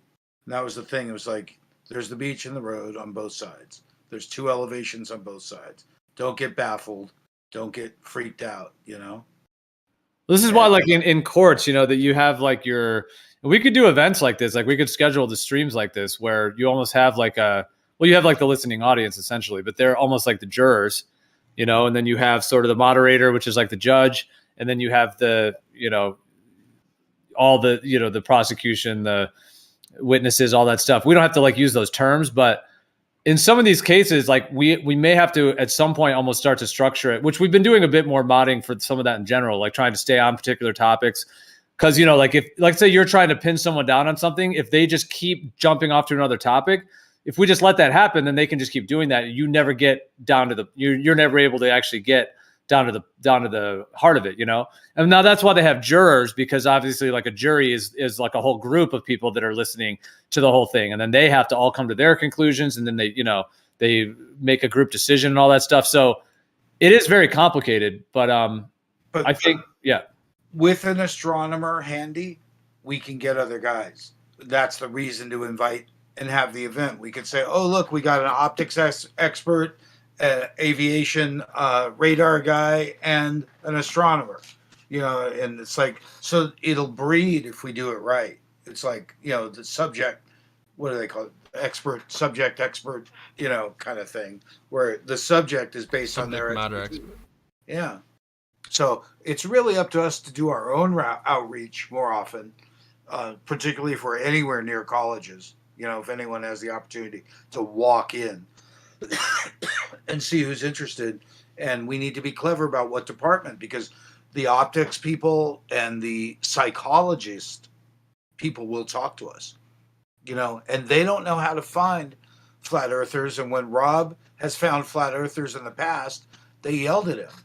You're an idiot the whole time. They just yelled at him. They didn't ask him questions about how shit would be or how shit works. They just yelled at him that he was a glober. So ultimately, what is the goal of trying to recruit more flat earthers? What is that going to achieve? It's not that. We're actually, Chris, we're actually talking now about bringing academia together. So we're not trying to win anything. We're trying to have an honest discussion. The same thing you've been trying really to watch, aside from the shit shows, which you enjoy. But I mean, like, you'd like to see an honest discussion no matter what the subject. I do enjoy a shit show, and I also do enjoy honest discussion. I haven't seen too much of that going on though, as far as honesty. We did it tonight, and you're honest, particularly for, I guess you call yourself a glober. You're half a glober, but no, I just deal with reality. I don't deal with unreality. Chris, what do you think that flat earthers are dishonest about? You're dishonest for claiming that the earth is flat without any evidence, with no measurements and no data. You used to be a flat earther. We used to talk, one of the things that we used to say in our discussions is that it's obviously flat because that's what we all experience 100% of the day. That's our proof. Why is that? Well, yeah, but that's a bias, because that's not really based on any physical or tangible measurements. You're just claiming that the earth is flat because you think it is. No, because it seems that way. Exactly. It's a bias. Can I just? Well, hold on. Well, there's different subtleties. So what tests or measurements have you done to prove that the earth is flat? Well, I'm just saying that's beside the point. I'm saying just right there. No, that is the point, because if Hold you're on, wait, that's basing, beside the point for now. For now, my point is that 100% of our experience, like this guy we were just talking to was able to admit, he wasn't told about the globe theory. He would just assume it's stationary and level like the rest of us, like everybody else empirical always used to evidence. do. It was never a belief before the ball. The belief came in when people started saying our reality is the opposite of what it seems in every way. That's no, where the belief globe, that's not true. The globe is not a belief. It's based on real objective measurements. Well, that's Real, what you say. repeatable, objective A lot of us measurements. here would, if that was the case, I don't think this discussion would keep going the way that it has for 7 years, bro. We're That not is the dumb. case. The flat Earth is what is based on belief, because the No, flat Earth isn't based on tangible, objective measurements. You've gone from being like a cool, level-headed flat earther to being almost a globe zealot, in my opinion. No, He's just I'm frustrated. No, he's frustrated like we are. I mean, I'm just being. I can't. I'm just being logical, and you guys are being illogical. You're not being logical. How am I not being you'd say logical? anything like, yeah. If you're being logical, you would say, before having our like observations of seeing it as flat and what have you, you'd say it's a 50-50. It's either curved or not curved, right? And then with the observations that we have, you would say that it gives the edge in terms of evidence to the flat Earth. So, given that it's not default like 50-50, it's default flat Earth because of our empirical evidence that we have, which Well, you could say that it is 50-50 hold before on, you've actually done.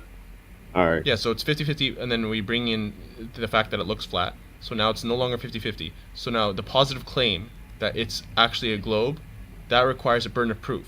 You shouldn't be holding flat earthers to the burden of proof. That's shifting the burden of proof fallacy. You should be holding the globers to bringing their curve. Yeah, well, I have held them to the burden of proof, and I have been provided with enough evidence to believe that we do live on a spherical Earth. So you could say that it is 50-50 initially, but when you actually go out and make measurements and have objective measurements that show otherwise, then you have proof, which is something that you guys don't have. None of you guys have actually gone out and done measurements to prove that the Earth is flat. You know that could have been reverse engineered. They could have had the answer they were looking for beforehand, and then made the numbers fit so that they could convince people it was a ball. We've had these. No, that's just what you have to say to keep pretending that the Earth is flat. No, because you don't have to pretend the Earth is flat. It's obviously flat.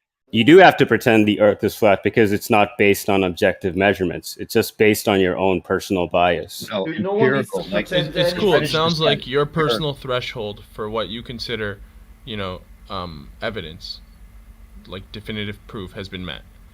I have to disagree. When did I say that my definitive proof has been met? I never said that. You're saying that you like has you saw been these. met. Has been met. Oh, has been met. Yes, it has been met. Yeah.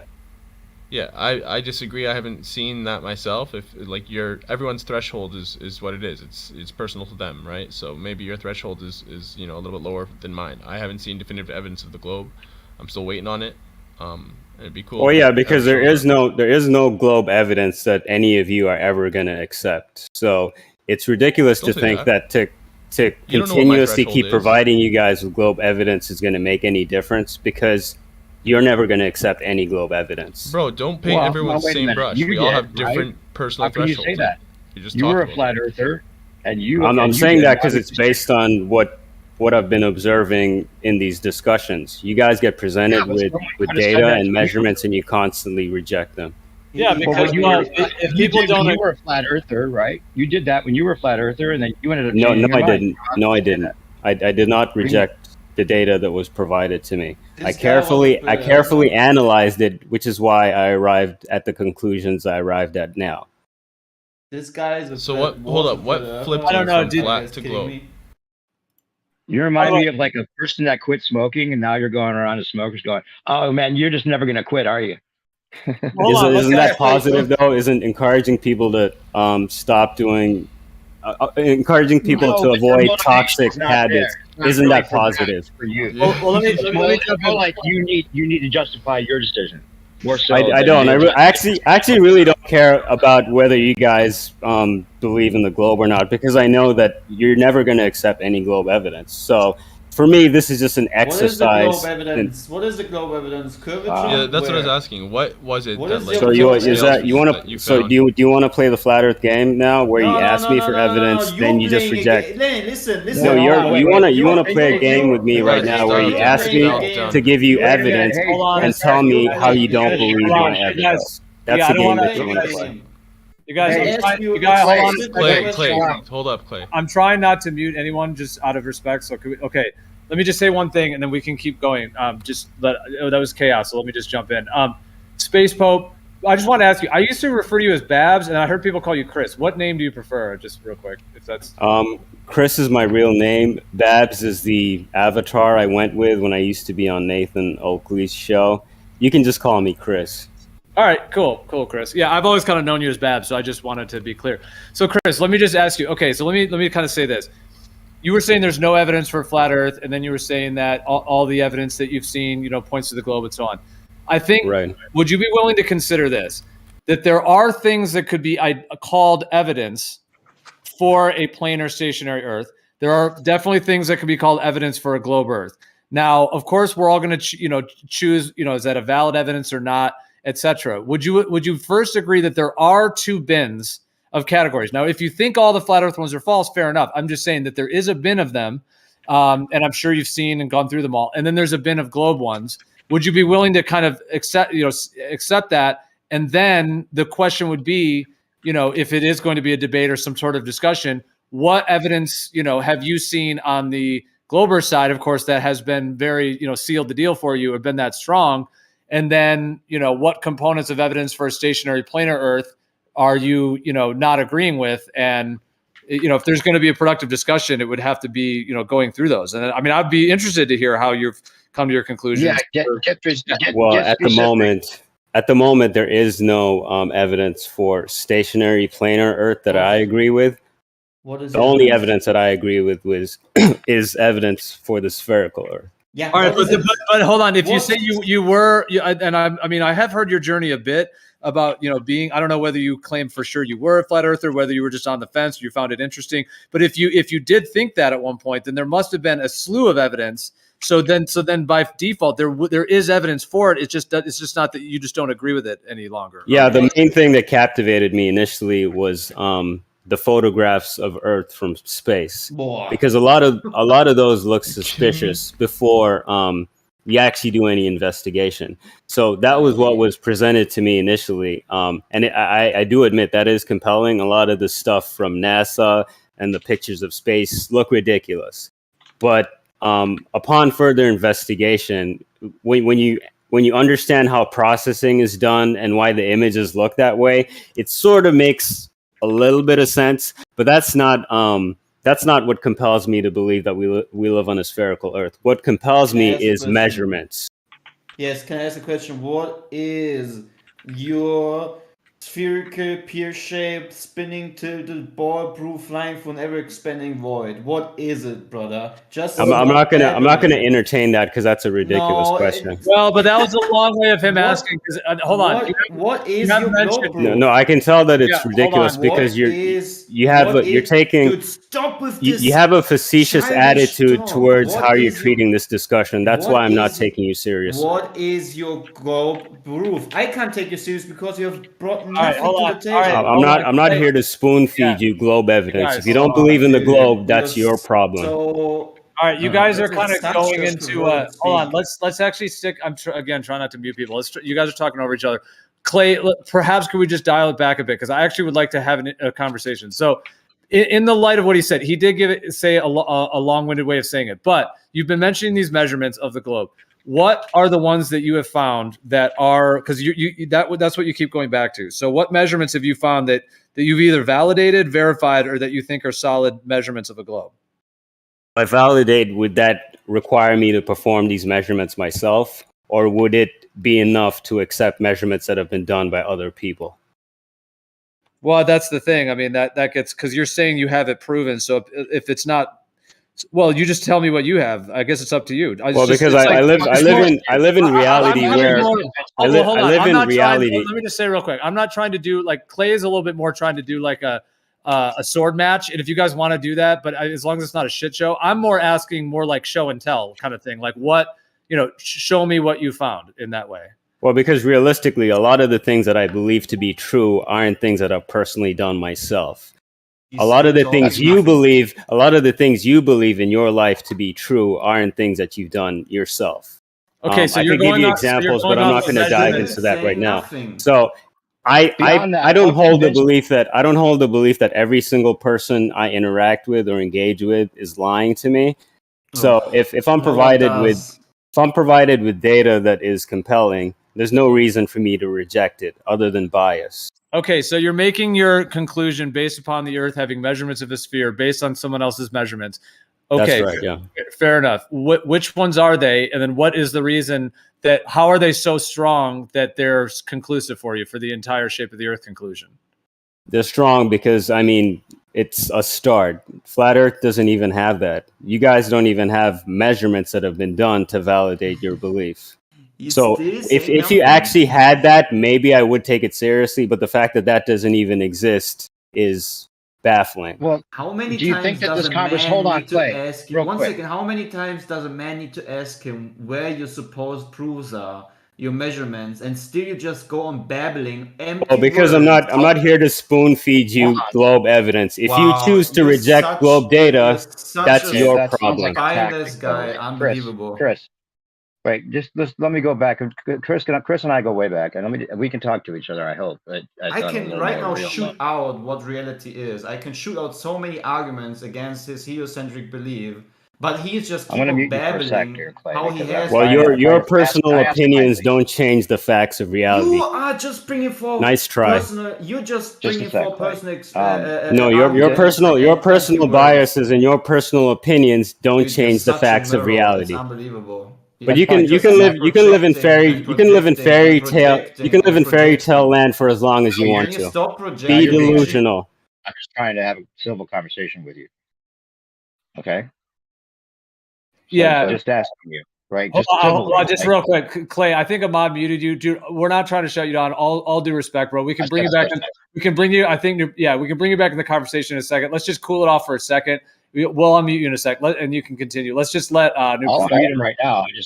Clay, To be fair, Clay, I he's just being muted just you as for a sec aggressive because I'm as trying to go back and forth with this guy who I go back with. Okay, Chris. Now Yeah. you say that flat earthers have nothing to go on, but then at one point, or at least most Glovers, at least admit that we experience a stationary level Earth, and we might assume that that's what it is if we didn't know anything about the globe model, right? Can you at least admit that, right? Right, but that would also require you to reject a vast majority of data in support for the globe. Yeah. Okay. So given that, so that's something to go on, though, right? Because our experience is a stationary level Earth, right? So It's a starting point. It's a starting point, but then you would also have to, if you're being honest, you'd have to look at both sides. Sure, of course, proportionally. You wouldn't just be biased towards one side. You Right, would and give that's what I want to get to now. equal That's what I wanna get to opportunity to now. both sides, which is something that you Right. guys don't do. You guys tend to Well, lean that's more what towards I'm flat trying Earth. to get to. Like you're claiming that everyone here that doesn't believe in the globe anymore, that we're all just having this complete denial of evidence, right? Like we haven't even looked at it and we haven't given it a fair chance. Is that what you're saying about all these people? That's not what I'm saying. That's what's happening. You guys are provided you're with saying globe that. Earth data, Saying- and you constantly reject it. Well, you're Is saying that we not don't have what's, a okay? If that's not, is that not what's happening? What globe evidence have you guys ever accepted? Is It's there not about any that. globe It's about evidence that what you you're guys? saying. Is You're there saying any we're not globe giving a fair evidence that you guys have ever accepted? Wait, now you're being tactical, right? You're I'm trying not to being. talk I'm not over being what's tactical. being I'm done. asking you an honest question. sounds Is like there you are. any? No, but Well, why aren't you? I'm Why trying to are you not pinpoint what you answering just that said. question though? Why are you No, not what you answering just that said, question? because I'm going to your claim. Your original claim was that we're not giving fair chance to both sides. That was your claim. Yeah, you're And we not haven't even because looked you're leaning. You're biased towards flat Earth. Well, I'll say for myself. no, let me just jump in real quick. I want to pinpoint this because he said that we're not giving it a fair chance, and I think that a lot of these people in here have looked at both sides and looked at all of the globe proof to understand it before they decided they didn't accept it. I don't think that's a fair analysis to begin with. Yeah, if there's all this glow proof, it's a very simple question. What was the one that met your burden of definitive evidence? That the burden of proof that you had, that personal threshold, what was it? Like even if it was No, multiple there is pieces, no what one is thing. The globe is multifaceted, so there are many. It comprises of many different elements that you would count as proof, I guess. So I can't just say that there's one thing that was compelling or compel me towards the globe. There are multiple different things. Yeah, I just said that the tail end of that before you answered. Even if there are multiple things, what are they? Like, go ahead. Bottom up obstruction, sunsets, angles to Polaris, observers in the south all seeing the same stars. There's a lot of stuff. So is it right to say then that there isn't any one thing that's definitive? It's just like a body of evidence based off of like each thing in and of itself. Why should there is be one indefinitive? thing that's definitive when it's a multifaceted body of evidence we're dealing with? But you agree with me that there's no one thing that's definitive, right? It's all these things in Why would there be one body? Why would there be one cohesiveness. piece of evidence that's definitive when we're dealing with a multifaceted body of evidence? Because usually you don't need to have a multifaceted body of evidence that you appeal to, and you just like it's all circumstantial, and then it comes together and it satisfies your threshold. Usually you have a smoking gun if it's the truth. Usually in what circumstances? Well, what I was In going to truth, say is like in reality, you have something it's definitive. It's not. No, something that's you have to not appeal true. to. Reality is complex. Circumstantial Reality evidence is for not. this and that and this and that. In a court of law, it wouldn't stand. Reality is not just black and white. It's gray. It's complex. It's not as simplistic as you're trying to make it out to be. What if I said The it this truth way? is- What if it's like what you would need to know for sure, 100%. You know what I mean? So that something that is definitive in that sense. Like definitive is yes, absolutely 100%. Well, that would require me to single out one piece of evidence amidst a multifaceted body of evidence, which I don't see the validity or I don't see the reason for doing that when we're dealing with like loads of different things that form the body of globe evidence. You should use definitive evidence, and you don't. How is that not definitive evidence? You just said to yourself, you don't have any definitive evidence. You have a body of evidence. All of it is circumstantial, but together All of that forms definitive evidence. No, it doesn't. That That's not entire what body of definitive evidence means. forms definitive evidence. You don't need an individual piece of evidence to have definitive evidence. So that's just something you've come up with. Proof positive. I guess they do that like in like murder trials. Like, well, we don't know for sure if they murdered him, but there's all this evidence, and then we've a jury and whatnot. But is that really the truth? You could still be incarcerated. Maybe you didn't even commit the crime, but there happens to be certain evidences that point towards it. So yeah, like you were saying definitive. So now you're trying to say that the body of things make it definitive, but I would agree. Yeah, with that's right. percentage. It's about it's about how that entire body works together congruently. What I found with Flat Earth is there is individual bits and pieces of evidence, but when you put them together, they don't work congruently. But with a globe model, everything seems to work together congruently. Okay, but you understand that's not definitive evidence. That you could say that that's evidence that satisfies your beyond reason. How is it not definitive though? It's not definitive. It sounds like it's How is it definitive. not Literally definitive? means it can't be anything else. Well, it's definitive for him, maybe. Like subjectively, it's definitive for him. Yeah, It's you haven't not- really provided any valid reason why it's not definitive, other Well, than because your then you'd be own able to- personal well, bias. Well, okay. Here's I'll try to define it this way. If you had like objectively definitive validation or verification, then you'd be able to provide that to anyone else, and it's objective. If it's subjective, then you're just choosing to go with it and choosing to label it as definitive, but you don't actually have the definitive thing that would be objective that you could then show others. Well, I mean, yeah, the globe evidence is objective because it's based on repeatable measurements that all of you can do yourselves. Okay, what It's can I not do it's myself? not it's not a subjective belief like flat Earth, which doesn't have any measurements, doesn't have any objective, repeatable. Lies. No, it doesn't have anything like that. not Are they true. Is there anything I can repeat, any measurement that I can do and obtain Yes. the same result that you But do? before I No. tell you Yes. that, yes, No, there you isn't. can, but before I tell you this, You guys, you hold know, on. you Let's can let I Clay. at least Yeah. say one thing? Let's let Clay without being respond, interrupted? like- I always just need to get louder because people just don't let me speak. I don't know why. Okay, So yes, we can tell you these things that you can do repeatedly to test for yourself if the Earth indeed has 360 degrees curvature around you. But before we do that, at least bring forward an argument for your globe theory that gives me a testable and repeatable experiment that I can do to prove myself that it's a globe. Thank you. No, because you want to play He this doesn't have game one. where I provide you with data and See? you give me You see that, reasons why guys? the data is not good enough for you. And I'm not going to play This that is game with you unbelievable. because There's I've zero seen evidence. that happen That's like- constantly in this arena. Hold on, you guys. All right, I just muted you both. Just all right, Chris, go ahead, man. Clay, please try not to interrupt, bro. I don't even want to be muting, but I really want to hear the back and forth. Let's let Chris respond, and then Clay, you can go next. And then I think Dan. Who am I responding to?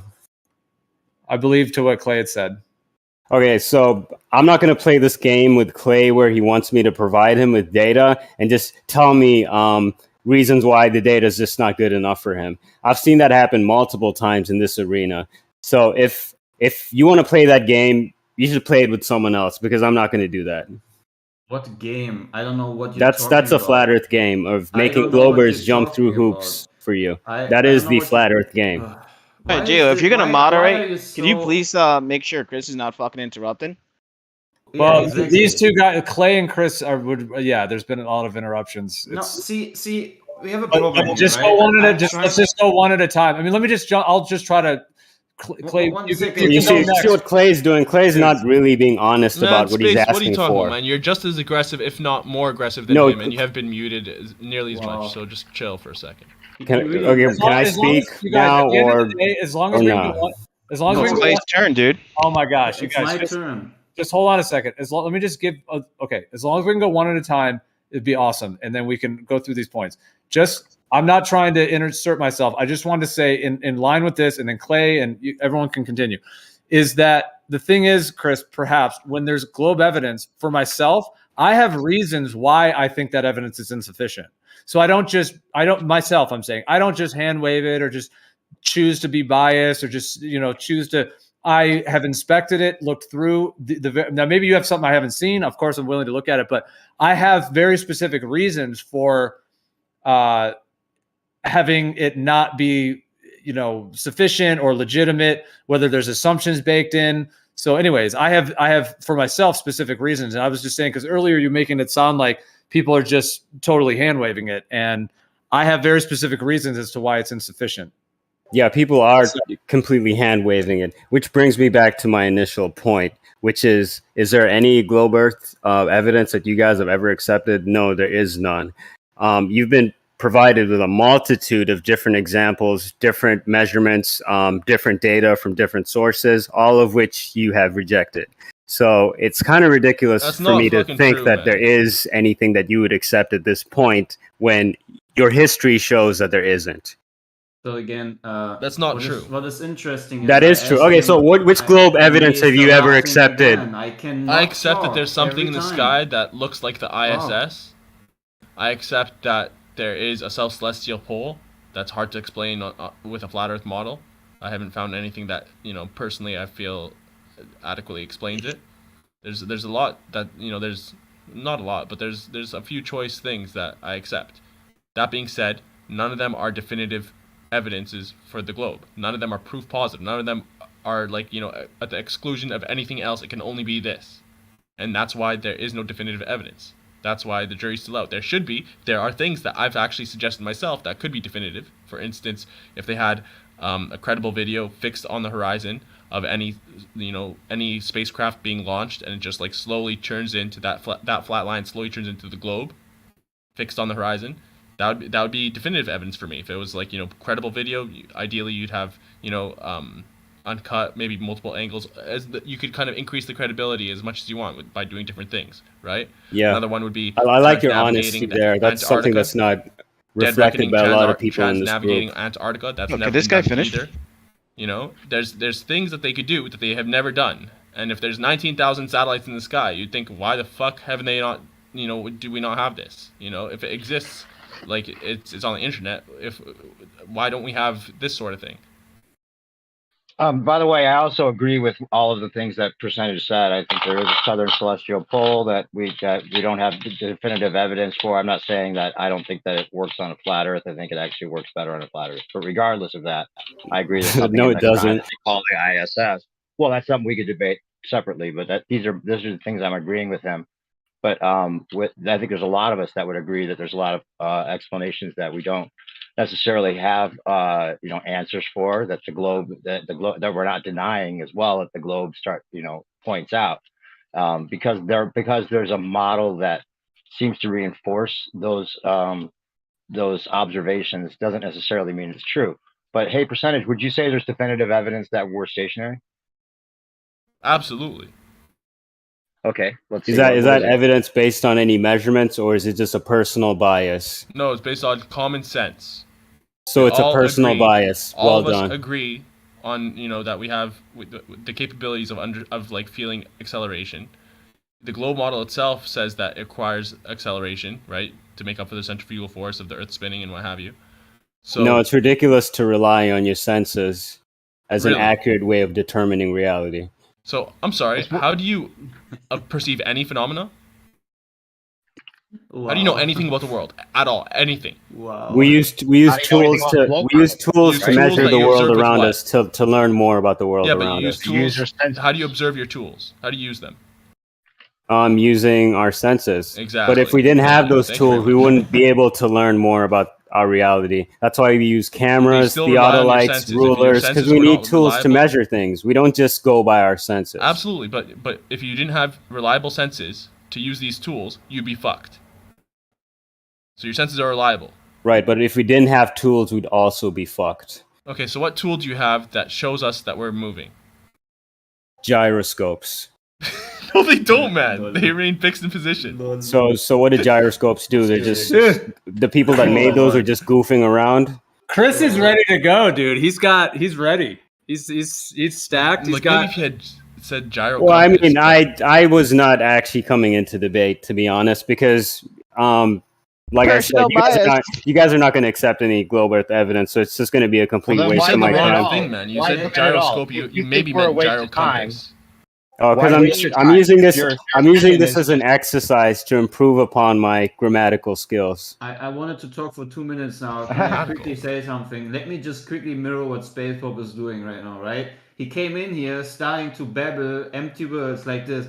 So actually, I'm here to have a conversation, but actually I just want to create get away with my own bias about you all guys and generalize the whole topic in itself. So whatever I'm going to bring forward, you're just going to play your typical game of globers, not wanting to answer the things that we ask for. And actually, that's what all globers do. They're not able to have a coherent conversation. Just if you ask them a particular question, they just want to play a game where they keep on telling you what you are and what you're not, and that you just basically admit to personal bias and that you have Let me know actually when no you're done. Let me know when the physical monologue is done. This is All what right. you do Yeah, right now, we get the man. idea. I have asked We you get the 3 idea. times. You're right. Can you just quickly say something? I have asked Yeah, him 3 times. let us know when the He's monologue's always done, interrupting me. because this is I getting always kind of need to- boring right now. He's Clay, always Clay. interrupting Come me. on, guys. Let him finish. Yeah, but Clay, Always. He's almost done. I He's can almost never done. finish. You're I yelling. can You're never yelling. finish. Yeah, but wait a minute. You have to have a little patience, man. You're yelling, and it's driving him away, and it seems like you know it or you don't care. No, that's he's what yelling he 'cause the guy's wants interrupting to interrupt, and then I need to yell. I Yeah, can the also point talk is over to and drive he's me doing it away. again. It's unbelievable. I can never finish. Why That's is this right, new always happening to perspective. me? The point is for him to try and Hey, drive me away. Why can he? All right, I'm all getting right. muted, but he Clay, can just Clay, interrupt me hold again. up, Clay. Stop complaining. Go ahead, finish what you were saying. Thank you. So what I wanted to say is I have given him 3 chances to bring forward to the table something we can actually have a conversation upon, an argument for his belief system, or let's say for his personal bias, that what we think, what he calls us having a personal bias, but either way, what he's doing right now is showing that he is a personal bias. I want to clarify that he doesn't have that and that he actually has arguments. And the last time I asked him was, can you give us an example for an experiment that all of us can do to verify for ourselves, a repeatable experiment, that the Earth is indeed spherical of its shape? He has then just said, oh, you just want to play games. Wow. Exactly. And that's the reason why I'm not going to entertain that, because you're playing the typical flat earth game where you're asking for things you know you're not going to Well, no, accept. you're going to continue to do the thing that you were doing before that made Clay have to respond to you again. So, like, you don't have to restate your stupid point there, Reptile Guy. Well, if I mean, he dude, keeps hold on. asking When me, you're if he doing keeps like asking you're me to play the assuming- game, I'm going to keep restating my point. That's fair. You're That just is going to fair, have to 'cause deal with Clay that. said the same thing that, yeah, so. I know, but to be fair, he is at the same time just asking for you to show something. Now, if he rejects it or whatever, I mean, you're kind of making like a pre-assumption that he's going to do this thing, that he's going to. He is going to reject it. He's not. Oh, wait a there second. there You're is making that no assumption globe about evidence that everyone. he is going to accept. You're making that assumption about everyone here. Because You're saying it nothing about is nothing is ever good enough for you guys. There's always got to be something wrong with what's shown to you. Yeah, but Well, you you know could what? present it. You're You could painting with a present it. wide brush. Well, hold on, dude. You could present it like, okay, let me just say this. If you let's say it's you and me, Chris. We're going back and forth. We're just hardcore debating. If you view it that like I have to accept your thing, then yeah, I mean, if I'm not going to accept it, if that just means that you're just gonna just give up and just not even want to have a discussion, fair enough. Obviously, you don't have to have a discussion. But if you don't view it that your requirement is that I accept it, then you would be able just to present it. And just if you have logic, if you have truth, if you have something there, then everyone else listening will be able to see that and reflect off it. And oh wow, he brought some truth to the table. Whether I accept it or not, or Clay accepts it, or anyone accepts it, I don't see why that's your number one thing, unless you just want to convert people. Otherwise, like for the sake of the intellectual discussion, if you wanted to bring something, then there would be content, rather than just the personal bickering. If I wanted to convert somebody, or if it mattered to me what you guys' opinions were, I'd be spoon feeding you globe data, which is why I'm not doing that, because it doesn't matter to me what you guys think. This is so unlogical. Like, Okay, I he's have one here question not for you. wanting to have a I have one question. conversation. I get the feeling you're trying to leave because you're just gonna you're just gonna assume things and say you're all the same, blah blah blah, which is not true anyway. It just shows You're that not just all the aware. same. No, you're not. Well, it sounds like you're saying that. Yeah, you're trying to Because say you're that not. everyone in here is going to just do this thing, this hand wave, or whatever this kind of idea you have, and we're never going to accept it. Now, obviously, a lot of us are aware of a lot of these things. So, yeah, you're probably not going to get a conversion tonight in a sense. But if you presented it, the audience, everyone else listening could at least be able to receive it. I mean, all these are being recorded as well. So, I mean, these are historical in terms of being documented in that sense too. So, I mean, now is a moment that you're here on, to. So I'm not saying you have to do it, and I'm not trying to pigeonhole you and like demand that you prove the globe, because I agree with you. There are people that do that, and sometimes it does get like sea lining or kind of harassment where it's like, show it right now, and then whenever you show it, they reject it. I'm not saying no one's done that or whatever, but I'm just saying for the sake of the intellectual exchange and conversation, debate, however you would want to view it, at least bring something, and then we could look at it. And then if your logic, beats out our logic, then all right, then you know. Yes. I appreciate that you recognize that, and I also appreciate your honesty. If you were being honest, you would find that you don't have any logical or rational reasons to reject the globe data. Come on, man. You If can't you were be being serious. honest. Oh my god, this guy is boring. This Pretty guy's bad. Wait, boring. hold on. He's trolling. Wait just a sec. Wait a Right, second. I mean, I guess if I'm boring you guys, I can just go, You're just and you can trolling. continue. Yeah, Chris, You can continue Chris, real the quick. circle Guys, jerk stop. echo chamber that Real was quick, going I on have before. 2 questions. I have 2 questions for you, Chris, before you go. Okay, 2 that just answer honestly. I don't care what your answers are. Okay. First question is: have you read any of the Michael Brenner comps I've sent you? Yes. Which ones? I read the one on Coriolis. You also sent me one, I think, on quantum mechanics. I haven't looked at that one yet, but I did look at the one on Coriolis in a lot of detail. Okay, and you haven't really responded with detail to that. Regardless, okay. Second question is: did you go along with the pandemic claims? I don't want to get into that discussion. No. I'm just asking.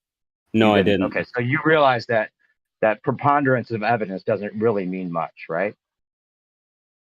No, that's kind of a different situation. Just because That's a good question. I do believe that the virus is real, but I have my own reasons for not wanting to be vaccinated, which is why I didn't get vaccinated. But as far as the minestrone, that's real. Okay. Fair enough, but that's a whole yeah. But I mean, just for the record, we no, dude, I don't. Yeah, I just want to say this. I'm actually generally interested, and I was interested because he made all these claims about us. I just wanted to know what an experiment is that I can do, because maybe I'm wrong about my belief or my claims. Because there is indeed certain beliefs, right, with scripture and whatnot, that I insert into the whole debate about the shape of the earth. I just really want to know one experiment I can do to verify for myself that the earth is indeed spherical in shape. No, you don't. You don't really want to know. You don't. Why are you doing Oh, this? come on, dude, Chris, So dude. He just unfair. Clay just came. That was very legit, dude. He came very calm, respectful. That was hat in hand right there. Yeah, come on, man. He's put on the I mean, olive if you brand. are really being honest, then we can have a one-on-one. Probably not right now. Now is not the best time to do this. But if you are really being sincere about what you're asking for, I'd be willing to do a one-on-one with you. Well, wait a minute now. There's a lot And if of you other can, if people you here can give me besides rational reasons for why what I'm showing you is incorrect, then yeah, I'd be willing to Well, wait entertain a that. minute. You did say that there's experiments we could all do ourselves. Now, you can just give us one before you leave, like one experiment we could all do for ourselves. And it's not just him; it's all of us. Just say Just one. go before you outside and look at a sunset. That's all you got to do. Oh Lord. I have done that. I have done That's that. your best. That's your best one. I've done that. I What do mean, you it's mean not my by best one, but it's a really good one. that? Okay, give us I your have best done one. that. My best one, bottom-up obstruction. That's the best one. Okay, so you don't think perspective is a thing? You don't think perspective could account for that at all? No, You're because convinced. perspective dictates that things disappear at the vanishing point. Yet we constantly see things being obstructed by a distant horizon. How does that happen on Okay. a flat Earth? Well, there's a lot of reasons people give for that. There's a lot of people that are convinced that actually perspective and the condensing of the layers and things like the ether could possibly be the effect that we're seeing is Well, if you're completely. talking about that, you're no longer talking about perspective, because that's not there's how a lot of perspective effects works. going on. There's a lot of effects going on when we're looking at things in the distance, right? Yeah, there's certainly a lot of different things that are happening that could be attributed to that, but it couldn't just be perspective. What if I give you Well, an no, experiment? it's a lot of things. I don't think anyone's saying it's necessarily just perspective, but that's part of it, right? I mean, there's a lot. There Yeah, is a flat that Earth is part of it. explanation Yeah. for things going. Well, I just thought of one. There is one explanation for a flat Earth on that. It's not like there's no explanation on our side. I never said I have that. a lot of like ways that I've described that over the years, but I just thought of one, and I just let me just give it a try. I'll try to be brief. If you have like the water, then you have a boat on the water, and then you're looking. Well, your horizon is made up from where the sky and the ground meet. So when the boat is close to you, then of course that's in your foreground. It's right there. You see the boat, etc. Now, as the boat goes out, you have the water, and you're going to have a limit to the last part of the water that you're able to see, essentially, because the ground and the sky meet. There's the sort of optical extinction, the horizon, and that is partly with perspective.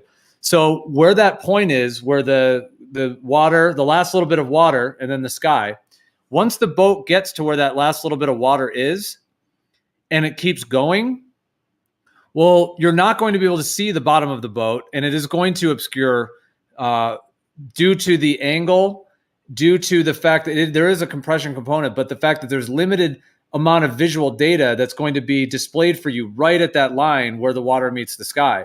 And as the boat goes further, there's a point at which the water you're not able to see. Now, I can understand why the globe explanation, why you think it may fit that, because it would fit a globe. So I can concede on that and say, yes, it would. However, it also fits a planar surface. And as that boat is moving away, there is that optical limit. And the bottom part of the boat that's right by the water, as that gets further and further away by distance, at some point that reaches a distance beyond which the ground and the sky meet. So from that point onward, you're going to see the hull disappearing. It's the same reason the sun disappears, and you're only going to see the top part of it. So it's like visual obscuration due to the compression, due to the limited amount of data there due to that's the last bit of water you're seeing. And as the bottom of that hull is going past that distance, then you're only going to see the upper part of it, which is above the water, which is essentially the sky part. Yeah, I've heard this this example explained to me before. I think the first time it was stated was in Life is Short's video, but I'd like you to consider this for a moment. If you're looking at a chessboard, the squares at the furthest end of that chessboard are going to be unresolvable compared to the ones that are closer to you. But we're looking at stuff that's on the surface of the chessboard. If we put chess pieces on that board, the bottoms of those chess pieces are not going to be obstructed, regardless of how far away you move away from them, because things generally reduce in size uniformly. They don't get smaller from the bottoms than they do from the tops. And that's something you need to think about with the example that you've provided.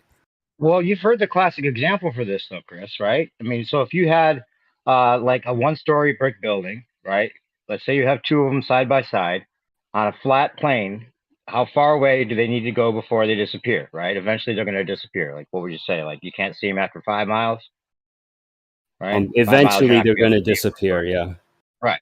So after 5 miles, the one-story building disappears, right? But then you stack 10 stories on one side. You stack 10 stories on top of that, and then you can see it again, right? But still, the one next to it, the one-story building, you can't see at all. So that means the bottom of the one building that on the left that you put 10 stories on, you still can't see that either. But you Yeah, can see because the a 10 lot. stories because it's an angle. It's the angle, dude. It's about the angle. No, The it has closer to the nothing. It has ground- nothing to do with the angle. A Well, smaller then you don't know object what is you're talking obvious. A smaller object is obviously going to get smaller than a larger object. So a one-story building is going to get smaller than a five-story building. That's obvious. Right, but you don't. You're saying that the angle that you being closer to the ground means that things aren't going to be disappearing closer to the ground first. No, because things reduce uniformly in size. They don't get smaller from the bottoms than they do from the tops. That's just Well, common sense. that's a misunderstanding of the way that perspective works. Things No, that's closer just to the that's just ground are gonna reality. When you disappear move because of away your when you move away from something, it gets smaller uniformly. The bottom of it doesn't get smaller than the top. When I you walk keep away saying from that. you, It's not if true. I walk away from It's you, my not legs true. don't appear smaller than the rest of my body, do they? Yeah, but No, you can just they keep don't. saying that, Chris. You can just keep saying that, Chris, but you're completely wrong on this. Yes. No, you're You're completely wrong. objectively wrong. No, it's The not angle, about You're the you're angle flat earthers definitely versus objectively round earth. wrong. matters. Any round earther knows this is true. There's lots of Globers that will admit this is the case. The No, I angle, don't think anybody's going to admit that listen, that's the true, viewing angle definitely That matters. is except a there's flat no In order earther. to denial. find You, whether or not these source points of light are, have kind of like become diffracted or not. If you have a like a more steep angle like to the thing that you're looking at, you can appreciate the difference in whatever is between them, and difference in light between these source points. So Space Pope, even though you have been now, made aware of your problem regarding perspective, obviously, right? That also clinks in with your Aware of first. my problem. That's a Dude, you joke, just dude. keep on Why is this always happening to me? What have I done Yo, against relax, you that Clay, you just relax. do I'll this? tell you what you've done. You come in insulting him. That's why, dude. You're coming in with some kind of personal slight. And so that's why you're being interrupted. If you don't want to be interrupted, come in with just neutrality and the information. I highly doubt he'll interrupt you. I didn't insult him. I just clearly stated that he has now been aware that there is a problem with his perspective in itself, which with his first claim about looking at the sun just clings in with to the same phenomena. He probably thinks that the sun is, I guess, because that's what your paradigm claims, is going behind a physical barrier of water, right? When you look at the sunset on the ocean, or in general, it's going behind the so-called horizon, right? Even though we have experiments that obviously show you that perspective is the cause of this optical illusion. When you look at, for example, the things I've posted, you can see this to be the case. You can do these experiments for yourself, where you will also see the bottom of things disappear, right? On a flat surface, the further it goes away. Okay? Right. So let's examine the explanation for photograph this. that But Clay one just second, posted. one second, let me just quickly finish. even though we have this phenomenon of far objects, bottoms disappearing, we still have observations of laser tests, right? That are going over, for example, 22 miles, where a massive majority of all the curvature that should be there are completely missing, right? So it's actually impossible on that spherical Earth to have this phenomena happening, right? Still somehow we're talking about these little things of why is there little bottoms of the buildings disappear, even though if the whole building should have been already gone, that somehow that does not bother you at all, or what is it? Yeah, that should bother you. That why is the bottom of the building missing if the top is still visible? But if we examine the photograph that Clay just posted in the live stream text, you would see that this is exactly how perspective works.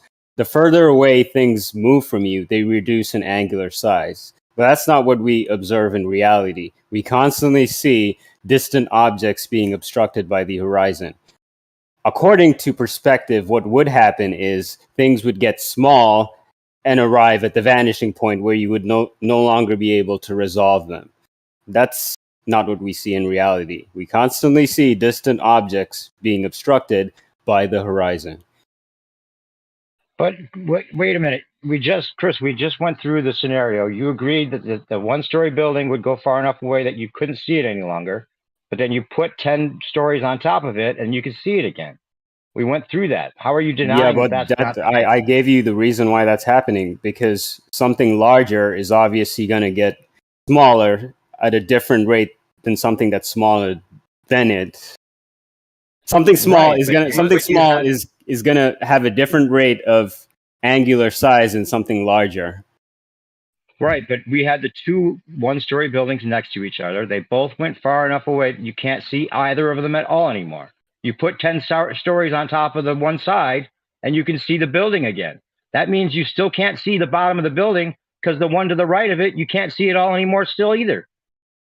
No, because that would require the bottom of the building to be reducing at a different rate than the top, which is not how perspective works. No, dude, you didn't get Are it. you It also goes saying far that enough observer away you height can't doesn't see matter? it. That is Yeah, ridiculous. which is what you're saying is that the angle to the bottom of that building is reducing at a different rate than the angle that you have to the top of that building, and that's not how perspective works. Things reduce uniformly in angular size. You're talking about if it was at eye level? Yeah, at eye level, yeah. Okay, because you're talking about that things that go away. If you had just a eye level thing, like down a hallway or whatever, and you have a certain example that you're going with where it reduces in size, uniformly, and we can see that happen. Okay, agreed, right? But that's not Yeah. always how it happens. That's not always how it happens because you have angular. It's a whole thing about perspective that is just not even arguable. Yeah, that isn't always how it happens, and that's the question that I'm asking. Why is it that things are getting obstructed by the Let him horizon? finish. He's almost done. Your observer height matters, Chris. If you think that your observer height doesn't matter, then I don't know what to tell you. Yeah, the higher up you are, the further you can see. That's the only time Thank observer you. height matters. But how is that a Hold win up. for his argument? Why does increasing your observer height make you be able to see the thing better? What changes? Because you're looking at a different angle. Okay. Yeah, so you're able what to was see the more. confusion before?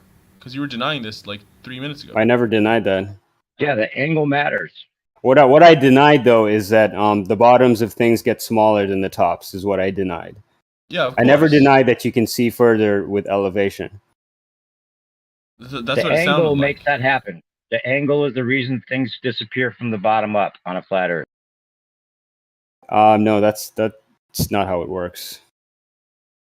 You just admitted that when you increase the angle, you can see more. Yeah.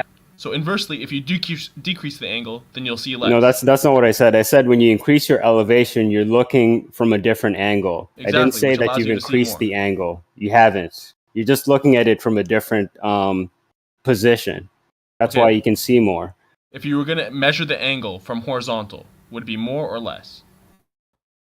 Than What when you angle were on from the surface of the horizontal? Earth? You're never looking at the horizon at a horizontal angle. You're always looking at the horizon diagonally because it drops from Yes. horizontal. Okay. So let's say we have the flat line of our local horizon, right, or Earth, and then a line from our eyes to the object, right? It's gonna be a very very kind of like a flat, almost as flat as the horizon from the Earth's surface. But if we rise, then that line will become more steep, right?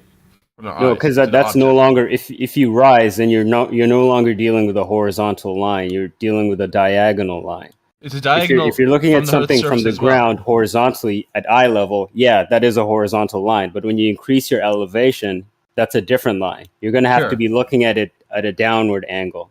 Let's say we're looking at this chessboard with the chess, black and white squares, right? We're looking at the ground from 6 feet.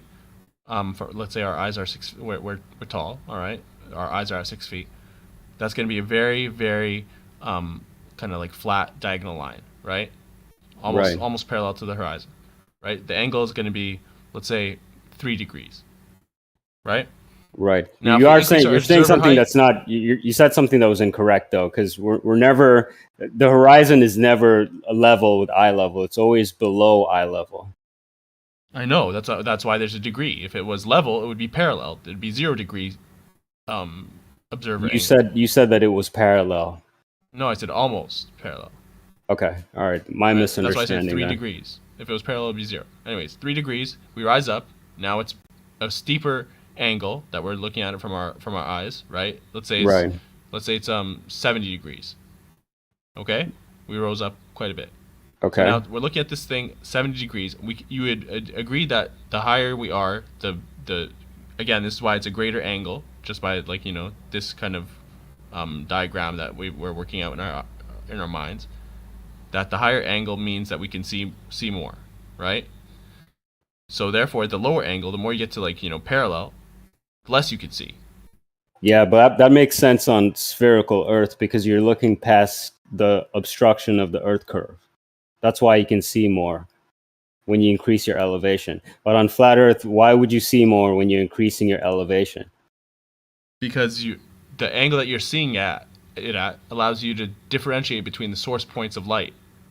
It allows you to Yeah, but on distance. Hold on, a let me flat plane, finish. In your field of view, the distance between these squares aren't as squished together.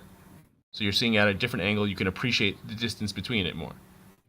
yeah, but on a flat plane, you're always looking horizontal at things ahead of you. Even when you increase your elevation, perhaps not when you increase your elevation, you'd probably be looking at an angle, but you're always looking horizontal. No, you're It's not. not If we're looking at a specific part of the ground, we're not just looking out to the horizon. We're looking at these specific squares on the ground.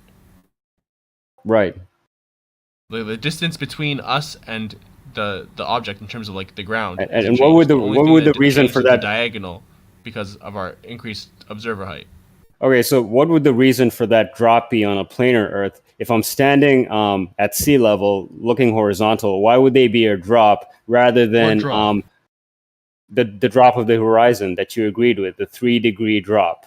Why would that happen on a flat Earth? If I'm looking at eye level towards the horizon, wouldn't the horizon be at eye level? What would cause it to drop 3 degrees? All right, because I think you got a little bit of a mental, the image in your mental. Okay, sorry, your mental image isn't quite right. So by 3 degrees, I meant from the observer height to the spot on the ground that we're looking at. Because we're looking at the ground. We're not looking straight ahead into the horizon. We're looking at these squares on the ground, right? But on a flat Earth, if you're looking at the horizon, isn't that the ground that you're looking at? That is the ground. If we're looking at the horizon, yes, but we're not looking at the So what are we looking at? These black and white squares you said. Aren't the squares on the ground? Yes. You said we're not looking at the ground. No, I said we're looking at the ground. These black and white squares on the ground. We're not looking at the horizon per se. Yeah, and on the flat Earth, At the horizon, that horizon it's would be actually reached the vanishing point. We don't see the squares anymore. that horizon on a flat Earth would be the ground that you're looking at. Like if you're looking at that chessboard, the point where you can't see, the furthest point where those squares can no longer be resolved would be your horizon. Sure, yes. And that's made from the surface of the chessboard. So how is that not similar to being on a flat Earth and looking at the surface of the Earth horizon? No, that if that's the case, I thought you meant that we are actually looking at these squares and we can differentiate between whether they're black and white. But if we're looking at we can no longer tell, we're looking at where they vanish into like the vanishing point of the horizon, then yes, we're looking at the horizon, and yes, it'll be basically like parallel. Yeah, it would be at eye level. So my question is, why does the 3-degree drop happen on a There planar wouldn't be a Earth? 3-degree drop by that. I thought we were looking But at that's the what we ground that's what before we the see in horizon. reality. Exactly, there wouldn't be a 3-degree drop, but in reality, we see the horizon drop by 3 degrees. Why does that happen? No, I just made up the 3 degrees. What do you mean we see the horizon drop by 3 degrees? No, we don't. So we don't see horizon drop. Are you going to back away from We don't see the horizon claim that drop you 3 agreed degrees. with? But we do, regardless of how many degrees it drops by, we still see the horizon drop below No, we eye don't. level. We see obstruction bottom up sometimes. We don't see the horizon drop.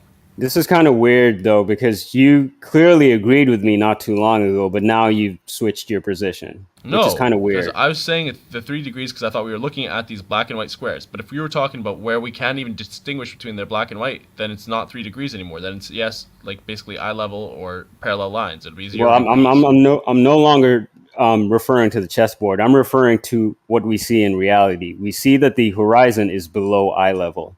You don't agree with that, but regardless of see whether that you agree or unless you not, that increase is your what happens observer in height. reality. No, you only see that when you increase your observer height. You do see it in both circumstances. I don't know about that. You're saying Do, that do you have? if I was at the beach, that the horizon would be below my eye level? Yeah, if you're at the beach with proper measuring equipment and you made a measurement of the horizon, you would see that it is below eye level. Do you mean just like basically barely, like technically because I'm literally above the water? Yeah, even if it's by a few micrometers, it still happens. Okay, what's the point of this? The point is, why is it happening? On a planar Earth, that shouldn't happen. That's Why the shouldn't point. Why shouldn't it? If we're above the water, why shouldn't it happen? Because you should. There shouldn't be a reason for why the horizon would be dropping on a planar Earth. You'd be seeing the horizon at eye level. That's just how perspective and geometry works. So you think, regardless of where we are on Earth and what height we're at, we should always see the horizon at eye level? That's right. If we're on a planar Earth, the horizon would always be at eye level, regardless of your elevation. I don't know about that. I do know about that. Because I know for a fact that as you raise an eye level, the horizon itself changes. It's no longer the intersection of the ground and the sky. As you raise an eye, like in your eye level, it raises your observer height high enough. Yeah, it becomes more obvious. The drop, the drop is more obvious with elevation. You're able to see No, I more. wasn't talking about that. I was going to So talk what about were you how talking the about? function of the horizon itself, what we understand the horizon to be, changes. It changes from being the intersection of the ground and the sky to the intersection of basically the ground and sky together versus the blackness of, not enough gas reflecting light into our eyes, right? The horizon itself changes in terms of That's the how we definition according. That's the definition according to perspective. That the horizon is the bridge between the Earth and the sky. But in the spherical model, the horizon is the furthest point you can see on the surface of the globe. Okay, but I'm saying the first one in the whatever you said, the flat definition. I'm saying that's not even the definition when you go high enough. When you go high enough, it goes from that to the blackness of no atmosphere to the atmosphere and the ground combined in like a blue kind of haze thing. That's why you notice in like high altitude balloon footages and stuff like that, the horizon is this haze between the black and the blue sky. Yeah, that's mainly due to the atmosphere and scattering, but it becomes you can see the horizon clearer. Obviously, the closer you are to the ground, Absolutely. But the My higher up point you is- go, there's more atmosphere in the way. Absolutely. There's But my more point scattering happening. my point is, given that that's that the horizon, like the dynamic of it changes, that I wouldn't be so certain to say that it's always going to be at eye level. You know? No, it's not always at eye level. No, but you're saying on a flat Earth it would always be on eye level. But Yeah, I'm saying, that's right. Yeah. I'm saying, with how light reflects off this atmosphere, like the atmosphere of the gas, and into our eyes, and how that that dynamic of it changes with increased altitude. I don't know. You could say that it's always at eye level. So you're claiming that the atmosphere would possibly shift the position? Yeah, that is possible. Some specific refractive effect could be responsible for that. Exactly. But what we see, though, in reality, and what we understand based on how refraction works, is that light bends towards the denser medium. And if the denser medium is sea level, we're always going to see looming refraction. We're not going to see sinking, which is what you would require for that to happen. How can you tell the difference between sinking and compression in the foreground versus sinking in the background? How can we tell the difference between compression in the foreground? Because those are two different effects. You're going to be able to tell the difference between them because they have completely different appearances. Compression doesn't look like sinking. Okay, so let's say we're looking at the water, right? And there's this looking at a ship, and we have a bulge of water that's going on top of it, from how it looks, right? We could say either that this ship is sinking in the background, or that, sorry, I said compression, I meant like towering, or is it stooping? Which one's the word where you have like the thing stretched out? I'm not sure. Oh, wow, man.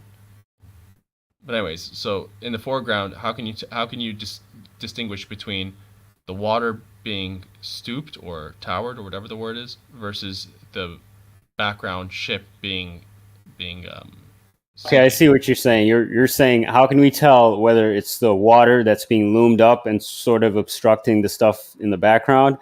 But then why would that effect only be isolated in that area? Why wouldn't that effect be apparent in everything that we're looking at? Why would it only be isolated to that one area? Well, it's not just that one area, but it's the specific atmospheric effects that give you that refractive phenomenon, right? It depends on the temperature and pressure and how the light is bending off of that water, like after it reflects off that water. Yeah, but you're claiming that there's a different effect happening to the water than what we're looking at in the background. No, the water's just water. But I'm talking about the light that's reflecting off the water, somehow refracting, such that it's stooping or like looming this water. Looming, I don't think it's the right one. Looming is when it's actually in the air and there's like a double. No, that is correct. Looming would cause the water to appear higher. That is correct. Are you sure it's not towering? But I'm not sure what towering is, but I am sure I what thought looming was is. the one where you have it like a carbon copy image. Basically, it's a mirage where you have the same, like another ship in the air, on top of that first ship or what have you. No, that's a mirage, because we tend to see duplicate images with Fata Morganas or superior and inferior mirages. You tend to see like a duplicate image either below or above what we're looking at. But with looming, you only see one image loomed above the horizon. All right, so we'll go with looming then. So you're saying that the light, when the light's coming towards us, it's being refracted. Why is the light that's coming from the light that we're looking at from the water is towering? Why is the light that's coming to us from the boat not towering as well? Why is it only the water that's doing that? Because it's different. Like different light waves different light rays coming from different areas. So it could be that the air or temperature where that water is, above that water, is like hot or something like that, and it's causing the light to bend in such a way that isn't happening in the background far away, right? Right. So, that's your proposition. So it would be upon you. The burden of proof would be on you to prove that that's actually what's happening. and that would require you to make measurements and do tests to validate that that's actually true. That's not my. I mean, sure, but that's not my point. My point is it's an alternative explanation as to what's happening, right? So it's where you don't have. We can't say for sure that it's a truth claim. Like we can't make the truth claim that it's a globe or a curved Earth that's causing this thing to sink when it could just be. Sure, but you can't. I mean, just because you can come up, just because you can come up with background. Just because you can come up with alternate explanations for what we see doesn't make them valid. What makes them valid is whether they're repeatable, objective, testable. Are any of these things you're claiming repeatable and objectively testable? Can anybody repeat any of these observations and attain the same results as you? Okay, so I'll say two things regarding this. Number one, in terms of like evidence, the claim is that it's the Earth obstructing this, right? Due to the curve of the Earth, it's actually obstructing this. So Right. for me to say I have to prove that like this plausible alternate explanation is shifting the burden of proof. This should have been disproved for you to make the truth claim that it's the globe, or that there should be evidence for the globe that somehow excludes this. Yeah, but right? And excludes everything else. Otherwise, you admit that you don't have definitive. Hold up, I'm almost done.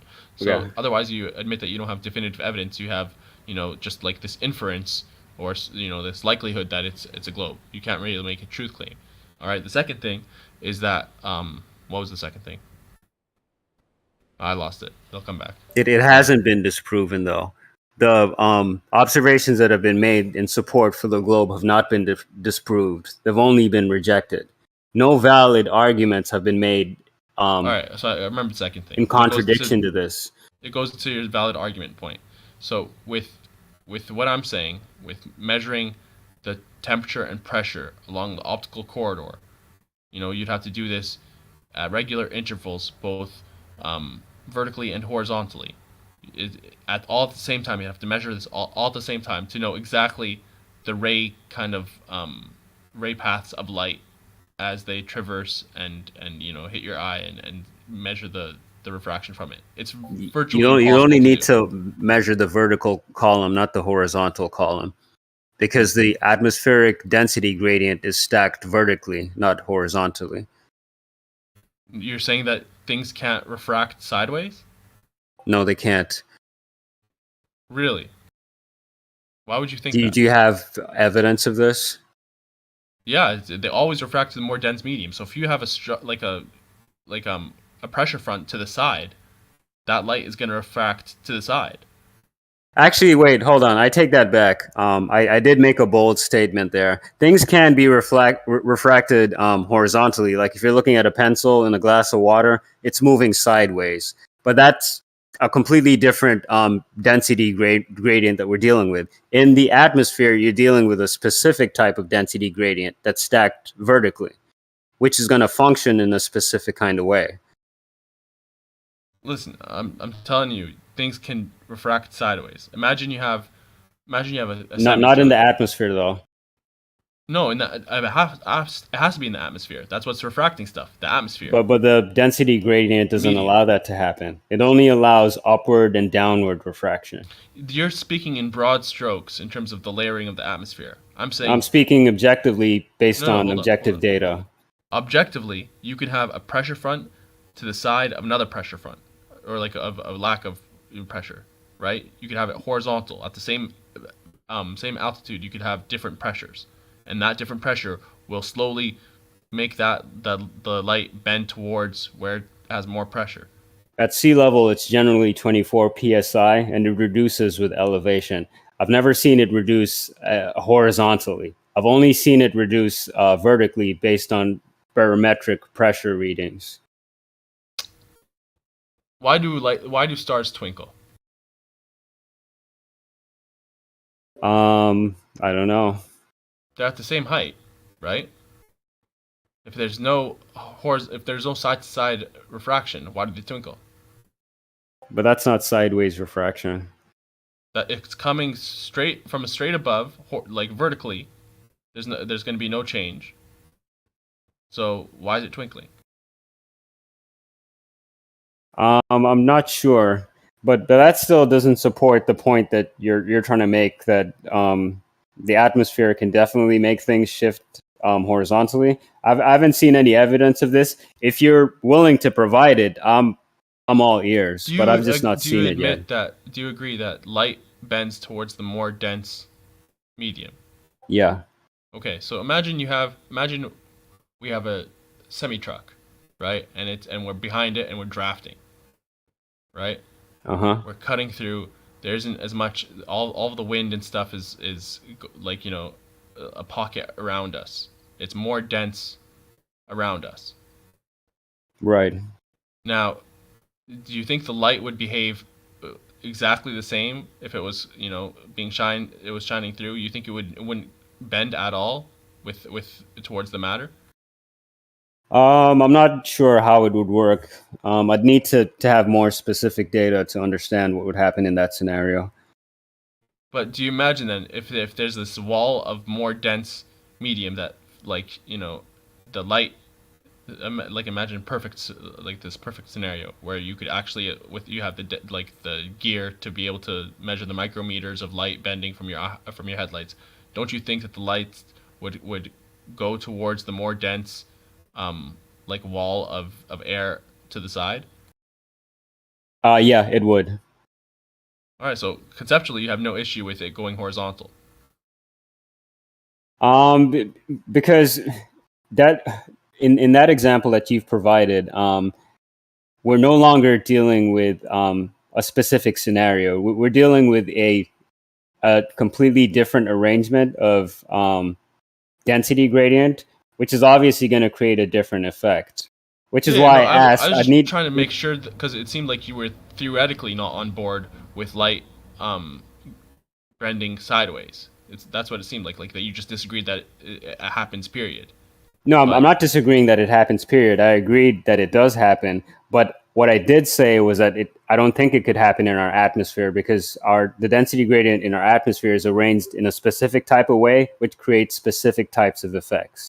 Fair enough. So basically you're saying, in terms of measuring, what I'm saying is this virtually impossible observation through the optical corridor. You're saying we could leave out the horizontal ones because you think it's going to be negligible, right? That's right, yeah. And then you still need the ones that are all along the vertical, from us to the every single object along that vertical corridor, every part of the water and stuff like that towards the object that we're looking at. Yeah, you would need that. You think that's feasible? I mean, you would need that, and fortunate for you, we already have that, because we know that it's always denser at sea level than it is at higher elevations. When is that never the case in reality? Oh, that's the case. That's the case, but we can't actually measure the path of light, because we only have them, these these sensors at the observer and at the object or whatever, but never in between along the optical corridor at regular intervals. We know every meter or something like that. It's never been done. It's impossible. We know the arrangement of the medium that the light is passing through, and based on that arrangement, we can determine the effect that we would expect. But that's not a good observation, to just kind of assume how the light is going to go based off of 2 data points. It's not an assumption. We understand we have the data as far as the arrangement of the medium that the light is passing through, and as long as we have that data, we can determine the effects. How is that invalid? You don't actually have the data. Yeah, we do. Is it? Barometric pressure readings. It's always denser at sea level than it is at higher elevations. Okay, we know that. A quick question regarding. That's not true, actually. That's not true. Can I ask a question? You guys had a very long conversation. I just have. Yeah, go ahead. How is the pressurization done in your paradigm if there's a vacuum right next to the spherical Earth? That's not the globe paradigm. There's no vacuum next to the spherical Earth. Okay, how do you have a pressure gradient? How do we have a pressure gradient? Yes. Why is it getting thinner when you go up? Because of gravity. Okay. The molecules of gas in the atmosphere are going to be attracted more towards the surface of Earth. And the further away you move from the surface of Earth, that attraction reduces. That's why it gets thinner with elevation. And it's not a sudden shift that happens from the atmosphere into a vacuum. It's a gradual shift. You've already agreed that there's a gradient. So that would mean that you'd understand that it's a gradual change. It's not an instant change from atmosphere to vacuum. That's just a straw man that you guys came up with. Okay, that's cool that you say this, because now, please don't interrupt me, okay? I just need to say this. So you think then because of gravity, right? Gravity is the answer for that. Somehow the gas that is being produced, right, the oxygen and all that funny stuff is being produced on the ground. Somehow that oxygen goes up to a certain degree because gravity lets it go up to a certain degree. And then for some reason it surpasses these very heavy layers that are being simultaneously being attracted with gravity to the ground and make this very pressurized system, right? But simultaneously, even though you have that very pressurized layer, other all the other oxygen is being produced every day is somehow rising to an extent. So simultaneously, gravity is picking and choosing to let certain air pass through and being able to be on higher altitudes, while other layers of that gravity through the gravitational force are being pressed together to create a stronger layer. So somehow all that oxygen goes through the very strong pressurized layers, and the very thin layer, the most weakest layer, matter of fact, is the one that is right next to the vacuum of space, even though you for some reason don't believe in the vacuum of space, even though we have things like what the astronauts are wearing, like suits that need to be pressurized in this system, because otherwise the people would die, obviously, because there is no pressurized atmosphere. So you have that right next to it. How does that in any shape or form make sense to you, that gravity is simultaneously letting the oxygen that's being produced on the ground go up and for some reason also settle down simultaneously? How is that possible? Oh, because it's not just gravity that's doing that. Gravity is responsible for majority of the molecules of gas being closer to Earth. But what is responsible for that effect that you're proposing is diffusion. Gases tend to diffuse from an area of higher concentration to an area of lower concentration. That's why majority of the gases, not majority, but some of them would diffuse from the surface of the Earth into outer space. Okay, again, how What you're proposing, that it's gravity that's sort of keeping them here and some are magically escaping, is your childlike understanding of reality. That's a very weird analogy, and that's again, I didn't interrupt you by insulting me, that I'm obviously a child or anything like that, just to go back to the other reason that I was, the one actually insulting you. But again, just ignore that, because I have no feelings about this topic. The thing is, what just mind boggles me is that for some reason gravity is that force that you believe in to be an universal force, having a certain attraction to everything the same way. It somehow interacts equally to every object or mass that is being attracted, right? So When did I say any of that? That's a straw man. I never said any of that. Yeah, but it is the claim of your paradigm, right? That gravity No, is that's your personal misunderstanding. That is No, not the claim of the paradigm. So gravity does not somehow simultaneously attract something to create that very close pressurized layer near us, while simultaneously letting the air that is being produced on the ground, right? It doesn't come from space or anywhere like that, go up simultaneously, right? And you just use diffusion as an explanation for this phenomena to happen. Why is not all of it just being constantly pressed down? Why do you have even a thin layer, especially without a container right next to the vacuum of space? How does Because that the make any force sense of to you? gravity is strongest at the source. So of course there's going to be more stuff attracted closer to the source, which is Earth. How can we have a thinner layer if gravity is constantly pulling stuff to the Earth? How is it possible? Because gases diffuse from an area of higher concentration into an area of lower So concentration. they overcome gravity. Some of them do, but not all of them. How is that possible that they can overcome it? Because that's diffusion. That's just how diffusion works. How's that diffusion working? How is it possible to overcome it? You're just saying a word, right? You need to explain it to me. I don't know. Do you not understand how diffusion works? No, I'm the child who doesn't know. So explain me how that No, works. so my job is not to explain to you how diffusion works. If you really want to learn, you can So you figure just that call out me on a your own. child, but you don't wanna Yeah, I called you a explain child because you have a childlike understanding of So reality. yeah, then explain a child so a child can learn from a man like you, I right? did, and you To be didn't intellect. understand. I did, and I didn't understand, which is No, why I no, chose not to continue. bro. I'm obviously objectively asking, how is that diffusion working against gravity? And you just say it works. Basically, that's it. You haven't given me anything to learn by. I want to really learn. I want to learn how you think and your way of thinking as a human being. How is that Because diffusion is obviously strong enough to overcome some of the effects of And gravity. how does it do that? You see, this is what I mean. You're just gonna constantly keep asking how, nonstop, making me jump through hoops. I don't want to play this game with you. No, dude. I'm literally honestly No, you're not. interested. You're not You really honestly interested. You're Why just are you playing a game doing right this to now. me all the time? Why is that even allowed You in a can get some conversation? napkins and dry your tears, but I'm not gonna continue playing Dude, this game with you. he's still insulting me and he's still doing this game. You're playing the game right now. I want to have a conversation. You're still playing this game of leading it in this direction. I want to stay on the objective matter. I just No, want you don't I really just want to want know. If You're you still really wanted doing to it. You're know, still if you really interrupting wanted me. to know, there's You're a still vast plethora of information. There's a robust you're still plethora doing of it. You're still information doing it. I can on the never web that you Hold on, can yeah. research and learn on your own. So, So Chris, it wouldn't be not- upon me to prove that to Yeah. you, because it's Just ridiculous to monologue. think that your reality is based on what strangers on the internet tell you. Hold on, You dude. can do He your was own asking research. you. Hold on. You He can was figure asking things out you on in- your own. Bro, he was asking you in good faith. Can you hear me? He was asking you in good faith your actual, just human to human, your viewpoint on it.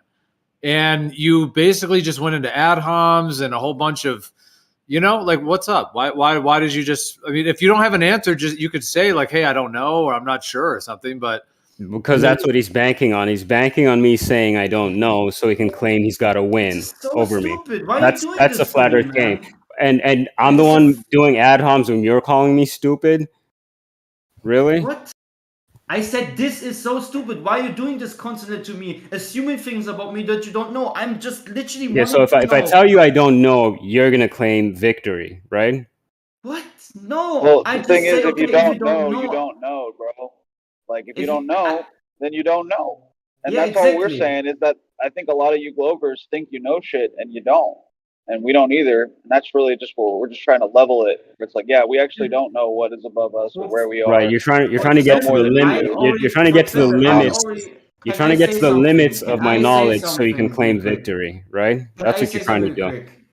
For example, you have already witnessed, I have the humbleness to actually say, I don't know what diffusion is. I already clarified to you. I wanted to know from you because I'm a child, obviously, who doesn't know. I see myself as a child, actually. I will always be a child because I will always be open to learn. So I'm a child right now, so you actually were right about this. I don't know what diffusion is. I openly admitted to you, I don't know. Now you don't have the courage to actually explain it to me when I, like a child, I'm asking you a serious question about it. Why are you just going on rambling, making pre-assumption about my personality? That is intellectually dishonest. That is not scientific. That is So very. is it logical for you? Is it logical for you to Yeah, you're determine interrupting me again. because you're monologuing? You have had so much time already monologuing about how I'm just playing a game and how All right, you already know what I'm about carry to on. say. You can carry on with your He's monologue still then, doing it. because I'm Gio, out of why here. are you not? Why are you not like? Wow, amazing. See, this is the thing, Gio. I'm trying to have a conversation every time they do this to me. Well, dude, the last thing I said is I was pointing out that, yeah, he responded with ad homs and didn't answer your question. So I always expose them. Every time I expose them that they're not capable of actually being intellectual, honest people. They just aren't. You can ask yourself if he comes in saying, I don't play your game, but he is playing a game trying to shame. And if he recognizes that he is playing a game, it's just a kind of a cape to hide his anxiousness.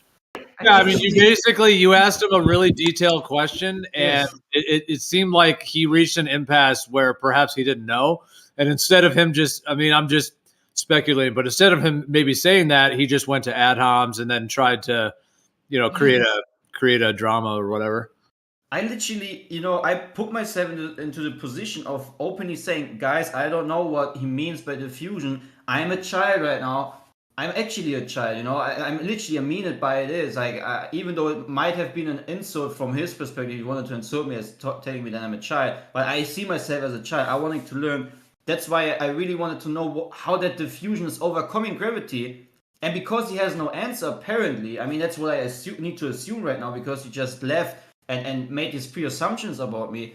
That's just sad. And that's the whole thing. I literally, have I played a game, guys? Or have I been just literally had the backbone of saying, I don't know. I have a person here claiming something to know. Maybe he can explain it to me so I can not be that stupid fat earther. But what he did is he just somehow proved to us that he's the one actually playing a game and claiming to have knowledge, and he cannot really bring forward that knowledge to teach others.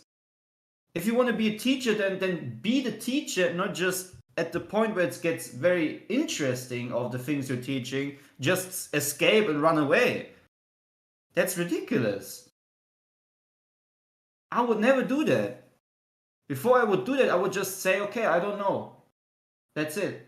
Conversation finished. But see, that's because they have these fundamental, that's why I call it a religion, because they're religious. They just cannot give up. They just cannot say, I don't know, so be it. That's what they can't do. I can do that. I can say, I don't know what they mean by diffusion. How is diffusion overcoming gravity? How is gravity able to do that atmospheric thing with pressurization and so forth? I can all admit that I don't know that, but then just be able to teach me if you claim to know it. But they can't. They just don't do it. Instead of doing it, they say, oh, you're playing a game. Oh, you're pre-assuming things. Oh, if I'm going to say this to you, you're about to say that to me. This is... Anyways, I'm sorry, guys. I don't want to hold you off. It's just sad. It's so disappointing to me. Yeah. Yeah, but I will say from the listening audiences, or like just from the outside listening, yeah, like that, it can be seen, that he didn't respond with anything of substance. He just went on all these other, in that case at the end there, just sort of ad homs and calling you a child and just saying you wouldn't get it even if I explained it. So I'm just saying from the audience's perspective, he didn't have a valid response essentially to what you were asking.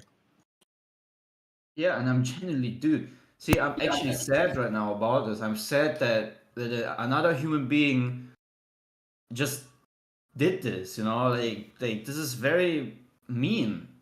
Like I mean, it's not like that it just touches me deeply or anything like that. But it's just sad for me. I really wanted to know.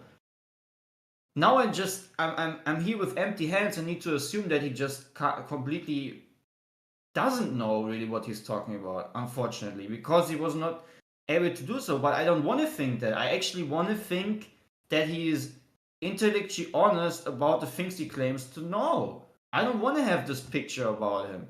But now he just gave me this picture that I didn't want to know, even though he somehow already at some part previously showed that. But I actually thought now there's coming something on the table that I can consume, some very good information. But it didn't happen. And that's every time. Like every time I come to these points with Globus, it's always the same outcome. With a few exceptions. In my perspective, it is model talk. When you have a model and you have different kind of possibilities to measure and find an answer, you can always find an answer with this orthographical side view. And it's not that it's invaluable, but you always have to come back to observations and see what distorts, disrupts, and changes the situation. And but that doesn't give you solid ground. It doesn't give you instant answers. So if people are used to step aside from their own eyes and look into their head and find a side view, that's very comfortable in calling that reality. And they want to stay in that comfortable zone. And in my perspective, flat Earth follows the globers too much in this orthographical side view. Yeah, But you're right. and they like to pull you in because they have always an answer there. Yeah, but that's why I was so like I'm not playing a role here, right? I hope you guys don't think that I'm like an actor or anything. I'm literally like my heart is like longing for truth, for new information. I didn't knew anything about this diffusion thingy and how he thinks this atmospheric pressure is working. I really wanted to know. Even still yet I want to know, it really hurts me right now that I just can't have this information. So I'm just now left with assuming, as most of the time, that he was just what he was projecting on me was actually that he was playing a game of imitating a teacher, someone who can teach a child about new information precisely, but he couldn't. He just run away, The wicked will flee when pursued. And that's literally biblical things again that come up, right? I flee. You will never see me, until it gets to a point where people just obviously trampling my birds, right? They're like just insulting and there's like no getting forward, right? Then I close up with a conversation. But I will never flee this way. I can bet all that there is to my to the person I am. I will never flee this way from a conversation. Before that, I will admit everything that I don't know, that I'm stupid, whatnot. But I will never go away from a conversation like this. Well, you would agree that it's really hard to say you don't know, right? For me, it isn't. I said to him, I don't know what you mean. What I literally didn't know what he means with diffusion. I wanted him to explain it. So I'm saying if he kind of cornered you as far as like, say, like your belief about God, right? Like a question that you could not answer, it would be hard to say I don't know, right? Mm-hmm. Yeah, that's probably how he feels. Yeah, but it takes like a humble. It takes a certain humbleness to be able to do that. Yeah. And accept like it's sort of in a way too. In some cases, it can tap into like being able to be vulnerable. Because if you say you don't know something, you could be potentially vulnerable to maybe like ridicule or attack or something like that, or just feeling like you're lower than or less than, or not that you have to, because there's another way to view being, if you don't know, there's honesty and open to learning, all that kind of stuff. But yeah, I think those can play out in different ways for people. But was it wrong what I was doing? Like, was the game that he supposed? Was I playing that game, or was I literally? No, I don't think so. Okay. Well, see, like the thing is, he's been around a long time. He's talked to a lot of flat earthers, and like on both sides, people do weird things to kind of squirm out of a corner. And he, he's just pissed. So he thought you were just another dishonest flat earther who, was just going to keep on asking stuff over and over and over. And he didn't think that you were going to, yeah. The thing is, right, if someone says it's diffusion and diffusion is able to overcome it, and then I ask, how is it doing that? There's nothing wrong with asking that. Like, I mean, I can claim Superman is making the sun spin. How is Superman making the sun spin above us? If someone might claim that. It's the same thing, right? How is diffusion doing that? And then he's just, now you're just playing a game. That's not scientific. If a scientist claims, okay, an atom is doing this or that, how is the atom doing that? The scientist will say, okay, I don't know right now, maybe I need to look up my papers again. Or the scientist will say, okay, look at this. I'm gonna tell you that blah blah blah blah blah blah blah blah blah, right? He's armed. He has the ammunition ready to poop, poop, poop, poop, shoot out his knowledge. That's so disappointing, man. Well, like on the internet, sometimes it's hard to tell when someone's just sea-lioning. Do you know what that is? No, what is that? Yeah, it's what he thinks that you were doing, which is just asking questions without really caring about the answer. And I'm not saying that that's what you were doing, but that's probably what he thinks you were doing, because he just Right. he, Yeah, like he hates flat earthers. That can be true, yes. That well, yeah, can be like true. sea lining could be where, let's say somebody, I'm not saying you were doing this, I'm just explaining sea lining, which is a thing where somebody might like deliberately ask someone a question of something that, like specifically asking them a question that they don't really want the answer to. They just want to ask it to try to like get them in a gotcha, you know? Yeah, I get it. I'm just, I really Hold on, feel I didn't. I wanted to. Sorry, I didn't even really. Yeah, let me read it from Wikipedia because I wasn't really my mind was not in the, okay. all good. It's a type of trolling or harassment that consists of pursuing people with relentless requests for evidence, often tangential or previously addressed, while maintaining a sense of civility and sincerity. I'm just trying, quote unquote, I'm just trying to have a debate and feigning ignorance of the subject matter. It may take the form of incessant bad faith invitations to engage in a debate and has been likened to a denial of service attack targeted to human beings. So yeah, it's this kind of thing where, oh, I'm just trying to debate. Like I'm trying just to be civil and nice. And I'm going to ask you all these questions. But at the end of the day, you're kind of ignoring their answers. I'm not saying you, but the person who's doing this kind of ignores the answers. Or like, for example, like, oh, globe earther proved to be curvature, even though like the person doesn't really want to have curvature curve. They're just doing it so that they can, Right. So yeah, so that it happens on both kind of sides. If That's you want to true, say yes. sides, like it can happen. Yeah, And- and I and- don't think you were doing that. I think you were actually asking, but I don't know. Maybe he was trying to link it to that.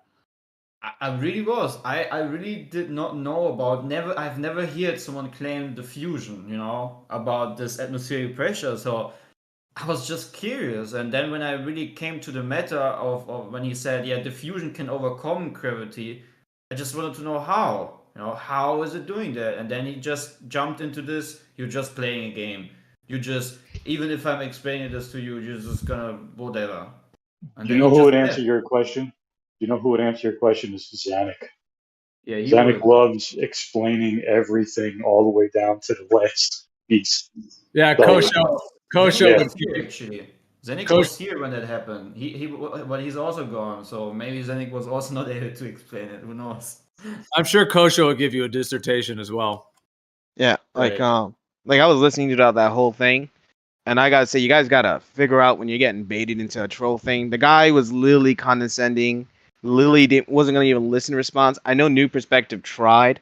I know a few of you tried, but that kind of guy is like you got to figure out the tone. Like if he's like, I'm right, you're wrong, no bias. Even New Perspective caught him on the whole like census bias and all that stuff.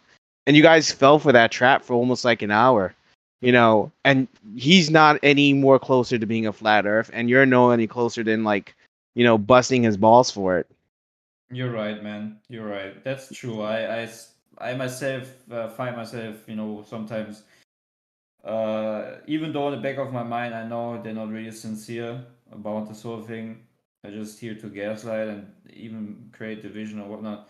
But I still have always this little hope, sometimes that eventually there is someone maybe who wants to have this to spread his knowledge. But again, now I was left with empty hands, and actually, it proved your point right now about him. Unfortunately, I actually thought this guy had some, at least, firm claims that he can support, but You know, you're right, Deathbringer. I mean, him leaving about this very simple question of how the fusion is overcoming gravity, me wanting to know that, yeah, just proves the point, man. Unfortunately. That's all good. Everything's a learning experience, man. Like I troll too professionally on other places. And as a troll, I saw that and I'm like, oh, this dude is a fucking troll.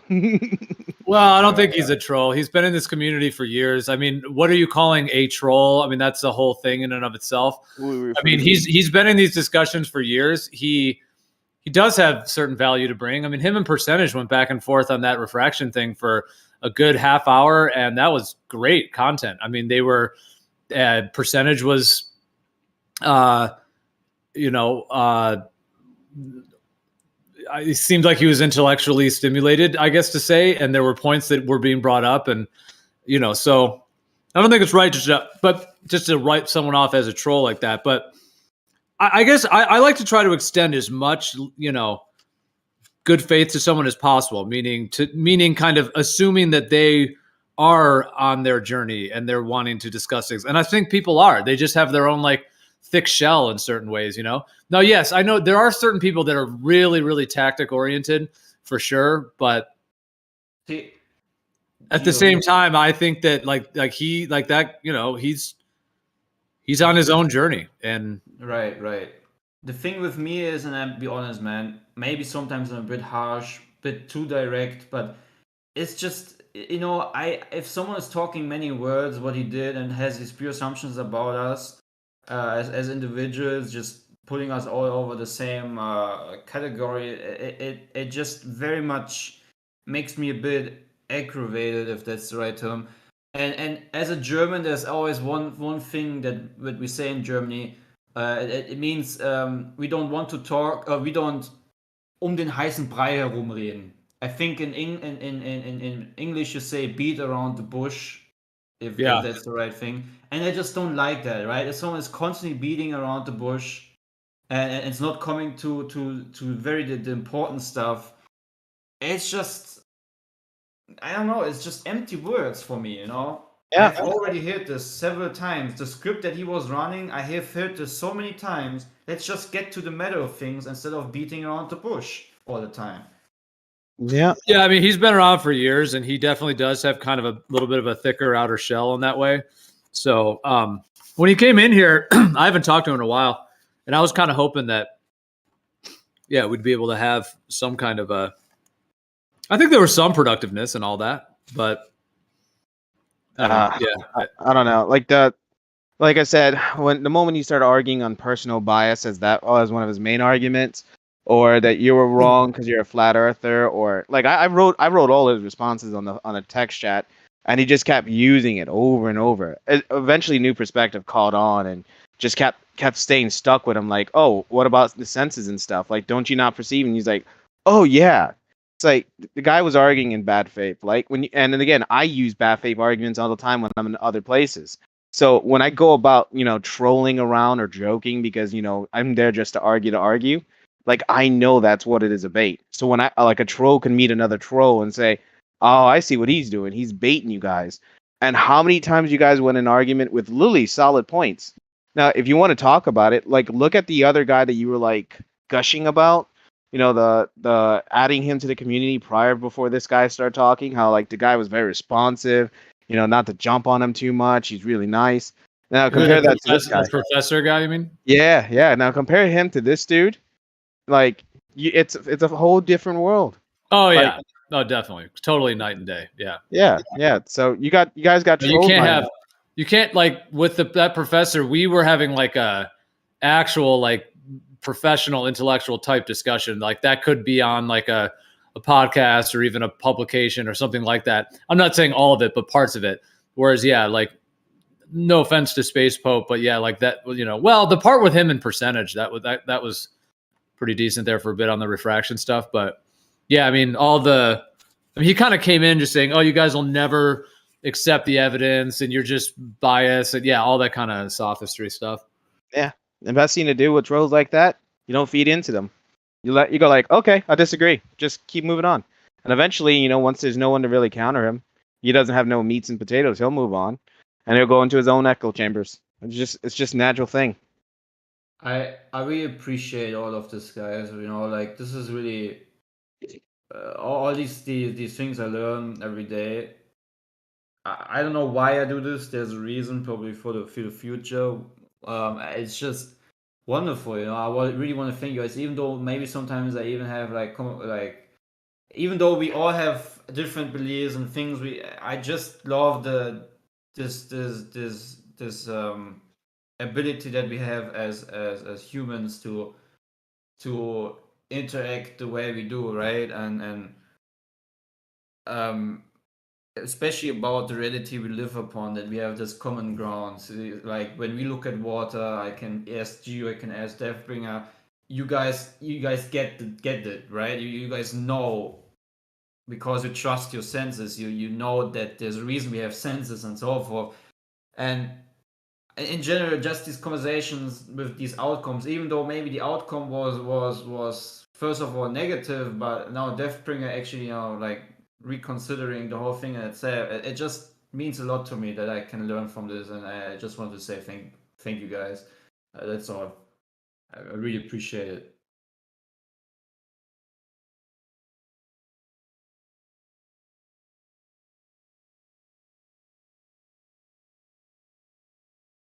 And then yeah, if I'm sometimes maybe a bit too passionate or maybe like loud or whatever it is, I really do need to. I really struggle with this still, and I really do need to kind of put myself on a leash, right? I'm still learning to control myself in this manner, that I just sometimes keep calm and not get too aroused or whatnot. Okay, I'm if that was the case today again, I'm sorry about that. You know, I really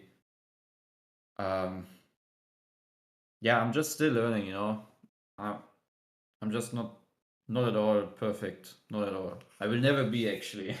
It's also not what I strive for, but to be more enjoyable, to be more enjoyable to listen to, if that makes sense.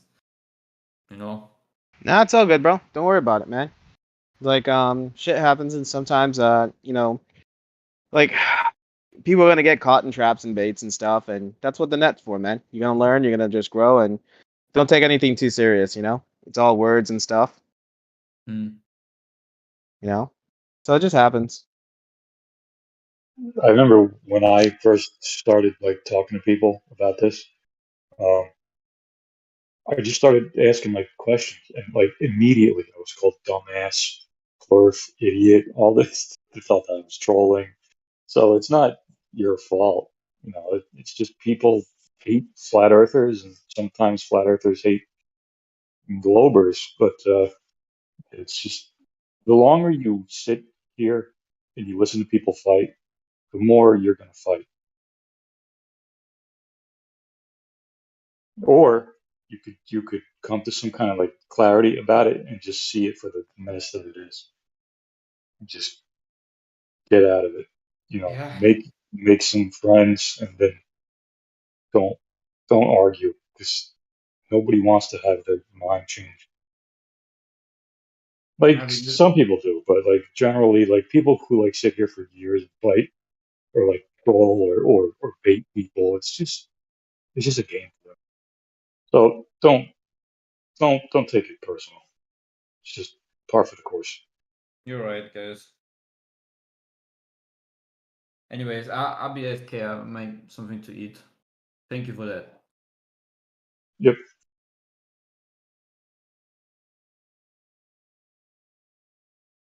I always kind of like taking it as a challenge in a sense, you know, to like, I guess I always err on the side of like, let's try to have a productive conversation, even if someone is you know, coming with certain like either tactics or some kind of a, I don't know, does that make sense? Like in a way, like I kind of almost take it as a task, like almost like okay, maybe this, I'm just going to say it this way, even though it's not like a direct analogy, but you know how if there's like a dog like a stray dog or something that's like under a bridge and it's just like, you know, kind of like scared, and it's like you go up to it and it like bites you, you know. And I'm just saying, like, I'm almost trying to make that correlation that if someone's like, even though that's not the exact right analogy, I'm just trying to make that kind of correlation to like, yeah, like a dog that just all it wants to do is like bite you and attack you. And so I always kind of take it as a quest, almost like, okay, can I approach this person with like as much just respect as possible and honor them, honor their being, and then be able to have an exchange that we could, you know, see the human parts of each other or share our viewpoints, you know, back and forth. Yeah, every interaction is a potential learning experience.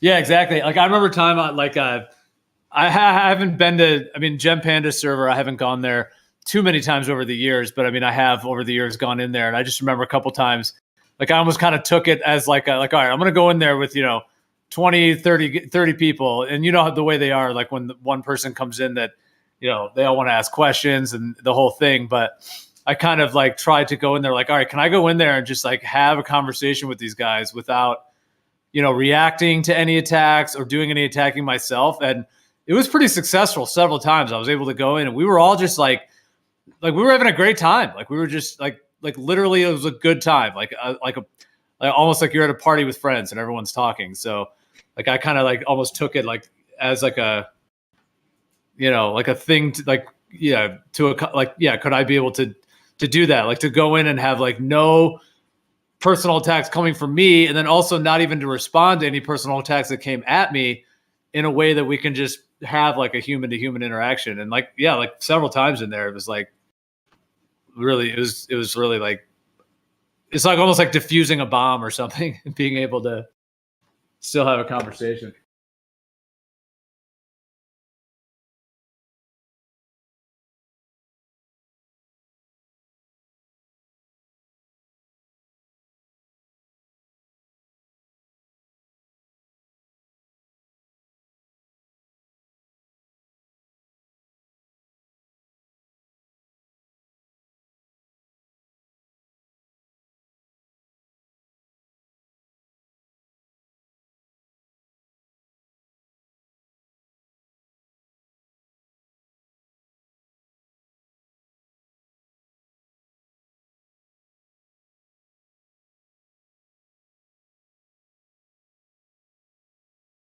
Jerry, have you ever seen that John Smith Globelide channel?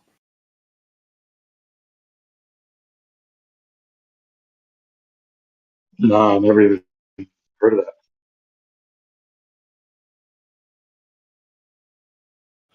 Dude, he's awesome. He goes and he like interviews people like pretty much out in the world. Like sounds like he kind of like goes to like a park and he might ask someone like, hey, do you mind if we just sit down and kind of interview you? And he's so good at that. Like he's incredible at bringing up this whole topic and, you know, what do they think the earth is? And it's just incredible. Like he's able to, he's just like, yeah, he's able just to be very respectful and calm and in a way that the people are like never triggered. You know, they're never like in a defensive mode. Anyways, he's just like brilliant at it, being able just to talk to people like brand new people, you know, and have them like, you can just see in their minds like they're thinking about what he's saying, and it's really impressive. Yeah, it sounds like that street epistemology kind of stuff. Yeah, in a way it is, but he's like, yeah, having these kind of one-on-one type conversations. Here, I'll post the channel.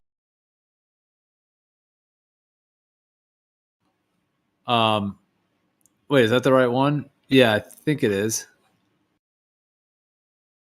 Yeah, it is. I don't know. He might have some of these more recent videos and things, but yeah, like he's just got tons of videos of just, yeah, out in the world, just talking to people, sitting in a park. These are like, you know, yeah, like basically just people that have never even talked about this before.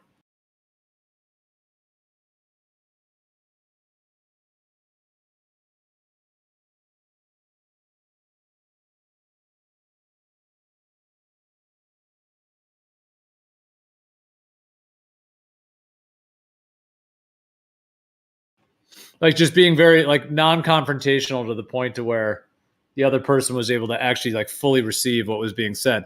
And it's cool because you can kind of see where the other person's at too, like in their own kind of journey or their own process. Like you kind of just see the gears working in their minds, you know, like what do they currently believe and why do they believe it, and all of those components.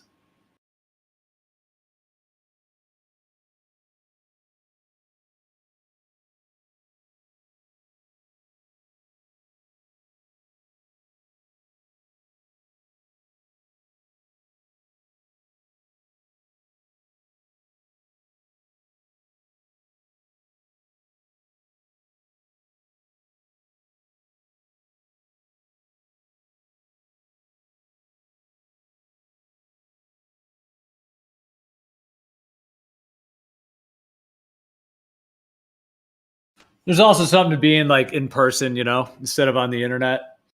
There's something to that too. You know, sitting down right in front of someone in a, you know, face to face and under the guise of respect. And it's almost more of like an interview style, you know, where he's kind of interviewing them. So they're kind of like the center of attention in a good way, meaning the kind of spotlight's on them in a cool way too. So it has that. And I think being in person makes a difference. There's just the real kind of physical component of exchange, which I think is pretty cool too.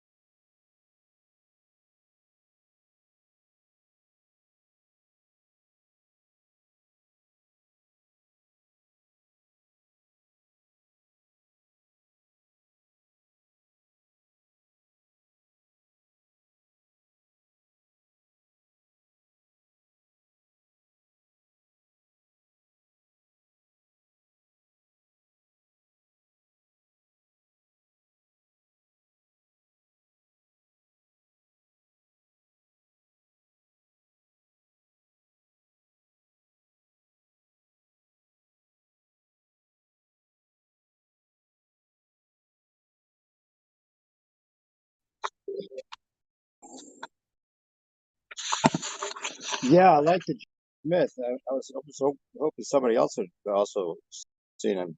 You definitely got to check him out if anyone here hasn't watched his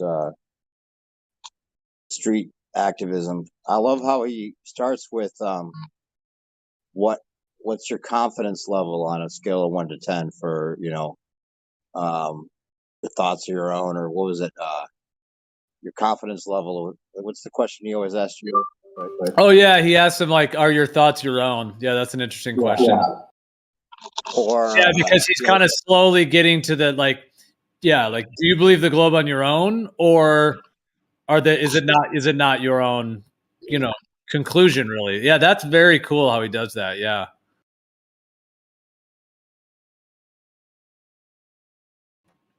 Were you saying there was another one? Because yeah, I do remember. I haven't seen as much of his recent videos. I just remember back like years ago, he used to release his new video, and I would always watch the new one. You know, so for years I watched like, you know, his videos as they came out, but I haven't really seen him in a while, so I don't know if he's changed it up recently. Yeah, he'll ask like on a scale of 1 to 10, you know, like he'll ask what you know, shape do you think the Earth is, or you know, do you think you live on a spinning ball, and what's your confidence level? And then at the end, you know, maybe he'll ask again after he's presented some of the evidence to see if they're at that level. There's a couple of other questions that he asked. Like he leads into it perfectly. What do you trust the government? You know, most of them don't trust the government. That's one of the things that we can get a lot of ballers saying, you know, oh, I don't trust the government, but I totally trust NASA. You know, like there's a lot of reasons to doubt NASA more so than what the government's saying sometimes, though, as far as other things go. But he's good at that. I had to wake up just to get a conversation going here because no one else is saying anything. Come on, people. Geo's putting lines out there. No one's biting. Oh, there's a really funny video I have to post. I thought to send to you. You have to see if you haven't seen it yet. These two guys. It's like a mainstream almost flat Earth scene. That's a clip that somebody else showed me, and I've been sharing it. Here, I'll find it and post it in a live stream. These two guys sitting in the front seat of his car, and it's called like it's like a Super Troopers. Those guys. Anyway, it's funny. They're like going back and forth, like you're flat Earth. You know about flat Earth? Yeah. Oh no way. You too. Like like you've found a long lost friend once you realize somebody else realizes that we're not on a spinning ball. Flat Earth is perfect because it really helps weed out the people. It's like, Oh yeah, like that's you the know, best. That's the best, dude. When you meet someone in person, yeah. Mm-hmm. I was at the grocery store. This was a while ago, but I was at the grocery store and I saw this guy with like a shirt. He had a shirt and it had like the AE map, right on his shirt. And like, there you go. I saw him at the checkout and I didn't really say anything, and then when I walked outside, like once he was outside, he was hanging out with a couple of friends, and I went up and I was like, Earth is flat. He's like, oh yeah. We like gave each other a high five. And then we just started talking, dude. We ended up talking for like 2 hours. Just had this incredible conversation. So he said he wears that shirt just to, just to see if any, right. He kind of partially wears it on purpose. That was me. Oh yeah. In the grocery store. No way. That was me. I was talking to you outside for 2 hours. I always wear that shirt. You guys kind of live near each other, I think, too. So I was like, maybe it was. Did he have shoes on, or was he going fucking grounding?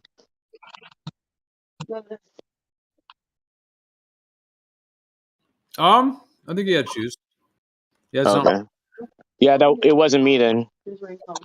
He was awesome. He had done a lot of research into, like the Tartaria and the mud floods and the reset stuff, and he had a lot of like old pictures that he was showing me and stuff. So yeah, he was, in his view, he was saying that like flat Earth is like 1.0, whereas like our history, he was saying the history is like the truth about our history, and his viewpoint was like flat Earth 2.0, basically. Like getting to the truth of that. Right. What you guys know about that Chinese balloon and shit? You guys know anything about that? It's a big egg. You guys know so I researched that shit for like a few days. I really got into it, and I just kept seeing stuff, and like I started digging, and like when I hit pay dirt, I was like, oh shit, it's so fucking obvious. You know what I mean? I went to the companies who these two companies just did a merger. They bought out the Google Loon technology, right? And they're called HAPS, high altitude platform stations, but they used to be called high altitude pseudo satellites, bro. You know what I mean? So these things come in like many different shape sizes. Some of them use batteries, some of them use helium, some of them use solar power. That they say. This is what they say anyway, right? But these two companies are merging, and they're having their very first annual meetup. I guess, dude, the two companies together, they say by the year 2025, 2024. No, I thought it was 2025. Anyway, they say they'll be worth like they'll have somebody invested like $6 billion already in them. Like it's going to be a big company, right? As they merged, and they're having their first annual meeting later this year, and I was like, dude, this is the same shit they done with other shit. This is a fucking why would they put it so hard in the fucking news for so long? It's just so dumb and irrelevant. I mean, they even say they launch thousands of them a day. Why would they just put that shit in the news? Because it was like it's like basically like they're promoting their fucking company. It's like a fucking you know what I mean? Like a propaganda commercial. Yeah, PR stunt, dude. You know what I mean? The news has been guilty of that many times. They even admitted it sometimes. You know what I mean? But yeah, that's product placement at its finest, gentlemen. Yes, hey, would you guys be interested in knowing the date that they first launched the Hawk 8 at NASA's Goddard Air Force Space Station? That was made by these companies, bro. Do you want to know the date they launched it? I'll post a picture in the live stream. Can you guys hear me? Damn, crickets. Huh? Okay, I thought it was crickets again. Sometimes when I talk, it's crickets, bro. He said most of the time. Huh? All right, you guys can hear me. You guys can hear me? Okay. Okay. All right. Okay, hold on. Let me go to the live. I'm gonna post the picture in the live stream. All right. Yeah. Okay, peep that shit. Yo, can you hear me now? Yeah. So look at. I just posted in the live stream the date they first the first test flight for this thing, or the successfully completed its first Hawk 30 test flight in NASA's Armstrong Flight Research Center. Look at the date. You guys see that shit? Yeah, of course. Fuck, you know what I mean? I knew right when I saw that I hit pay dirt, bro. You know what I mean? Right. But just because it's the September 11th? Because of what? Because it's September 11th? Yeah. All right. Yeah, this is that fucking successfully completed its first test flight on that day. Yeah, this is some high up shit, bro. You know what I mean? Right. Did you see that clip I sent you earlier tonight? Huh? That day only comes around once a year. It said, did you watch the clip I sent you earlier tonight? Me? Yeah. Is it in my DM? Yeah, I sent you something in the afternoon, actually. And something this afternoon that I just sent you the clip that I put in the live stream. Okay, this is the first time I've gone on here today. Oh, yeah, dude, that clip is hilarious. Did that end up? Did they?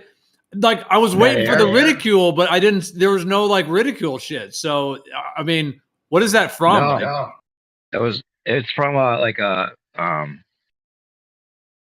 on a sec.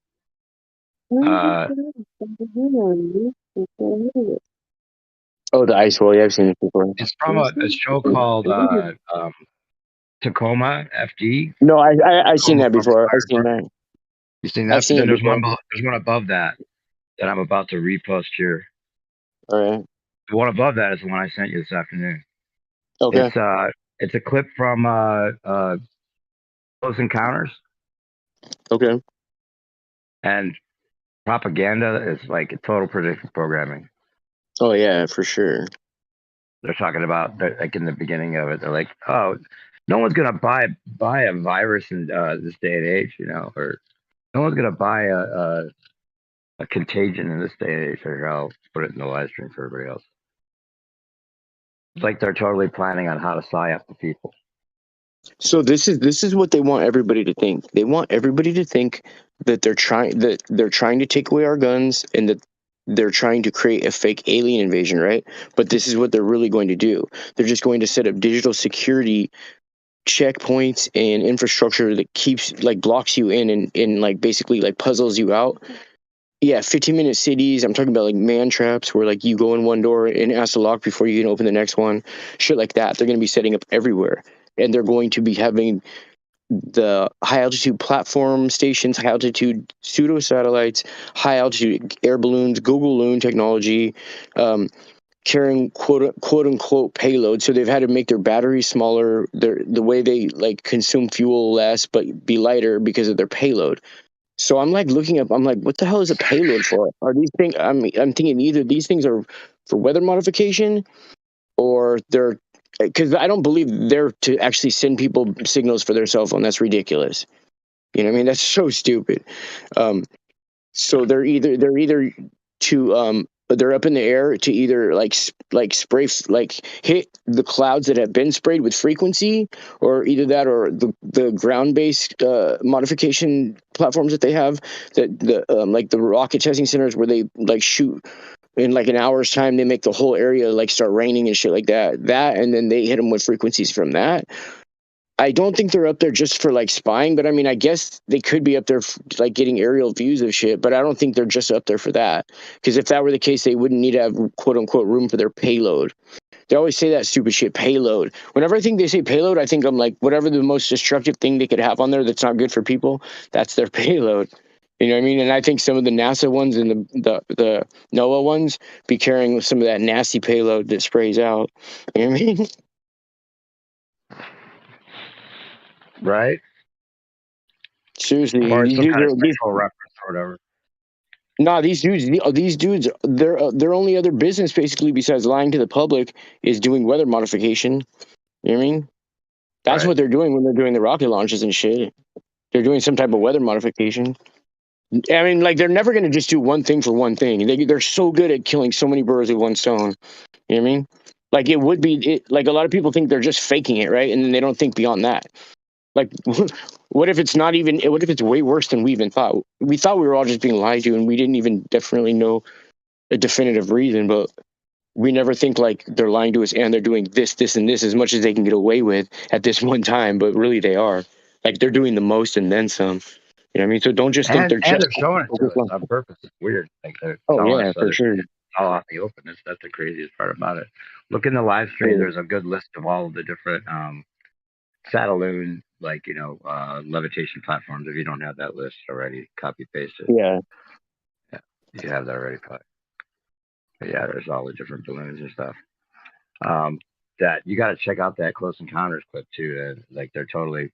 I think they're probably like something on the map. I took some screenshots. I'm gonna look at right now. I bet there's something on there you'll catch with some dates or something else that is indicated. Hey, something. I Like have a feeling something big is gonna happen on the 23rd of this month, bro. I've been saying it and right, yeah, saying that's it.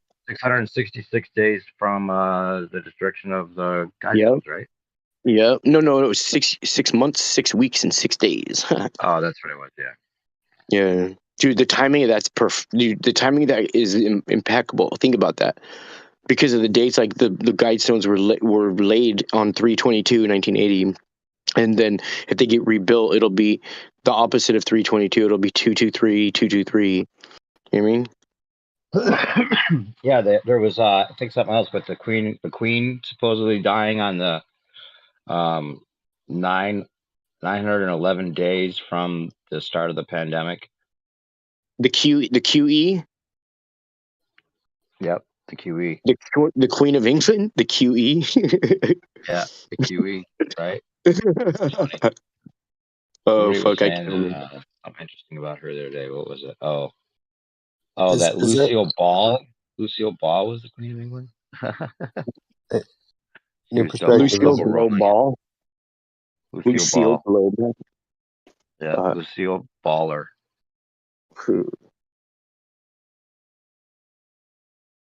the producer for I Love Lucy was named Deval. Default. Yeah, she is. What's her first name? Oh, it's a Louis DeVille. I thought it was Louis. Louis. Is it Louis? I thought his name was Or pronounced a little Louis? bit like devil, Is it? but he also produced Louis for DeVille. My Three Sons and other things like that. But Yeah. Yeah, you know when their names are like that, though. It's basically the same shit.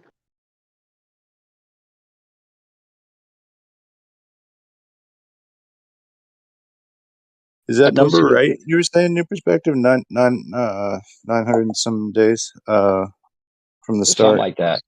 Either 666 days or 911 days or something like that. Wait, Either it which is one are you or talking not. about? The Which Queen one are you talking died. about? The Queen of England died. Oh, she died on 911 days. 9/11. No, she died on. Oh, she died. No, she died 3 days before 9/11. So they had her funeral on 9/11. So they had her funeral and gave a 9/11 commemorative speech. Okay, then it was like 666 days since they announced the start of the pandemic. Oh yeah, you're right. Yep. What's Okay, the so official date of that? Officially, 3/22, wasn't it? Or 3? What was the official starting date of the pandemic? 3/24.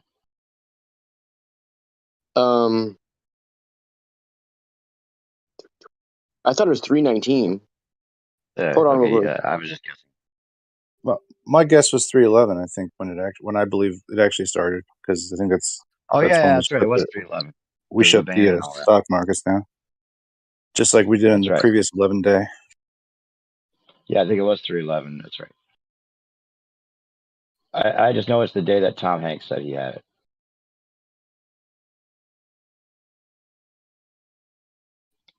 That's the official day that they Because I know started it that off. there's a number string for the bombing of world trade to the beginning of Persian Gulf is 444 days.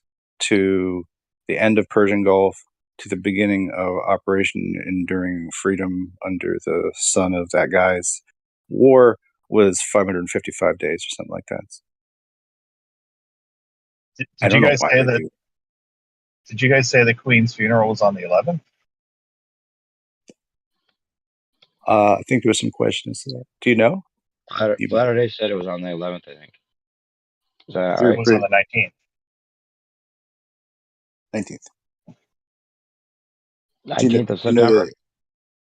So do you guys just sort of make the numbers fit by misremembering things, or is it on purpose? No, he might have got that wrong. I was trying to figure out if it was 666 days from the start of the pandemic. Anyway, I was just Or referring to what 674. I mean, I wasn't trying to make anything 674. but if you came in here like Yeah, trying to you want just to troll about the numbers not being right, we were trying to like figure it out between ourselves.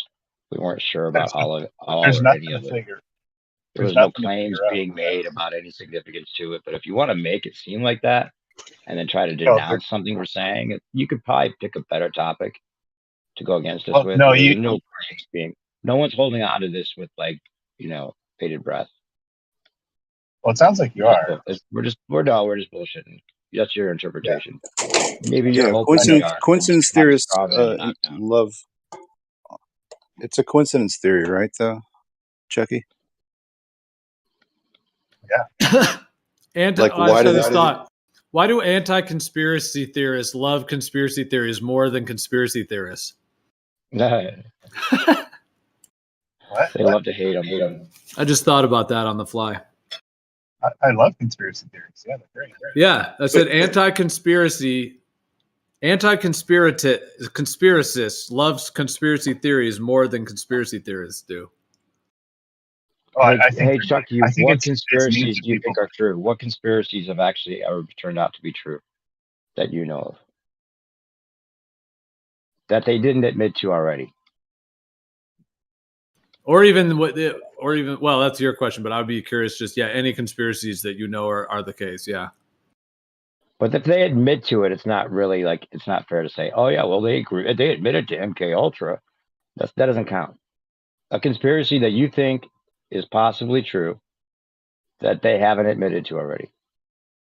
Well, they conspired to kill Hitler. These people. That was probably true. They conspired to kill Hitler. Oh my God. Yeah. We were at a war with Hitler. Why would that be a conspiracy? No, his own people. What? That was a conspiracy. I think probably Bruce Lee wasn't killed by an allergic reaction or whatever they said it was. Yeah, he's he's actually became a playwright named David Henry Wang. No, he was killed. But Well, how do you know that? How do you know he wasn't killed? If you say he wasn't killed the way they say, how are you so sure that he was killed at all? I don't. Why are you saying with confidence? One thing's for sure, but the other thing's not for sure. I said probably. Okay, so I'm saying that's my feeling. I could definitely and became a playwright, in my opinion. Hey, can you hear me? I'm wrong about that. How old is he? Is he dead now? Can you hear me? No, he's still alive, in my opinion. Yeah, we got you. Okay. He's 90. Hey, so 92. What's his name? No person ever reported on the news that dies like that in any celebrity status is ever real, bro. That's all acting. If the real stuff does not get reported because they cannot control the narrative of how people act when a loved one dies. You can't control the narrative. You don't know what's going to happen. It's unpredictability. That's the opposite of how these TV networks work. Bro, they run on dependability. They have schools and troves and troves of these crisis actors, dude, that they pay for their transition for them, which is like hundreds of thousands of dollars. They do it You know, a lot of them are just getting that and going gusto with the acting. You know what I mean? Because it's worth it for them to get their transition. I'm not even bullshitting you guys, but yeah, I say the majority of the people that are into this are, you know, part of that whole GBD, LBD, whatever. You know what I mean? You know, No, I don't. whatever lives What was matter. Or how what about was, the conspiracy to basically? sorry, what was the name of that playwright he became? What, say that I'll again? post pictures. David I'll Henry type Wang, it. I think you said. David Henry Wang, born in 1957. Well, Bruce Lee's birthday is 1940. Why would you say he's 98? Well, you're So saying, you want to talk about claims that you happen to guess at that I'm going to call you out oh on. yeah, I guessed at it. Yeah, so he'd be Yep. 80, 83 only. But you think somebody who was 20 something? When did Bruce Lee die? 1970. Why do you think that Wikipedia writes the right dates for everything? If it's actually the other guy, it doesn't matter what dates. But I know that there's definitely dates wrong. In fact, yesterday I was reading an article, and I remember it happened the day after my birthday. Somebody was murdered in the city I live in, a friend of my wife's, and they reported the day wrong as that well. sucks. Yeah, Why by do you 10 think that days. was? It was just a typo. Yes. Okay, What happened hey, with your wife's friend? That's an interesting story. You know why she was murdered? No. Random? Not sure. The person hasn't. He was just caught 3 years ago, and he still hasn't been to court. hey, I got to come in at 3:33.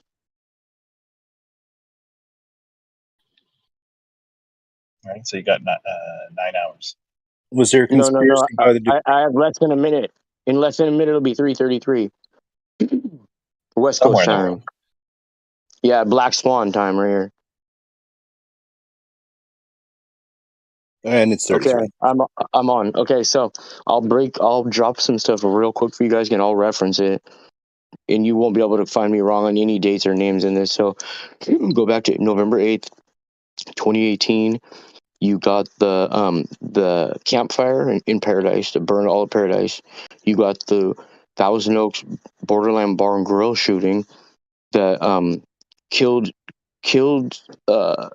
12, and the gunman shot himself, so that's 13. The sheriff that died was Ron Heelish. They took his body from there to the hospital in Thousand Oaks, and then from there, a memo went out, and probably over 200,000 people were lined up about 12 miles along the freeway for this procession. Less than 10 hours after it happened, right? And they had all the firemen from Ventura County and all the neighboring counties, even ones from Las Vegas and as far as San Diego there. And there's about 15 overpasses from Moore Park Road exit or on ramp to Main Street Ventura Mills Road, where Lowe's shopping center is. It's about 12 to 15 miles. So there's people parked bumper to bumper all the way along the freeway, and every overpass had fire engines on it with their ladders up like the Freemasonic, like a pyramid style with the flags draped. Every single overpass, right? So that thing starts at 10 o'clock. Less than 38 minutes later, less than 10 miles from there, where that procession started, the Woolsey fire breaks out, right? And so the Woolsey fire and the hill fire breaks out too, and they just both turned in the Woolsey fire that lasted 28 days, burned most of Malibu, Topanga Canyon, all along that area. You were hearing like famous movie stars complaining they had to evacuate. Shit was bad. Anyway, yeah, sorry. So anyway, it doesn't even stop there, bro. So this is the really fucked up thing. I don't know if any of you guys know this, but this is one of the most, they said, tested one of the most tested rocket sites in the United States. It's called Santa Susana Rocketdyne Testing Facility. It's owned by NASA and Boeing. And supposedly in their things, they say they have over 38,000 test, whatever they're called, rocket engine tests, right? Where the huge plume of clouds comes out and it like changes the whole weather. I guess I've done that over 38,000 times right there. And all within a 10-mile radius within like the last 8 to like 15 years, over 126 women and like younger men have died from the most rarest form of eye and brain cancer right in that area. So the doctors who were treating it said the odds of that were like astronomical of them being right there in that area. So they started looking into it, and they found out that the NASA testing facility was leaking into the groundwater, and they were all getting sick. So NASA had been going to court for almost 10 years over this shit, and they kept red taping it, making it hard to do anything because it was a government bureaucracy, whatever. So they said that they had exactly 6 months. The last time they went to court was May of 2018. They said they had 6 months to clean it up, otherwise the government was going to go in there and do something. And so this fire, the Woolsey fire that took place while they were having the procession, and the firemen couldn't get to because their shit was all unfurled and done. They couldn't even leave. It took them like an hour and a half to leave from there because they had to let the fire burn, right? And you know when they do the 9/11 thing, they're all doing mighty tests or like parades or some shit. You know what I mean? So what do you call it? So the fire starts, the Woolsey fire starts, and it starts at the Rocketdyne NASA facility. And we're talking like within like 16 days before the last court date before they had to clean it up. So since it was a quote unquote a government fire, they call it, or a federal fire, because they ended up blaming it on Southern California Edison, that all of a sudden all the legalities, the stipulations that said they had to clean the place up were null and void at that time until they figured out, like, dude, it's just more bullshit on piled upon more bullshit upon more bullshit, dude. It's fucking crazy, dude. You know what I mean?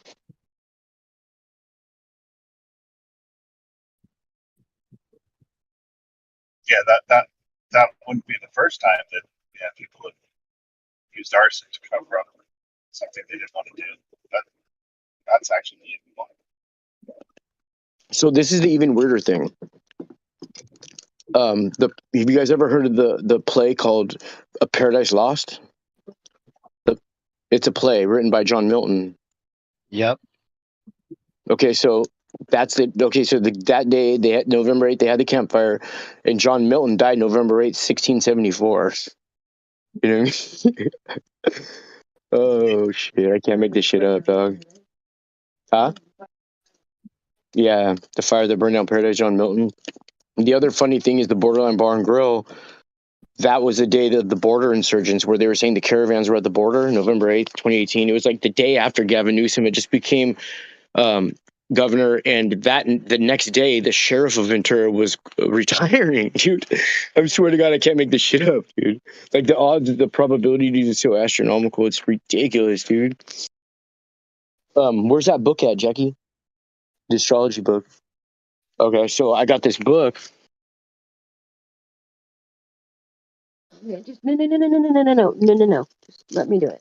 No, see, I got it. you just stupid. Don't mind that. Okay, so I'm gonna go in this. This book was copyright 19. Can you guys hear me? Yep. This book was copyrighted.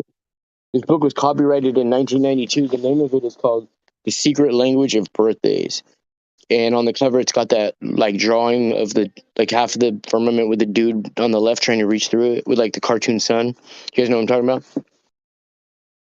Yep. Anyway, every single day in here has a different thing. Like November 2nd is day of the transformation. October 16th is day of the essential judgment. Well, okay, so yeah, every day is a horoscope reading. Cool. November 8th in this book is the day of the borderline. I can't make this shit up. I'll take a picture and put it in the mainstream chat if you want. Would you guys like that? Why is the borderline significant? Because the Borderline Bar and Grill shooting was that day, and that's the what they had the borderline. procession for. They had the procession so they could have all the firemen on the thing. Well, the fire started up at Santa Susana. Oh, you know what I mean? Right. That's But like then when that earlier that day, the Paradise Fire had started, and the date was the same day the dude who wrote Paradise Lost died. You know what I mean? And then they had the Borderline Bar and Grill shooting that morning, and then in this book, it says the day of the borderline on November 8th, dude. You know what I mean? There was also you know what pulse is? Like a Yeah, pulse yeah, is like yeah. That was the month Pulse, of was the pulse was like the celebration of the pulse and it was yeah. the pulse shooting in the same month. Oh no shit! Hey bro, I did a whole video on the mother from the Pulse nightclub shooting. Is the same mom as in the Borderline Bar and Grill shooting. Oh yeah, same, yeah. They keep repeating. Then there I'll was post actually the one that video. they I'll post the there's video. one they admit to. There was like 10 of the same people in 2 of the shootings in California. Yeah. Like 10 of the same people happened to be at the second one. It was something ridiculous like that. Like, okay, wait. So it was Vegas. It was like 10 of the people from Vegas happened to be at the one. And Yeah. Look, I just something like posted that. the video right now. It's the same bitch. I posted her in Vegas and at the Borderline and And there were several other people that happened to be in Vegas and at the other one. Boston Marathon. Also. Huh? Boston Marathon also. Oh, Boston Marathon. Yeah, she was in Boston Marathon. That same woman. Yeah, probably. No, seriously, she's been in like 5 or 6. Yeah. You guys recognize her, huh? She's a pro, dude. Have you guys? Yep. Hey, you know she actually has a YouTube channel? I think she might have played the teacher of George Floyd. Yeah, I think so too. Yeah, she might. Yeah, I think Wayno Sexton. Yeah. Fucking Wayno. That's the best name. They called him Perry back then. Hey, you know what though? These people have because of this event, these people have catapulted into the crisis actor game. Like this chick, the last thing she did, she was at a Hillary Clinton fucking. If you guys watch the video, you'll see she was at the Hillary Clinton. She spoke twice at the rally, but the dad, who was Cody Kaufman's dad at the Borderline, this dad, dude, elevated to the part of one of the dudes from the January 6th thing that got the fucking medal. He was the undercover narcotics agent who happened to be nearby, who got called and went and because of him saved multiple lives, and they beat him almost half to death, yada yada. He just received a Congressional Medal of Honor from Joe Biden a couple weeks ago. Well, he did do an amazing performance. He did an amazing. You guys want me to post that video? Was it crickets again? Yeah, sure. Okay. I'm muting, folks. I'm muting. I'm stuffing my mouth. Oh, it's all good. Just normally people don't talk after I talk. They don't, dude. It's so weird. I can shut down everything. It's crazy. I get that reaction myself a lot. Yeah, you do. Okay, so check this out. I'm posting this thing right here. This is the dad from the Borderline Bar and Grill shooting, and also the cop who saved everybody's life in January 6th. Dude, he's good, dude. Yeah, I like him. I like his roles, the performance. Same crazy actor, many different roles. Nice. You see my Bruce Lee comparisons? Yeah, can you hear me now? Scroll up. Yeah. So why did a 33-year-old successful, one of the most successful actors, become a 17-year-old playwright? You have to ask him. Or 16. You think that's believable? Huh? You think it's believable that a 33-year-old can play a 16-year-old, the most recognizable face? You're assuming that all of the other details about his life are real. Saturday. Look, scroll up above the videos you posted. Look at the comparisons. Yeah, I don't dig too deep into like movie stars because like, dude, that's so far out of touch of what I can go and really actually prove. You know what I mean? Like it's hard because all we I don't know. I think they do some extra psyop with this shit. You know what I mean? It trips me out how many people like just like whenever somebody famous, it has to do with somebody famous. I don't know. It's like it puts people in a trance for the most part. They're really like malleable, you know. Did he get any taller when he became 16 or 17-year-old? Why do you think? No, you're strawmanning it by saying he had to become 17 to be this guy. That whole life before he was a playwright could have been made up, and you're just believing what they printed. But regardless, I'm saying this is plausible. Compare it, and I want to ask you a question. Why do you think they lied about how he died? No. Well, I think he was probably killed by the triad but anyway, why do you think What part was made up? The fact that he acted in a bunch of movies? Oh, goodness. He's I just don't tripping on get it. Bruce Lee again. Talking about the playwright's life, not Bruce Lee's. Yeah, well, Bruce Lee was a middle-aged, not quite middle-aged man when he died. Well, like let's say for instance, Chucky, what if he had intel that they're like, hey, the triad's gonna kill you. You need to fake your own death or something like that to avoid actually dying. Oh, he might have faked his own death, sure. Like if you did have foreknowledge or something like that, But then he may wouldn't very well turn think into a that's the only. 17-year-old playwright. What Why, if they made up the history of the playwright, why wouldn't they get the dates closer? Don't have to be exact. Maybe closer than 17 years apart. That I was a don't good know, man. point. Bruce Lee was in like peak physical condition. He really didn't look like he had a lot of age on him. He didn't look. That's true. He wanted to gain some. Yeah, but he's not. He doesn't have to play the part of that kid if the kid didn't exist yet. Okay, so when Maybe he he was did. 40, he played a 20-some-year-old? I don't know. I have no records of that guy existing except for some pictures. Oh, I see. So how many pictures do you have? Well, you saw the picture comparisons I put in the live stream. How many pictures do you have? Dude, I'm not talking to you anymore. Okay, bye.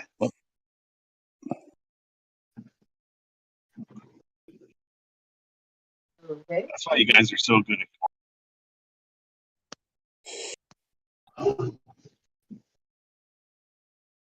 Yeah, I Where in the heard world? people. No, go ahead, bro. No, I heard people say that Bruce Lee died of eating too many hash balls. Bobas, you mean? Hash browns. No, it was hashish in little rolled up balls, and he had never. This is what I heard that from somebody that had just like had Bruce Lee calendars and multiple books on Bruce Lee that said that that they believed that he died from a reaction to hashish because he had never had it before. That's ridiculous, bro. It Hashish. sounds ridiculous to me too. I'm You just can't saying die that, from smoking weed overdosing on grass. It would have been too many hash browns, too much oil clogging up the arteries. like if you ate a tray of pot brownies, I don't know what would happen to you. I've never eaten a tray of pot brownies, but I've had like two and then just had to take a nature walk. So I don't know what would happen. You know what I mean? TV got squat behind the bushes.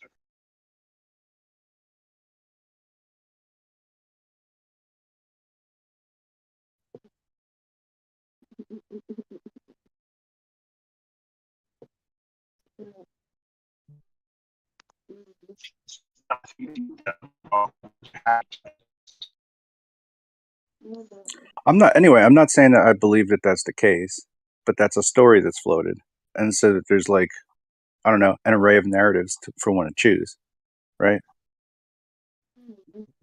And then choose, or you could choose none, right? Be like the whole thing was fake, right? But how do you determine which is the right one, there, Chuck?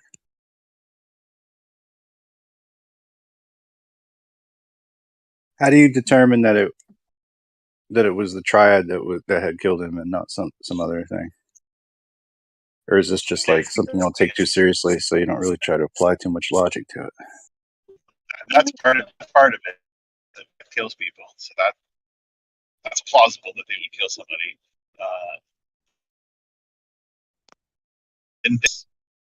To white people, one, and number for black people, and number two, they would want some money from him, and he probably would want to give it. If it was a real murder, they never would announce it on the news, bro. They never show weakness, bro.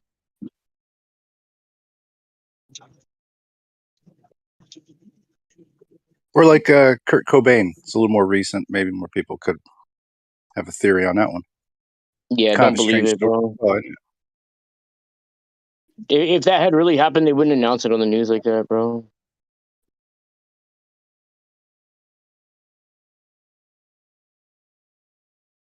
Yeah, I agree with what you're saying generally there. They can't control the narrative. They're not going to put it on, bro. I mean, I've known a lot of people who've gotten killed and murdered, and dude, it doesn't make a blip on the news, bro. Nothing. You know what I mean? It's like they don't. Most people, like, unless I don't know, maybe like a state trooper or something like that. They, you know what I mean? It's just or somebody that just so many people know. But if it's just a regular citizen, I don't think that they necessarily like ever would like all the permissions you got to have and doesn't it just feel like exploitation? You know what I mean? You put somebody on camera like, hey, somebody just died. What do you think? And they're like, I don't know. I missed them. You know what I mean? Like, is that what? Yeah. You know, that's not responsible.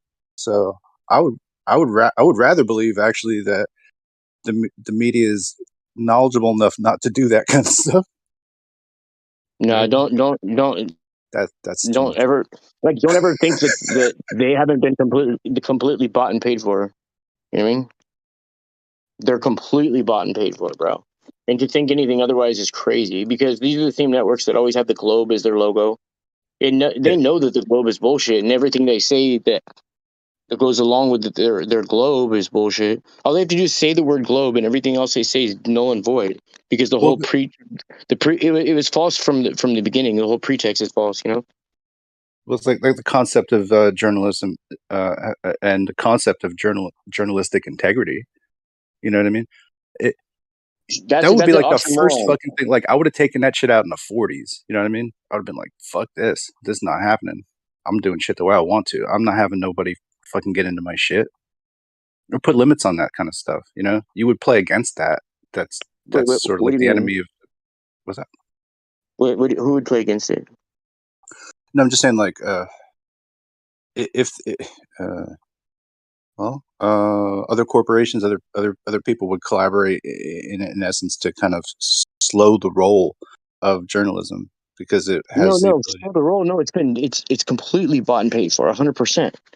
Nobody, no freelance person saying what they want to say who doesn't say what they're told to say can go on there. It's impossible. It doesn't matter how much money you have. I just mean like in other eras, you know, other decades previous, maybe there was more integrity in it. And today I think it's just like a very pale representation of what even appeared to be legitimate. But we still think the news is since TV and the news have started, they've been completely bought and paid for. You know what I mean? Like it's been a complete agenda. Nothing's ever been pure. Like all the shit they've ever put on murders, wars, all that shit, dog, is all man made. All it's created. it exists before. What you're saying doesn't just happen at the age of television. It happens at the age of radio, and it happens at the beginning. Yeah, exactly. Yep. RCA, Yeah, they lied about shit NBC, on the radio. Yeah. NBC Red, exactly. NBC. There were two NBC stations: NBC Red and NBC Blue. NBC Red was for cities. NBC Blue was for the country. So they give them two different types of news. That's how you control things. Hell yeah, it is. I mean, divide and conquer, bro. You know, divide and conquer. As long as one thing stands clear, they have to keep representing it as a sphere. You know what I mean? They can say everything else but that. Red, blue, black, white, Crip blood, Democrat blood looking. Do you think Rebel News is owned by the same people that owns the Young Turks? Oh yeah, that news. Yeah, dude, I've heard their agenda, dude. I've heard this shit that they say. You know what I mean? The Young Turks and Rebel News. The what? The Young Turks and Rebel News. Yeah, that shit's for sure bought and paid for, bro. Yeah, pretty much anytime you call yourself a rebel, it's for corporation purposes, probably or not. Yeah, they're pro. Probably just trying to portray being a rebel. They're pro jab. They're Rebel News is pro jab. Yeah, bro. In the beginning, I saw that the shit that they were saying, and even if so there's that kind of news, and then there's the news that they say they're against it, right? And then they're against like a lot of things, but yet these people are all still part of an organization that signed off on the Paris Treaty Agreement. You know what I mean? And that shit supersedes pretty much everything. The Paris Treaty Agreement about having what? No, I don't know much about the Paris Treaty Organization. What is that? Yeah, it's part of Agenda 2030, which is basically having the Wildlands Project in full full blossom mode, which means that like 78 to 80% of the United States is off limits to us because we don't know how to take care of it. Saturday. Oh, sorry. This is the update to the Kyoto Accord. This is the new environmental treaty. Yeah. Okay. Yo. Well, what does that have to do with Rebel News? What does it have to do with it? Yeah. Basically, I'm just saying is like, okay, so I'm not speaking on one or in particular because maybe both of them have the same agenda or maybe they say different things than each other. But you're gonna like break it all down to like, do they rock the globe in some of the shit they say? Have they ever represented the globe in any way, shape, or form? Because then they're definitely disingenuous. Anybody, even if like what they say. I'm pretty sure 99% of the United States, if not 100, is completely within your grasp of traveling to. What the fuck are you on? Yeah, I don't know what that either. I mean, parts of the Grand Canyon might be tricky in Death Valley, but Well, yeah. Yeah, I think you're probably right. Well, 90 plus, let's say that. Okay, so I don't know where you guys live, but is there a lot of infrastructure, like unnecessary, ridiculous infrastructure on the street?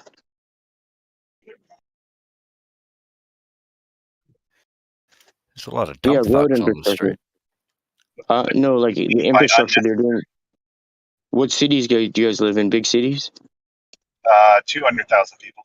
Well, so have you seen a lot of digging in the street? A lot of road crews out? No.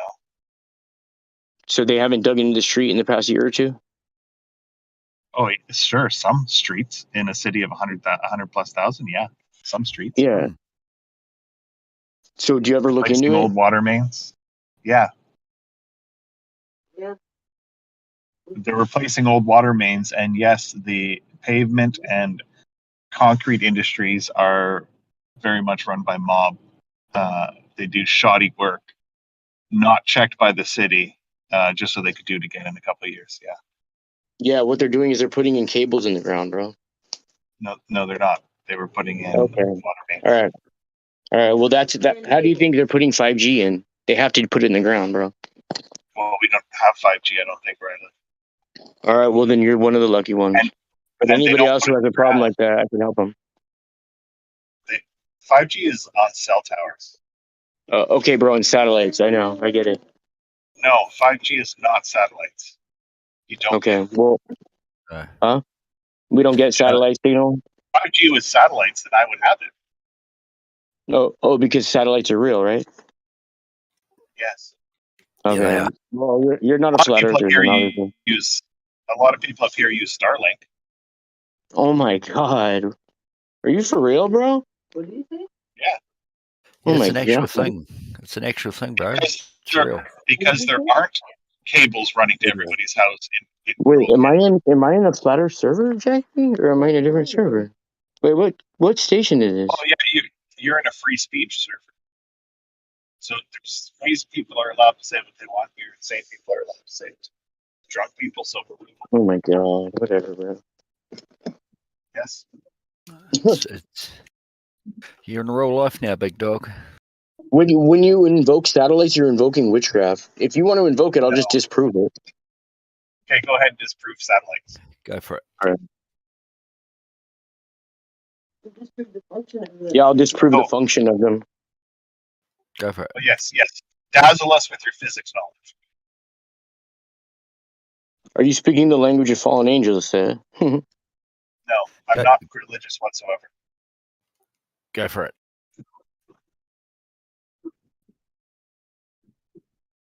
Jazz.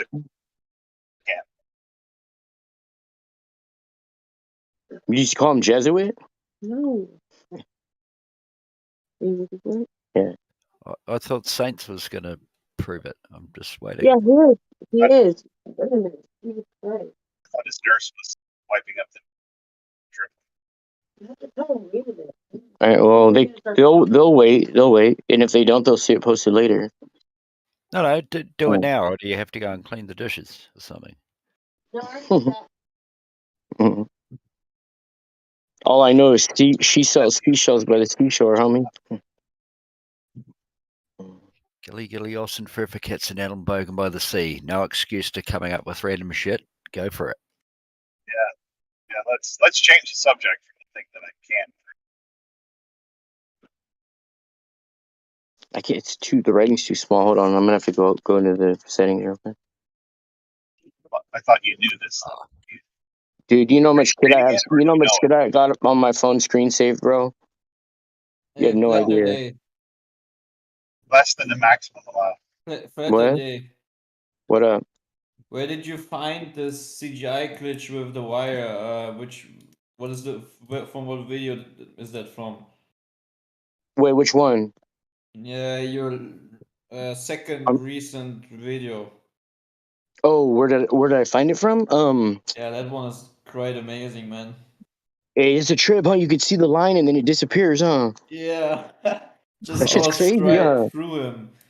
It just Dude, shows yeah. how much. Like it's not even that it's underwater, but it's like a complete CGI mixture set, right? It's like Yeah. the insanity. That's literally like at this point, it's literally like in the movie Matrix, right? They just create a set out of nothing, you know. Like Yeah. there's no line anymore between what is real that you're seeing and what is not, right? Yeah, I know. It's a trip, dude. It is.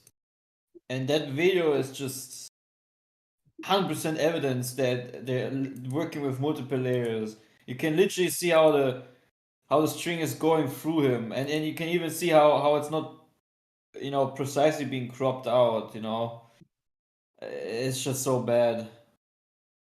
They can do it in movies, but they can't do it with massive bullshit, right?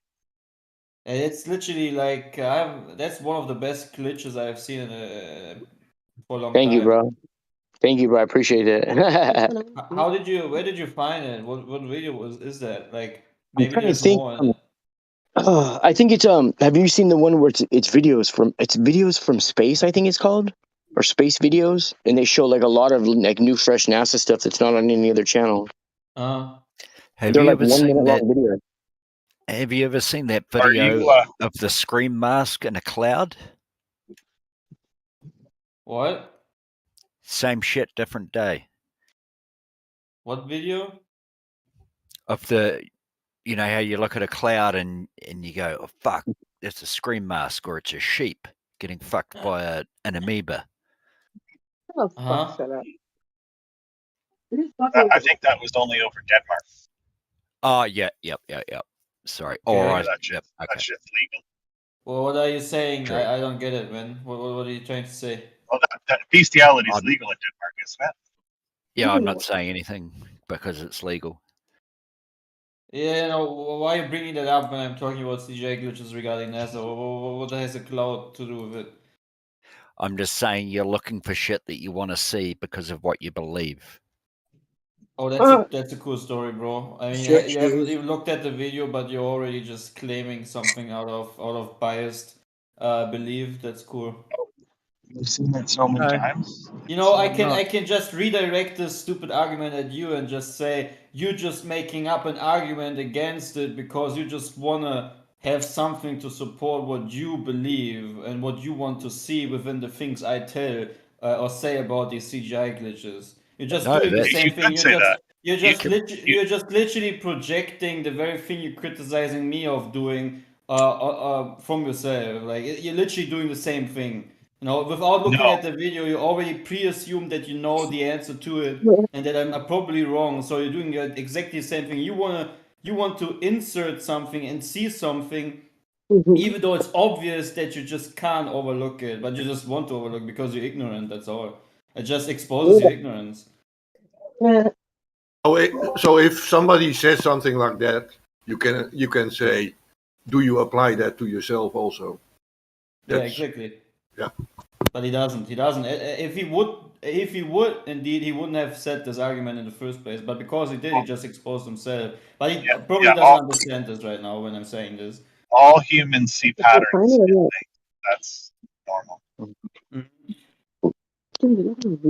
And I see a common pattern within the globe Earth community trying to hand wave everything that we bring forward as CGI glitches and just say, oh, it's just you trying to see something within it, while just projecting their own biased Which one? belief. Hang on, Clay. Oh, I Many know. Undersea, yeah. Do you I do realize like how what you he's. just did? I Sorry, like how sorry. he saved Flatter Day though from explaining how satellites are fake.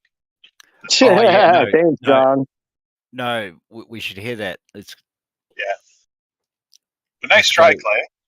Let's go, Saints. I haven't even. I was muted the whole time, and I came in and asked him what this video is from. I have not heard anything about satellites, but nice try, man. And certainly again lies because I was literally muted. I was literally listening No, you to weren't. his song before, and then I looked at the video, then I muted myself. I heard Faraday not talking about anything. I just straight up asked Faraday, where did you find the CGI glitch? So I have Hey, not they're known just joking, anything. bro. I have not known anything about the conversation of satellites. So if you want to insert this, just go on, man. But that just exposes So you came again in. as being a second You liar. came in, interrupted a conversation you didn't know what it was about, but now No, you I didn't claim interrupt him. that's your excuse.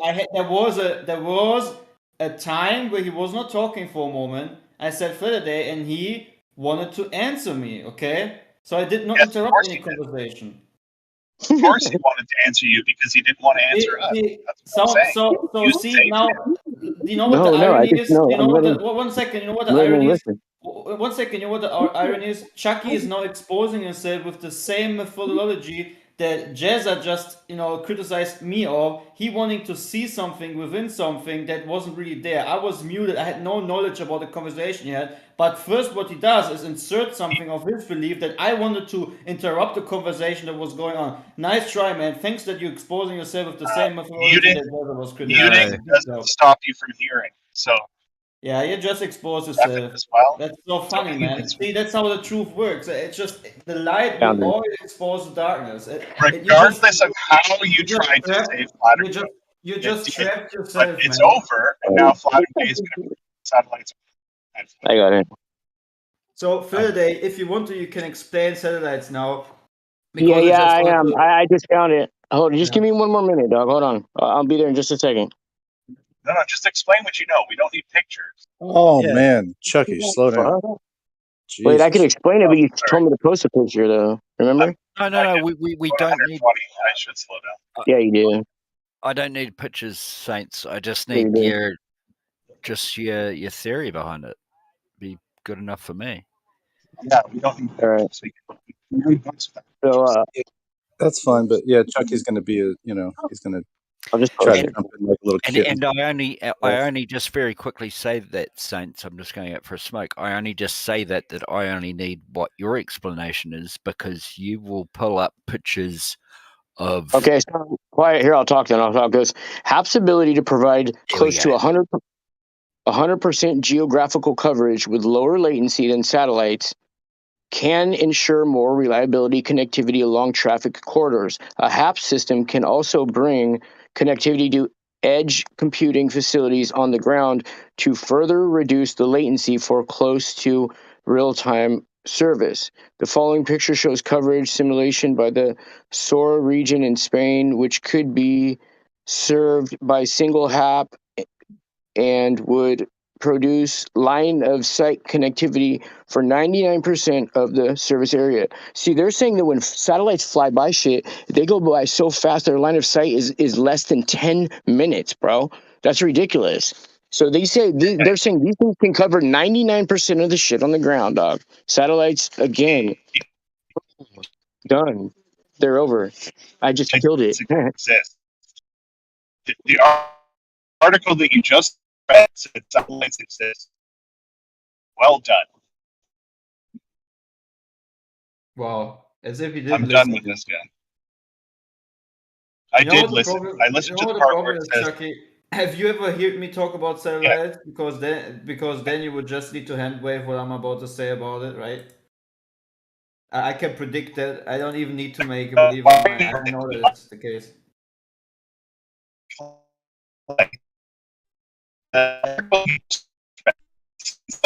I can't hear you, man. You're breaking up. Yeah, pretty bad. Somebody mute him. I'm gonna mute that guy. That's right. He's almost at work. Be about 10 Uh, minutes more, and then well, it Yeah. works if you work it. So the thing with satellites is that we have documents that tell us that with every city you have, or everything that is like indoors or whatnot, they need to use pseudolights to have a precise measurement of GPS. So the thing is, back in the days before satellites, we had, for example, navigation system like VOR, ground-based system, which we still have nowadays, where we could have a Concorde fly over the Pacific Ocean, faster than the speed of a bullet, navigating perfectly to its destination with a ground-based unit. Then, for some reason, in 1994, they needed to shoot up. They needed to create the satellite coverage. I think it was 1994. Maybe 1993. I'm not really correct about this. But anyways, they created the satellite function, which is nothing more than a reflector in space vacuum, right? A thing rolling around Earth, reflecting a signal from ground for bigger coverage. And then a decade later, they find out, oh, actually, the GPS signals from space are so are not really efficient enough to give us precise ground measurements. Now we need to introduce pseudolights, which is a ground-based setup that has the same frequencies as satellites, to give us precise navigation abilities on in cities or indoors or in areas with a lot of trees and whatnot. When you're under a tree or whatnot, you need these pseudolights to have a better coverage.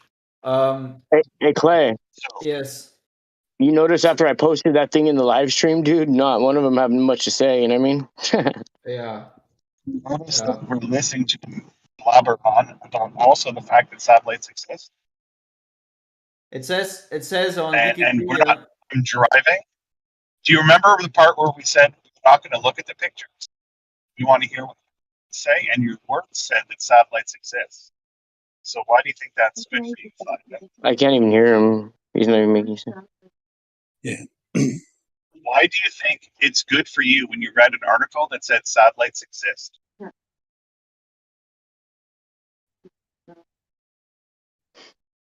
So I'm showing you that they're completely superfluous. Even if they did exist, bro, what are they doing up there? What are they doing? Lots of things. Lots of Providing things. satellite Lots of things. TV He doesn't Yeah. even know what they're They're doing. providing satellite radio. They're Dude, providing what the fuck? GPS The thing information. just says the HAPs take care of 99% of that shit on the ground. Come on, bro. HAPs are fucking 1,000 times That cheaper. leaves 1%.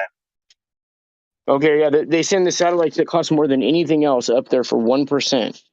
And the undersea cables take care of the other shit.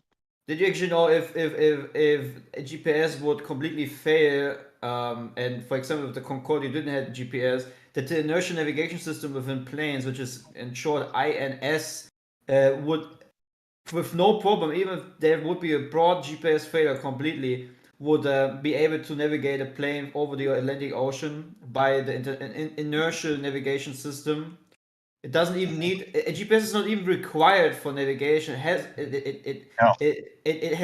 it has no from all the things I've read through, it has no I'll be back. really necessity to have precise navigation, especially when it comes to precise navigation, because then your paradigm claims, or actually the dishes that are reflecting a signal in orbit around Earth are not precise enough to give us a good GPS location. So we need to insert or install so-called pseudolights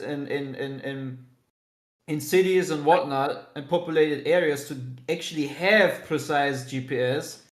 And then I think what you're talking about is then it says on Wikipedia, the legal position of the broadcasting operation is unclear because satellites broadcast on frequencies that are actually reserved for satellites according to the specifications of the International Fernmeldeunion or International Telecommunication Union. again is confirming the existence of satellites. So again, Yeah, well done. you just don't wanna acknowledge that for some reason we have spent billions of dollars to, at the end of the day, find out that it was worthless because everything since the beginning would have been perfectly useful regarding a ground-based navigation and technology because Dude. it already worked. No, I don't know if you're aware. For decades, no, you are not aware. For decades, we have navigated and Let we me still finish do my this sentence. over ground with ground-based technology. And I still told Yes. you, even if GPS would fail on a Clay. modern airplane, the inertial navigation system He just is rambles on. not. on. Yeah, you're not listening. You're not here to learn. If you would be here to learn, you would be interested in the things I say because I'm an aviation geek, man. I have looked No, through you're not, a lot Clay. of documents. You're not. Yeah, you're not. You're not because you're not bullshit even you say. listening. You're not even listening. But you You just don't keep want talking. to learn. You bring up 10 You points that are don't all want to wrong. learn. No, You're just it's not sitting there 10 and points you that are don't wrong. stop They're just in itself. Clay. They're You in just said itself. you're an I'm aviation done. geek. Yes. You're not. You're not Yeah. because you Says the don't know guy. what the Says fuck the you're guy with talking the about. fake curvature of the Concorde profile picture. Nice. Good job, man. Oh yeah, good job. You're talking to a pilot, champ. You Fuck's guys are sake. actually the reason why I'm about to be a private pilot in the future. Oh, No, yeah? Clay, you're never going to be.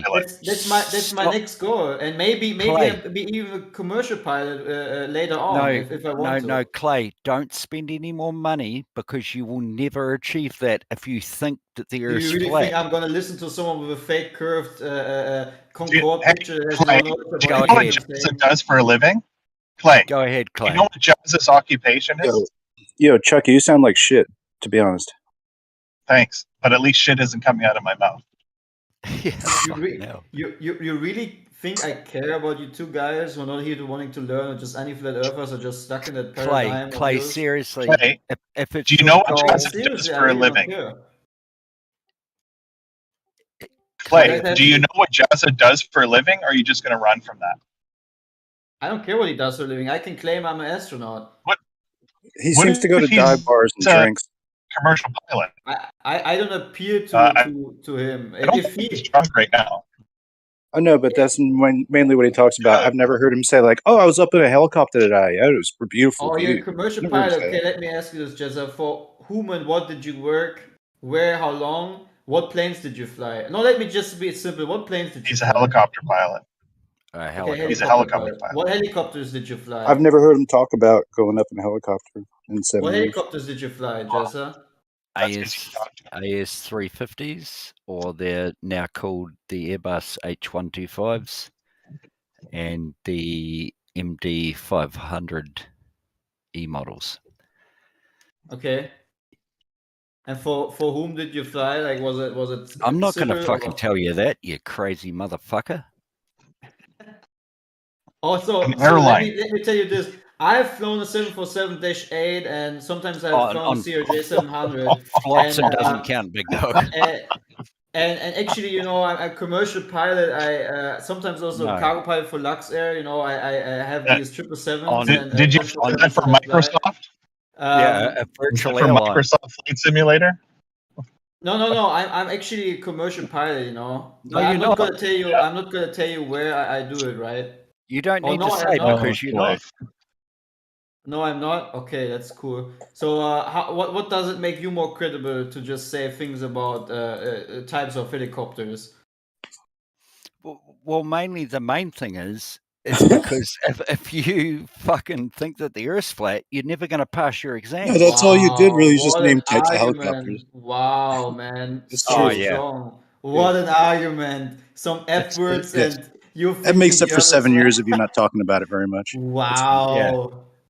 Amazing, man. But you do talk about dive bars a lot, more often than you ever talk about actually being in a helicopter, although you always claim to be a pilot. I do try and steer away from it, though, because I don't want it to be a thing. Mm-hmm. Like where you have to Wow. answer for shit or explain shit. I get it. Yeah, like What a I joke. especially, Clay, I especially love talking about the atmosphere. And if you're a Yeah. commercial pilot that you Yeah. claim that you fly 747s, Ja, können wir machen. okay, so if you fly 747s, you're up at 35,000 feet, Yeah. and your indicated No, the airspeed 741. is much lower. No, It doesn't matter. No, no, no. Hang listen, on, the hang on, hang ceiling on, hang level, on. the ceiling level of a 747 is not 45,000 feet, so that's already wrong. I said 35. But it doesn't 35. matter. Okay, okay, sorry. It doesn't matter. So why would your indicated airspeed be lower than your true airspeed? And that's why above flight level 120, you go of 12,000 feet, you go into flight levels. That's because the air's so thin that you have to go into Mach numbers, which is the percentage of the speed of sound. Oh, Did really, you know that? Sherlock? Really, I didn't know that. No, not at all. Okay, so that's you know, that's hang on. See, I didn't know that because just one question. you know what the reason is why they count the speed at Mach, why it changed to Mach at a certain altitude, because of that very reason. And then you have and then you have something called true ground speed that is also indicated on your. See, the thing is, man, there's nothing you can tell me. I want to know why you're a helicopter pilot. I'm not a real pilot. I just brought this up to expose that it's easy to claim anything you want on the internet. I want to know specific things about your career as a helicopter pilot. So tell me, man. Listen, You I'm a seem to be helicopter afraid of pilot. that. Yeah. I very rarely go above 12,000 feet. I don't have to go I into don't want Mach to know numbers. about. I don't. It doesn't care about. You do. How if high you're you claiming go. you do that, which you No. don't, because you don't know shit. I don't know shit. Yeah, right. Exactly. Okay, That's why I just told. That's why I just told. very quickly, just let's settle this very simple question. What is Mach 0.92? Mach 9. What? Can you repeat that? Mach M Mike Alpha Charlie Hotel decimal point 92. What does that mean? That's still under the speed of sound, but it would be equivalent to like 1,100 kilometers or something. What percentage of the speed of sound is that? That is I shouldn't have to think about it. It's very simple. 92%. Oh, you got it. You've been playing flight sim. I don't. I first of all, I couldn't even believe you got the answer right.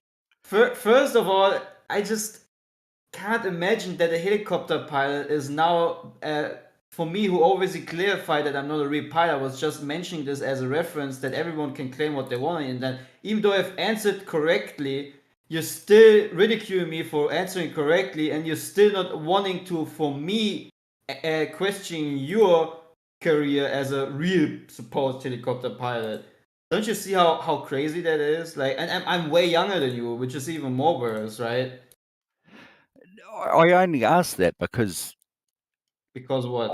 Because you think I have no knowledge. No. If you want to, I can give you a 1 hour presentation about certain types of aircrafts I love. You want that? I just gave you a 1 hour, 30-second presentation of saying no. Okay. Because the whole reason of that is because I just wanted to fly. Simple as I didn't give a shit what I wanted to fly. I just wanted to fly. Mm-hmm. And it's like that song. So what? Oh yeah.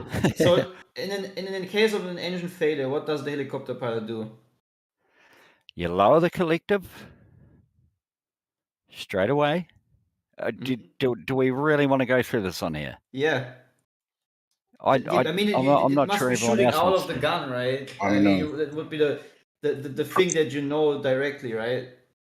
So lowering the collective, that's already a good thing, right? What else? I mean, in Airbus, there's a very, very precise system in the case of engine failure, right? If you Unless we get 2 more votes that they want to know what happens to a helicopter when the engine fails, then we're not going to go into it. We can go into it another time. Wow. So you get to ask me a question, but you don't want to answer that simple question. It's such a simple question. What the helicopter pilot needs to do when the engine fails completely. It's he must not like to think about it. Yeah, I mean, it must be very, very much something. I would scare me. I wouldn't know it. I can go into it very quickly because it, let's say, Yeah, 5 or by now 6,000 you feet, it already takes 30 bullied him. seconds. Okay, Clay. So your engine stops. Mm-hmm. You're holding, the engine power is at 100% torque. You're holding in pitch, which is the pitch on the rotor blades, which gives you your lift, thus your thrust. The engine power doesn't change. You have a governor on the, when you change the pitch on the collective, which you hold with your right hand, with your left hand. That changes the pitch. The more pitch you pull, the more drag, because of the higher pitch, the more drag's on the rotor blades. So the engine has to provide more power. When the engine stops, because you're holding in all that pitch, depending on the helicopter, if it's French, I haven't flown one of them for a while. If it's American, you hold in left pedal. If it's French, then you just say "fuck." Yeah, you just say, "Oh, longtemps, bonjour." Right. So we 100% talk at with high pitch, and then Yep. So when the engine power is lost, you lower the collective, which flattens the pitch on the blades. You have to put in the opposite pedal that you would have with power on, and you're looking for your spot. Even when you're flying along straight and level, you're always, just in case, safety measures, you're always looking for a spot to land. If the True. engine stops now, I'm going here. If it goes here, I'm going there. You look at the ripples on a lake. As you get further from where you're going, the wind changes because of the Coriolis effect, but we won't go into that. And you're going, here's where I'm going, here's where I'm going, here's where I'm going, constantly.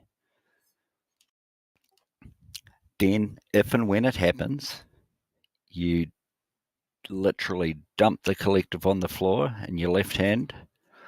You actually raise the nose to increase the angle of attack on the blades to give you more lift with zero pitch, which gives the rotor disc more lift. And then the helicopter in the flight manual, most of them are about 60 knots, but you're still going down at 2,500, 3,000 feet a minute. Like you're fucking falling out of the sky. And when you get about 30 feet above the ground, you bring your cyclic back to arrest the descent by bringing the nose up,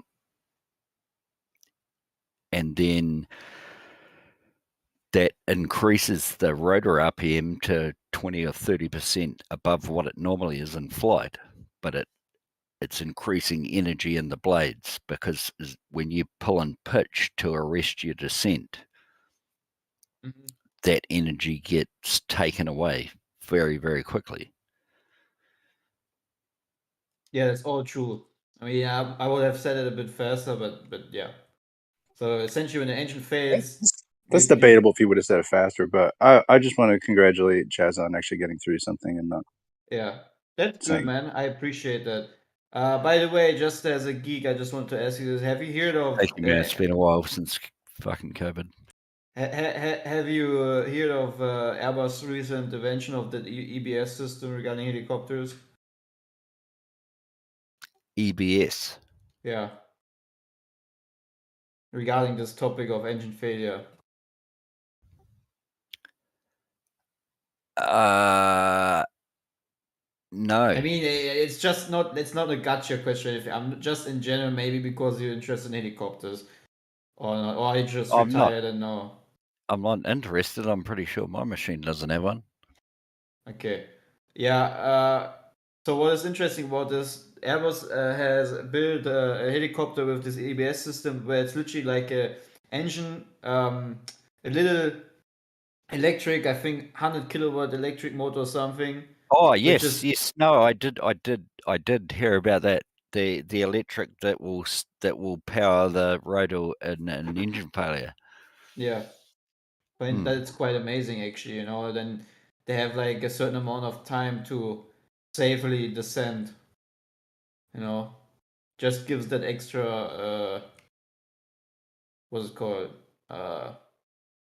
Safety, so to say. I think that's quite amazing. I mean, Airbus in itself, when you look at the airliners like Airbus and whatnot, they have like I must say Airbus has the best safety systems out there. Like still top notch. Definitely better than on the 737. The A320 has way better safety systems. Why there's also negatives, right? I mean, if you have a fly-by-wire system that's really hydraulic and you know the computer, you know, pretty much gives all the signals over to the movements that you're about to do hydraulically to the flaps and whatnot. I think that in a case of complete electrical failure in the 737, you have a better chance to survive since their yoke is still connected analog, right, with direct wiring.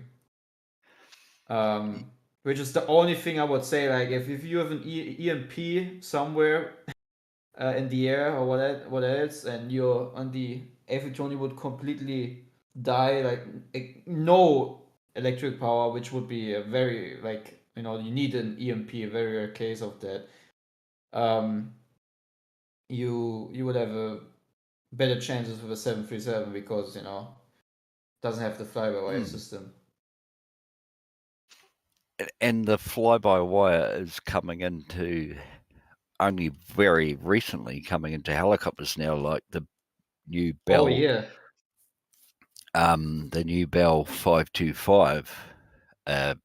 It's a twin-engine helicopter, but even if you're fucked up and run out of gas, the thing will put itself into an auto rotation before you can even think about it.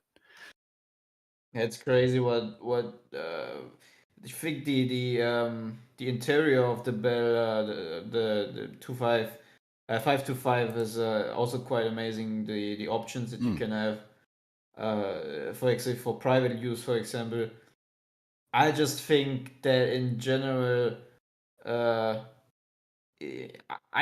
personally think aviation should never be completely automated, right? But to have a safety system that would, for example, if the pilot, like in a, I don't know if you hear about the citation of the Vision Jet. The Vision Jet has a like an automation system when in the case of pilot disease or pilot would be unconscious or whatnot, people in the cabin could press one button, and then the plane will automatically descend to the next airport and automatically land. And what is even cooler is when the people want to be in connection with the ground with the ATC or whatnot, everything will simplify, right? The screens on the cockpit will just simplify so a passenger would understand what is going on. And just these kind of things are just amazing. Also, parachute is within that Vision Jet, so yeah. But completely automated flying, I personally think that I would never sit in such a vehicle. I always want to have a pilot there, even though he mostly does not do much. But it's just something I can't see myself being comfortable with, you know. Because I've come to like you because you do kind of understand what we're talking about. Yes. And do you have that synthetic aperture radar, that new shit that's just come out? The what radar? What exactly? That synthetic aperture radar when you can see through the cloud. Boy. Like infrared almost. Oh, I didn't know about that yet. No, I've not here. I might have seen a picture or something like that, but I have not yet looked into that one. What is it? Is it only? Is it? Wait, is there a specific term for that thing? Oh, it's just coming out in the Gulfstream 650s. and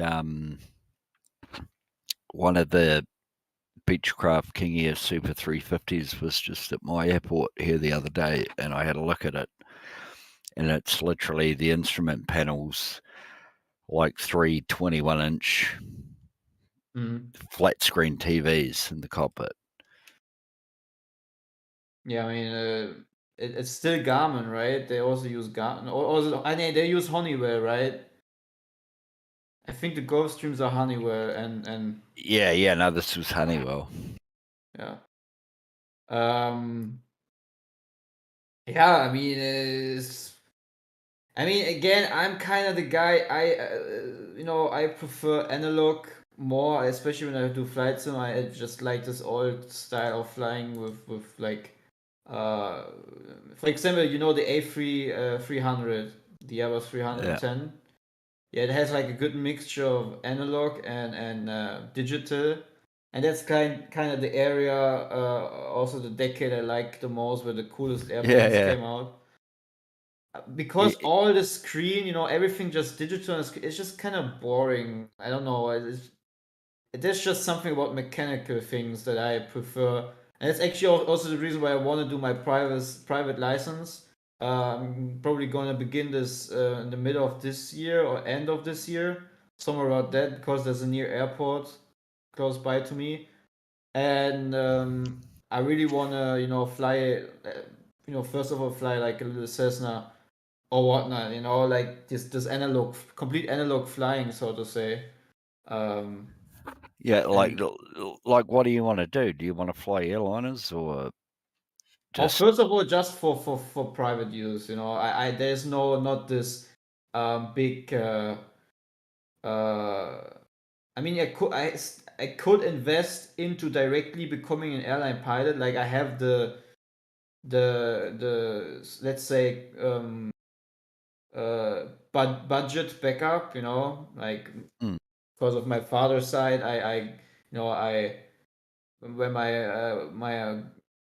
my grandma passed away, I got half of the house and some other things and whatnot. Like I would have the financial backup to invest in such a thing. I mean, it costs like 100,000 euros to become a commercial pilot, plus minus. Like you can get it a bit cheaper if you go like to Serbia, for example, like the Eastern European countries.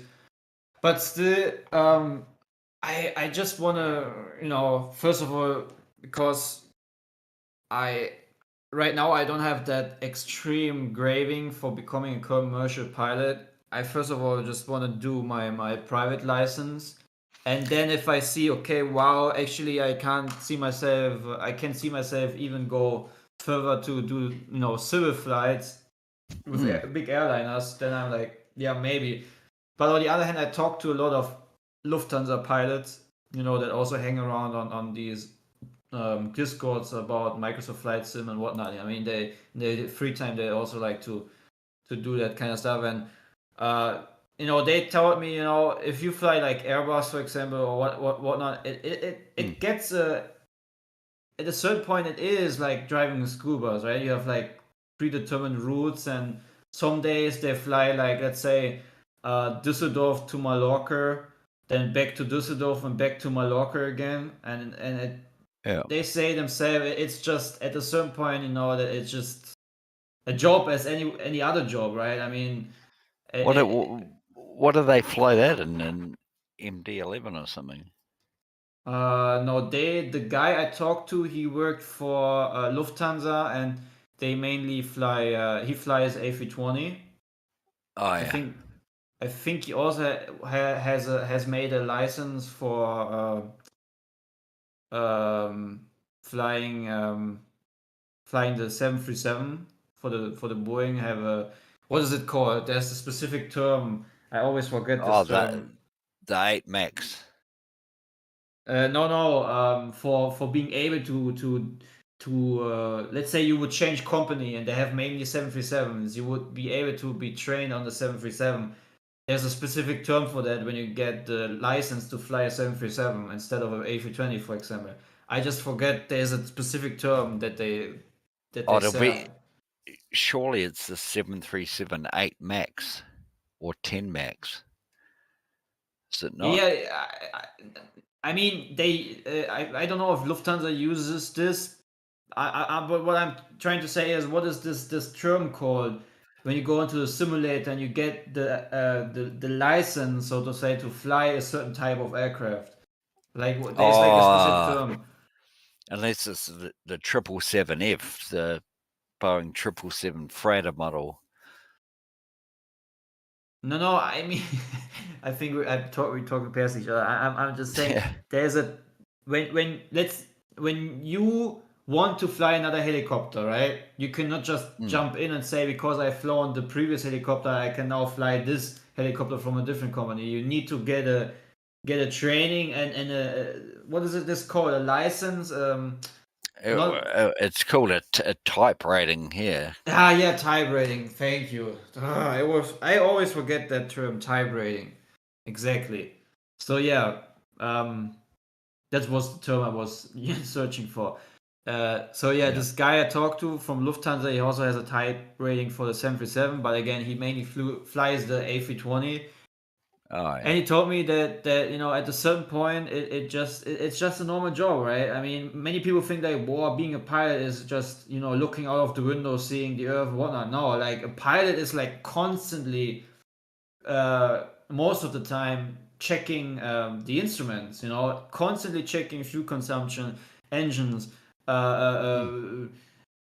navigation, being in contact simultaneously with ground and all the stuff, right? And then pre-flight briefing, then mid-flight briefing, approach briefing, constantly doing stuff, right? People just think the pilot jumps in, press some button, and then the plane does it itself. I mean, it does most of the things itself, but still the human control behind this is to monitor and observe, and there's not much time to look out, actually. Mostly. The main thing neither of them can do themselves is refuel themselves. Right. And there's also a thing going on within the flat Earth community that always this claim of fuel hoax, and I've tried to. I heard that tonight. That's very stupid. That's indeed very stupid, and I myself felt guilty of falling for that particular one, but it's easy to research, and it's easy to find out that it's not true. But going into this now would be way too complicated. Like the fuel hoax is definitely not true. There is a lot of fuel within a lot of big aircrafts, and yeah. I'm terrified of spiders, right? Yeah. Fucking terrified of spiders.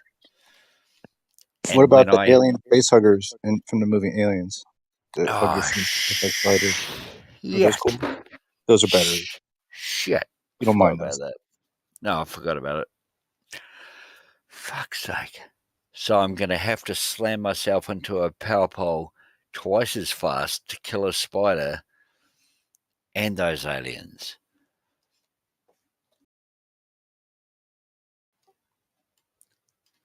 Yeah, but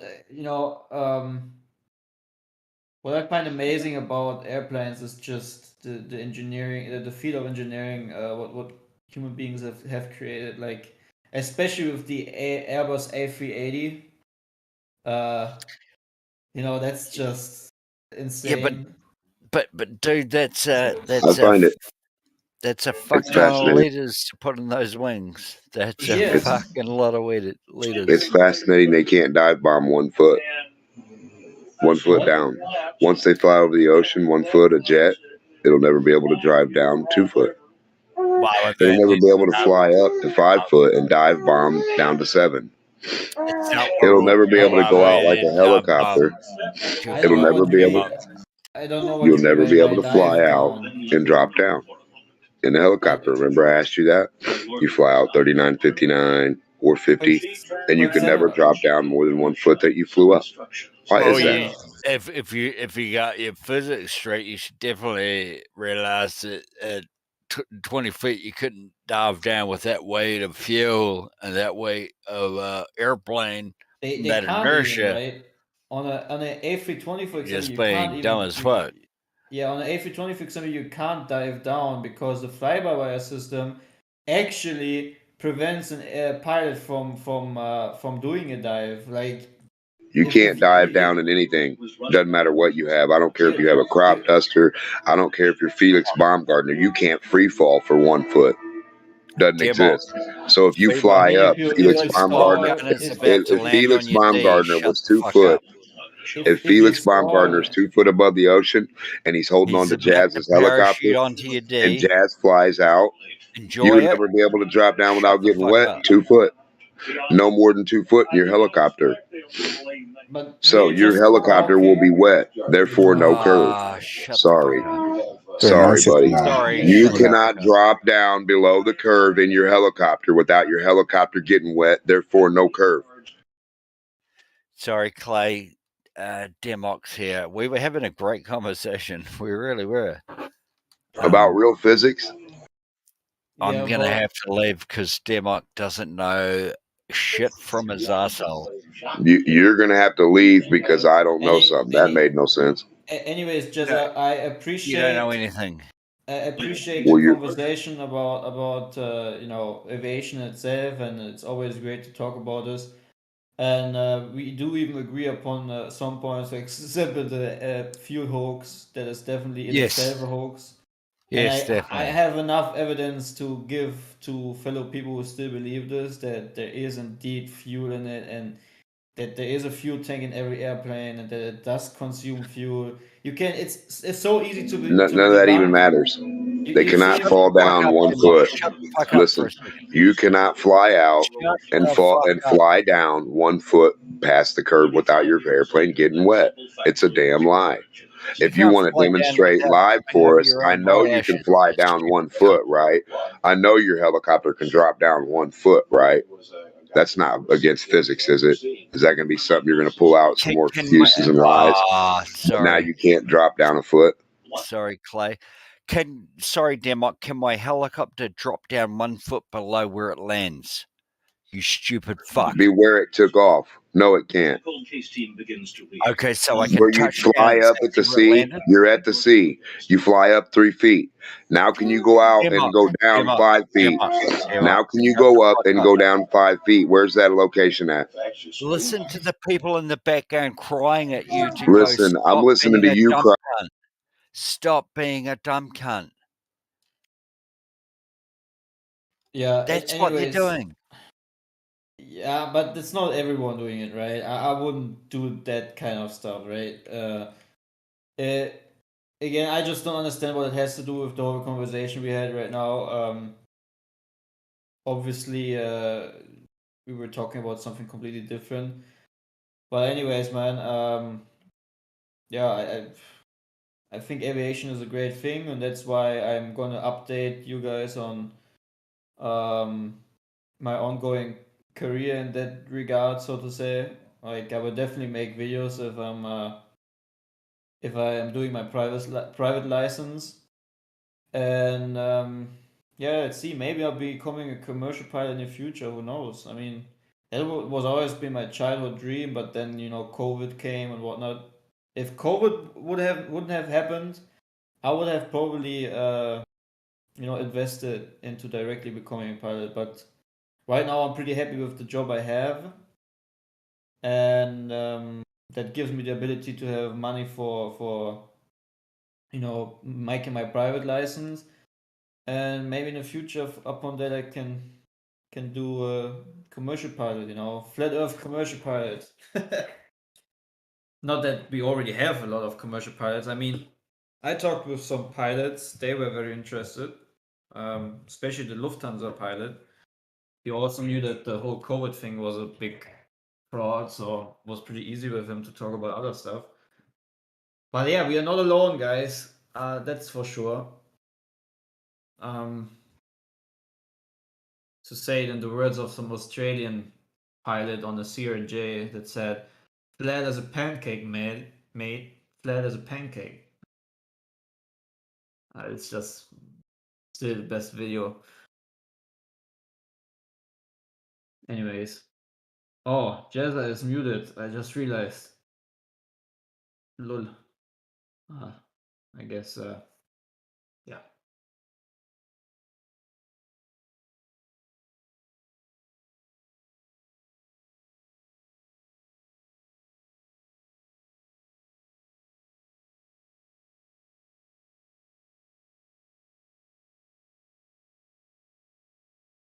There's a good spider. It was the one from Lord of the Rings. Second one, I think. Third one. It's like such a big spider, though. Really.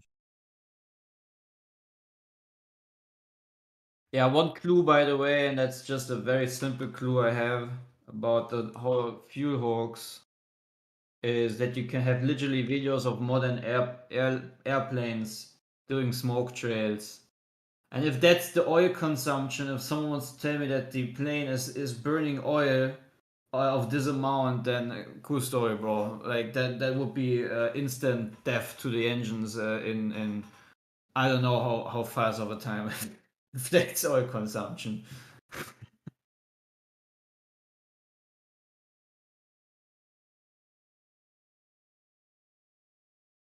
So yeah, guys, don't fall for the fuel hoax lie. That's definitely not true. Airplanes do need fuel.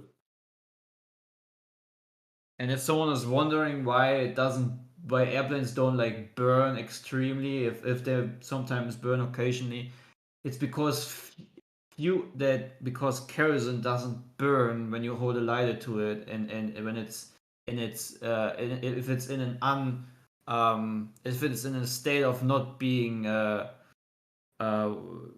what is it called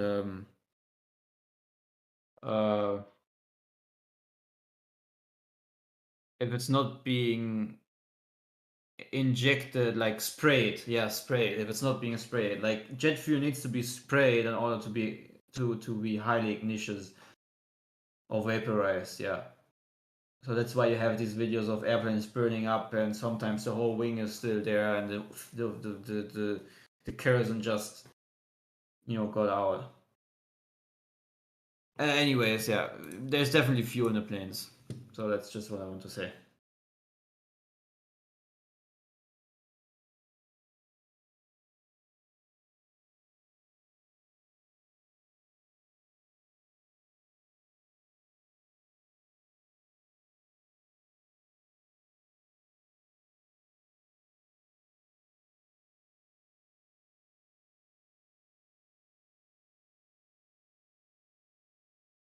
So Clay, what is jet fuel made of? I'm assuming it's a combination of several fuels. Yeah. What? Jet fuel. What's it made of? Is it a combination of fuels? Jet fuel. Jet fuel, I don't know the exact combination of what they mix in to make it jet fuel, but it is indeed designed for jet engines, right?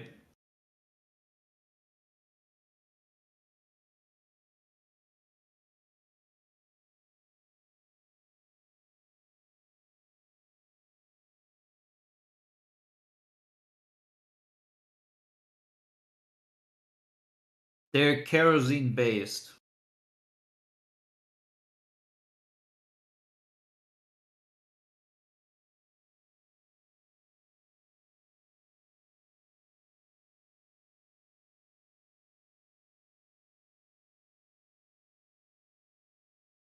But if there's any flat earthers who or anyone in general who's unsure about this, I can provide you a lot of good stuff, like whole forums of engineers who just privately, not regarding this topic, just privately share to each other how they have like fixed fuel leaks and fuel tanks of modern airplanes, and then they have like a very precise picture of how they repair these fuel tanks, and even put in like manuals of Airbus or Boeing what to do in the case of these repairs being necessary. And there's a lot, like if you really want to know it, there's a lot of things you will find, like It is not a big conspiracy.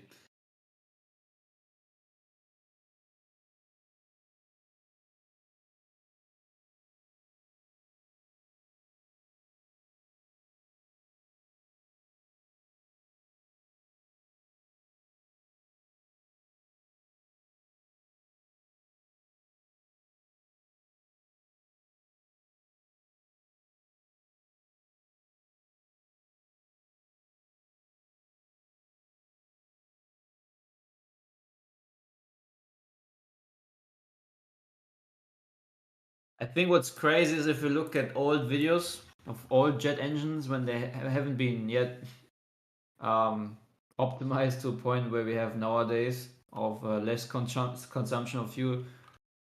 There you can see like extreme smoke trails. It's actually quite insane.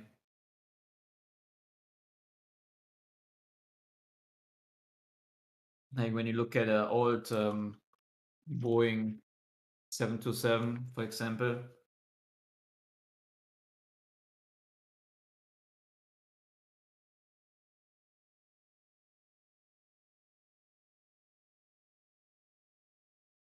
Or the 707.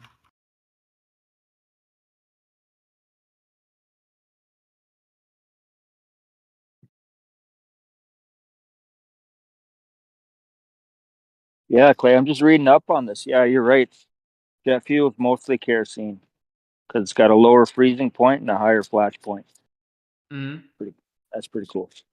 And I think the ability that it doesn't really burn, like if you literally put a fire torch next to it, just won't burn, is pretty insane. Actually, it's pretty safe, you know. Like that's good, you know. It would be more scary if you would sit in an airplane where you know, okay, the stuff that's in it would like with a little bit of cigarette or something would ignite, but it just doesn't ignite until it's being sprayed into the engine, so to say. I've got a house like a room heater, and Mhm. and it takes kerosene, and same idea. I guess it just kind of you got to not mist it, but kind of you turn it into a gas, really not liquid, but vapor, before it ignites. Right. I mean, I got to put a flame to it sometimes. Just the actual source that lights up in the heater doesn't always light it up. I got to actually put a flame to the vapor. So yeah, I didn't realize that. Yeah, it's actually quite safe then. Yes, it is.